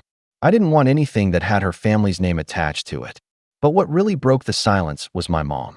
She called one evening after dinner, voice quiet and unsure, like she was walking on eggshells. "Sweetheart, Daphne's mom came by today." My stomach clenched. "She said you weren't answering. That maybe I could talk to you." She cried, Elias. In my living room. I didn't say anything. She said Daphne's having a hard time. That you're throwing everything away over one stupid comment. Is that true? I took a breath. Mom, she didn't just say I wasn't enough. She meant it. She let me build a life around her while secretly wishing I was someone else. "I know," she said. "I just thought. Maybe you needed to hear that you're not the problem." That almost broke me. Because I had been wondering. Not in words, but in flashes. In that old, haunting way where your brain whispers maybe you overreacted, maybe you misread everything, maybe you're being dramatic. That doubt lives in people like me. People who try too hard to make things work. People who believe they can fix others if they just love them hard enough. But hearing my mom say that, it was like someone finally found the right light switch and turned it on. "I know I'm not the problem," I told her. "Not anymore." She didn't say much after that. Just, "I'm proud of you." I slept better that night than I had in years. But of course, peace never lasts long when pride is wounded. Especially hers. The next week, she showed up. Daphne. Not alone this time. She stood outside my building's security gate with a suitcase in one hand, her mom in the other, and a face that looked nothing like the woman I used to know. Her hair was messy, eyes puffy. The look on her face wasn't anger. It was panic. I watched them through the peephole as they rang the bell, over and over again. Then I heard the gate click, my neighbor letting them in. I didn't open the door. I just watched the security feed from my phone, saw her mom pacing in front of my apartment, glancing at her watch like this was all beneath her. Then I heard the knock. "Elias? Please, just let me talk to you." Her voice cracked. Whether from tears or manipulation, I couldn't tell anymore. Her mom stepped in. "Elias, you're being cruel. She's your fiancée. You don't throw away 3 years over a moment of frustration." Another knock. Then silence. Then, "She's pregnant. her mom said. I froze. I stared at the door. The knock came again. Please, Elias, Daphne whispered. Please just open the door. And that is where everything stopped. For a moment, I genuinely couldn't breathe. Pregnant? The word echoed through my mind like a slow explosion, one that kept rippling through my chest long after it was said. I didn't respond. I didn't move. I just stood there, staring at the door, the memory of her voice still hanging in the air like smoke. Was it true? Was it a trap? Was it both? I didn't know. What I did know was that Daphne had never once brought up wanting kids. Not seriously, anyway. Every time the subject came up, she'd change it. Say we weren't ready, or that we'd travel first, or that she wanted to see where her art career took her. She never said no outright, but she never said yes either. And now she was on my doorstep, suitcase in one hand and pregnancy in the other. I opened the security feed again. Daphne was sitting on the bench outside my apartment door, head down, hands shaking. Her mom stood beside her like a sentry, arms crossed, expression tight and expectant, like she was waiting for a butler to open the gates to a private estate. She didn't look concerned. She looked entitled. I turned off the feed. Then I paced. I paced the hallway, the kitchen, the living room, anywhere I could go to burn off the storm gathering in my chest. I knew if I opened that door, I wasn't just opening it to a conversation. I was opening it to everything I'd spent weeks shutting out: manipulation, doubt, the guilt of walking away from someone who used to call me her safe place. But what if it was true? What if I had a kid out there, growing silently behind that door? What kind of man would I be if I didn't at least ask? I stood in front of the door again, my hand hovering over the knob. Then I walked away. Not because I was running, because I needed clarity. I picked up my phone, opened the security camera footage, hit record, and saved the last 10 minutes to my drive. Then I called my lawyer, told him everything, asked him to set up a formal paternity request, discreetly. No confrontation, no drama, just facts. Because if I was going to step back into this mess, I wanted truth first. And until I got it, I wouldn't let her inside. I waited by the peephole. Daphne was still there, wiping her eyes. Her mom knocked again, more aggressively this time. Elias, this isn't just about you anymore, she snapped. I didn't answer. A moment passed, then another. I watched Daphne finally stand, wobbling a bit like she hadn't eaten all day. Her mom grabbed her by the elbow and started walking her down the hallway. Daphne looked back, just once. She whispered something, but I couldn't hear it. Then they were gone. I waited a full hour before I let myself breathe. I wasn't proud of how hard that moment hit me.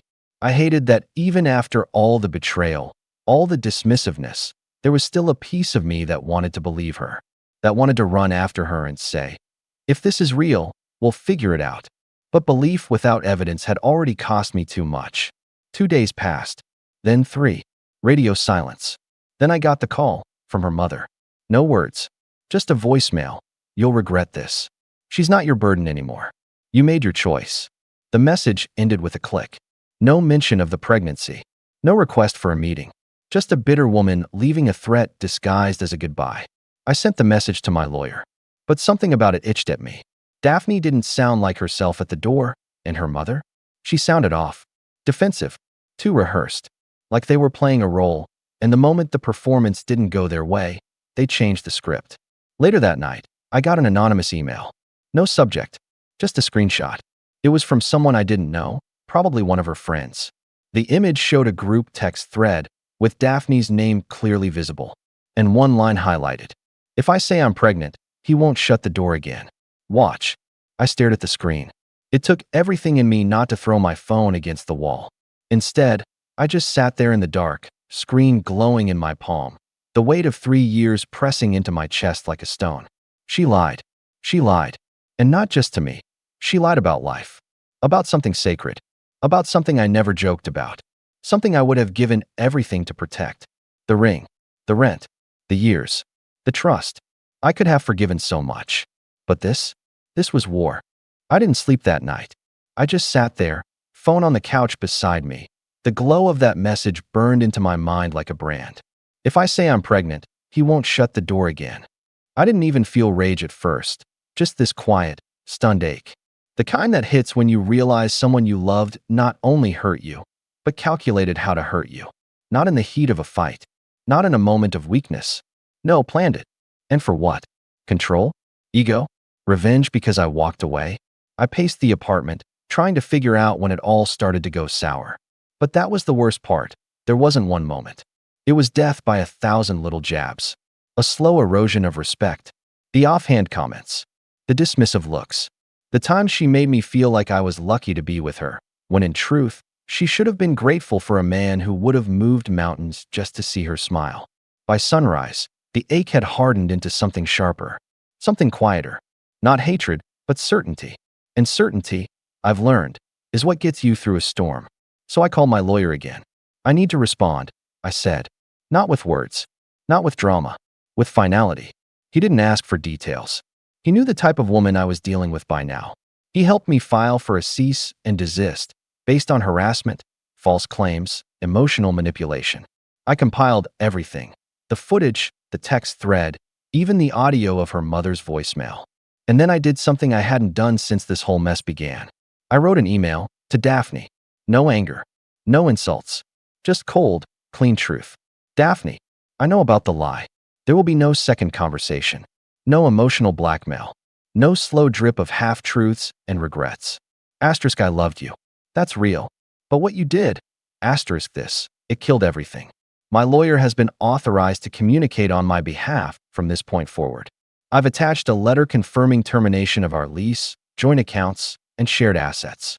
Any items you left behind have been boxed and sent to your mother's address. Tracking number is below. Do not contact me again. Elias.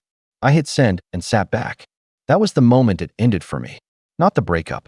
Not the suitcase on the curb. This. The letter. The truth. The boundaries. But, of course, people like Daphne don't respect boundaries. Especially when they lose control of the narrative. It took exactly one day before her friend Camila posted a story on Instagram. A blurry picture of a wine glass and a caption. Crazy how fast love can turn into cruelty. Some men just want control. I didn't respond. Didn't even watch it from my main account. I didn't need to. A few hours later, one of Daphne's old art clients messaged me privately. Hey, saw some weird stuff on her feed. Just want you to know, I always thought you were solid. Apparently, Daphne had gone full sympathy tour, posting black and white selfies with cryptic captions, deleting our old photos, sharing vague quotes about healing after narcissistic abuse. The irony made me laugh out loud. A real, bitter laugh. But then came the last twist.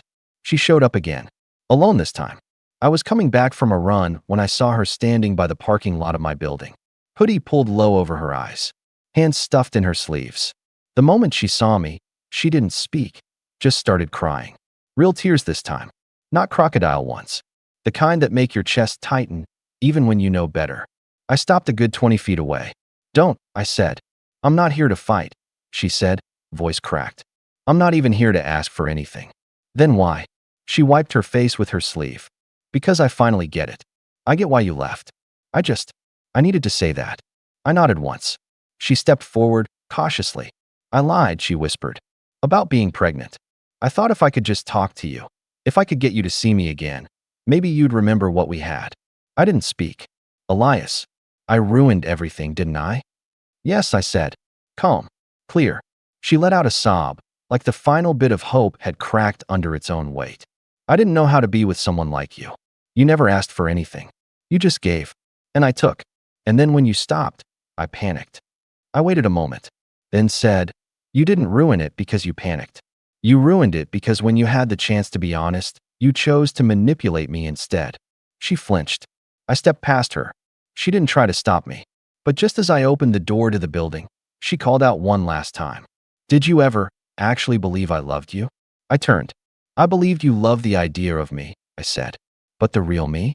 The one who didn't fit into your parents' expectations, who made furniture by hand instead of money from mergers. That guy was always disposable to you. You just didn't realize he could walk away. She didn't respond. I went inside. That was the last time I saw her. In the weeks that followed, she faded. No more stories. No more messages. She disappeared from mutual circles and quietly moved out of the city. I don't know where she went. I didn't ask. I didn't want to know. But here's what I do know. I learned that silence isn't weakness. It's control. That walking away isn't losing. It's power. That sometimes, the The most brutal revenge you can take on someone who tried to break you is to thrive without them. Quietly, fully, and permanently. I rebuilt. I took up commissions again. Finished the cedar coffee table I'd been too emotionally drained to finish for months. I donated the wedding suit I never wore. And one night, I deleted every photo of us from my phone. Not out of spite. Out of freedom. Daphne was a chapter. A long one. But not my story. I am the story. And it turns out, that's more than enough. Let me know your thoughts in the comments. My name's Ryan. I'm 27. And if you told me a few years ago that my own family would one day laugh while I was literally collapsing on the floor, I would have called you crazy. But that's exactly what happened, and honestly, it didn't surprise me as much as it should have. That says a lot about how my family treats me. Growing up, I was always the soft one.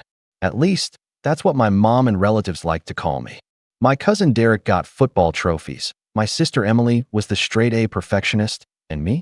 I liked drawing, playing piano, and keeping to myself. I wasn't weak. I just didn't fit their version of normal. But in my house, not fitting in meant being the family punchline. Ryan's allergic to hard work. Mom would joke at dinner. Ryan's too delicate for the real world. Derek would chime in. The comments were constant. And when you hear things like that enough times, you start to wonder if they might be right. By the time I was in my 20s, I learned to stop fighting back. Every family gathering, I'd sit quietly, offer to help with dishes or clean up, and keep my head down. I figured keeping peace was better than starting arguments that no one cared to listen to anyway. But the resentment built in small ways. Those little smirks when I dropped something, the eye rolls when I excused myself early because of a migraine, the way Mom always dismissed anything I was proud of as just a hobby. I told myself I didn't need their approval. Still, a part of me always hoped for even a sliver of respect. Spoiler, it never came. The day it all spiraled started off like any other family get-together. It was one of those big Sunday dinners my mom loved to host, with roast chicken, casseroles, and way too many side dishes. Relatives packed the dining room, voices overlapping, plates clattering. I came straight from a long work week. I'd been picking up extra shifts, trying to save enough to move into a better apartment, and honestly, I wasn't feeling well. My chest had been tight all morning, and my energy was drained. But when you grow up in a family like mine, you don't admit that. If I so much as yawned, Derek would make some crack about me being fragile. So I just pushed through, smiling, serving myself mashed potatoes, and nodding at stories I wasn't really listening to. Dinner wrapped up, and, as always, the dreaded cleanup began. My mom stood, clapping her hands like a drill sergeant. All right, everyone, let's get this kitchen spotless. Derek slouched back in his chair, patting his stomach. Not it, he muttered, already pulling out his phone. Emily claimed she had important work emails, even though I could clearly see TikTok lighting up her screen. Somehow, like clockwork, all eyes shifted to me. Ryan, you can handle dishes, right? Mom said, as if it was already decided. I forced a smile, nodded, and stood. It wasn't worth the fight. I was halfway through rinsing plates when it hit. This sudden crushing pain in my chest, like someone was pressing down with both hands. I froze, dish still in my grip, the edges of my vision blurring. I tried to breathe, but each inhale felt shallow, weak. My legs buckled, and before I knew it, I was on the floor, gasping. I remember gripping my shirt, fingers digging into the fabric, as panic surged through me. Stop being dramatic, Ryan, Mom said from behind me, her voice sharp and irritated, like I'd just spilled a glass of milk instead of collapsing. I heard Derek laugh. Anything to get out of dishes. His chuckle cut through the ringing in my ears. The room didn't move. No one rushed to me. No one knelt to check. I was just lying there, clutching my chest, while my family treated it like another one of my supposed antics. Time warped. Maybe it was 30 seconds, maybe 3 minutes, before someone finally decided to call for help. I think it was my aunt, who muttered something about just in case. The details blur, but I remember the moment the paramedic walked in. He knelt beside me, fingers to my neck, then yanked a monitor from his bag. His face went pale the instant he saw my heart rate flashing across the screen. "We need a stretcher, now," he barked, his voice urgent. Suddenly, the entire room erupted, chairs scraping, relatives shouting. Mom's voice panicked for the first time. But all I could think, lying there as the paramedic worked frantically, was how they had laughed. How they had looked at me crumpled on the floor and thought I was faking. That was the moment something inside me shifted. Not just the fear of my body failing me, but the cold realization that my family would never see me as anything but weak, even if it killed me. I didn't say a word as they lifted me onto the stretcher. I didn't look at my mom or Derek or Emily. I just let them watch as the paramedics wheeled me out of the house, their panic echoing behind me like a soundtrack I'd heard too many times before. And that night, in a hospital bed with wires hooked to my chest, I made myself a promise. If they thought I was too delicate, too dramatic, too much of a burden, fine. Let them think that. I'd play along. But I would not forget the way they laughed while I was on the floor fighting to breathe. And one day, when the moment came, I'd make sure they understood exactly what it felt like to be dismissed, to be invisible, and I wouldn't have to raise my voice to do it. That was just the beginning. When I got out of the hospital a few days later, I thought, maybe foolishly, that things would change. That nearly passing out in their kitchen, having a paramedic pale at the sight of my heart rate, and getting wheeled out with an oxygen mask might jolt them into treating me like a human being instead of a joke. For a brief moment, I actually let myself believe it.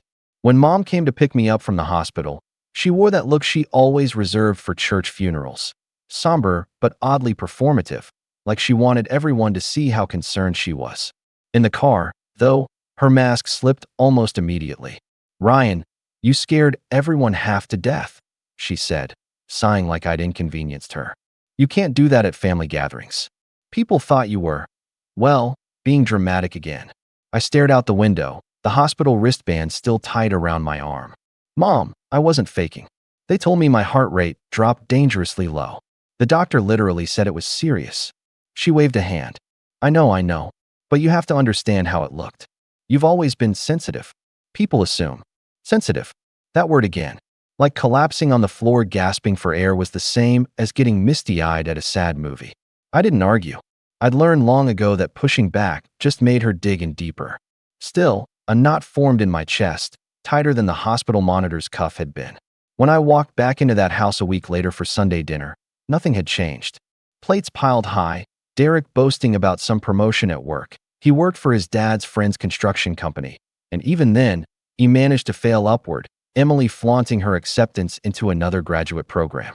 Mom beamed at both of them like they were Olympic athletes bringing home gold medals. Then she turned to me. "Ryan, you're feeling better now, right? You can help clear the table tonight." I hadn't even touched my food yet. My chest still ached, and the doctor had told me to take it easy, but here was Mom, sliding right back into the same role for me. Not a word about my health. "No, we're glad you're okay. Just, you'll be scrubbing plates again." Derek smirked from across the table. "Don't collapse this time, cousin. We don't need another show." A ripple of laughter traveled around the table. Even my aunt chuckled softly behind her napkin. I froze, fork halfway to my mouth, heat crawling up my neck. They were laughing about it. About me lying on the floor, chest clenched, barely able to breathe. My hand trembled so much I had to set the fork down. Emily, ever the golden child, shook her head at Derek but not at his words, at me. "Honestly, Ryan, you need to take better care of yourself. You stress too much over small things. That's why your body reacts like that. You just need to relax." Relax. Like a hard episode was something I could yoga my way out of. That dinner set the tone for the months that followed. I became the family's cautionary tale, except instead of sympathy, they wrapped it in sarcasm. Every time I paused to catch my breath carrying something heavy, Derek would say, "Careful, don't want a repeat of last time." Every time I excused myself from a late-night board game because I needed rest, Mom would mutter, always finding a way out.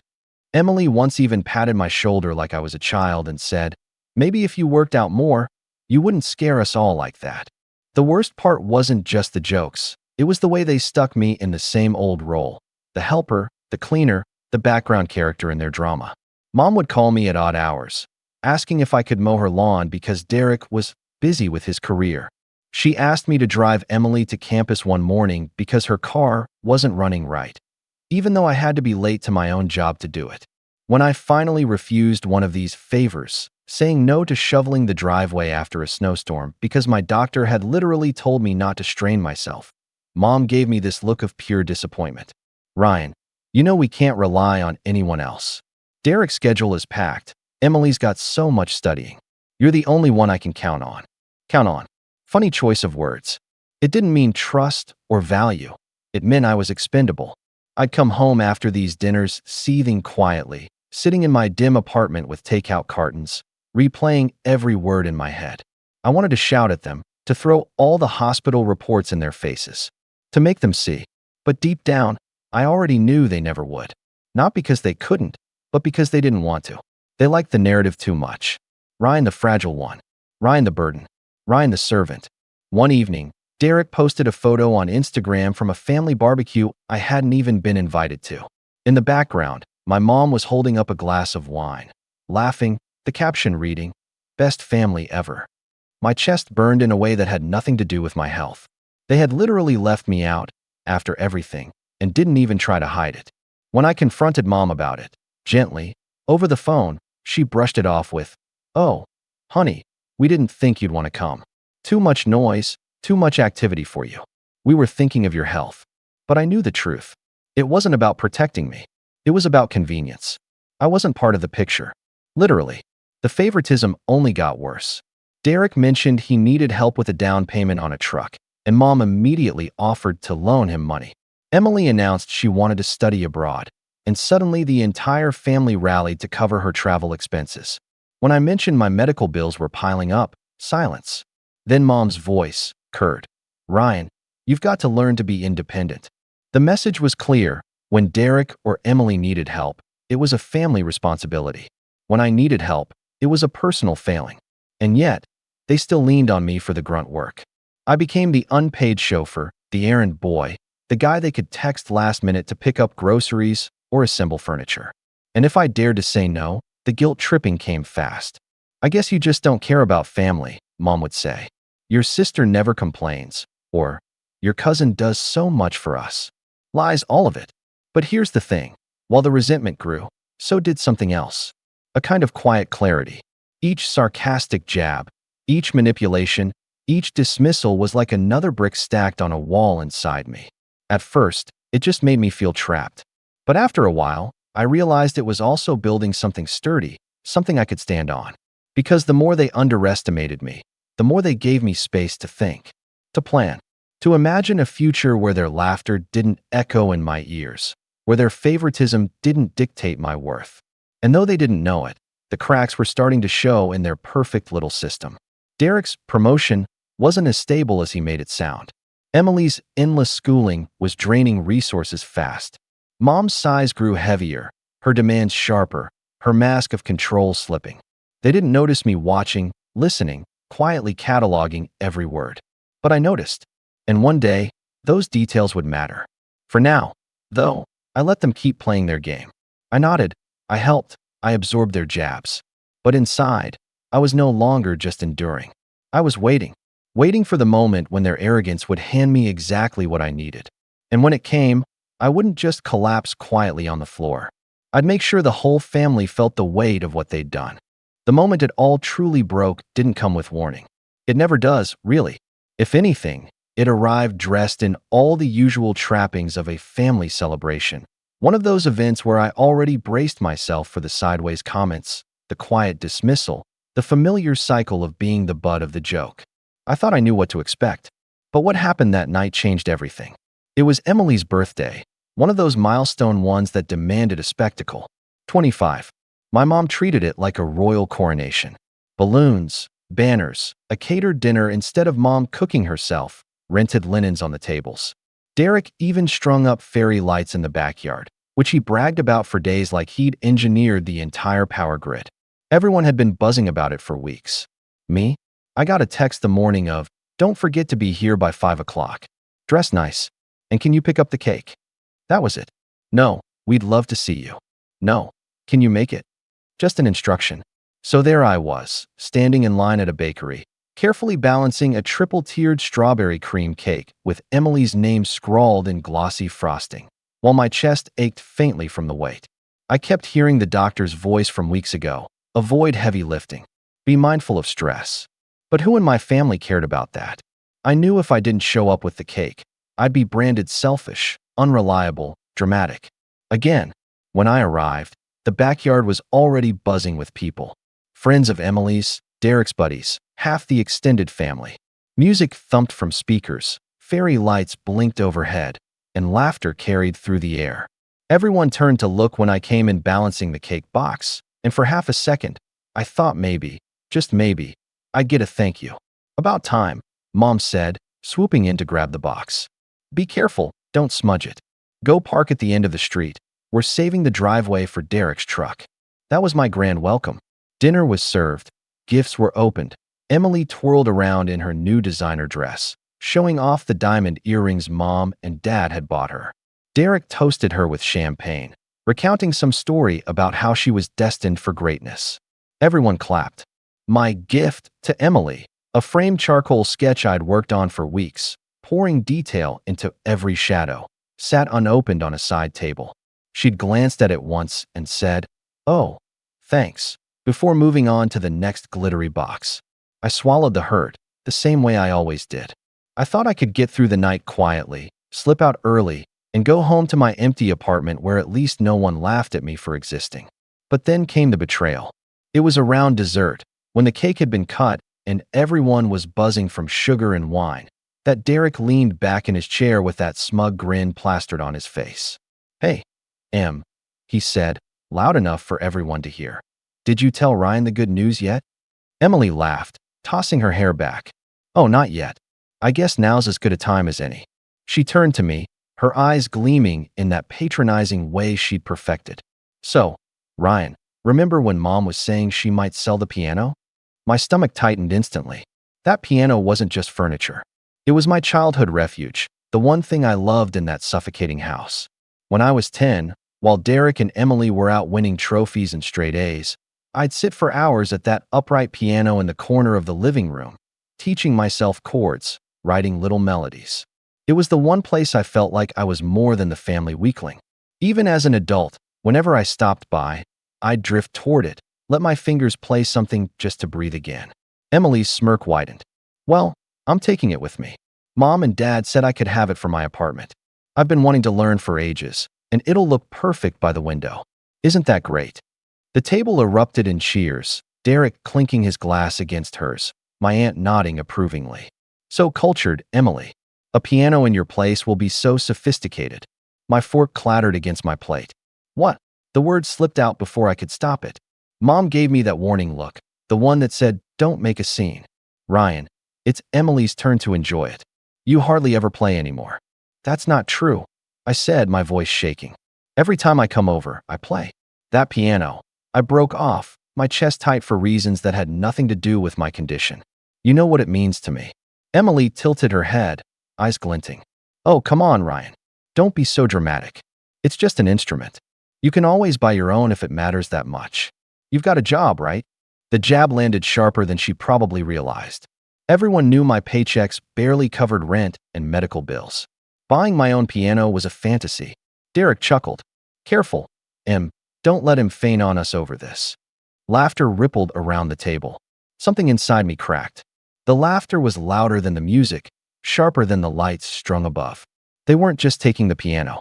They were taking the only piece of me that ever mattered in that house. And they thought it was funny. I pushed my chair back, the legs screeching against the patio stone. "You can't just give it away like that," I said, my voice louder than I intended. "It's mine too. I grew up with it." Mom cut me off, her tone icy. "Ryan, lower your voice. Don't ruin your sister's night. The piano belongs to this family, and we've decided Emily will make better use of it." The word family hung in the air like a knife. Family. As if I wasn't part of it. As if my years at those keys meant nothing. Emily leaned back, satisfied, twirling her new diamond earrings. "Besides, Ryan, it'll finally be appreciated. No offense, but you never really did anything with it." No offense. The phrase people use right before stabbing you in the chest. I stood there, staring at the faces around me. Faces that had laughed when I collapsed. Faces that now applauded as something I loved was stripped away like it was a trinket. My hands shook, not from weakness, but from rage so sharp I thought it might tear me apart. For years, I had endured the jokes, the dismissals, the guilt trips. I told myself it was better to keep the peace, better to be quiet, better to wait. But in that moment, as they clinked their glasses and smiled at my pain, I realized something undeniable. There was no peace to keep. The betrayal wasn't just about the piano. It was about everything it represented. My voice didn't matter. My passion didn't matter. I didn't matter. And for the first time in my life, I didn't swallow it down. I looked directly at Emily, then at Mom. "You'll regret this," I said quietly, my voice steady even as my chest burned. The laughter died instantly. Silence settled over the table, heavy and awkward. Emily frowned. Derek shifted uncomfortably, and Mom's lips thinned into a line. But I didn't wait for their response. I turned and walked out, the sound of my footsteps echoing against the stone, leaving their perfect little party behind. Behind me, I heard Emily's voice, half joking, half nervous. "He's just being dramatic again." But even she didn't sound so sure. Because they all felt it. The shift, the fracture. Something had broken in me that night. Something they'd never be able to tape back together with fake apologies or guilt-tripping phone calls. They'd stolen the piano, but they'd given me something in return. Clarity. And clarity is a dangerous thing. When I walked out of Emily's birthday party, I thought I'd feel powerful. I thought the words, "You'll regret this," would echo in their ears, giving me some measure of control. But when the cool night air hit my face and I heard the muffled laughter behind me resume, the power drained out as quickly as it had come. By the time I reached my car at the end of the street, my hands were trembling, not with rage anymore, but with the hollow ache of someone who finally saw the truth. Nothing I said would ever matter to them. I sat in the driver's seat with my head against the wheel, chest tight, trying to breathe through the lump lodged in my throat. I replayed their faces, Emily's smug smirk, Derek's careless grin, Mom's cold dismissal. It wasn't just the piano they'd taken. It was the proof that even the thing I loved most had no value in their eyes unless it was in someone else's hands. That night, I didn't go home right away. I drove aimlessly through dark, empty streets, the hum of the engine the only sound. I pulled into a gas station at one point, parked, and just sat there under the flickering fluorescent lights, staring at the cracked asphalt. People came and went, filling up their cars, grabbing sodas inside, living lives that didn't feel suffocating. I envied them. I wondered what it would be like to have a family that worried when you didn't answer a call, that wrapped you in a hug instead of rolling their eyes when you struggled. By the time I stumbled into my apartment, exhaustion hit me like a wave. I didn't even change out of my clothes. I just dropped onto the couch and lay there in the dark. The silence pressed in, thick and heavy. No calls. No messages. No one asking if I'd made it home safe. The next day, my phone buzzed once. A text from Mom. "Ryan, about last night. You embarrassed yourself. Don't take things so personally. The piano will be better off with Emily." That was it. Not a question about how I was feeling. Not an ounce of acknowledgement that maybe they'd gone too far. Just blame, neatly tied with the bow of, "You're too sensitive." I stared at the screen for a long time, thumb hovering over the keyboard. A dozen replies formed in my head, each sharper than the last. But in the end, I didn't type anything. What was the point? The weeks after that were some of the loneliest of my life. I stopped going to Sunday dinners. At first, I thought someone might notice, might call to check on me. But the silence stretched longer and longer, until I realized they weren't missing me. They were relieved. Without me there was no one to mock, no one to guilt into chores, no one to drag the mood down with drama. I buried myself in work instead. Long shifts that left me drained, but at least distracted. My manager noticed the circles under my eyes, the sluggish way I moved. "You doing okay, Ryan?" he asked one morning, concern creasing his brow. I forced a smile and said, "Yeah, just tired." The truth lodged in my chest like a stone. How could I explain that exhaustion wasn't just physical, it was years of being chipped away piece by the people who were supposed to build me up? Evenings were worse. I'd come home, collapse onto the couch, and scroll mindlessly through social media. Derek posting photos with his new truck. Emily showing off the piano in her apartment. Her caption, "Learning a new hobby. Wish me luck." My heart twisted seeing it there, in a space where it was nothing more than a prop for her curated life. I zoomed in on the keys in one picture, noticing the faint scratch on middle C, the one I'd made as a teenager when I dropped a pencil. Proof it had been mine. Proof they'd stolen it. It was like grieving a death. Every time I thought about sitting at that piano, finding comfort in the notes, the loss hit me all over again. I tried sketching instead, but even that felt hollow. My hand would move across the page, but the lines came out lifeless. Nights blurred into one another. Some evenings I'd just sit in the dark, listening to the hum of the fridge, feeling like the walls were closing in. Other nights, anger pulsed hot in my veins, and I'd pace the apartment, muttering words I wished I'd said to their faces. You think I'm weak? You think I'm nothing? My reflection in the window would stare back, pale and tired, and I'd whisper, maybe you are. The lowest point came 2 months later when I saw them again by accident. I'd stopped at the grocery store after work, head down, basket half full of basics. I turned a corner, and there they were, Mom, Derek, and Emily, laughing by the deli counter. Derek was piling sandwiches into the cart. Emily was showing Mom something on her phone. I froze, heart pounding, praying they wouldn't see me. But Emily's eyes flicked up, and she smiled, condescending, like she'd caught me doing something pathetic. Ryan, she said brightly, as if nothing had happened. I muttered a hello, clutching my basket tighter. Why don't you come to dinner this weekend? Mom said, her voice almost rehearsed. Emily's been practicing on the piano. You'll love it. Something inside me snapped thin, quiet but final. They wanted me to come watch my sister plunk out off-key notes on the instrument that had been my only solace, as if it were some kind of performance for me. I mumbled an excuse and walked away, abandoning the basket in the aisle. I didn't look back. That night, I sat on the floor of my apartment, back against the wall, knees pulled to my chest. The weight of it all pressed down until I could barely breathe. I thought about how easy it would be to just let the exhaustion swallow me, to stop fighting, to disappear quietly like they'd always treated me. But somewhere in that crushing silence, a different thought sparked. Maybe disappearing wasn't the answer. Maybe the answer was the opposite. Not loud, not dramatic, not collapsing in the middle of their kitchen while they laughed, but deliberate, calculated. A slow reminder that I wasn't as weak as they thought. It wasn't revenge yet, not in any clear form. Just the seed of an idea, fragile and dangerous. The realization that if they could strip me of the one thing I loved and feel no guilt, then I had nothing left to lose. And people with nothing to lose? They're not fragile. They're dangerous. So I started watching, listening, paying closer attention whenever I was near them, or even just online. Derek's posts bragged about his finances, but small details revealed cracks. Late-night rants about payments, vague complaints about his ungrateful boss. Emily's constant photos hinted at loneliness behind the glitter, her smile too wide, her captions too needy. Mom's sighs grew heavier in the rare calls we still had, her words sharper, her energy stretched thin. I didn't act yet. I wasn't ready. But in the dark of my apartment, sketchbook abandoned on the floor, I began to take mental notes. Piece by piece, the patterns emerged.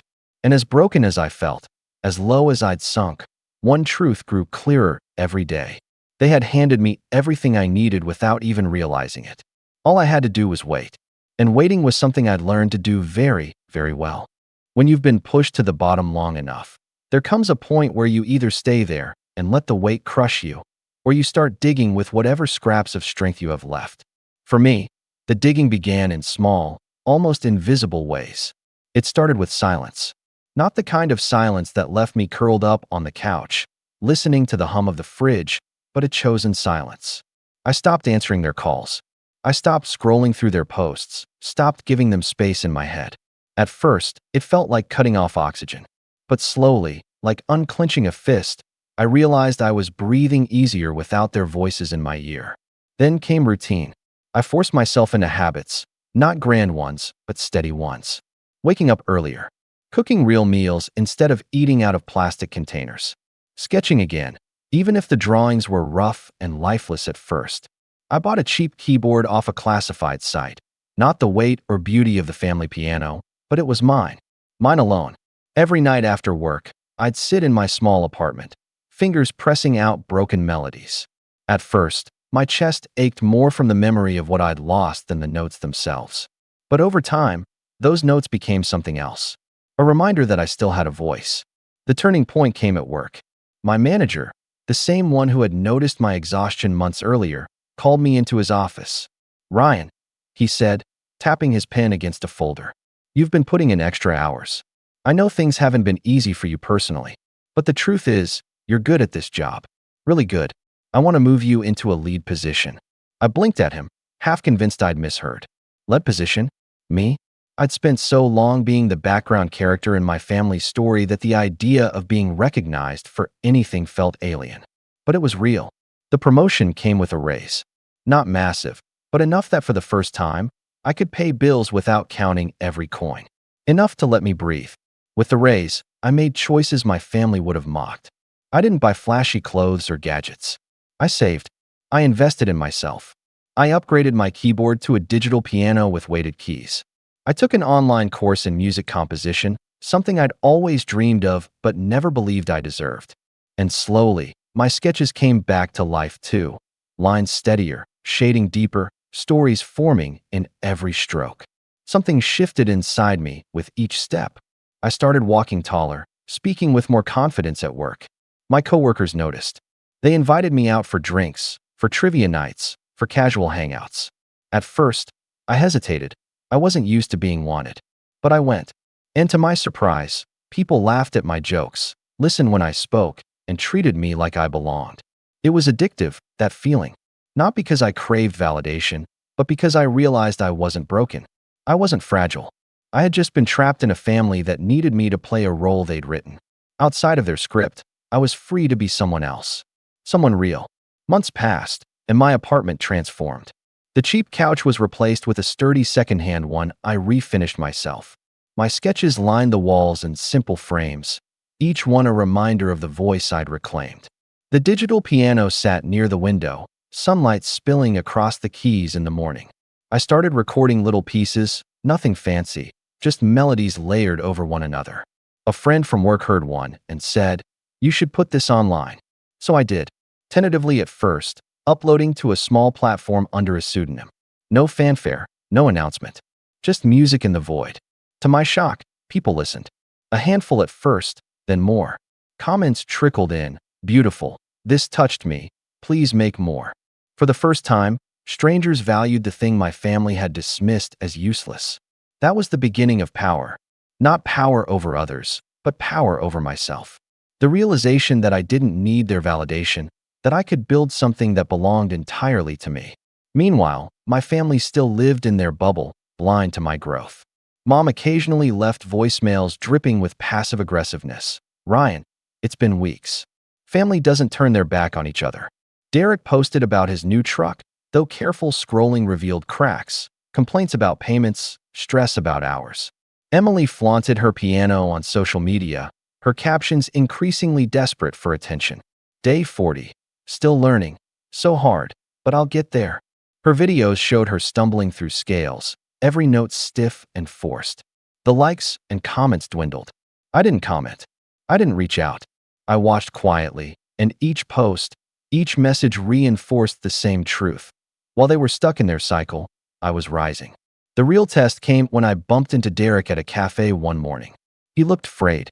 The swagger was still there, but it was thinner, stretched over something anxious. We exchanged awkward small talk, and then he dropped it casually, like it was nothing.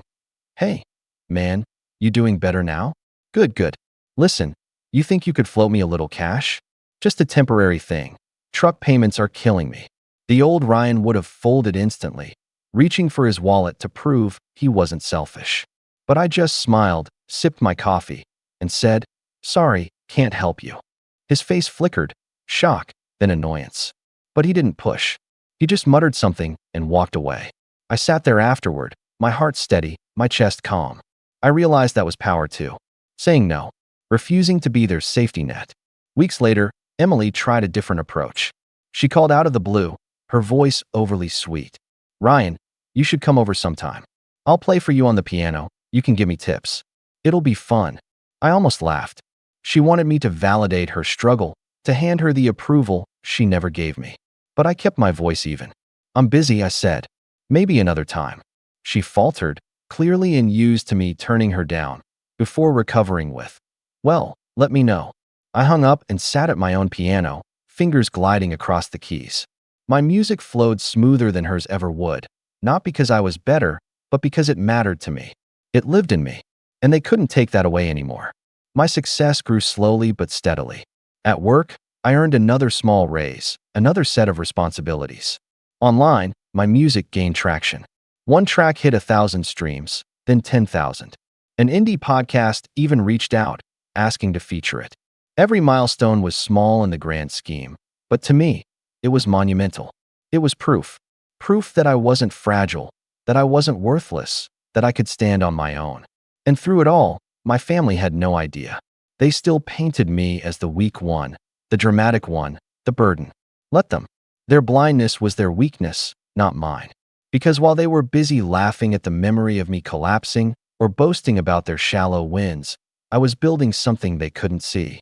A life, a future, a strength they'd never recognize until it was too late. I didn't know exactly how the pieces would fall yet, but I knew one thing for certain. The day would come when they'd realize the balance had shifted. And when it did, I wouldn't have to raise my voice. I wouldn't have to prove anything. I'd just stand there, steady and unshaken, and let the truth speak for itself. The strange thing about rising out of the pit is that you start to see things more clearly. Not just your own life, but the lives of the people who once towered over you. From the bottom, my family had looked invincible, untouchable. But once I found my footing and started climbing, I realized they were full of cracks I'd never noticed before. And cracks can be widened. It was Derek who gave me the first glimpse.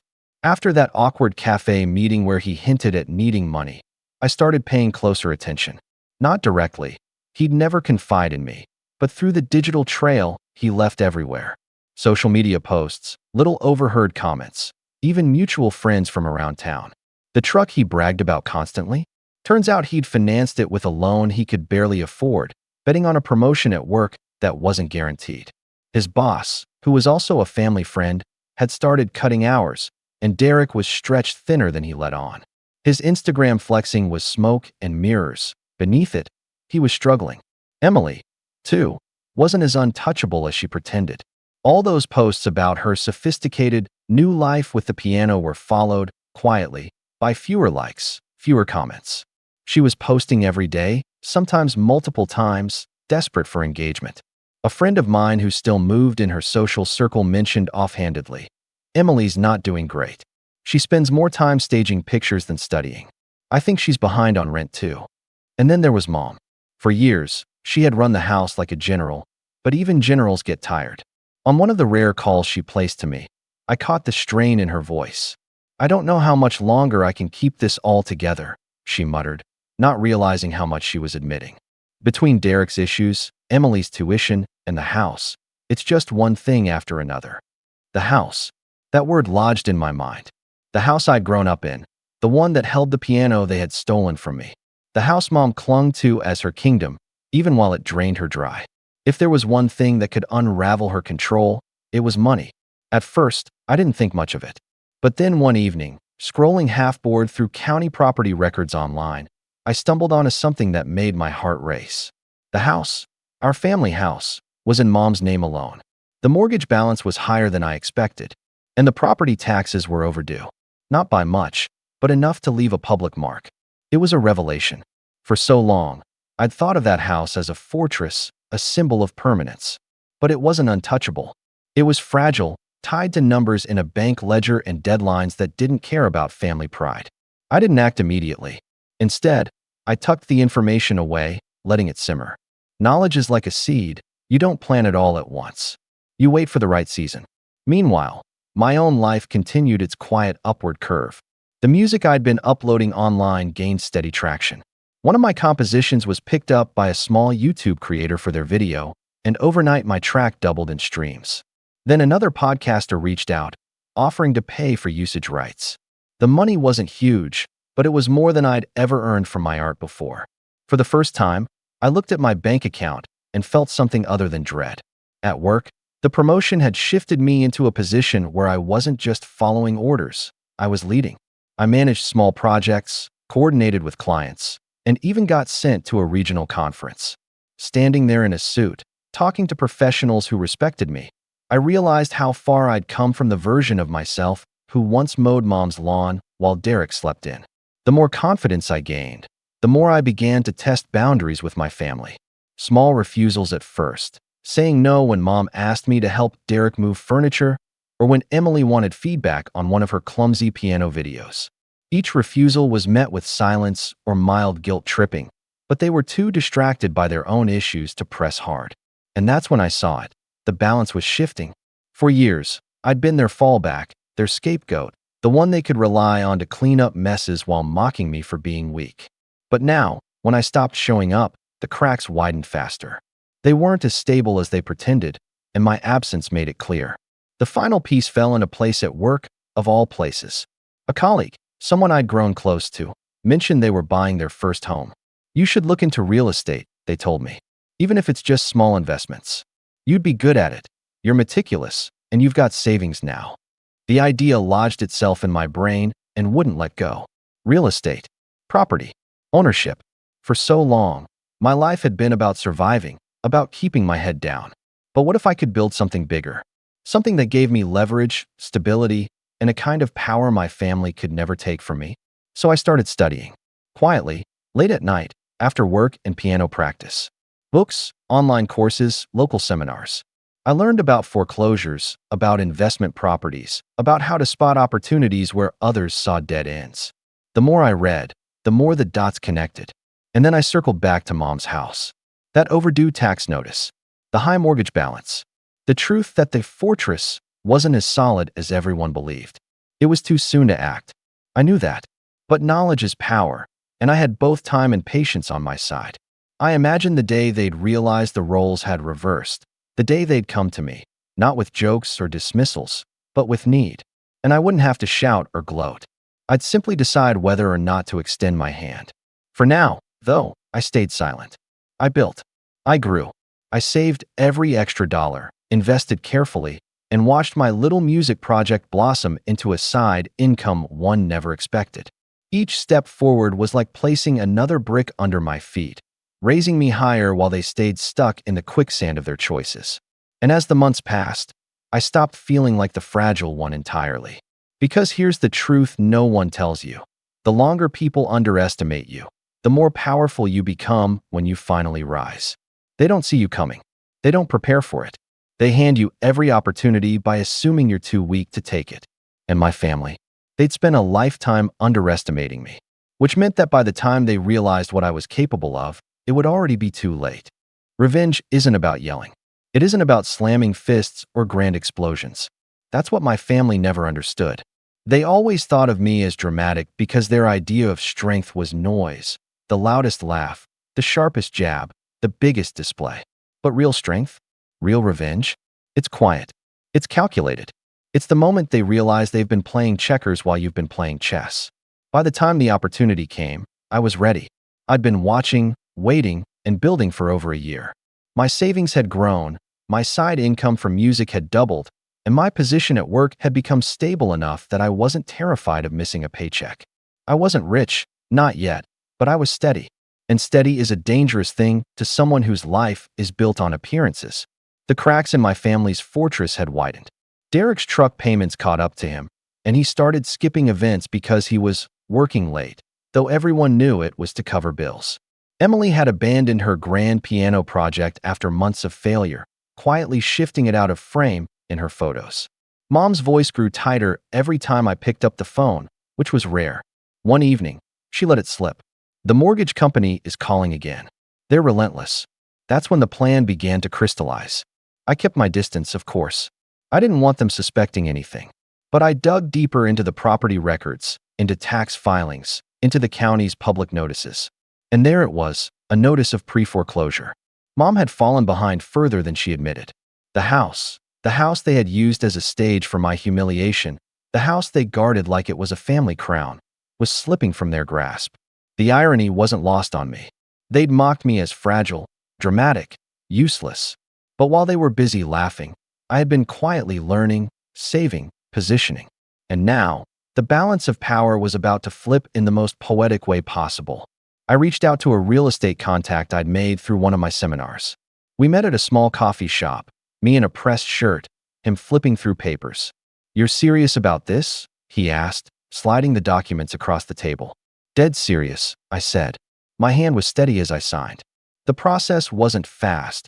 Banks never are, but I was patient. When the property officially went up for auction, I was ready. Others bid, of course, but I'd done the math. I knew what I could afford. I knew the house's value. And most importantly, I knew its history. My history. When the gavel finally struck, the property was mine. Just like that.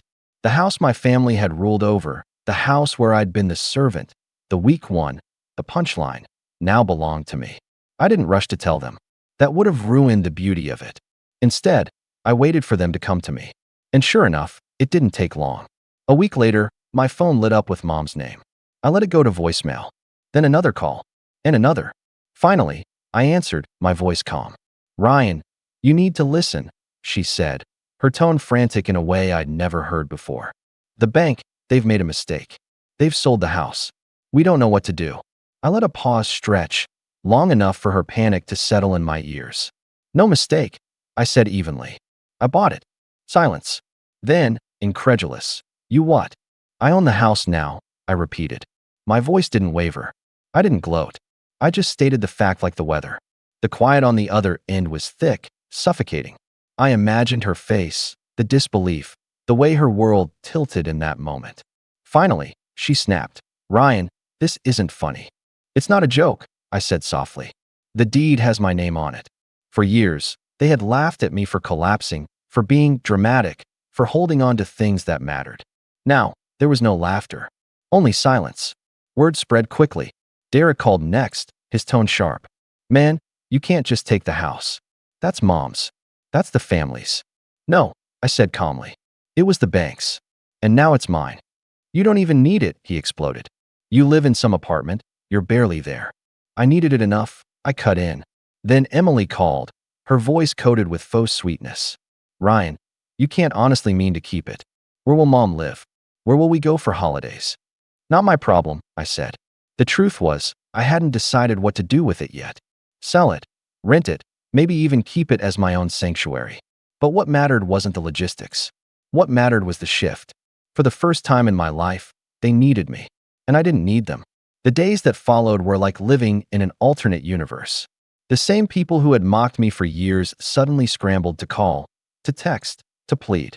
Mom left voicemails dripping with desperation. "Ryan, you don't understand. We have nowhere else to go. Please, think about your family." Family. That word again.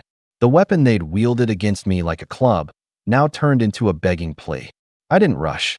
I let them stew in uncertainty. For weeks, I ignored calls, watched their messages pile up. Derek sent long texts about loyalty. Emily sent half-hearted apologies about the piano. Mom sent guilt-ridden notes about sacrifices she'd supposedly made for me. But I remembered every laugh, every dismissal, every stop being dramatic, while I clutched my chest on their kitchen floor. Revenge wasn't about shouting or slamming doors or even the house itself. It was about this. The silence. The desperation.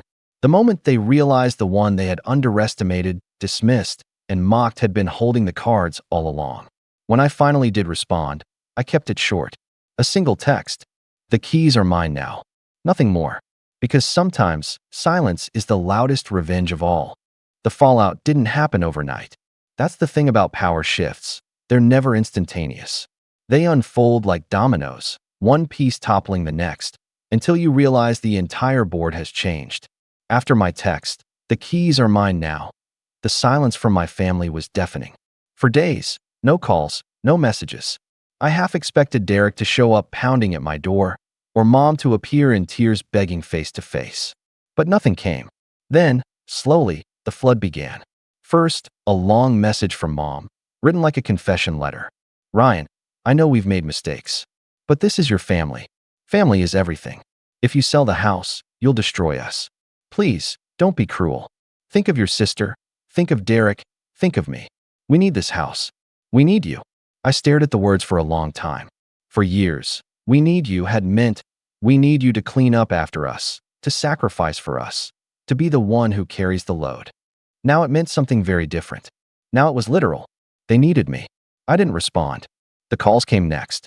Derek's first, his voice aggressive, trying to mask panic. "Listen, man, we can work something out. Don't be stupid. The house isn't for you. You don't even use it. Just sign it back over to Mom, and we'll forget this ever happened." I let him rant into the voicemail box. At the end, his voice cracked just slightly.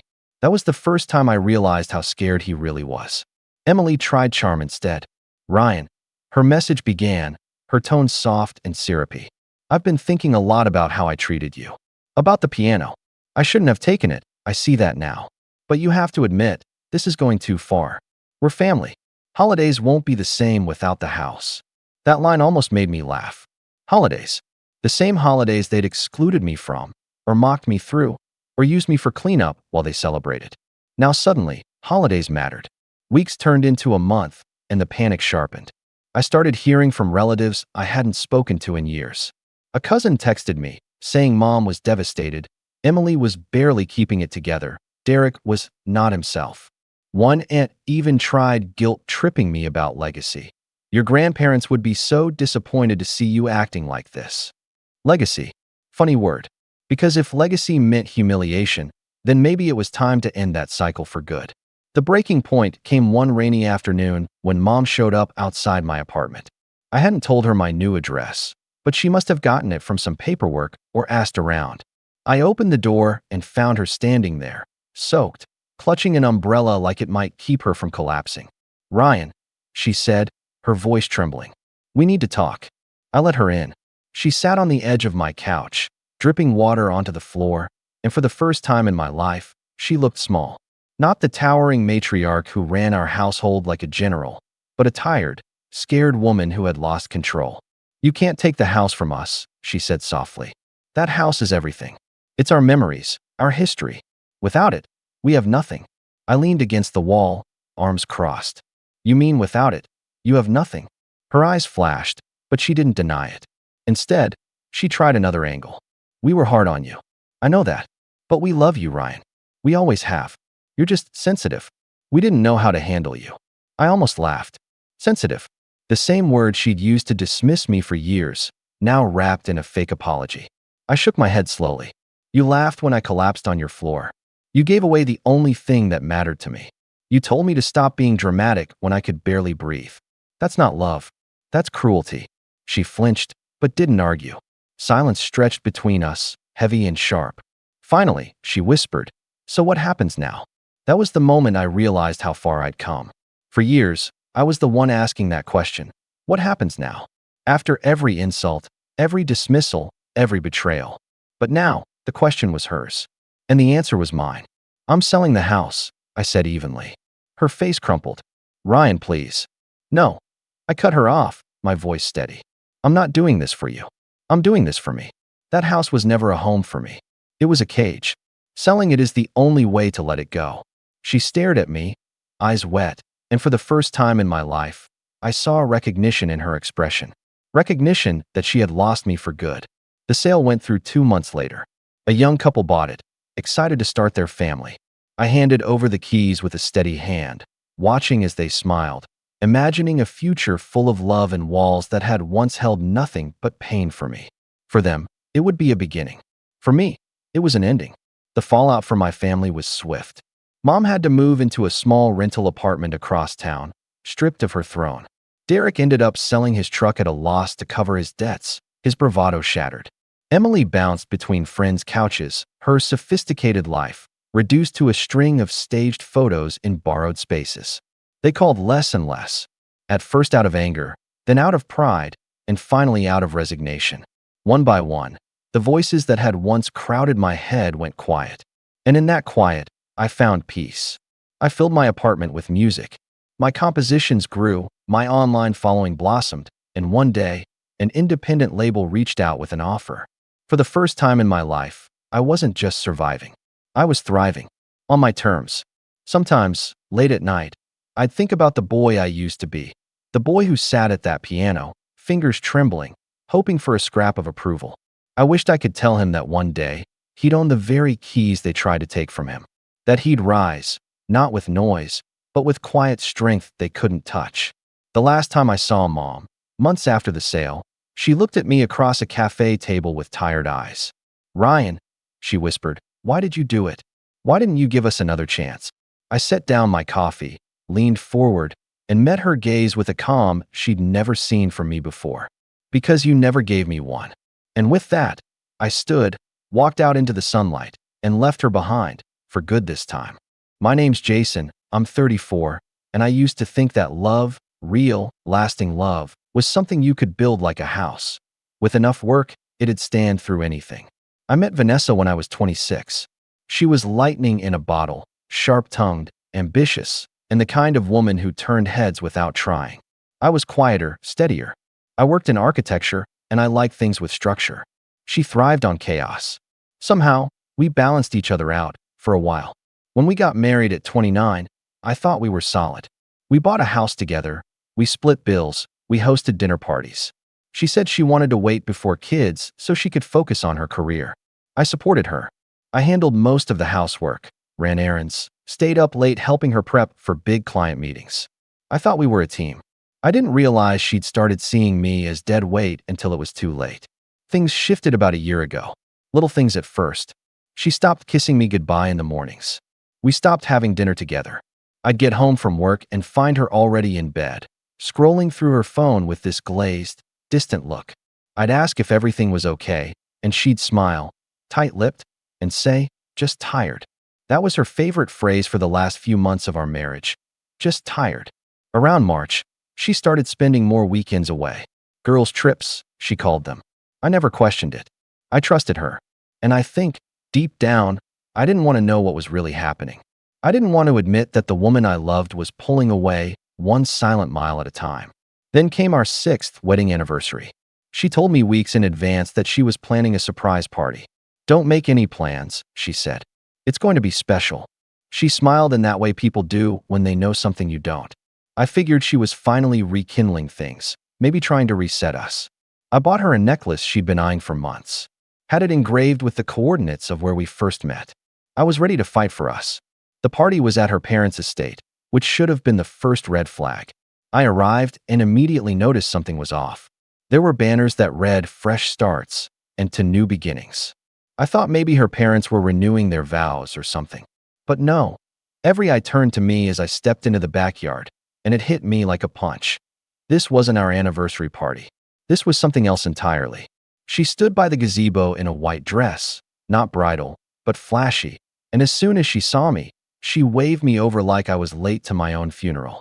I walked up, confused, clutching the little velvet box in my pocket like a fool. Then she grabbed the mic. "Everyone," she said, her voice bright and rehearsed. "Thank you for being here tonight.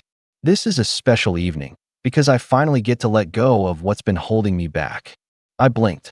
She turned to me, and with the mic still in her hand, pulled a manila envelope from behind her back. "Jason," she said, loud enough for every cousin, aunt, co-worker, and friend of a friend to hear. "This marriage has been educational, but I've outgrown it. And tonight, I'm upgrading." She handed me the envelope. Inside were divorce papers. My heart didn't break, it froze. I couldn't even feel my hands. Her sister hooped and clapped like she was watching a gender reveal. Her mother popped open a bottle of champagne and handed flutes around. Her uncle actually took photos, like it was some triumphant, Instagram-worthy celebration of freedom. I didn't move at first, just stared at the envelope in my hand. And then, with every ounce of strength I had, I smiled. Not because I was okay, but because I refused to let her take my dignity too. I pulled the pen from her hand, signed the papers, handed them back, and said, "Thank you for the reminder." And I walked out, past the clapping, past the cameras, past the life we'd built that apparently meant nothing to her anymore. The drive home was quiet. I didn't cry. I didn't scream. I just sat in silence, my hands tied on the wheel, trying to piece together what had just happened. By the time I got back to our house, my house, now, I knew one thing. I wasn't going to fall apart for someone who popped champagne at my humiliation. I took a leave of absence from work for a month. Got therapy. Got a lawyer. Transferred the house into my name. She hadn't touched the paperwork after we refinanced, so it was easy. I canceled all our shared accounts.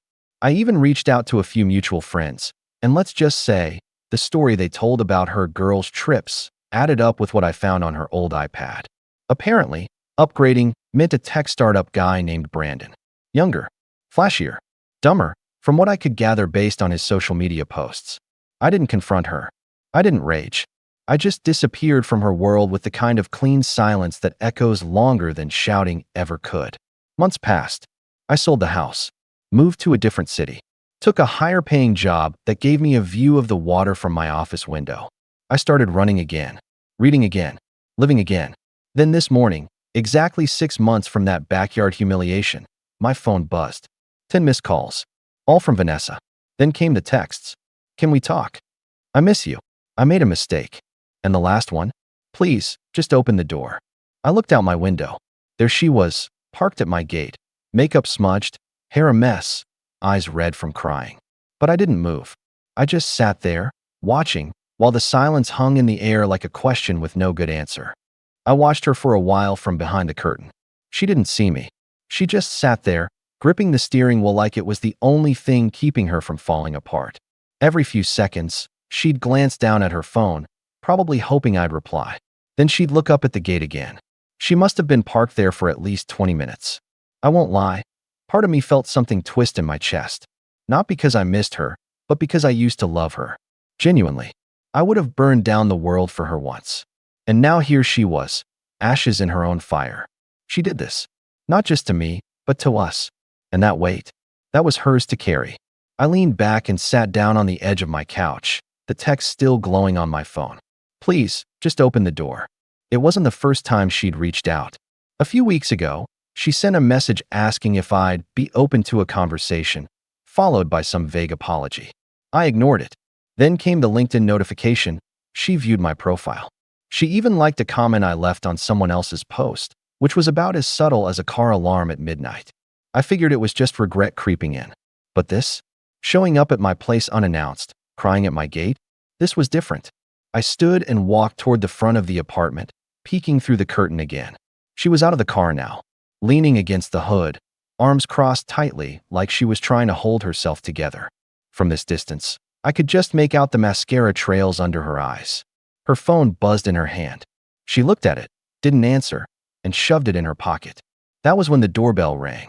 I didn't flinch. I just stood there. She was buzzed in once before, back when this place had our name on the lease. Back when we thought furniture and coffee mugs meant permanence.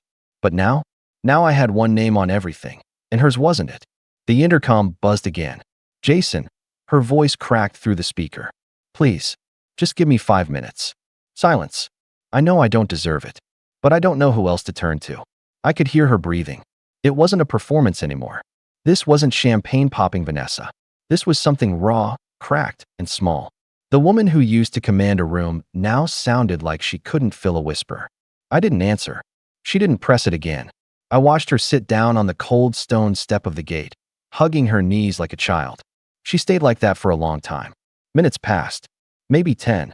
Maybe 20. I went back to the kitchen, poured myself a glass of water, and tried not to think too much. But my mind kept going back to that night 6 months ago. The moment she handed me the divorce papers wasn't the worst part. No, the worst part was that look in her eyes. Not cruelty, not guilt, just indifference.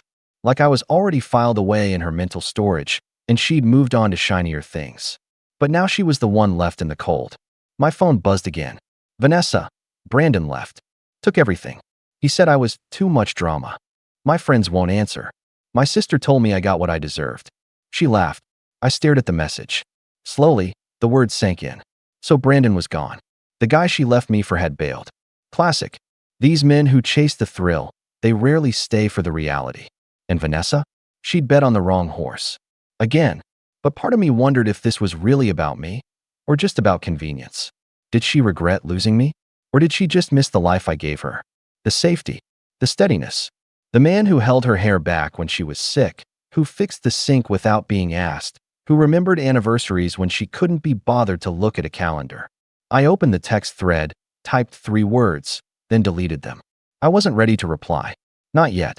Instead, I walked out onto the balcony. She looked up when she saw movement. Her eyes went wide, hopeful. I didn't wave. I didn't speak. I just stared back. She stood, brushing herself off like she didn't want to seem weak.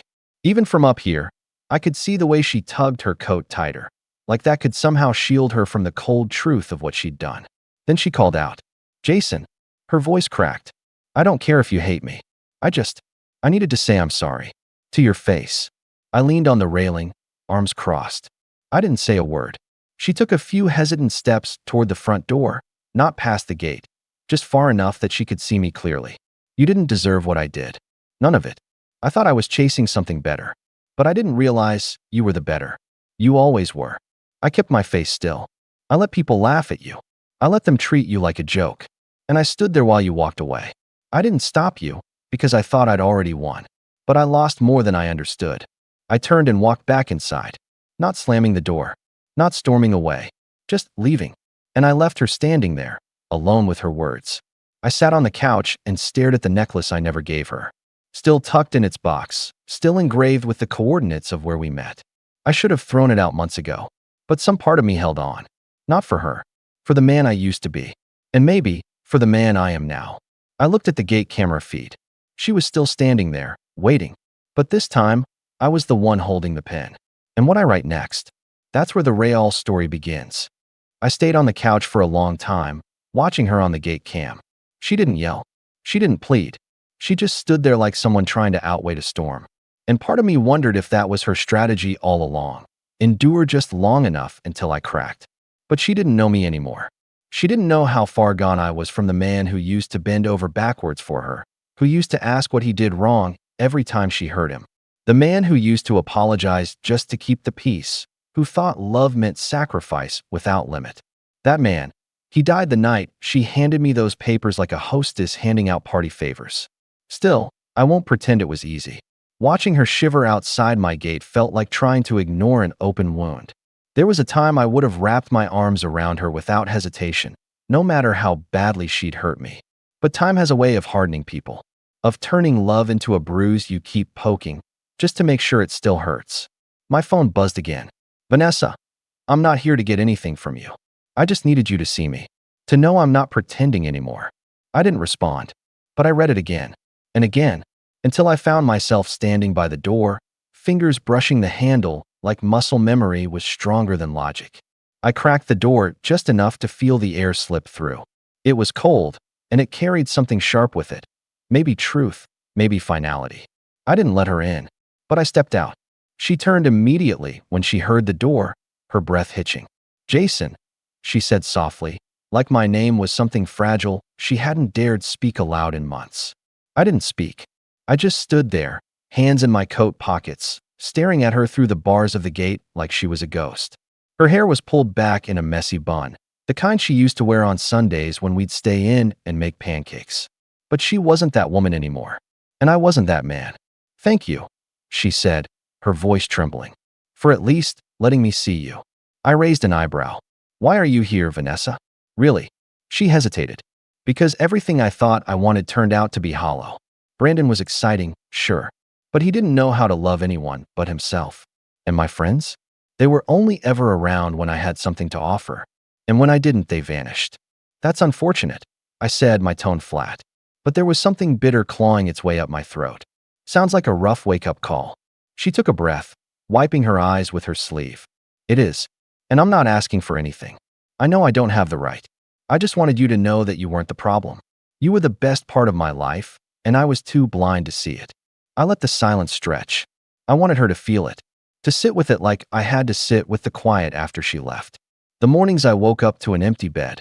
The nights I couldn't sleep because every room in the house echoed with absence. 6 months ago, I said slowly, you humiliated me in front of everyone you knew. You clapped. Your family toasted. Your uncle took photos like it was a red carpet event. Do you have any idea what that did to me? She nodded, tears filling her eyes again. I was cruel. I know. No. Cruel is easy to forgive. That was calculated. You choreographed it. Like it was a performance. And I was just a prop you needed to dispose of. She flinched, and for a moment, I almost felt bad. Almost. I'm not here to rewrite history, she whispered. I needed to tell you, face to face, that I regret it. All of it. Losing you? It gutted me in ways I didn't expect. I stared at her, and for a flicker of a second, I saw the woman I married. Not the one who handed me papers, not the one who laughed at my expense, but the girl I met in college, who stayed up late helping me study for licensure exams, who kissed me in grocery store aisles when she thought no one was watching. But nostalgia is a liar. It shows you the good through a filter and erases the parts that should warn you. I stepped forward, closer to the gate. You don't get to come back because things didn't work out with Brandon. I'm not. I held up a hand. Let me finish. She closed her mouth and nodded. I loved you. Truly. And for a long time, I thought that meant I was supposed to take whatever you gave me, no matter how little it was. But you know what I realized? Love isn't just about giving. It's about being respected. And that night at your parents' place, you didn't just take off the ring. You tore apart everything we'd built. Her shoulders sagged. She looked down. And now, I continued, voice steady, I don't hate you, but I don't trust you. And I can't let someone back in who saw me as disposable. She didn't argue, didn't fight. She just whispered, I understand. I waited, watching her. She took a deep breath and stepped back toward her car. And that's when she said it, soft, almost inaudible. I just wanted to see the man I gave up one more time. I didn't respond. She got in the car, sat there for a minute, then slowly pulled away, taillights fading into the night. I stood there long after the sound of her engine disappeared, hands still in my pockets, heart still heavy, but not broken. Not anymore. And as the gate closed behind her, something inside me did too. But what she left behind, that was just starting to open. I watched her car disappear down the road, her headlights flickering out like the last ember of a fire I'd kept alive too long. For a moment, the night was still, so still, I could hear the wind moving through the trees like it was exhaling for me. Then the gate clicked shut, and with that, I turned and walked back inside, closing the door behind me. I didn't cry. I didn't smile. I just stood in the silence of my apartment, letting it wrap around me. It didn't feel empty anymore. It felt mine. The next morning, I woke up early and made myself coffee, just one mug, black, the way I liked it before she started buying those flavored creamers and cinnamon syrups. I took it out to the balcony, watching the city slowly come to life below me. There was peace in that moment. No noise, no begging texts, just the quiet hum of traffic, the warmth of a new day, and the awareness that I had made it to the other side. I half expected her to text again, to say something desperate, but she didn't. Maybe because she finally understood, or maybe because she knew there was nothing left to say. A week passed, then two, and just like that, she vanished from my life again. Only this time, it was because I closed the door. For good. Then something strange happened. I started getting messages. From her family. Her sister, the same one who clapped when Vanessa handed me those papers. She'd met me on Instagram. Hey, I know this is random, but I just wanted to say I'm sorry for how that night went down. I didn't know she was going to humiliate you like that. I thought it was just a weird divorce party joke. I wasn't clapping for you getting hurt. I was clapping because, well, I didn't know what else to do. You didn't deserve any of it. I stared at the message, reread it twice, and deleted it without replying. Not out of spite, just because I didn't need their guilt. That was their problem to sit with now. Then her mom emailed me. She had the nerve to say she regretted celebrating something so personal and asked if I'd be willing to talk to Vanessa just once more, because she hadn't been the same since I walked away from her that night at the gate. That one, I did reply. Thank you for your message. But I think it's time Vanessa leans on the people who cheered when she tore me down. I won't be part of her recovery arc. I hit send and blocked the email. That felt good. Because the thing is, I wasn't angry anymore. I didn't hate Vanessa. I just saw her clearly. And sometimes, clarity is more powerful than rage. Rage burns out. Clarity sticks. The real ending, though? That came a few months later. I was at a small business mixer downtown, hosted on the rooftop of a fancy co-working space. One of those events with string lights, overpriced cocktails, and a DJ who played music way too loud for anyone to actually network. I was there because a new firm was courting me, and I figured it wouldn't hurt to meet their team in person. That's when I saw her. Not Vanessa. Bridget.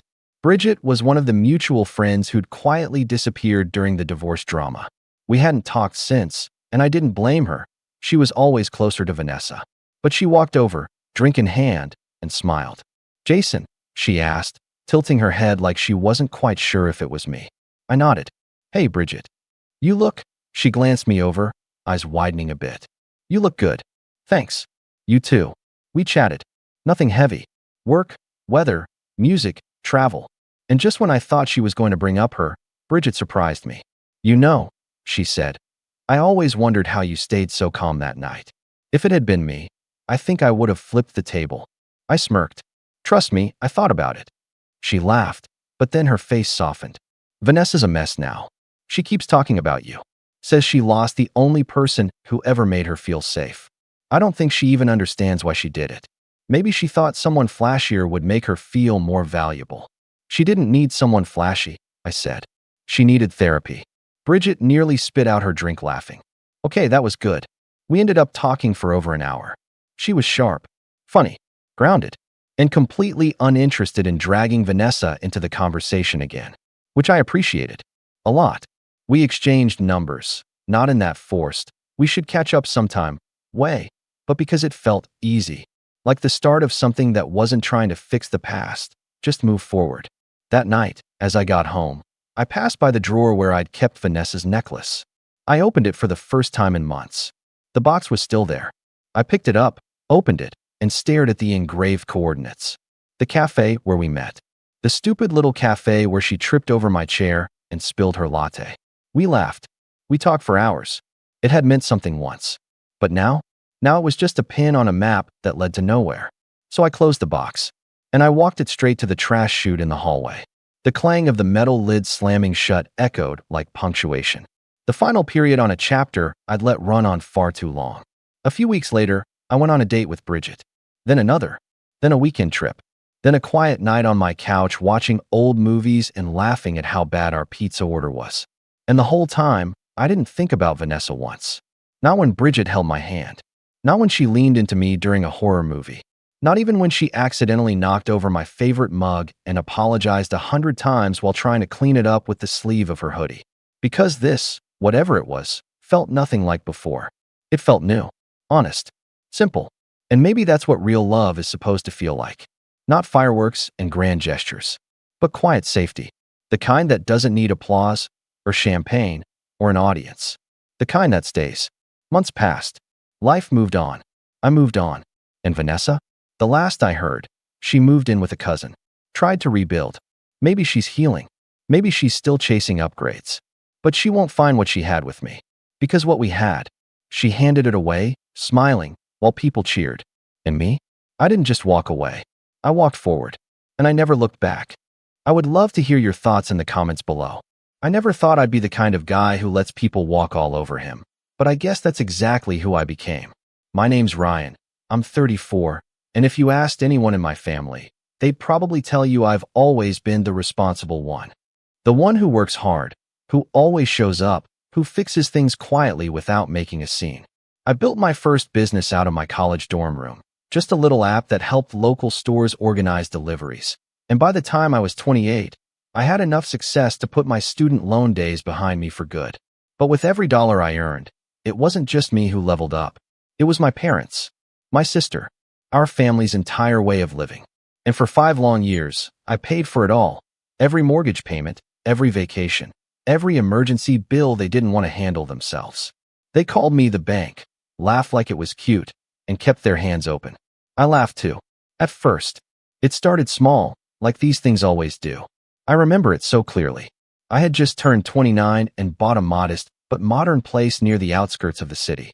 My parents came to visit a week later, and my dad casually mentioned the rising interest rates on their mortgage.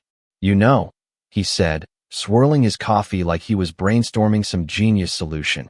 If we refinanced using some help from you, we could actually keep the house through retirement. He smiled like it was a fun idea. My mom nodded enthusiastically, like she already knew I'd say yes. I didn't answer right away. I was still calculating the numbers in my head, what it would mean, how it would fit into my budget. But my dad clapped me on the back and said, "It's just a bit of support. You're already doing so well." They made it sound like a favor. Like this was a normal thing a good son does.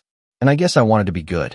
I've always had this ridiculous need to prove myself to them, especially to my dad, who used to say things like, real men show up for their families, and money doesn't matter unless you're using it for something bigger than yourself. At the time, it felt like maybe this was my chance to finally be seen as the successful one, the stable one. So I agreed. The first payment felt empowering, like I had stepped into adulthood in the most grown-up way possible. I was helping. I was making things better. They called to thank me that night, said I was a blessing. But 3 months later, my sister called crying about tuition. She had decided last minute to switch universities, some expensive liberal arts school out of state, and the financial aid hadn't come through. My parents were stretched thin, and she'd have to delay a semester unless someone could step in. Guess who stepped in? I wired the money. No questions. No conditions. I just did it. My sister, Emily, didn't even say thank you. She just sent me a heart emoji and a photo of her new dorm. That's when it began. The slow, quiet transformation from being Ryan, the brother and son, to being the bank. It became a nickname in our group texts. Ask the bank. Maybe the bank can fund this year's vacation. Hope the bank isn't too busy working to join us for dinner this weekend. At first, I told myself it was their weird way of saying they were proud of me, that they were just bad at expressing gratitude. But after a while, I stopped laughing, especially when they stopped asking. Christmas that same year was the first time I noticed the shift. We were at my parents' house. Emily had just unwrapped an obnoxiously expensive camera lens, one I recognized because I bought it from her Amazon wish list a month earlier, and my dad was joking about how we should all take a trip to Europe next summer. "Ryan, you'd love Prague," he said, raising his glass. "We'll start planning in January. I'm thinking business class this time. You deserve a break from all that working, Mr. Bank." Everyone laughed. I laughed too, but it was hollow. The worst part? I had been working insane hours just to keep up with everything. My business had grown, but so had my expenses. Every time I paid their mortgage, every time I covered Emily's rent or their surprise trip to the emergency vet, I felt like I was chipping away at something inside me. Like I was constantly overdrawing from an emotional account that never got refilled. And the more I gave, the less they saw me. Not just as a son or a brother, but as a person. It's funny. People always say success changes those around you. I used to think that meant jealousy or distance. But in my case, it was entitlement. It was watching my family slowly replace appreciation with expectation. They started texting me like I was customer support. If I didn't reply right away, they'd follow up with, or just send their bank info with no context. There was this one weekend. Emily had flown back for spring break, and we were all having brunch at this overpriced cafe downtown.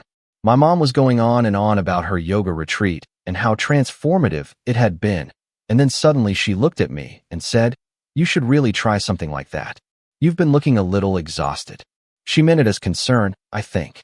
But I remember gripping my fork just a little tighter. "I've been working," I said, "keeping up with everything." My dad chuckled. "That's what the bank does, right? Keep grinding." Emily laughed into her mimosa. No rest for the ATM. Nobody noticed me go quiet after that. Nobody asked how I was holding up. It wasn't just the money. It was the way they made me feel disposable, useful, but not valued. Like I was a background character in their lives whose only role was to fund the plot. That summer, they booked the Europe trip, sent me an itinerary, already paid for. "We figured it was easier this way," my mom wrote in the group chat. "We put it all on your card. Hope that's okay." It wasn't okay, but I didn't say anything. Because back then, I still believed they'd eventually recognize the sacrifice. That someday, someone would pull me aside and say, "Thank you. We couldn't have done this without you." I thought maybe I could earn their love if I just kept showing up. Instead, that fall, I missed Emily's birthday dinner because I had the flu. I texted to say I was really sorry. You know what she replied? "Lame excuse, bank." That was the first time I thought, maybe they don't care at all. I didn't stop paying though. Not yet. Because guilt is a powerful leash. And my leash was made of memories. Of my mom singing to me when I had nightmares. Of my dad teaching me to ride a bike. Of Emily clutching my hand on the first day of kindergarten. I kept remembering the good stuff, trying to convince myself the present wasn't as bad as it felt. But it was bad. And it was about to get worse. Because 3 months before the next Christmas, something inside me finally snapped. And that's where everything started to change. It happened on a Tuesday. I remember because it was raining. One of those long, gray autumn downpours that makes the whole world feel heavier. I was in the middle of back-to-back meetings, trying to close a partnership deal that had been months in the making, when my phone buzzed with a string of texts. I ignored the first few, assuming it was spam or some group chat drama. But the fifth message popped up as a notification right on my screen, bold and unmissable. "Emily, the rent bounced. Did you forget again?" Again? I excused myself from the Zoom call, walked to the kitchen, and stared at the message. My hands felt cold. I hadn't forgotten. I just hadn't sent it yet, because this month, things were tight. Not catastrophic, but lean enough that I needed to prioritize payroll for my employees. I figured I'd pay hers by Friday. Before I could type out a reply, another message came in. "Emily, I'm already so stressed. Can you just handle this?" It's literally the only thing I asked. No please. No concern. Just demand. That moment cracked something open. I stared at my phone, thinking about all the months I'd covered her rent, tuition, food, textbooks, flights, Uber rides, everything. And the one time I was 3 days late, she acted like I had personally sabotaged her life. My mind spiraled, flipping back through years of similar moments. Like when she borrowed my car and returned it with a cracked bumper and a shrug. Or when she used my Netflix login and changed the password so her boyfriend could feel more secure. Or when she told our cousin at a family barbecue, loud enough for me to hear, "Ryan's rich, but has no clue how to enjoy life." And now she was lecturing me, like I was her employee who forgot to submit a report. Still, I typed out a short reply. Me. I'll send it Friday. Dealing with payroll. She read it right away, but didn't respond. I waited. 1 hour. 2. Nothing. Until later that night, when I got a call from my mom. "Sweetheart," she said, tone already dripping with disappointment. "Emily told me you didn't cover her rent this month?" I sighed. "I'm going to. I just need a few days. Business is." She cut me off. "Ryan, you know how much stress she's been under. The last thing she needs is to worry about being evicted." "She's not going to be evicted, Mom. It's literally 3 days." She said it already bounced once. I pinched the bridge of my nose. "Yeah, and it'll clear Friday. Can we not treat me like an ATM?" There was a pause. Then she exhaled sharply, like I'd hurt her. "No one's treating you like anything. But you have responsibilities." My laugh came out bitter. "To who? To Emily? To her rent? To your family?" she said firmly. "We're all in this together, Ryan. You've always understood that." I didn't reply. There was nothing left to say. The call ended with her passive-aggressively reminding me that real families support each other, and that money shouldn't be a source of tension if your heart's in the right place. I couldn't sleep that night. I kept replaying her voice in my head. The guilt, the pressure, the twisting of my intentions into some moral failing. And slowly, it hit me. They genuinely believed I owed them. Not just money, but my silence, my compliance, my willingness to stretch myself thinner and thinner while they feasted. The next few weeks were rough. Every time I tried to set a boundary, I was met with sarcasm or guilt trips. When I didn't respond to Emily's texts fast enough, she'd message our mom, who'd then call me to check in and subtly push me to respond. One night, I got a Venmo request from my dad for $1,300. No explanation, no context, just the memo, "Roof repair. Thanks, bank." I didn't send it. A week later, I got a group text from all three of them. "Mom, hey, so I noticed the payment still hasn't gone through for the roof. Was it a mistake?" "Emily, he's probably just busy working." "Dad, let us know if there's a problem. We're kind of counting on that." I didn't reply, not out of pettiness, but because I didn't know what to say anymore. I had spent so long keeping the peace that I had no idea how to introduce conflict. Saying no felt like a foreign language, but my silence spoke louder than I expected. 2 days later, my mom showed up. At my house. She didn't call first. She didn't even knock right away. I just found her standing outside my front door, arms crossed, eyes scanning my car like she was inspecting it for damage. I opened the door and blinked at her. "What are you doing here?" "I needed to see you," she said, brushing past me into the hallway.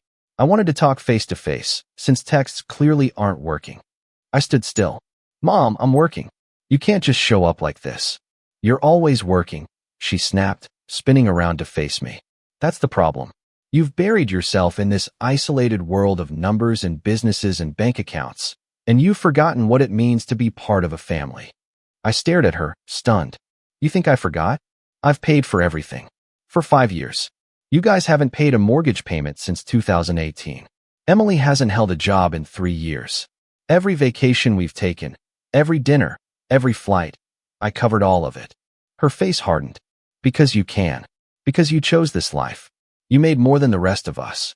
And with that comes responsibility. To take care of all of you?" I asked, my voice rising. "Is that how you see me? As your employee?" She flinched, just a little. "No. As your mother.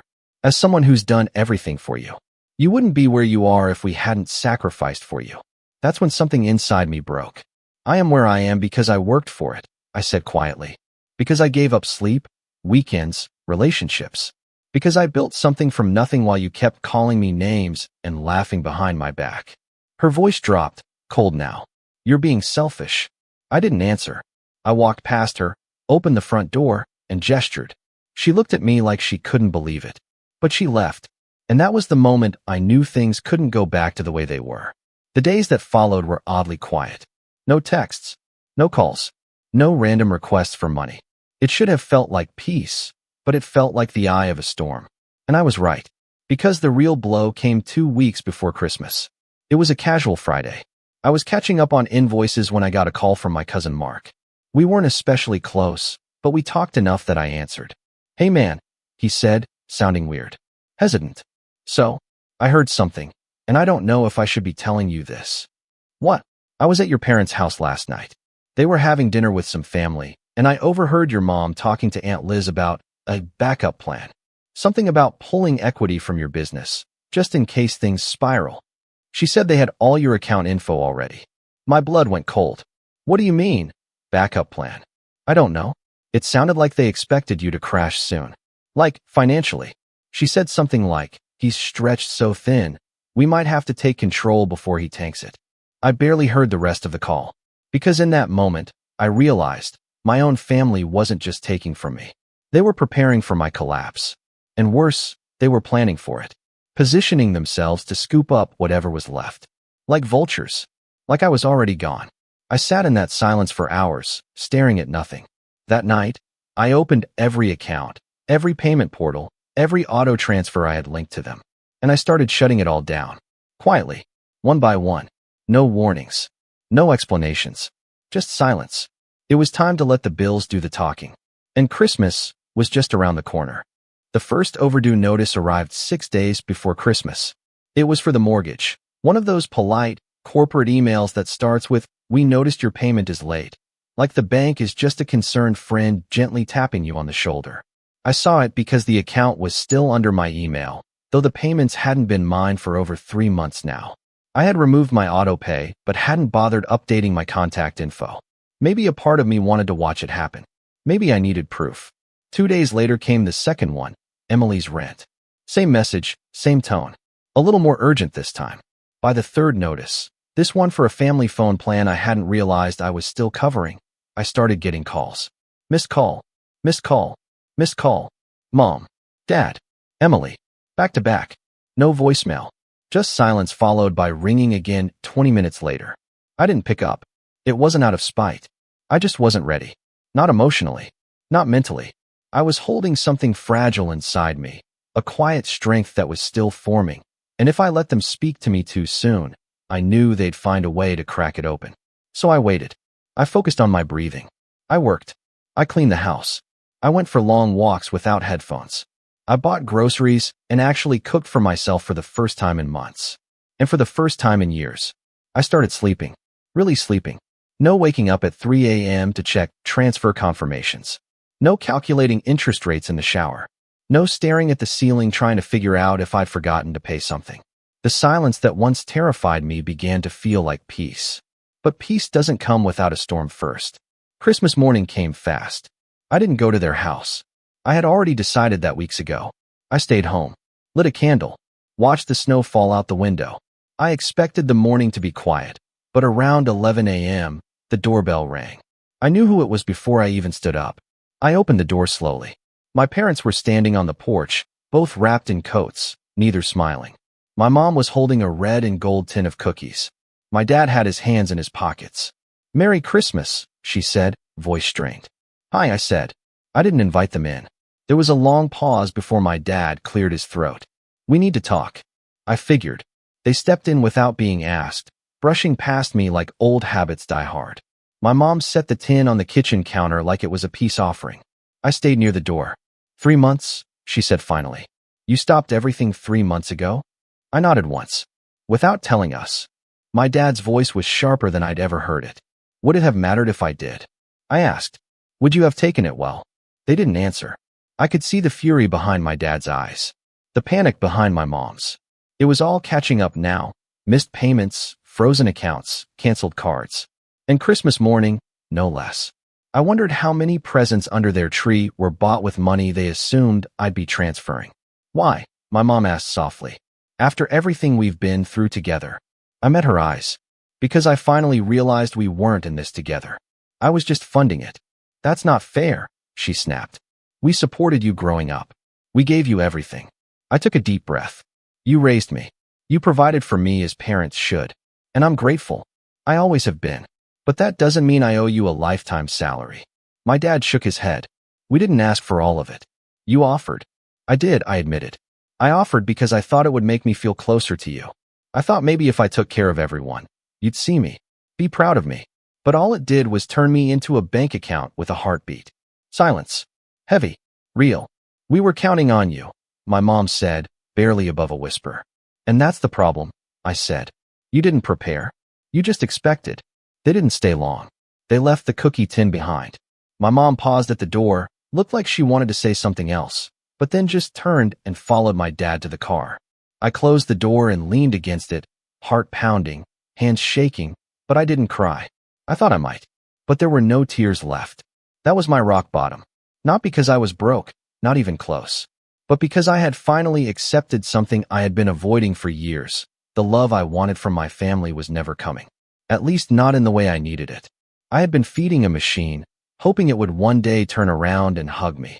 It never did, so I stopped feeding it. The days after that were quiet again, but not the same kind of quiet. This one felt earned. I started writing again, something I used to do in college before my business took off. Just journaling. Nothing fancy. But putting my thoughts down helped clear the fog. I went to therapy. For the first time ever. I booked a session with a therapist a colleague recommended, someone who specialized in family enmeshment and financial boundaries. I didn't expect much, but in our third session, she said something that hit me like a truck. Ryan, what if the version of love you were chasing was never yours to begin with? That sentence cracked something open, not in a painful way, but like a locked window finally letting in air.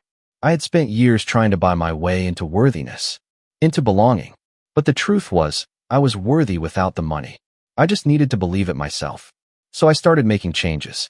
I hired a new accountant and separated every personal and business expense into airtight categories. I rewrote my will. I created a new company structure that couldn't be exploited without signatures from multiple stakeholders. I set passwords that only I knew, and I deleted every shared folder and document I had ever given them access to. I reclaimed control, one document at a time. I also started saying no in small ways. No, I can't make it to brunch this weekend. No, I won't be covering that missed payment. No, I won't lend you money for a can't-miss investment opportunity. Every time I said no, it felt like lifting a brick off my chest. At first, the responses from my family were confused, then cold, then hostile. Emily sent a long text about how family doesn't turn their backs when things get hard. I didn't reply. My dad called and left a voicemail saying I was disrespecting everything we built together. I listened once and deleted it. But something amazing happened. The world didn't end. No one came to drag me away. My house didn't collapse. My business didn't fail. In fact, for the first time in forever, I started to thrive. I landed a new client, one I'd been chasing for over a year. I revamped my brand and hired 2 new team members. I found myself with extra time. I joined a gym. I cooked real meals. I started waking up without that tight knot in my chest. One night, I took myself out to dinner. Just me. No emails. No clients. No notifications. I sat at a corner table by the window, ordered steak and a glass of red wine, and watched the snow fall outside. I looked around at the quiet restaurant, the hum of conversation, the clink of silverware, and felt something I hadn't felt in years. Freedom. The kind of freedom that isn't loud. It doesn't come with fireworks or applause. It just is.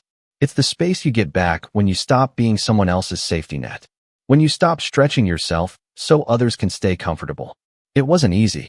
It still isn't. Some mornings I wake up and wonder if I did the right thing. If maybe I should have handled it more gently. If I should have warned them. If I should have waited until after the holidays. But then I remember all the Christmas mornings I spent wrapping gifts I paid for, pretending to laugh at jokes made at my expense, nodding while they made plans with my money like it belonged to them. I remember standing in my own living room while they used my name like a punchline. And I know I made the right call. Because here's the thing, I didn't stop being a good son. I didn't stop loving my family. I just stopped letting that love bankrupt me. And soon, they'd learn exactly what that meant. Because the overdue notices weren't just piling up. The consequences were about to get very real. And this time, I wasn't going to bail them out. I didn't set out looking for revenge. I wasn't pacing around my living room like some movie villain, scheming ways to ruin my family. That's not who I am. Or at least, that's not who I was. But something shifted after that Christmas. It wasn't just clarity, it was awareness. I started seeing patterns I used to ignore. Conversations I once chalked up to stress or family dysfunction now read like carefully rehearsed manipulation. And once you see it, you can't unsee it. A week after the holiday confrontation, I got a message from my uncle, my mom's older brother, Glenn. We weren't close. He was one of those relatives you see once a year, exchange stiff hugs with, and forget exists until he shows up at a funeral with a weak smile and an awkward joke. But this message wasn't casual. Glenn, hey, can we talk? I think we need to clear some things up. And I think you deserve to know a few things. That line, you deserve to know a few things, bounced around in my head all night. I called him the next day. We met at a diner halfway between our homes. Nothing fancy, just coffee and eggs and the kind of silence that builds when two men who share blood but not history sit down with something unsaid between them. He didn't waste time. Your parents didn't expect you to pull the plug like that, he said, stirring his coffee. They were scrambling after Christmas, asking everyone in the family for short-term loans, blaming you. Said you had a breakdown, that you were having some midlife spiral. I didn't flinch. Not surprised.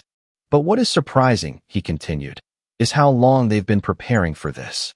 You know, your dad almost co-signed a business loan using your company's name. My jaw tightened. What? Yeah, back in September. He told the bank you were on board. They called to verify something, and I overheard the conversation when I was visiting. Thought it sounded sketchy. Didn't realize they were using your name to prop up their credit. I stared at my plate. My appetite vanished. Glenn leaned forward. Look, I know we've never been close, but I've always liked you, Ryan. You were the kid who built your first computer from scraps while the other cousins were still trying to figure out their phones. I watched your parents ride your success like it was a family inheritance.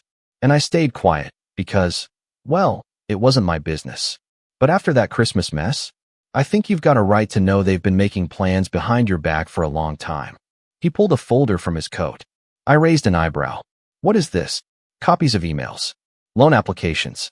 A couple conversations I recorded, just in case. I don't know what you want to do with this, but I figured you earned the truth. I took the folder home. I didn't open it for 2 days. Not because I didn't believe him, because I did, but because opening it would mean confirming what I already knew deep down. This wasn't just entitlement. It was betrayal. Calculated, cold, and quiet. When I finally opened the folder, I read every word. Emails between my father and his financial advisor discussing Ryan's business assets. Drafts of loan applications with my company's name typed in and then scratched out. My mother emailing an estate lawyer asking how to prepare for a future business transition from my name to Emily's, without telling me. One recording stopped me cold. It was my mom's voice, clear and calm. Ryan doesn't ask questions. He just sends the money. He's always been too soft for confrontation. Once we have access to the company, we'll make sure it stays in the family. I sat there, headphones on, hands trembling. That was the moment something dark settled in me. Not rage, not revenge. Just resolve. They didn't see me as family. They saw me as leverage. And I had spent years making excuses for them. No more. That was the night I decided I wouldn't just walk away. I'd make sure they felt it. Not with threats. Not with yelling or lawsuits. But with something far more powerful. Silence and consequences. I called my lawyer first. I'd known Martin for 5 years. Sharp, discreet, and fiercely loyal. I trusted him more than I trusted most people in my life.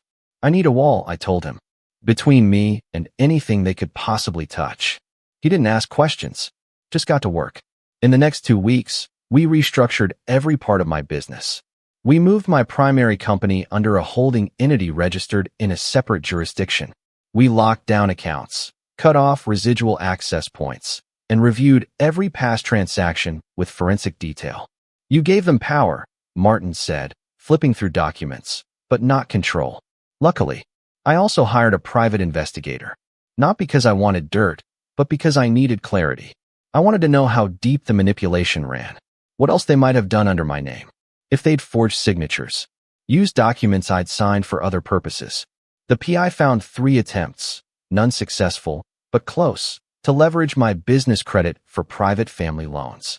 In parallel, I began preparing something else, something symbolic.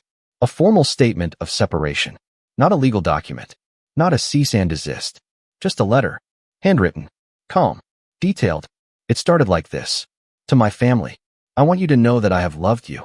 I have given without resentment, supported without condition, and hoped, naively, that my success could be a rising tide for all of us. But you didn't see me as your son or your brother. You saw me as your safety net. That ends now. The rest outlined every payment I'd made over 5 years. Mortgage, tuition, vacations, insurance, emergencies. I didn't include it to guilt them. I included it to remind them of what they took without thanks. The final paragraph read, "From this moment forward, I am no longer available as your financial solution. Not because I don't love you, but because love without respect is slavery. And I won't be enslaved anymore." I didn't send it yet, because I needed the moment to be right. Meanwhile, I started rebuilding my own life. Not the financial side, that was fine, but me. I joined a small group of entrepreneurs who met monthly to talk about boundaries, burnout, and emotional labor. Most of them had their own war stories, siblings who leached off their businesses, parents who demanded ownership, partners who drained them dry. Being in that room made me feel less alone. For the first time, I was surrounded by people who got it. I also started reconnecting with old friends. People I'd ghosted during the years I was working 80-hour weeks and managing 3 people's bills on top of my own. I apologized, explained. Most were kind. A few were surprised I hadn't spoken up sooner. One night, I invited an old college buddy, Marcus, over for dinner. We talked late into the night. At one point, I told him everything, start to finish. The mortgage, the rent, the vacations. The betrayal. He leaned back, whistling. "Dude, that's not just unfair. That's pathological." I smiled. "Tell me something I don't know. You ever think about telling your story publicly?" he asked. "Not, like, airing dirty laundry, but actually helping people in your situation." The idea stuck with me. I didn't want to be the guy who ranted about his toxic family online, but I did want to do something with the pain. So I started writing, not about them, but about boundaries, about rebuilding, about financial recovery from emotional enmeshment. I posted on business forums, Medium, LinkedIn, no names, no specifics, just lessons. And people responded. Messages poured in. "Thank you for saying this. I thought I was the only one. You gave me the courage to stop funding my brother's addiction." I forwarded this to my lawyer. That was when I realized my story wasn't just a cautionary tale. It was a blueprint, not for revenge in the traditional sense, but for taking your power back when love gets weaponized. Still, the final piece was missing. The confrontation, or rather, the reveal. And it was closer than I realized. Because in just a few weeks, my parents would be hosting a New Year, New Legacy party at their house. A bizarre little tradition they started once I got successful. It was their way of showing off, of pretending our family was some dynasty. Every year they invited extended relatives, friends, neighbors, clients, and dropped not-so-subtle hints about how their son had built an empire. This year, I wasn't invited. Not officially, but I saw the invitation through a cousin's Instagram story. They were throwing it anyway, and calling it a celebration of family success. That was my moment. Not to crash it, not to make a scene, but to deliver the truth. Quietly, unforgettably. And when that night arrived, I had a little surprise planned, one they would never see coming. Because the bank wasn't closed. It had been liquidated. The night of the New Year, New Legacy party arrived with all the pomp and pretense I had come to expect. My parents' house glowed like a showroom. Strings of warm lights wrapped around the pillars, a valet service stationed at the driveway, and a large white tent pitched over the backyard, sheltering rows of catered tables and a portable stage. It looked like a wedding reception for someone important, someone rich. And in a way, that's what it was, a celebration of the illusion my family had spent the last 5 years crafting, an illusion funded almost entirely by me. But that illusion was about to shatter. I didn't show up at the front door. I didn't walk into the party with dramatic music playing behind me. That would have been easy, theatrical, and, frankly, beneath the point I wanted to make. Instead, I stayed home, wearing sweatpants, sipping coffee, watching the clock. Because the real show didn't need me in the spotlight. I had already set everything in motion. The first wave hit around 7:42 p.m., just as the party hit full swing. That was when the caterer packed up and left. Not early. Not because of a scheduling mix-up. Because they were never paid. You see, my parents had used a local catering company they'd hired through me years ago for a corporate event. A company that trusted them, because I'd vouched for them in the past. But this time, I called ahead. Quietly. Privately. I explained everything. The history. The abuse. The assumption that I'd cover it. And then I covered the deposit myself, with one condition. If the balance wasn't paid in full by 7:30 p.m., they were to pack up and leave. No questions. No exceptions. And that's exactly what they did. Just as my dad was standing at the microphone thanking everyone for coming, praising the food. I wish I could have seen his face when the servers began dismantling the buffet line behind him. The second wave came 5 minutes later. My cousin Michelle, one of the few people in the family I trusted, walked up to the mic. She had a flash drive in her pocket and a nervous smile on her face. Earlier that week, I'd asked her to play a short video for me. I told her it was a message, one the whole family needed to hear. I didn't give her all the details, but she knew enough to agree. As soon as the sound system reconnected after my dad's awkward attempt to rally the guests, the screen behind the stage flickered on. A simple white background. My handwriting scrawled in black ink. To my family, you call me the bank. But you forgot one thing. Banks keep receipts. The video rolled. 3 minutes. That's all. 3 minutes of quiet, controlled truth. Photos of vacations. Credit card statements with names blurred, but balances clear. Mortgage payments. Tuition transfers. Birthday flights. Holiday rentals. All matched with dates and events that everyone in the room would remember. Then came the final slide. For 5 years I paid. Without complaint. Without recognition. And without a single thank you. A pause. Then another line. Tonight, I want to return the favor, with transparency. Next came a timeline. 3 audio clips. One of my mother laughing and calling me too soft to ever cut them off. One of my dad saying, he doesn't read the paperwork. We just need him to sign. And one final quote from Emily, recorded at a brunch I hadn't attended. He's not family. He's our funding source. The crowd fell silent. Then one more slide appeared. A calm, final message. Going forward, my relationship with each of you will be based on mutual respect, not financial obligation. If you can't separate the two, then this is goodbye. Ryan. The video ended. There was no music.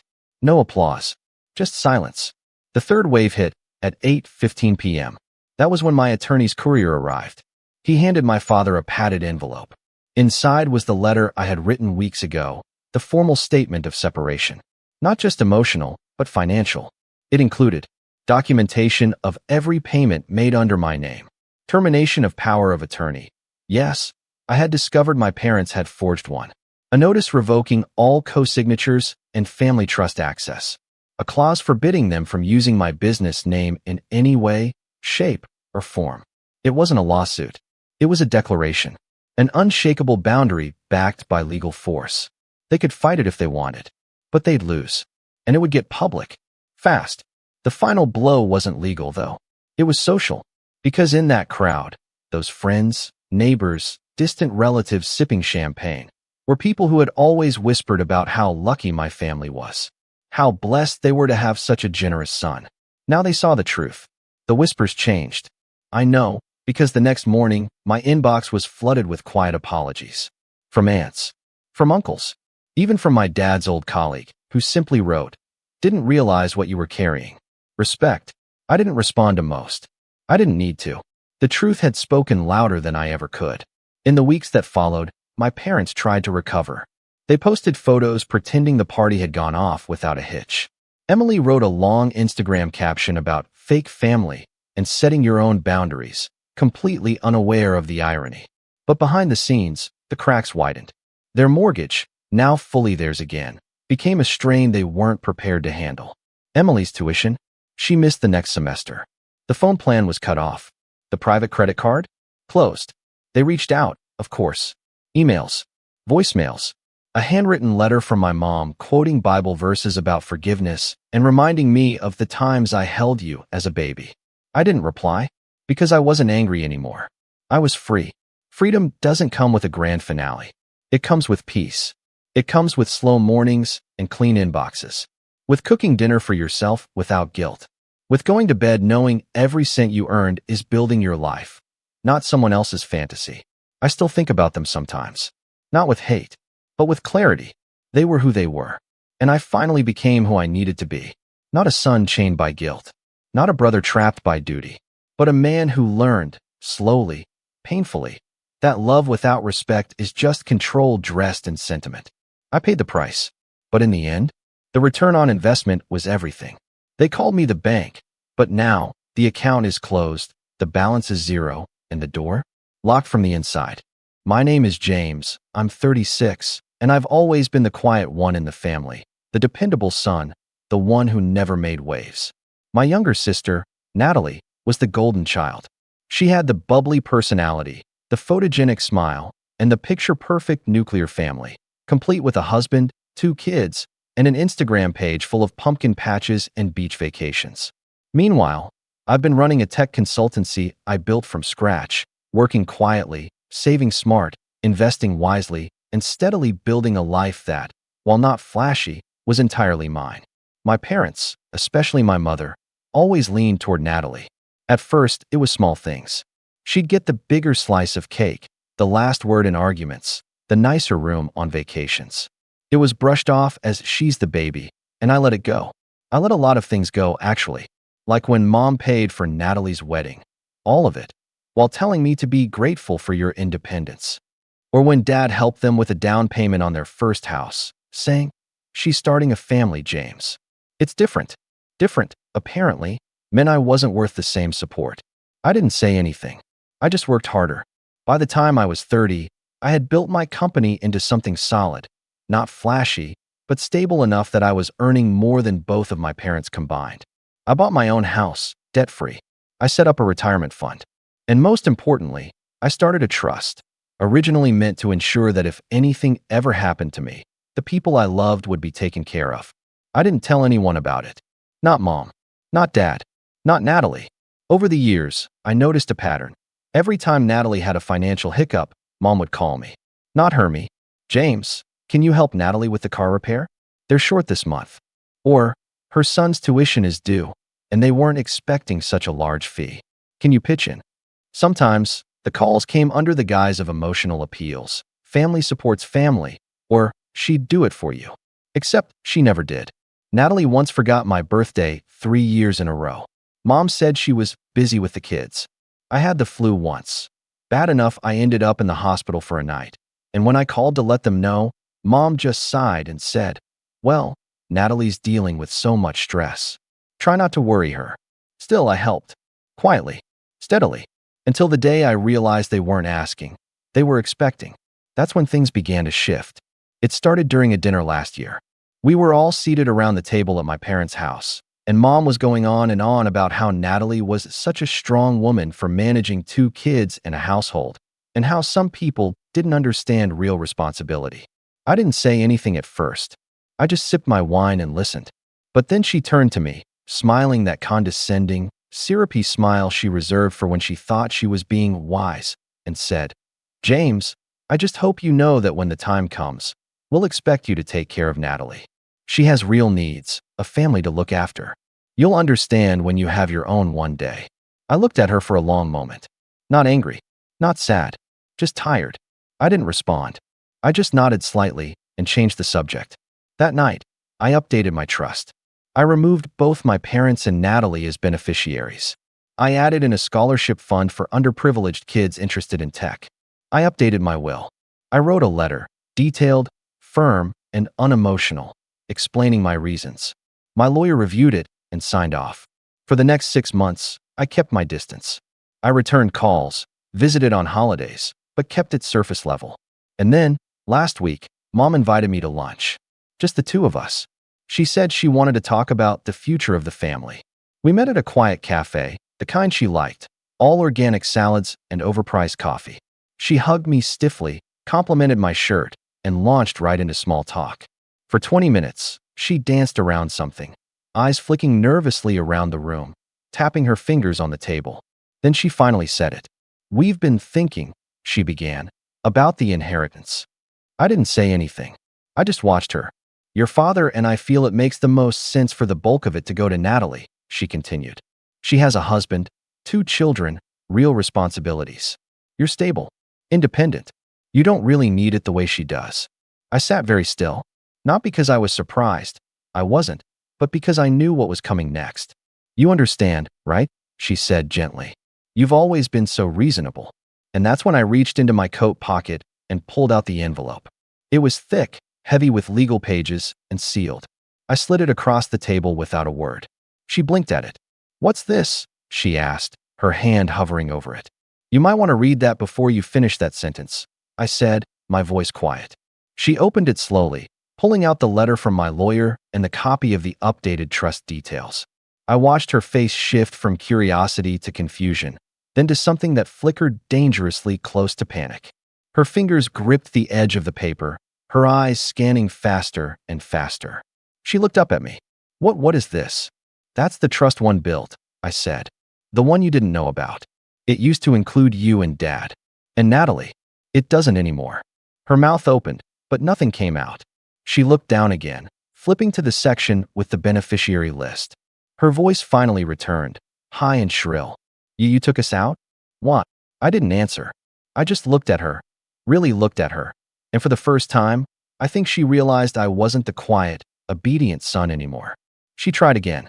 James, this doesn't make sense. We're family. Exactly, I said, standing up. We are. Or at least, we were. And that's when her phone buzzed on the table. She glanced at it. Then she froze. Because step 2 had just begun. She stared at her phone like it had just burned her. The screen lit up with a notification she didn't seem to understand at first. Then her face drained of color. I didn't need to see it to know what it was. My lawyer had scheduled the message to go out during our meeting. A formal notice, sent to both of my parents, terminating their access to the discretionary account I'd quietly been maintaining for them. The one that had paid for their utilities, property taxes, and a good portion of Natalie's recurring expenses. Mom's voice wavered. James, what is this? What is this message? I didn't sit back down. It's just confirmation. Everything is finalized. But why now? She asked, trying to laugh. Like this was a misunderstanding we could smooth over with a smile and a cup of tea. This feels sudden. Sudden. That word stuck in my head like a nail. No, I said. What's sudden is realizing that I've been treated like a resource, not a son. What's sudden is watching my success be rewritten as selfishness just because I don't have a spouse or kids to validate it for you. Her hands were shaking. She tried to fold the letter back into the envelope, but it just crumpled awkwardly between her fingers. You're overreacting. This doesn't have to be permanent. It is, I said. This lunch was a courtesy. The silence stretched between us, thick and bitter. She blinked rapidly, then reached for her purse, rummaging like she might pull out some magical object to reverse all of this. Let's not make this a scene. We can talk with your father. He didn't even know you were coming today. He's been under stress. I cut her off. You didn't invite me to talk. You invited me to inform me. Like a formality. Like I don't get a say in how I'm treated or where my money goes. The waiter approached hesitantly, sensing the tension. Would you like anything else? Mom plastered on a shaky smile. We're fine, thank you. I nodded politely at him and turned back to her. Tell Dad I'll be forwarding him the same documents, just in case he wants to pretend he didn't know about them. Her eyes flashed. You don't have to be cruel. I raised an eyebrow. You think this is cruelty? No. Cruelty is raising a child with the unspoken rule that he only matters when he's useful.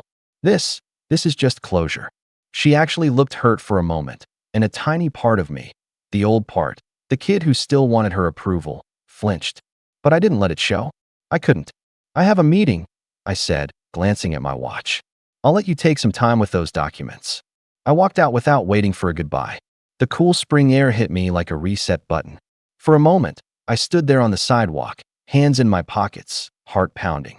I didn't feel triumphant. Not yet. But I felt free. And then, as if on cue, my phone vibrated in my pocket. A dozen notifications flooded in, texts, missed calls, emails. From Dad. From Natalie. Even from Uncle Rob, who I hadn't heard from in years. The news had spread faster than I expected. I took a deep breath and opened Natalie's text first. James, Mom's crying, Dad's freaking out, and I just got a call from the school saying your payment for the twins didn't go through. You're punishing them now? Seriously? Grow up. There it was. No concern. No reflection. Just outrage that the faucet had turned off. Then Dad's message came in. Call me now. We need to talk. This isn't how family handles things. I didn't reply. Instead, I opened my email and queued the next scheduled message. This one would go out at 5 p.m. A clean, legal memo formally dissolving the shared investment account I had once used to help float Natalie's husband's failed startup. It was only step 3, because if they thought a few angry texts would bring me crawling back, they hadn't understood me at all. I wasn't being petty. I wasn't seeking revenge. I was simply done. And by nightfall, they'd realized just how many threads I had quietly been holding together and how quickly everything unraveled without me. I spent the rest of the afternoon trying not to look at my phone, but the notifications were relentless. Messages rolled in one after the other, each more frantic than the last. Natalie was the loudest. Her texts switched rapidly from accusatory to pleading. You're seriously going to leave my kids hanging? This isn't you, James. You don't punish innocent people. Please just talk to Mom and Dad. They're scared. Mom's blood pressure went up. Okay, I'm sorry. We didn't mean to hurt you. Just call me, okay? Each message felt less like an apology and more like a chess move. Tactical, manipulative, and most importantly, never admitting to the years of quiet favoritism, the subtle digs, the constant expectation that my hard work should be redistributed like a family tax. Dad finally called around 6:30. I didn't pick up. He called again and again. By the 4th time, I finally answered. James, he said immediately, not even giving me time to speak. What are you doing? I didn't respond. Your mother is in tears, he continued. She showed me the documents. What is this nonsense about removing us from the trust and cutting off the accounts? We've always been there for you. There it was. We've always been there for you. The selective memory was incredible. You've been there when it was convenient, I said quietly. You've supported me when I did exactly what you expected. The second I made choices you didn't approve of, you pulled back. The second Natalie needed something, it was my wallet you came for, not hers. There was a pause. I could hear him breathing through his nose, the way he always did when he was trying not to explode. We're family, James, he said again. You don't just walk away from that. I didn't walk away, I replied calmly. You pushed me out years ago. I just finally stopped pretending I was still invited to the table. You're being ridiculous, he snapped. So what? Natalie gets a little more attention? She has 2 kids. A mortgage. Real responsibilities. You think I don't have responsibilities just because I'm not married? I said, my voice rising slightly despite myself. You think because I don't have kids, my time, my money, my effort, it's just disposable? Just there for you to redirect whenever Natalie makes another mess she can't clean up? He was quiet. I paid off your second mortgage, Dad. Quietly. I never said a word. I paid for Natalie's emergency C-section because her insurance wouldn't cover it. I helped Ryan get that consulting job, the one you all pretend he earned. I was fine helping. I never asked for recognition. I didn't want it, but I expected respect. And when I asked for even an ounce of that, when I said no, just once, you acted like I'd betrayed you. There was a long silence. I don't even know who you are right now, he muttered. That's funny, I said, because for the first time in a long time, I do. I ended the call. At exactly 7 p.m., step 3 triggered. A new email was sent to the family accountant, the one who managed the discretionary spending account Mom always referred to as the safety net. It was formally closed, with a detailed list of recipients and how much had been dispersed over the past 6 years. The email CC'd every person who had ever benefited from that account, cousins, aunts, even Natalie's kid's school administrator, along with a note from my lawyer explaining that all further inquiries should be directed to his office, not me. I wasn't trying to humiliate anyone, but I wasn't going to let them pretend they hadn't taken advantage of me either. That night, I turned off my phone and sat out on my balcony with a glass of wine. For the first time in what felt like forever, I didn't feel like I was waiting for the next demand to drop. No one could guilt me anymore. No one could cry their way into another check or call me selfish just because I said no. The next morning, I woke up to a different kind of message. An email. From Natalie. It wasn't long. Just a few cold sentences. I hope you're happy. You've torn this family apart. I don't know what kind of person writes their own sister out of their will, but I guess money matters more to you than blood. Attached to it was a screenshot of a family group chat I had never been part of. A group titled Real Family. A chat where they'd been mocking me. For years. Old messages. Natalie joking that I was the human ATM. Mom saying I was too sensitive and probably going to die alone if he doesn't lighten up. Dad adding that at least he's good for something. It was all there. Every little thing I'd suspected confirmed. And at the very bottom, a new message sent just minutes before the email. Guess the ATM's out of service. I stared at it for a long time. Not with anger. With clarity. Because step 4 was about to begin. I sat with that screenshot open for a long time, rereading the messages not because I didn't believe them, but because some stubborn part of me still wanted to. Still wanted to believe that maybe I had misunderstood. That there was some context I was missing. But no. It was all there, black and white, time-stamped and cruel. The jokes, the mockery, the way they talked about me like I was some overly dramatic punching bag with a wallet instead of a backbone. And I had let them. For years, I had let them. But that part of me, the quiet, obedient James who stayed in line and nodded through every veiled insult and dismissive smile, he was gone now. Buried under the weight of too many favors and not enough thanks. I drafted one final email. It took me almost an hour to write, not because I didn't know what to say, but because I wanted to make sure every word counted. Subject, closure. To Natalie, Mom, and Dad. I read your messages. I saw the screenshot. I guess now I know what real family means to you. You've made it clear how you see me. As a tool, a backup plan, a bank account with no voice and no boundaries. And for a long time, I accepted that role. I thought if I gave enough time, money, energy, maybe you'd see me as more than the spare part in your picture-perfect family dynamic. But I was wrong. So let me make something perfectly clear now that the dust is settling. I don't owe you anything. Not anymore. I don't owe Natalie for choosing to have children she couldn't afford. I don't owe Mom and Dad for favoring her at every turn while treating my achievements like minor footnotes. I don't owe anyone's silence in exchange for peace, because there was never peace. Only tolerance, and only when I was useful. You asked why I rewrote the trust. Why I pulled funding. Why I cut everyone out. It's not because of a single lunch conversation or a text message.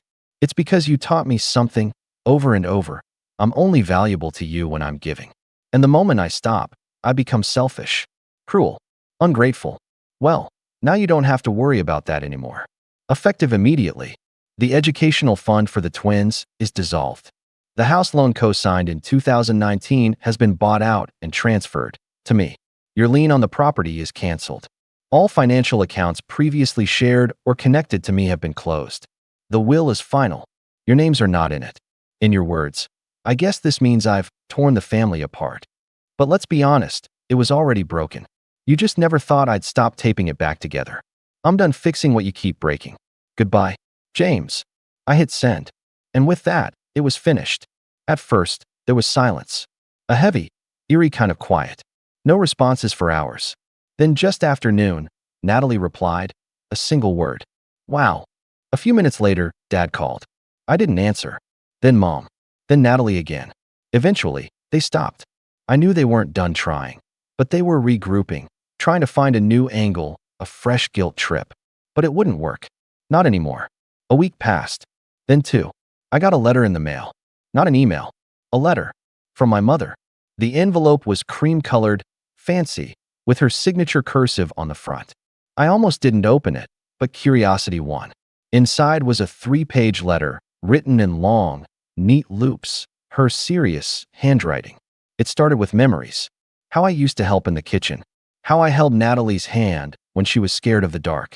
Then came the guilt. How hard life had been on them. How I didn't understand what it meant to be a parent. How Natalie struggles and I thrive. And isn't that worth some consideration? But it wasn't an apology. Not once. No ownership. No accountability. Just an elaborate dance around the truth. She still didn't think I had a right to be angry. She just hated that I'd stopped playing along. At the bottom was a request. Let's meet. No lawyers. No anger. Just you and me. I want my son back. I folded the letter, placed it back in the envelope, and filed it away. Not in the trash, not to be reread, but somewhere it wouldn't touch me again. Because the truth is, I don't hate them. I'm not bitter. I'm not raging or seeking vengeance. I'm just done. Done giving to people who see generosity as weakness. Done accepting scraps and being called ungrateful when I ask for more. Done being the easy child, the one who doesn't need attention or fairness or love with strings attached. And honestly, being done feels a lot like peace. A month later, I got a call from my lawyer. The trust was officially transitioned into a nonprofit scholarship fund. The money I had spent years building, would now go to kids who reminded me of myself. Kids who had dreams, but no one to fight for them. Not family, but people who deserved it.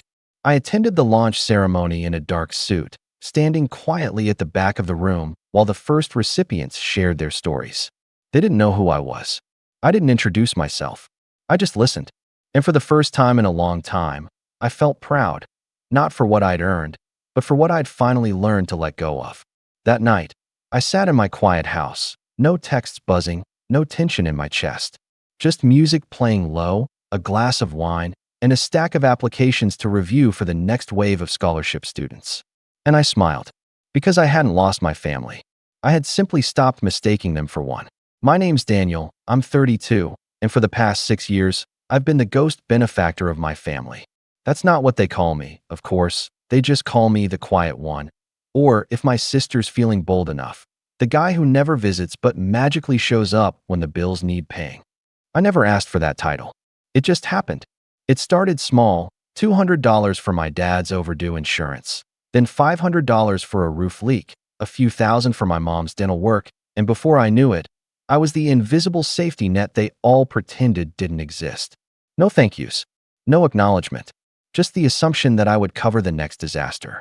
And I did, quietly, consistently, and from a distance. Until Thanksgiving. Every year, I came home for one holiday, Thanksgiving. I didn't really enjoy it, but it felt like the only time I could convince myself I still had a family. I didn't get invited for Easter, or Christmas, or even my niece's graduation party. But Thanksgiving? That was the performance of the year. Table settings for 14, sparkling cider and champagne glasses, my sister's dry green bean casserole no one ate, but everyone complimented. And me, sitting at the edge like an extra in someone else's family photo. This year was different, though. Not because of them. They hadn't changed. But because I had. 6 weeks before Thanksgiving, I got laid off. Not fired, laid off. Downsizing, department restructure. All the HR buzzwords they toss out with a sympathetic nod. I'd been managing a digital product team for a mid-sized software company, and while I wasn't rich, I was comfortable.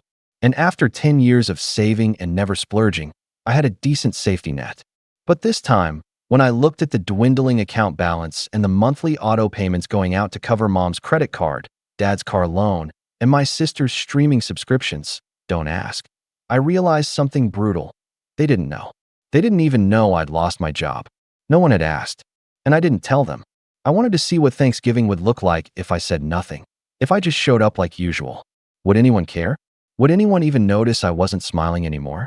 The day before Thanksgiving, I drove 8 hours down from where I live in a small apartment in the city, a quiet place above a coffee shop that still smelled like espresso beans even at night. I brought wine. I brought a chocolate tart from a bakery that's way too fancy for a guy with no income. And, as always, I brought envelopes. Each one was discreet, white, unmarked. Inside, receipts, account confirmations, and notices of what I'd covered for them this year. The kind of proof you only keep when you know, deep down, they'll never remember it on their own. I arrived around 3 p.m., just as my brother-in-law was hauling folding chairs out of the garage. My mom barely looked up from basting the turkey. "Daniel," she said with a quick glance. "You're early." I said I'd be here by 3. "Right. Well, we're still setting up." She motioned toward the hallway, as if I were supposed to wait there. I stayed in the kitchen, sipping water from a red Solo cup because apparently every glass in the house was already spoken for. The rest of the family trickled in over the next hour. My sister Erin, her husband Mike, their 2 girls, and my brother Derek, who hadn't worked a job longer than 6 months in the last decade, but always managed to show up with a new watch or phone. Dinner was supposed to start at 5. At 5:15, people started sitting down. That's when I noticed. There were 14 chairs around the table, 1 high chair for my niece, and 2 folding chairs tucked awkwardly against the sideboard. I stood in the doorway for a moment, waiting, watching. Then Mom pointed, not rudely, not even looking up from her carving, and said, "That one's for you. The one in the corner. By the window." I looked at the chair.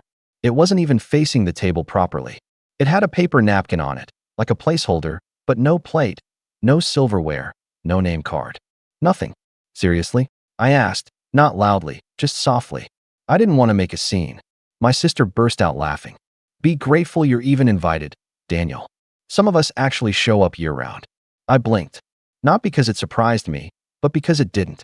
I walked over to the chair, still holding the dessert box and my stack of envelopes. I brought the tart. I said to no one in particular. No one responded. So I sat, not on the chair they pointed to, but just down, on the floor for a second. I placed the box on the table, slowly opened it, and set it beside the pies Aaron had bought from Costco. Then, carefully, one by one, I slid the envelopes out of my coat pocket. Quietly, like I was just setting down napkins or salt shakers. The last one, the big one, I tucked under the turkey platter, just beneath the serving tray, half hidden between the carving knife and the rosemary sprigs. It was labeled only with a date, November 1st. Then I stood. I smoothed my jacket, grabbed my keys from the hallway table, and walked toward the door. "Where are you going?" my mom asked, still not looking at me. I turned back, standing in the doorway. This was the last meal on me. And I left. The door closed behind me, quiet as the first snowfall. I didn't slam it. I didn't yell. I just walked to my car, got in, and waited. 10 minutes later, exactly 10, the lights in the house went out. That was the beginning of the unraveling. I didn't drive away right away. I just sat there, parked across the street, the engine idling softly, watching their silhouettes through the front windows as they shuffled in confusion. At first, I thought maybe no one noticed. But then I saw my sister's figure pause mid-laugh, looking up toward the ceiling. The lights above the dining table flickered once, then went dark. For a moment, nothing moved. Then someone, probably Derek, turned on their phone flashlight. A small beam danced around the room.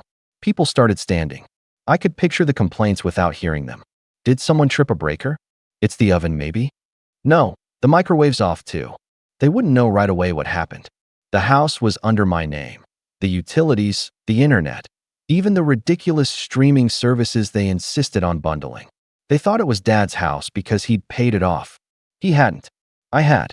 Bought it back from the bank after they defaulted 6 years ago. Quietly. Anonymously. My name was on the deed, tucked away behind their assumptions. I'd paid the power bills month after month, even when Derek was living in the basement and forgetting to contribute. Even when Aaron and Mike moved in for 6 months during their rough patch and left behind nothing but overdue cable bills and a broken washing machine. They assumed things would always stay on. I gave them 10 minutes after I walked out, not because it was symbolic or anything. It just took that long to finalize the auto cancellation. As I drove away, I saw Mike step outside, phone pressed to his ear, frustration written across his posture. I knew exactly what he'd hear when he called the utility company. This account was closed due to a change in ownership and payment status. That's what happens when you're removed from an account you never actually controlled. I made it back to my hotel just after 7 p.m. It wasn't fancy, just a roadside place near the interstate, but it had warm lighting, quiet halls, and a front desk clerk who offered me cookies on check-in. I didn't eat. I wasn't hungry. The adrenaline had left a bitter taste in my mouth. I sat on the bed and opened my laptop. There were emails waiting. One from my bank confirming the final transfer. One from the lawyer I'd hired 3 weeks ago. And one from my mom, time-stamped 6:57 p.m. Subject: Did you do something? Daniel, please call me. Something's wrong with the power. Also, what were those envelopes? Did you pay that? Just call me. I didn't reply. Instead, I opened the shared drive. The one they didn't know existed. For 6 years, I'd been tracking every payment, every transfer, every favor. Receipts scanned. Bank statements, text screenshots, copies of emails from Mom saying, "I'll pay you back next month, promise." I'd labeled it all, color-coded. Every year had its own folder. I'd never planned to use it. It was just my way of keeping the world straight when the gaslighting got too loud. But something inside me had shifted since the layoff. I'd realized they never saw me as generous. They saw me as a faucet, a machine, an expectation, and expectations can be shut off. The next morning, my phone was lit up with missed calls, 17 from Mom, 8 from Aaron, and 4 from an unknown number that I assumed was Derek using a borrowed phone after I'd shut off the family cell plan. That's right, I'd been footing that too. I had a family plan, 5 lines. It used to be just me and my parents. Then Aaron and Mike got added temporarily. Then Derek. The monthly cost had ballooned to almost $300. Every single month. I canceled the entire plan after midnight. They'd wake up to dead phones and no Wi-Fi. At 9:04 a.m., I finally answered one call. Mom. Daniel. Thank God. What's going on? Why is everything off? The girls were crying. Aaron's freaking out. Your father couldn't sleep. What's going on? Her voice had that frantic, guilt-tripping edge. That forced blend of maternal concern and barely concealed blame. Did you get the envelope? I asked, my voice flat. What envelope? You left a stack of papers all over the turkey like a joke. It wasn't a joke, Mom. It's everything I paid for this year. Every bill. Every loan. Every time you said just this once, and I covered it. There was a pause. That's not fair, Daniel. We've helped you too. Remember when you were in college? You mean the $500 you gave me junior year? That I paid back with interest? Yeah, I remember. Sweetheart, you're taking this too far. I know things have been tight lately. I lost my job, Mom. That stopped her. I didn't know. No one did. No one asked. Another pause. Then softer. Why didn't you tell us? Because I wanted to see if it made a difference. Spoiler, it didn't. I could hear voices in the background. Aaron yelling. Mike saying something about the fridge not working. Derek swearing. I could tell even without the words. My father? Silent. Probably sitting in his recliner, pretending none of this involved him. You shut off everything? Mom asked, quieter now. I'm not your safety net anymore. Daniel, we're family. No, we're roommates who shared a bloodline and split the groceries. Family doesn't treat someone like an afterthought until the lights go out. There was nothing else to say. I hung up. But I wasn't done. That day, I scheduled every remaining account to be closed. The house was mine legally. I'd bought it back under a family trust one controlled. But they could stay, I decided, for now. I wasn't cruel. I gave them 60 days notice, legally binding, notarized, sent by certified mail. They'd find the letter tomorrow morning, with a timestamp and an option, buy the house from me at fair market value or vacate by January 31st. And just for good measure, I left a copy of the trust document in a second envelope taped to the underside of the dining room table, right where I used to sit. They found the letter the next morning. I know this because Aaron posted a vague rant on Facebook at 8:12 a.m. Something about backstabbing, betrayal, and selfish people who forget where they come from. No names. Just enough drama to pull in sympathy from her usual peanut gallery of acquaintances who lived for digital outrage. I waited for the texts. They came. Like clockwork. Aaron, 8:16 a.m. You've got to be kidding me. This is how you repay us. On Thanksgiving. Aaron, 8:21 a.m. I hope you realize you've made Mom cry. Dad hasn't even said a word. This is low, Daniel. Aaron, 8:23 a.m. And don't pretend you own the house. That's Dad's house. We grew up there. I didn't reply. She wasn't wrong. We did grow up there. But none of them remembered the foreclosure notice taped to the door 6 years ago. The one Mom ripped down before anyone could see. The one Dad pretended didn't exist, even as he sold his tools and pawned Mom's jewelry to stall the inevitable. I was the only one who stepped in. Not because I wanted to own the house. I never planned on living in it. But because I couldn't stand the thought of our family name ending in a sheriff's eviction notice and a lawn littered with memories. So I paid off the debt. Quietly. I used my savings, bought the house back under a trust, and let them stay rent-free, with utilities included, all under the illusion that Dad had worked something out with the bank. I kept the illusion going, year after year, because a part of me still wanted to believe that if I gave enough, they'd finally see me. But all they ever saw was what they could take next. Later that morning, I got a call from Derek. I almost didn't answer, but curiosity got the better of me. Daniel, he said, voice too calm, too measured. That fake stillness you hear from people right before they blow up. Morning. So what's your plan here, huh? You just ruin Thanksgiving, turn everything off, then slap us with an eviction notice. 60 days notice, I corrected. It's not an eviction. It's a choice. You can buy the house. Or leave. Buy it. He laughed. With what money? We've been covering bills all year. No, I said, cutting him off. You haven't. I have. Every single one. Check the envelopes. There was a silence, the kind that stretches across 1,000 unspoken moments. So what? You're just gonna throw your own family out? Just like that. I leaned back in the hotel chair, staring out the window. The sky was gray, and the parking lot below glistened with last night's rain. A kid rode his scooter in slow, looping circles around a parked truck. I didn't throw anyone out, I said. I stopped holding the door open. Click. He hung up. By noon, the group chat, the one they only remembered I was in when they needed help, was on fire. Mom, Daniel, please. Let's talk. This isn't how families handle things. Aaron, you've always been jealous. Admit it. You hated that we were close with Mom and Dad. Mike, you're heartless. The girls were crying this morning because the internet was down. Mom, again, we can fix this. Just come back. Talk to us. Derek, you're dead to me. That last one made me laugh out loud. I didn't reply to any of them. Instead, I posted one message to the group, the only one I'd sent in months. Daniel, the turkey platter. Underneath, read the fine print. Happy holidays. Because under that final envelope, the one half hidden under the rosemary sprigs, I had tucked a legal summary prepared by my lawyer. It laid out the transfer of property, the trust structure, and the detailed payment ledger tied to the mortgage, taxes, and utilities. It even included a notarized statement of occupancy signed by me the day I saved the house from foreclosure. And taped inside the envelope flap was a flash drive. On it, a 6-year archive of bills, transfers, messages, and scanned checks. A digital mirror of the life they pretended wasn't funded by me. I knew it would take them a few days to go through it all, to piece it together, to realize the house, the lights, the water, even the hot water heater Mike had bragged about installing himself last spring, had all been paid for by the brother who never really helped around here. But that wasn't the part one was waiting for. That came Sunday morning, when Dad finally called. Dad hadn't called me directly in years. Not since the summer I moved out at 24 after one too many, maybe if you were more like your brother comments. Back then, Derek was the golden child. Even if he barely worked and floated from one half-baked business idea to the next. But he knew how to charm people, knew how to flatter Dad's ego. I didn't. I just worked. Quietly, steadily, and apparently invisibly.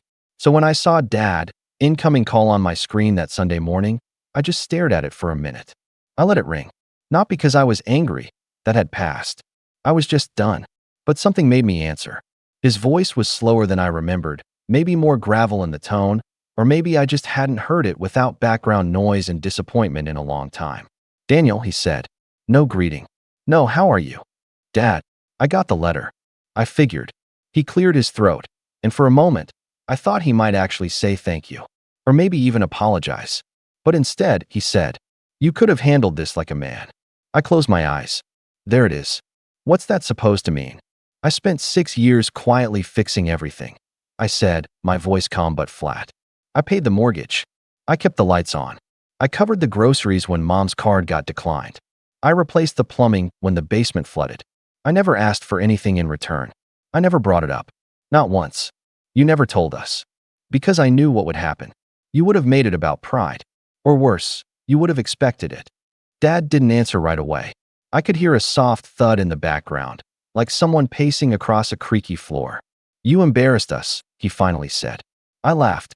It just came out. A small, breathy sound I didn't try to stifle. I embarrassed you?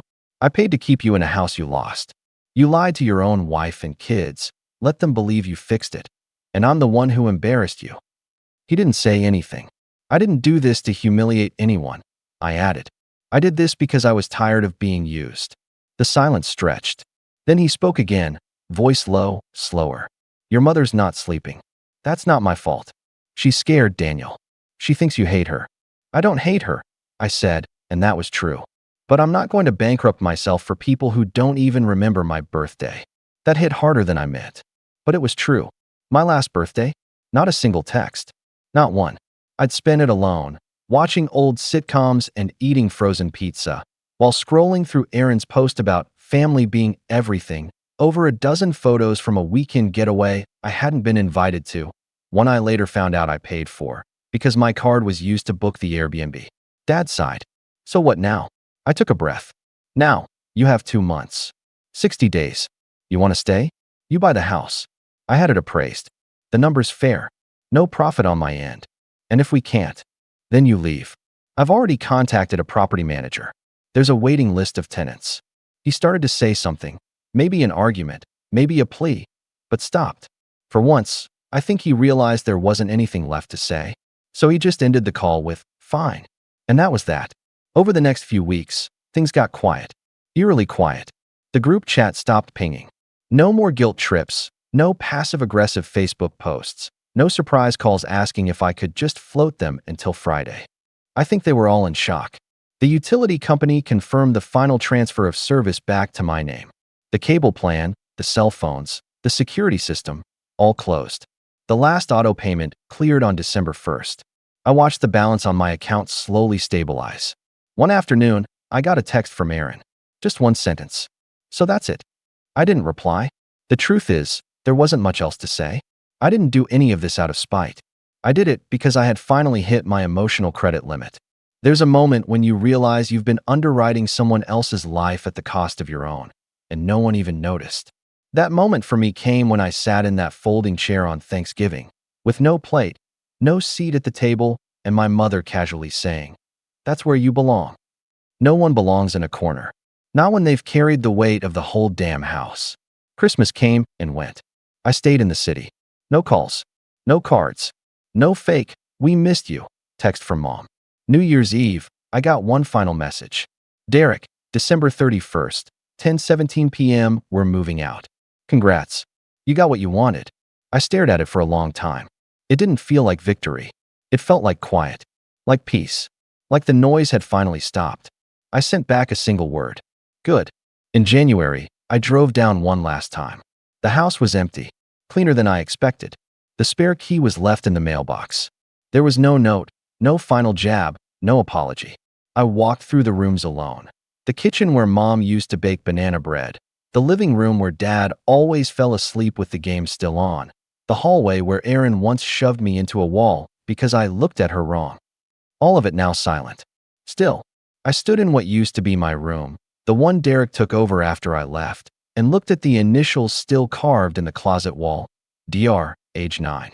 I didn't feel angry anymore. Just finished. I locked the door behind me, mailed the key to the property manager, and drove home. It's been 8 months now. I haven't heard from any of them since.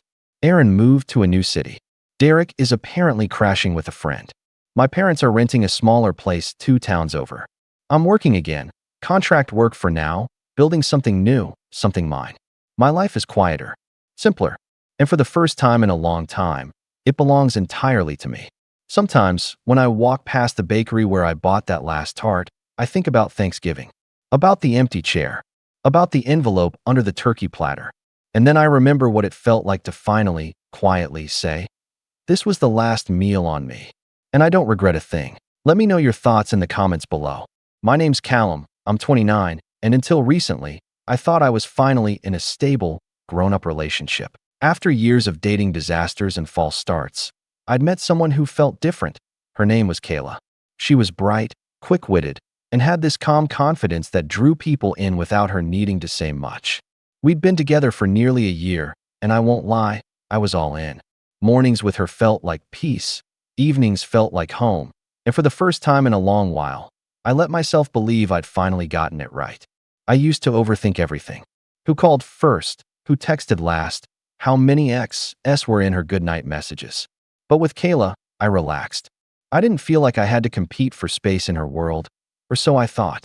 When she mentioned her ex, Liam, a few months in, it didn't set off any alarms. "We dated in college," she'd said casually, sipping her coffee. "It ended clean. He's a good guy, just not my guy." I nodded, trusting her word. I wanted to be the kind of man who didn't flinch at mentions of exes.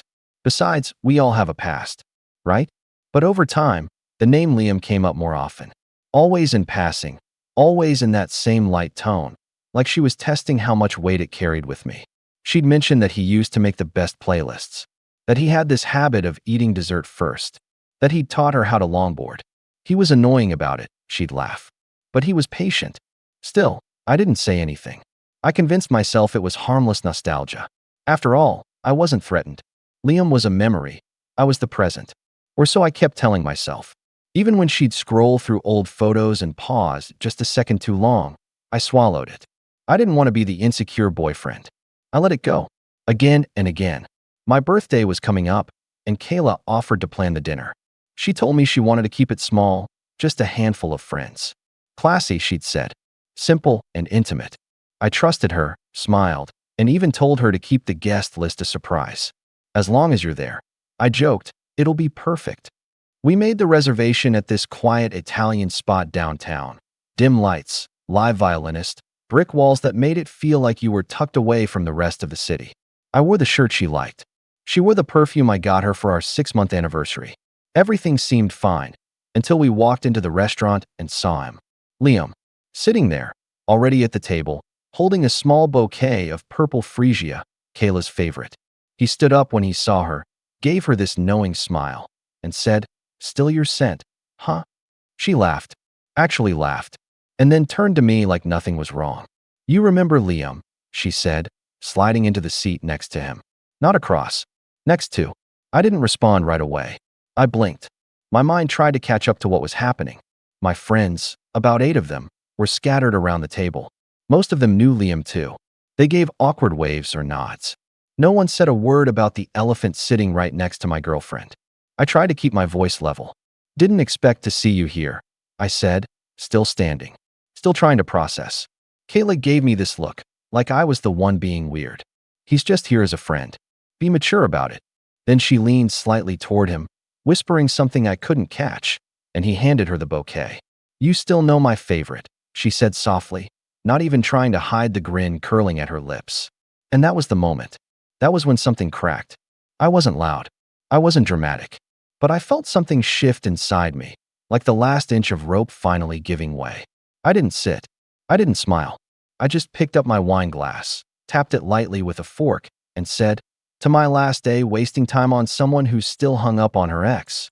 The table fell silent. A fork clinked against a plate. Kayla's smile froze, confused, then turning to embarrassed, then a flicker of anger. But I wasn't done. I turned to the waiter, who had just brought out appetizers, and said, "Actually, cancel the table. I won't be paying for this dinner." I placed the menu down, nodded politely to the stunned server, and walked out before anyone could say a word. The cool night air hit my face like a slap, but it felt good. Real. Honest. I didn't even look back. I walked 2 blocks to my car, sat in the silence for a few minutes, and let myself breathe. Then I drove home, blocked her number, took every reminder of her off my phone. But I wasn't done yet. Back at our apartment, or what used to be our apartment, I packed up her things into the storage tubs I'd bought months ago when she hinted at wanting more space. Clothes, makeup, that dumb ceramic cat her mom gave us. All of it. I didn't throw anything. I didn't break anything. I just packed it like someone closing a book they'd already finished, a story that didn't end how it should have, but ended exactly how it needed to. The final bag was zipped just after 2 a.m. I carried everything to the curb and placed it neatly under the street lamp. Took a picture for proof. Then I walked back up, locked the door behind me, and sat in the stillness. No messages came that night. But the morning was a different story. By morning, my phone had gone from 0 notifications to a storm of missed calls, unread texts, and a few long-winded voicemails, all from numbers I half recognized. Some were friends from the dinner. A couple were from Kayla's sister and even her co-worker, oddly enough. But not one was from Kayla herself. The first text that popped up on my lock screen was from my buddy Jason, who had been at the dinner. "Bro, that was the coldest exit I've ever seen. I didn't know she invited him. That was foul." Then another from Tanya, a mutual friend. "Callum, I don't blame you, but it got messy after you left." Kayla tried to play it off. "Then Liam tried to say he was invited by you? What even happened?" I didn't answer anyone. Not yet. I just watched the notifications pile up while I sipped my coffee and looked out the window at her stuff still sitting on the curb like a thrift store display. A couple of passers-by gave it a glance. One lady even picked up a scarf and turned it over in her hands. I didn't stop her. If Kayla cared that much, she'd have shown up by now. At around 10:30 a.m., my apartment buzzer rang. Once. Then again. Then a third time in a frantic burst like whoever was pressing it wanted the building to explode. I didn't even check the intercom. I already knew. Then came the text. Kayla texted, "Are you serious? You put my stuff on the curb? What is wrong with you? Where are my things?" I stared at it for a long second before replying. I replied, "They're outside, just like our relationship, in plain sight, for anyone to take." Delivered. Read. No response. An hour later, another text came in, this one longer. Kayla texted, "You're being a child.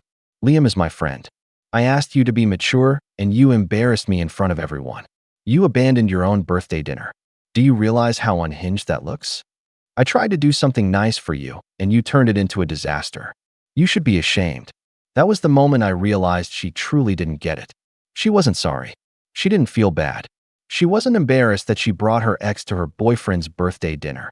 She was embarrassed that I didn't sit down and accept it. That's when I took a breath, opened my laptop, and did something I'd been quietly considering for weeks. See, Kayla and I had been talking about moving into a better place. Something bigger. She had floated the idea of putting the lease under her name next time for balance, since the last two had been mine. But I'd done some snooping recently, innocent at first, and found out she had quietly been using my credit for some strange pre-approvals. I ran a credit check 2 weeks ago. Nothing major, just some suspicious activity. One failed application from a boutique furniture store. Another flagged pre-qualified loan from an online bank. All in my name, none in hers. I hadn't confronted her about it yet. I was giving her the benefit of the doubt. But now I clicked through to every alert and opened a fraud report with each one. Flagged them. Submitted copies of my ID and statements showing I never made those inquiries. Even sent along screenshots of old messages between us where she'd asked for my info, just in case we get pre-approved for a rental. Then I moved on to the shared streaming accounts. The shared Uber Eats login. Her gym membership tied to my card. All of it gone. I changed passwords, canceled the cards, revoked access. One by one. Quietly. Methodically. By the time I was done, it was nearly 1 p.m. I had a new credit lock in place, a new debit card on the way, and a living room that no longer smelled like her lotion or looked like it belonged to two people. Just me now. That's when the knocking started. Not the buzzer this time. Knocking. On the actual door. 5 short raps, then 3 slow ones. Like she didn't know whether to demand attention or beg for it. I didn't move.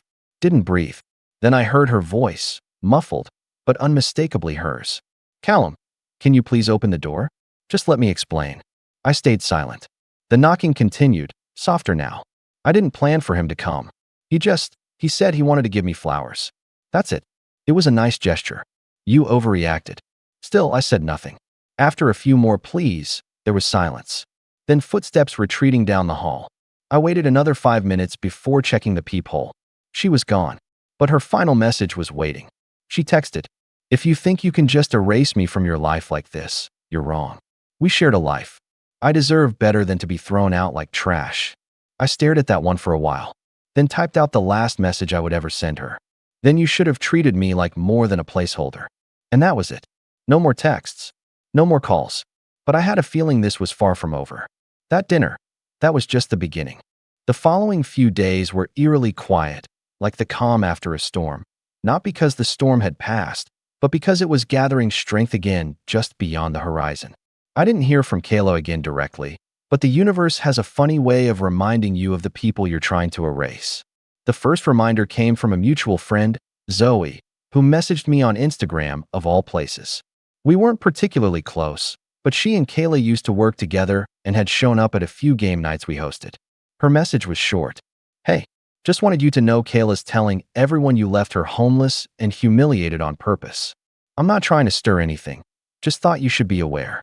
She's saying you planned the whole birthday thing to trap her." I stared at the message, blinking. Homeless? Humiliated? No.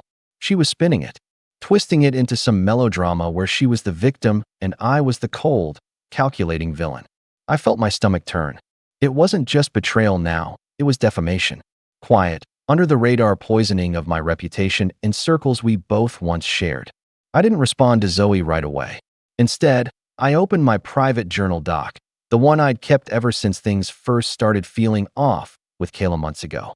I'd been jotting down little red flags, receipts, inconsistencies, mostly as a way to stay sane. But now it looked more like evidence. There were things I hadn't told anyone, like the time she borrowed my laptop and forgot to log out of her email, and I saw a message to Liam saved in drafts. It wasn't sent, but it was real. "If things were different," it had said. Sometimes I think about that night at the cabin. I hadn't brought it up. Maybe I didn't want to know. Or maybe I was scared the truth would unravel everything I'd worked so hard to hold on to. But now I wanted the truth out. So I took screenshots, compiled timelines, forwarded flagged credit activity to myself from the bank, highlighting the dates and times she'd borrowed my info. I even saved a voice recording I'd made when she asked me to co-sign a furniture loan. It was legal. We were in a one-party consent state. I'd been uneasy about it at the time. Thank God I trusted my gut. Then came the second hit. Jason, my closest friend since high school, texted me to ask if I'd heard about the podcast. What podcast? Apparently, Kayla had done an anonymous guest spot on some low-tier relationship podcast a week after everything blew up. She didn't name names, but it was clear from the details that she was talking about me. About us. She called me controlling, emotionally manipulative, and said I weaponized my finances to punish her. Jason sent me the clip. My hands were literally shaking by the end of it. I wasn't angry. I was stunned. She'd painted this version of events so cleanly that even I started to wonder if maybe I'd missed something. Maybe I had been too cold, too abrupt. Then I remembered the birthday dinner. The flowers. The way she looked at Liam. The whisper. The smirk. How she slid into the seat next to him like it was his celebration, not mine. No, I hadn't been cold. I'd been done. And now, I had a decision to make. I could move on, quietly, cleanly, and let her keep spinning her little fables into whatever version of truth made her sleep better at night. Or I could do what she never expected. Tell my side. With proof. With receipts. With the calm precision she always mistook for weakness. I didn't want revenge, not really. But I wanted clarity. I wanted people to see. I started small. Anonymously, I emailed the podcast host. Politely, professionally, linking to a few key screenshots and documents that clearly contradicted Kayla's claims. I didn't ask them to take it down. I just said, in the interest of fairness, you should know the full story. Then I went further. I reached out to my HR department. Quietly, carefully, told them I might be dealing with someone spreading false information that could affect my professional reputation. Not that anything had reached them yet, but if it did, I wanted them to hear it from me first. They were sympathetic. Asked for documentation. I sent them the same file I'd sent the podcast. Then, finally, I unblocked Kayla. Not to talk, but to watch. Sure enough, a day later, she messaged me again. Why did the podcast take the episode down? I didn't answer. Then she followed up. Did you seriously contact my job? What is wrong with you? She thought it was retaliation. It wasn't. It was self-protection. That's when I realized the real threat wasn't the public story. It was the private damage. The quiet sabotage, the whispered lies. She wasn't trying to ruin me loudly. She wanted to do it behind closed doors, where I couldn't defend myself. But she forgot who she was dealing with. I'd built my life carefully, patiently, and I wasn't about to let it collapse because someone couldn't handle being called out on their mess. So I waited, watched, and planned my next move. One that would make her rethink every whisper, every smirk, every lie she tried to tell in the dark. It took me another week to get everything together, not because I was unsure, but because I wanted every piece of it to be perfect, clean, precise, no chaos, no drama, just truth, laid bare like a glass table. The world could look right through it and see every crack she tried to hide. I didn't want a spectacle. I didn't post some vague tweet. I didn't go off in a group chat. I wasn't trying to humiliate Kayla. That would have been too easy. And honestly, I didn't care about revenge as much as I used to. I just wanted to make it impossible for her to pretend anymore. No more playing the victim. No more half-truths whispered behind people's backs. No more lies about who I was and what I did. I was done giving her space to rewrite our story while I kept quiet out of some false sense of decency. So I wrote a letter. Not a letter to her. A letter about her. For the people who had been asking, wondering, or just silently forming opinions based on what she fed them. The mutual friends. Her coworkers. Even her family, who I'd met at holidays and smiled politely through every awkward interaction. They deserved to know what happened. And more importantly, I deserved the peace that comes from no longer hiding. I started with the night of my birthday. I described it plainly. No theatrics. No exaggeration. I told them about the restaurant. About how she invited her ex and didn't warn me. About the flowers. The whisper.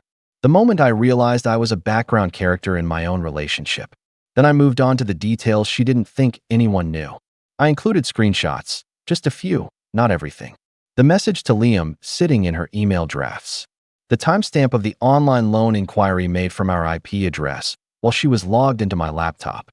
The voice clip where she asked for my social just in case. I made it clear I wasn't pressing charges. I wasn't going to the police. I just wanted it to stop. The whisper campaign, the fake victim narrative, the half-baked podcast story about how I was emotionally controlling because I didn't want her ex feeding her flowers across a shared dinner table. At the bottom of the letter, I added a note. I'm not asking you to pick sides. I'm just giving you all the facts so you don't have to pick blindly. And then I attached a folder, labeled plainly. Kayla, full context. No rage. No insults. Just truth. I BCC'd the people I thought deserved to know. Mutual friends. Her sister, who once told me in confidence that Kayla had a savior complex and always needed someone to fix. Even Zoe, who had been brave enough to reach out first. Then I clicked send, and it was done. I didn't check my phone that day. I went for a long walk. Got lunch by myself at a spot by the lake. Let the breeze wash over me like I was shedding something old and stale. I didn't feel vindicated. Not yet. But I felt free. The fallout didn't take long. That night, my phone buzzed with a text from Jason. Bro, it's like a nuke went off. A minute later, Tanya. Everyone's talking about your email. People had no idea. I'm sorry. I judged you wrong. Then one from Zoe. Callum, thank you. For saying it. For showing it. I think a lot of us needed to see it laid out like that. I didn't get dozens of messages. Just a few. But they were enough. Later that evening, I got a call. I didn't recognize the number, but curiosity got the better of me. I answered. Callum. It was Kayla's voice. Quiet. Strained. Almost broken. I read your email, she said. You really sent it to everyone. I didn't say anything. She kept talking. I know what you think of me. I probably deserve it. But I didn't think you'd actually do this. I thought you were too nice. I thought you'd just let it go like always. Her voice cracked. You made me look like a liar. I didn't make you anything, I said calmly. You did that on your own. I just stopped covering for you. She went silent. I could hear her breathing. You embarrassed me, she whispered. No, I said. I gave people the truth. That's not the same thing. I lost friends over this, she said, her voice rising slightly. Do you even care? I lost myself over you, I said. I cared more about protecting your feelings than my own dignity. So no, Kayla, I'm not sorry that you finally had to face what you did. There was a long pause. Then, quietly, so this is it? This was at the moment you chose him over me at that dinner. She didn't respond. I hung up first. Weeks passed. Life moved on. The group chats changed. Some people stopped reaching out altogether, and honestly, I was fine with that. The ones who mattered stuck around. Jason invited me to a poker night. Tanya brought me into a trivia league. Zoe and I got coffee a few times and ended up laughing more than I expected. I moved to a new apartment, one without the ghost of her perfume in the hallway or her coat still hanging on the hook like she'd be back any minute. I bought new dishes, a new lamp, nothing crazy, just small things to make the space feel like mine again. But the biggest change was internal. I stopped bending. I stopped explaining myself to people who only heard half the story. I learned how to say no. I learned how to trust my gut, that quiet voice that had tried to warn me months ago when I first saw that message in her email. Most of all, I learned that you can love someone deeply, fiercely, and still walk away when they show you they don't respect you. One evening, about 2 months later, I ran into Kayla at a bookstore downtown. She was alone, browsing through a stack of poetry books, hair pulled back, face bare. She looked smaller. Not physically, just less. She noticed me and froze. Callum, she said, almost like a reflex. Kayla. She looked at the book in her hand, then back at me. You look good. Thanks. A long silence stretched between us. The weight of everything unspoken hung in the air. I hope you're doing okay, she said finally. Her voice was sincere. I am, I said. And for once, I really meant it. She gave a small, sad smile. I was stupid. You were, I said gently. But I was, too. I let it go on longer than I should have. She nodded. Yeah. Neither of us reached out. Neither of us offered to catch up. And then, like two strangers who had once shared something beautiful and broken, we went our separate ways. No rage. No bitterness. Just closure. And for the first time in what felt like forever, I walked out of that bookstore feeling lighter. I wasn't the villain in someone else's story. I wasn't a placeholder in a love triangle. I was calm, whole, honest, and finally free. Let me know your thoughts on all of this in the comments below.